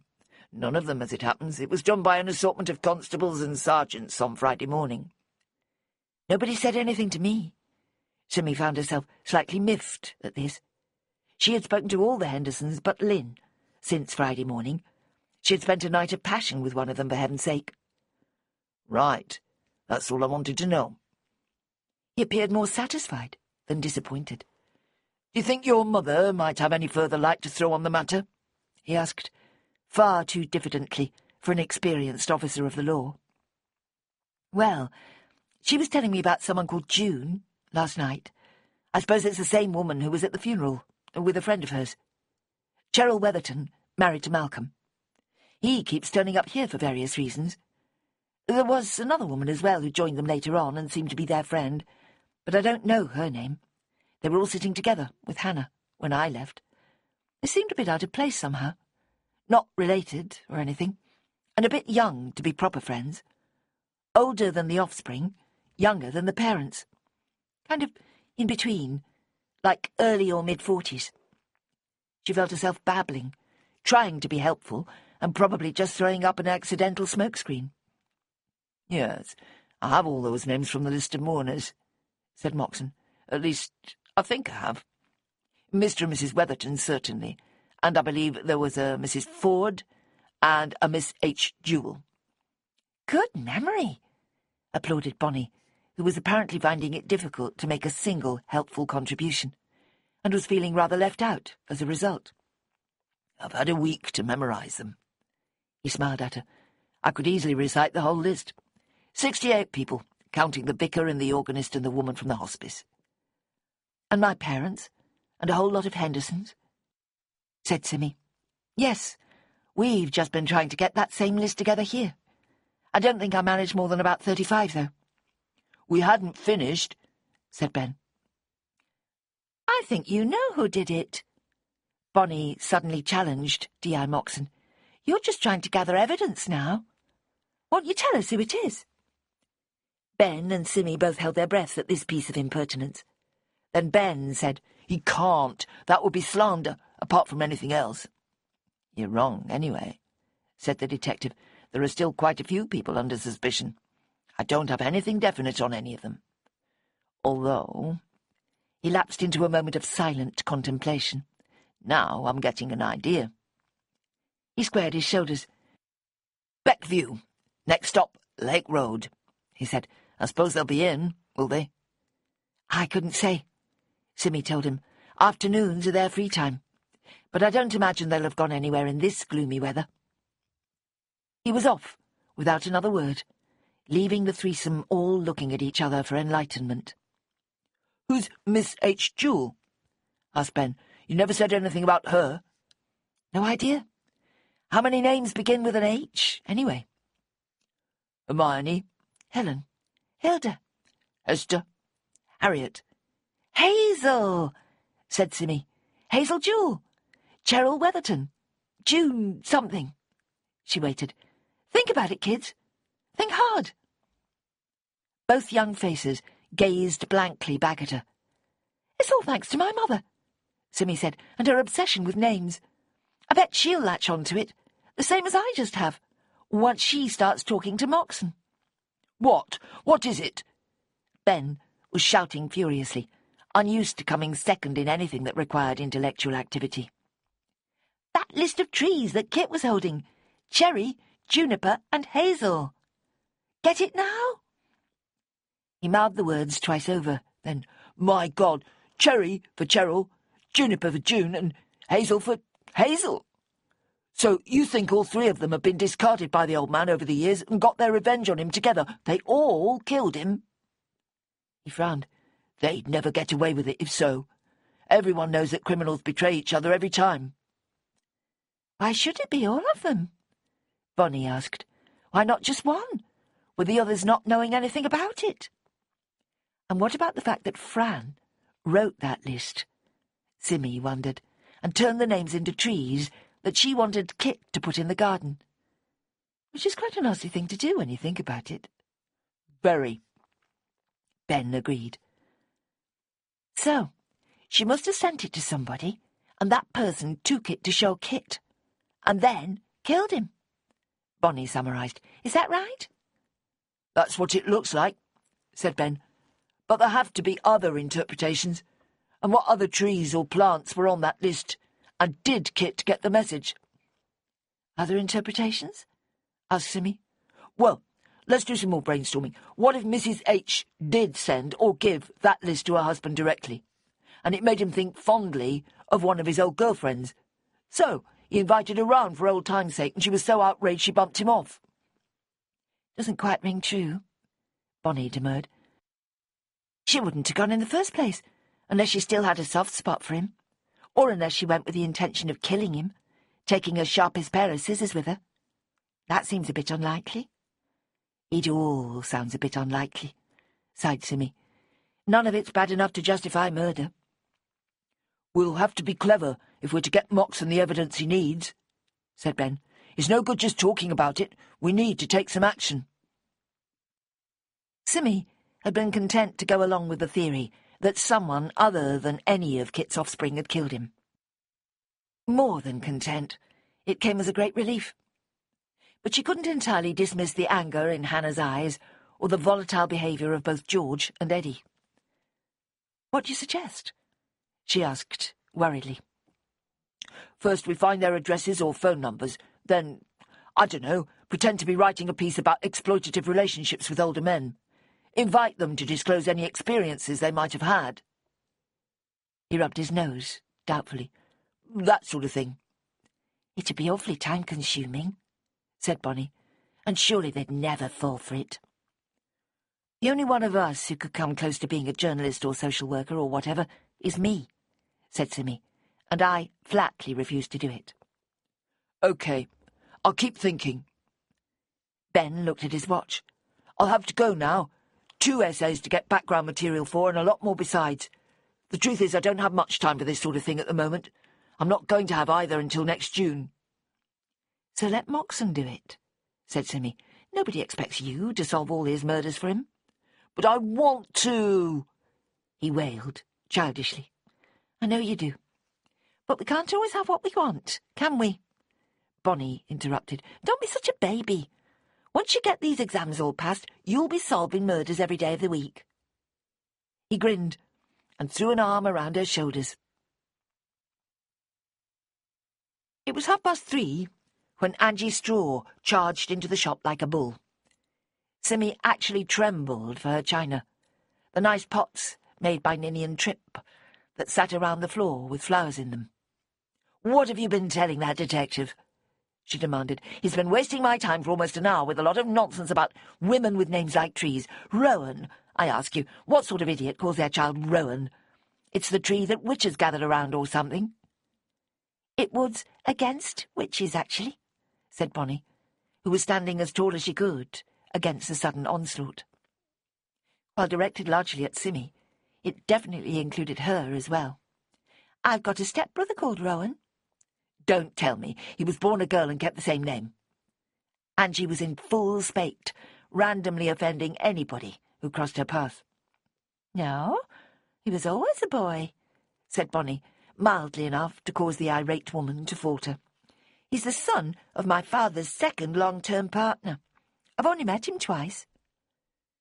Simmy was merely waiting out the storm. While doing so, she had time to grasp that Moxon had arrived at the identical conclusion as she, Ben, and Bonnie had done. The list in the dead man's hand was a tricksy way of referring to women from his past. Why her mother took such exception to this remained unclear. Finally, it felt safe to ask, "Why did that make you so cross?" "Because it makes Fran look so bad, obviously. Not only was she a humiliated wife, putting up with all his peccadilloes, but now they think she arranged his death somehow." "What? Where did that come from?" Angie shook her head impatiently. That was the clear implication of his questions. "So what did you tell him?" "That all I knew was that Fran sometimes had cause to complain about her husband's flirtations with younger women. It was all in the past. Nothing for at least 8 or 10 years, as far as I knew. It was nonsense to think there was any sort of convoluted conspiracy to kill him after she'd died. In fact, the idea's disgusting." "Are you sure that's what he was thinking? Wasn't he just trying to get the facts clear in his mind?" "Oh, you would defend him. You're much too fond of your pet policeman." "Shut up, Mother. He's married for a start. And I've never— You know I haven't." "So, who is Rowan?" asked Bonnie. "Somebody's child?" Angie looked oddly cornered. "Actually, he's the son of that June woman, whatever her name is." "How do you know that?" Simmy demanded. "Because there was a fuss when he was born. Fran got a letter. It was all very unpleasant for a while." Simmy just stared at her mother's face, projecting her own sudden suspicions and insights onto it, while knowing that there was a mirroring understanding in the older woman's eyes. "Do you know where they live?" she asked. "Not exactly." "You can ask Christopher what the surname is, Sim," said Bonnie. "Then we can easily find the address." "Even easier. I can let the police do it for themselves. I assume you've told them all this already. They'll have found her by now. We don't have to do anything." "What about the others? Cheryl and Hazel?" "I told him all I knew about them, too." Simmy remembered Moxon's account of how the police had interviewed all 5 Henderson siblings at the same time, using a team of junior officers. A somewhat larger team than she had thought they had access to in this quiet and law-abiding part of England. They could be doing the same thing again, with the women so helpfully identified by Angie Straw. But she thought probably not. There could be little point, surely, unless Moxon suspected them of working together, and thus capable of alerting each other to police interest. That could happen, she supposed. She wished Ben hadn't gone home. His quick thinking and lateral approaches could be helpful now. And then she asked herself, why should she care anyhow? What was it to her? The answer hit her in the midriff, making her feel stupid and strangely treacherous. She had a new lover, and both his parents had just died. His troubles were her troubles, and she had no choice but to do all she could to assuage them. They all came to the funeral, she said. Why would they do that? Your detective asked that as well, said Angie. I don't think he found my answer very enlightening. Why? What did you say? I said there was such a thing as female solidarity, and they probably all had a degree of respect for Fran, possibly even sympathy, if they'd come to see Kit as he really was. When my mother was in her 30s and 40s, men behaved like Kit did as a matter of course.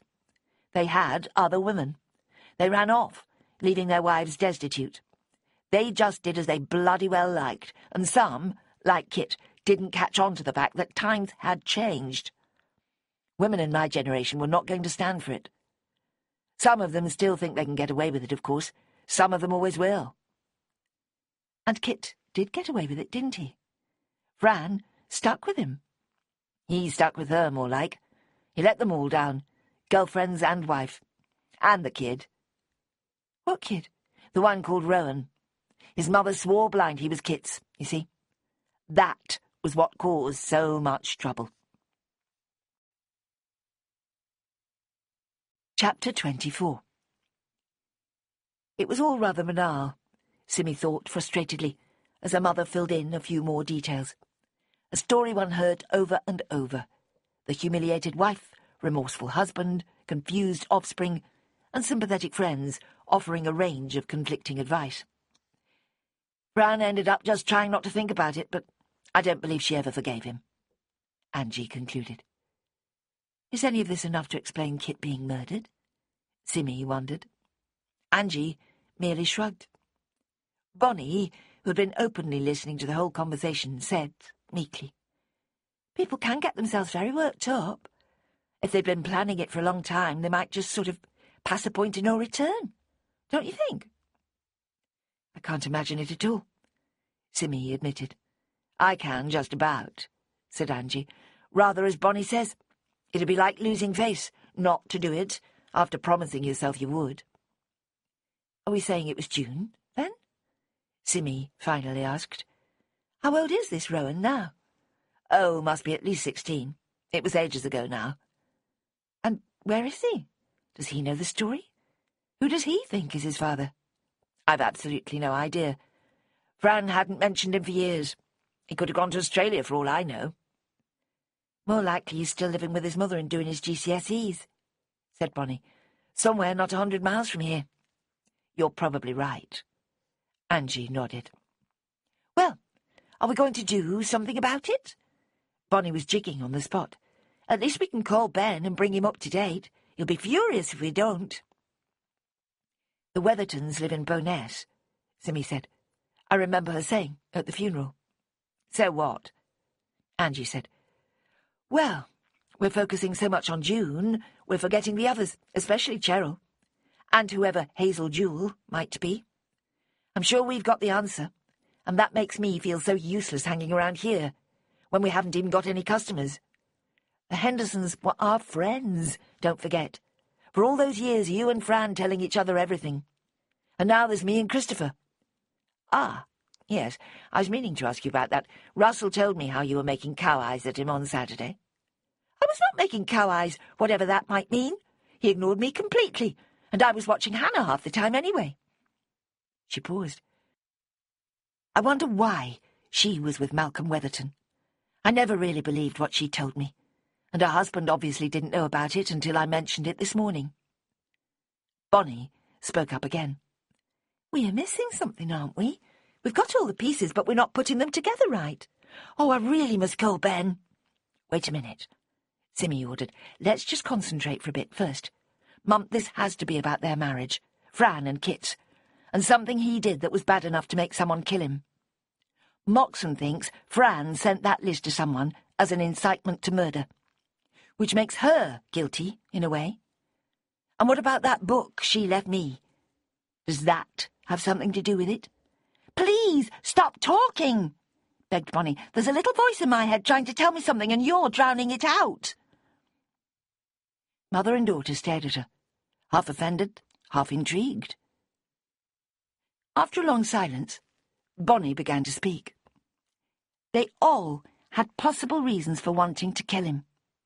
He betrayed everybody, didn't he? Even the men who married those girls later on. What? Which girls? Asked Simmy. June, Cherry. The girls he probably seduced and exploited when they were too young to know what to do about it. Then, if he dumped them, they were probably scared to start again with men their own age. Not exactly damaged goods like in the olden days, but a bit like that. Ashamed, maybe, or even still in love with him. And maybe when Fran died, years before anybody thought she would, leaving him available, they'd either be afraid he'd start on them again, or furious because he didn't. Am I making sense? She finished, humbly. I'm just doing what Ben says we should, putting myself in everybody's shoes. Sounds fine to me so far, said Angie, with the same sort of expression that Moxon adopted when facing Ben Harkness. Then there's his daughters. They're both adopted, right? So they already feel just a bit funny about him, possibly. I'm not saying that's a thing in general, but with these two it might be. If they see him carrying on with women who aren't terribly much older than them, they'll be forced to think of him as a man, as well as a father, if you see what I mean. And Simmy says he was always flirting everywhere he went. That's embarrassing for daughters. Maybe worse than embarrassing, unsettling. And then they'd see what it did to their mother, and it would all get rather sick and cause all kinds of emotional problems. Don't you think? I think you're being fantastically clever, said Simmy. It was like that. I remember now, even though I'd pushed it all out of my mind. You must have it all much clearer in your mind than I have, Mum. I just focused on Christopher and ignored everything else that was going on.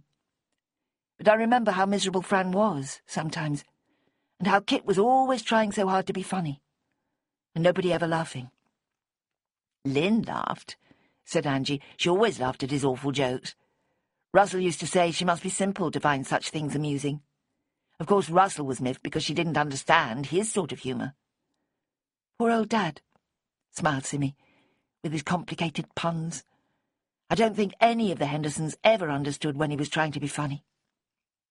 So that leaves the 3 sons, went on Bonnie, throwing a cautious look at Simmy. George was always fighting with Hannah, right?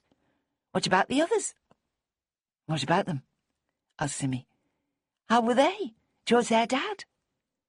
Eddie hated him, and Christopher despised him, said Angie, almost without thinking. Fran used to agonize about it, blaming herself. She sighed. God, what a can of worms we've opened here. All those myths about blissful family holidays by the sea. And really, it was all pretty grim. I can't think why we ever agreed to go along with it. The triumph of hope over experience, said Bonnie. Ben taught me that one. Dr. Johnson said it about marriage. It applies to other things as well. It's not really true, though. We just got into the habit. And I did like having so much time with Fran, said Angie. Plus, we thought it would be good for Persimmon to see how big families behaved. We felt guilty at not giving her any brothers or sisters, so that was our way of compensating. And Christopher was always so good with you. She addressed her daughter. It seemed unkind to deprive you of that friendship. Eddie hated him, and Christopher despised him, Bonnie repeated. What about George? George just wished he would go away. I sometimes imagined he kept a voodoo doll to represent Kit, and spent all his time sticking pins in it. She gave the girl a straight look. Not one of them would harbour such bad feeling for so many years before killing him, she said firmly. They might, once the mother was dead, said Bonnie, every bit as firmly. Not Christopher, said Simmy rather faintly. Absolutely not him. It must have been Hannah if it was any of them. But why should it be? What are we thinking? The other thing to consider is whether there was more than one person involved, went on Bonnie relentlessly. They could have fired each other up, kept each other on the mark. It must be easier then. Hannah and Lynn, said Angie. Could be. Cherry and June. Cherry, June and Hazel.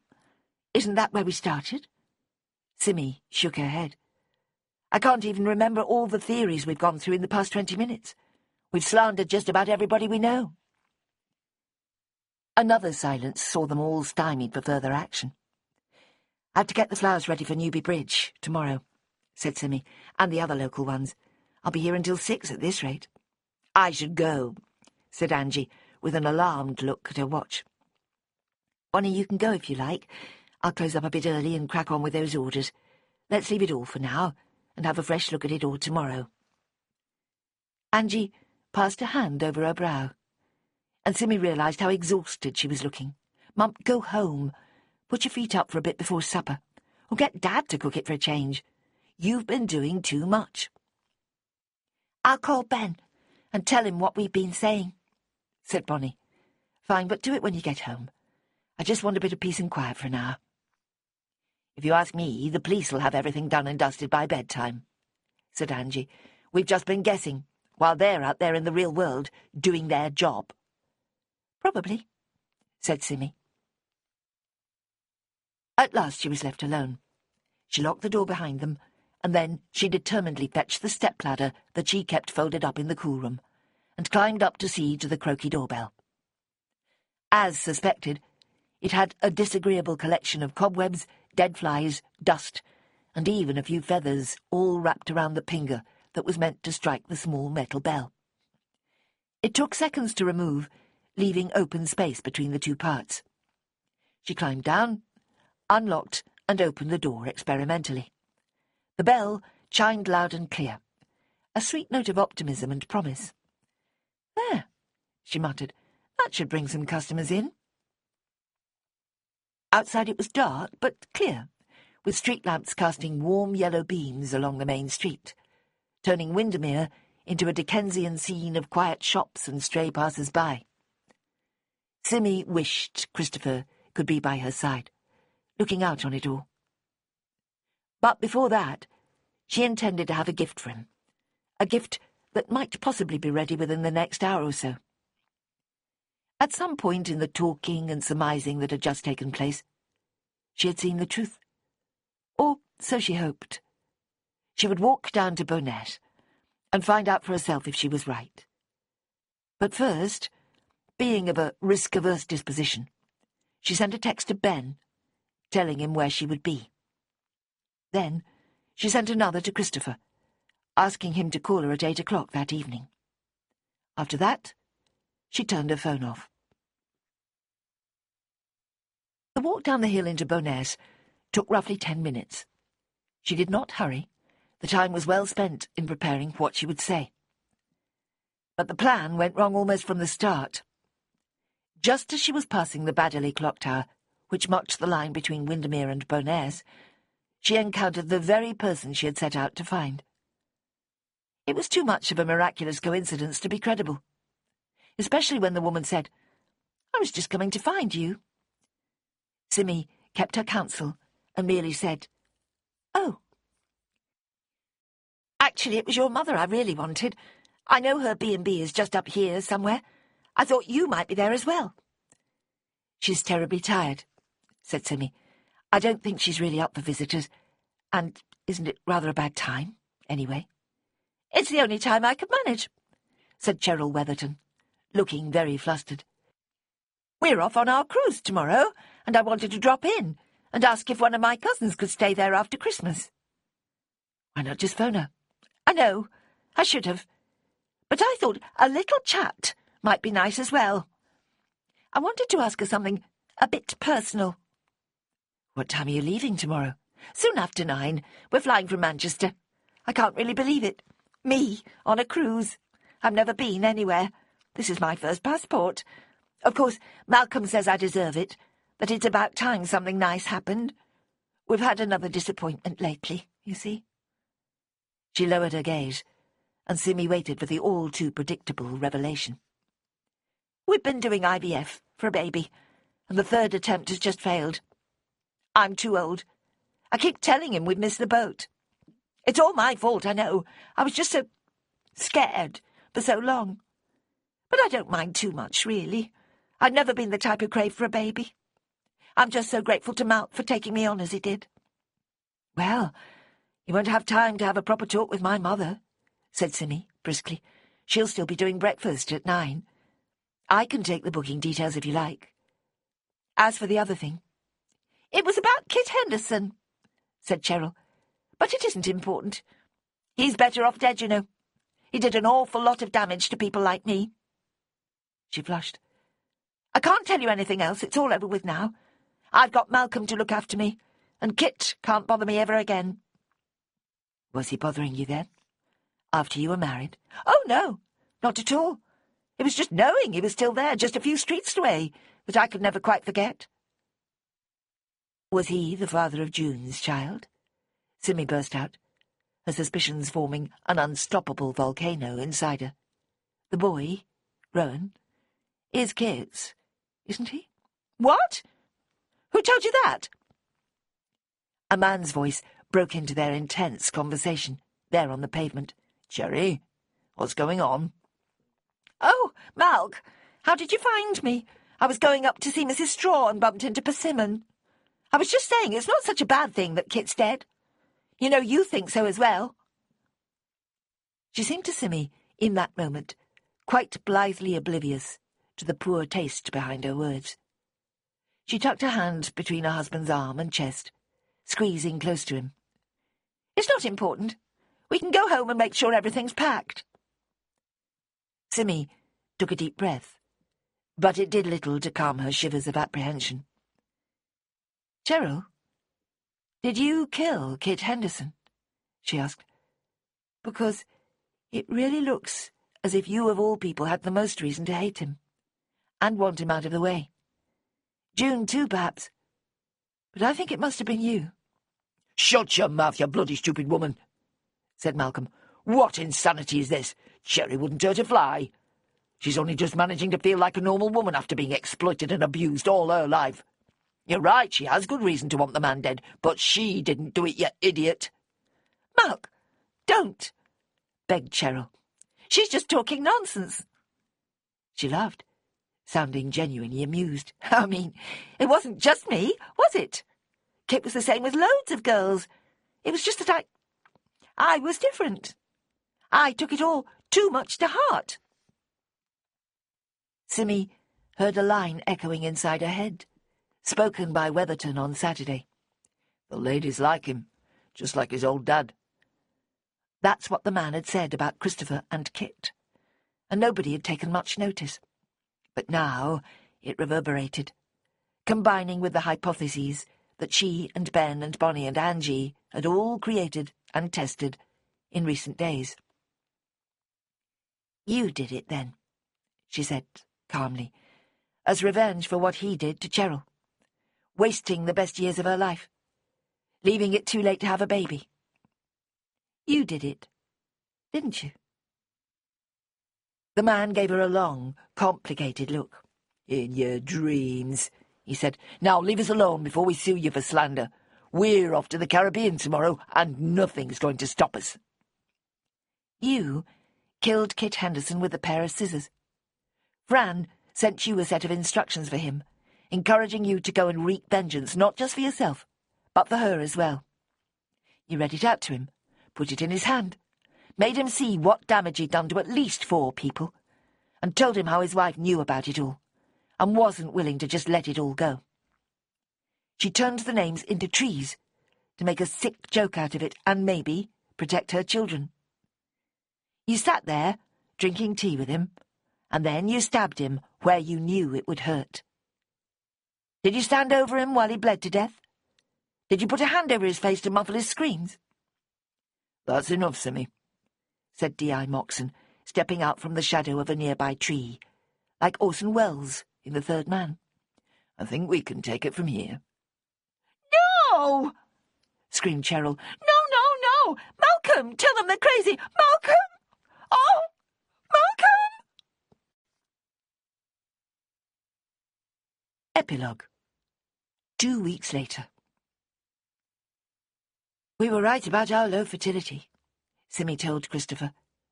The chronic postmenstrual depression that had become a permanent feature of her life was more acute this time. She'd become more and more hopeful with every passing day since the first night with Chris. At least her rational mind had kept away from the subject, but her body and instincts had yearned and clamoured for fulfilment. "Ah," he said, warily. "Do I detect disappointment?" "Apparently so. I'm 38, Chris, and I need a baby, preferably 2. It's only been 2 weeks. How can we know what sort of parents we'd make? I'm the son of a philanderer. I live 25 miles away. How would it work?" She looked around the hall, the same hall in which she and all the Hendersons had drunk tea after the funeral of their mother, not many weeks earlier. Now, her husband had been cremated in like fashion, but the family had agreed that the 2 sets of ashes should not lie together. "After all, she set Weatherton onto him," said Lynn. "What a dreadful thing to do." She never forgave him for the damage he did to Cheryl, Angie had summarised, and to herself. For a long time she hated Cheryl most of all, until she realised what a victim the wretched girl had been all along.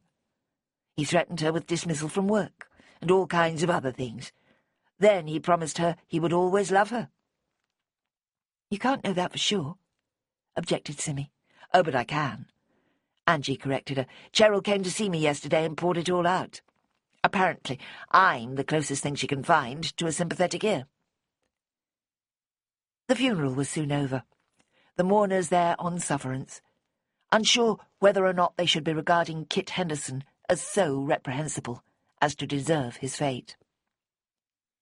Simmy had closed the shop at lunchtime, seeing Bonnie go off to the funeral of her foster mother's mother, in the other chapel at the crematorium, 20 minutes before that of Kit Henderson.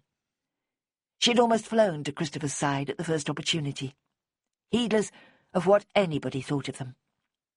She was impatient for them to get free of the defilement that hung around the Henderson family, and begin their headlong romance, which was 20 years overdue.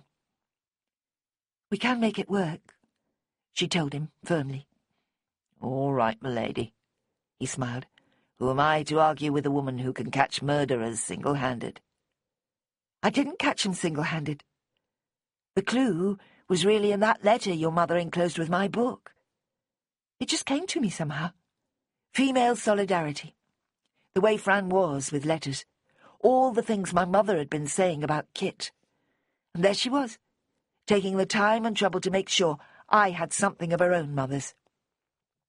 It sounds whimsical, but everything just fell together and made a complete picture." "A picture that nobody but you could see." He frowned. "I still don't entirely follow." She tried again. It was the tone.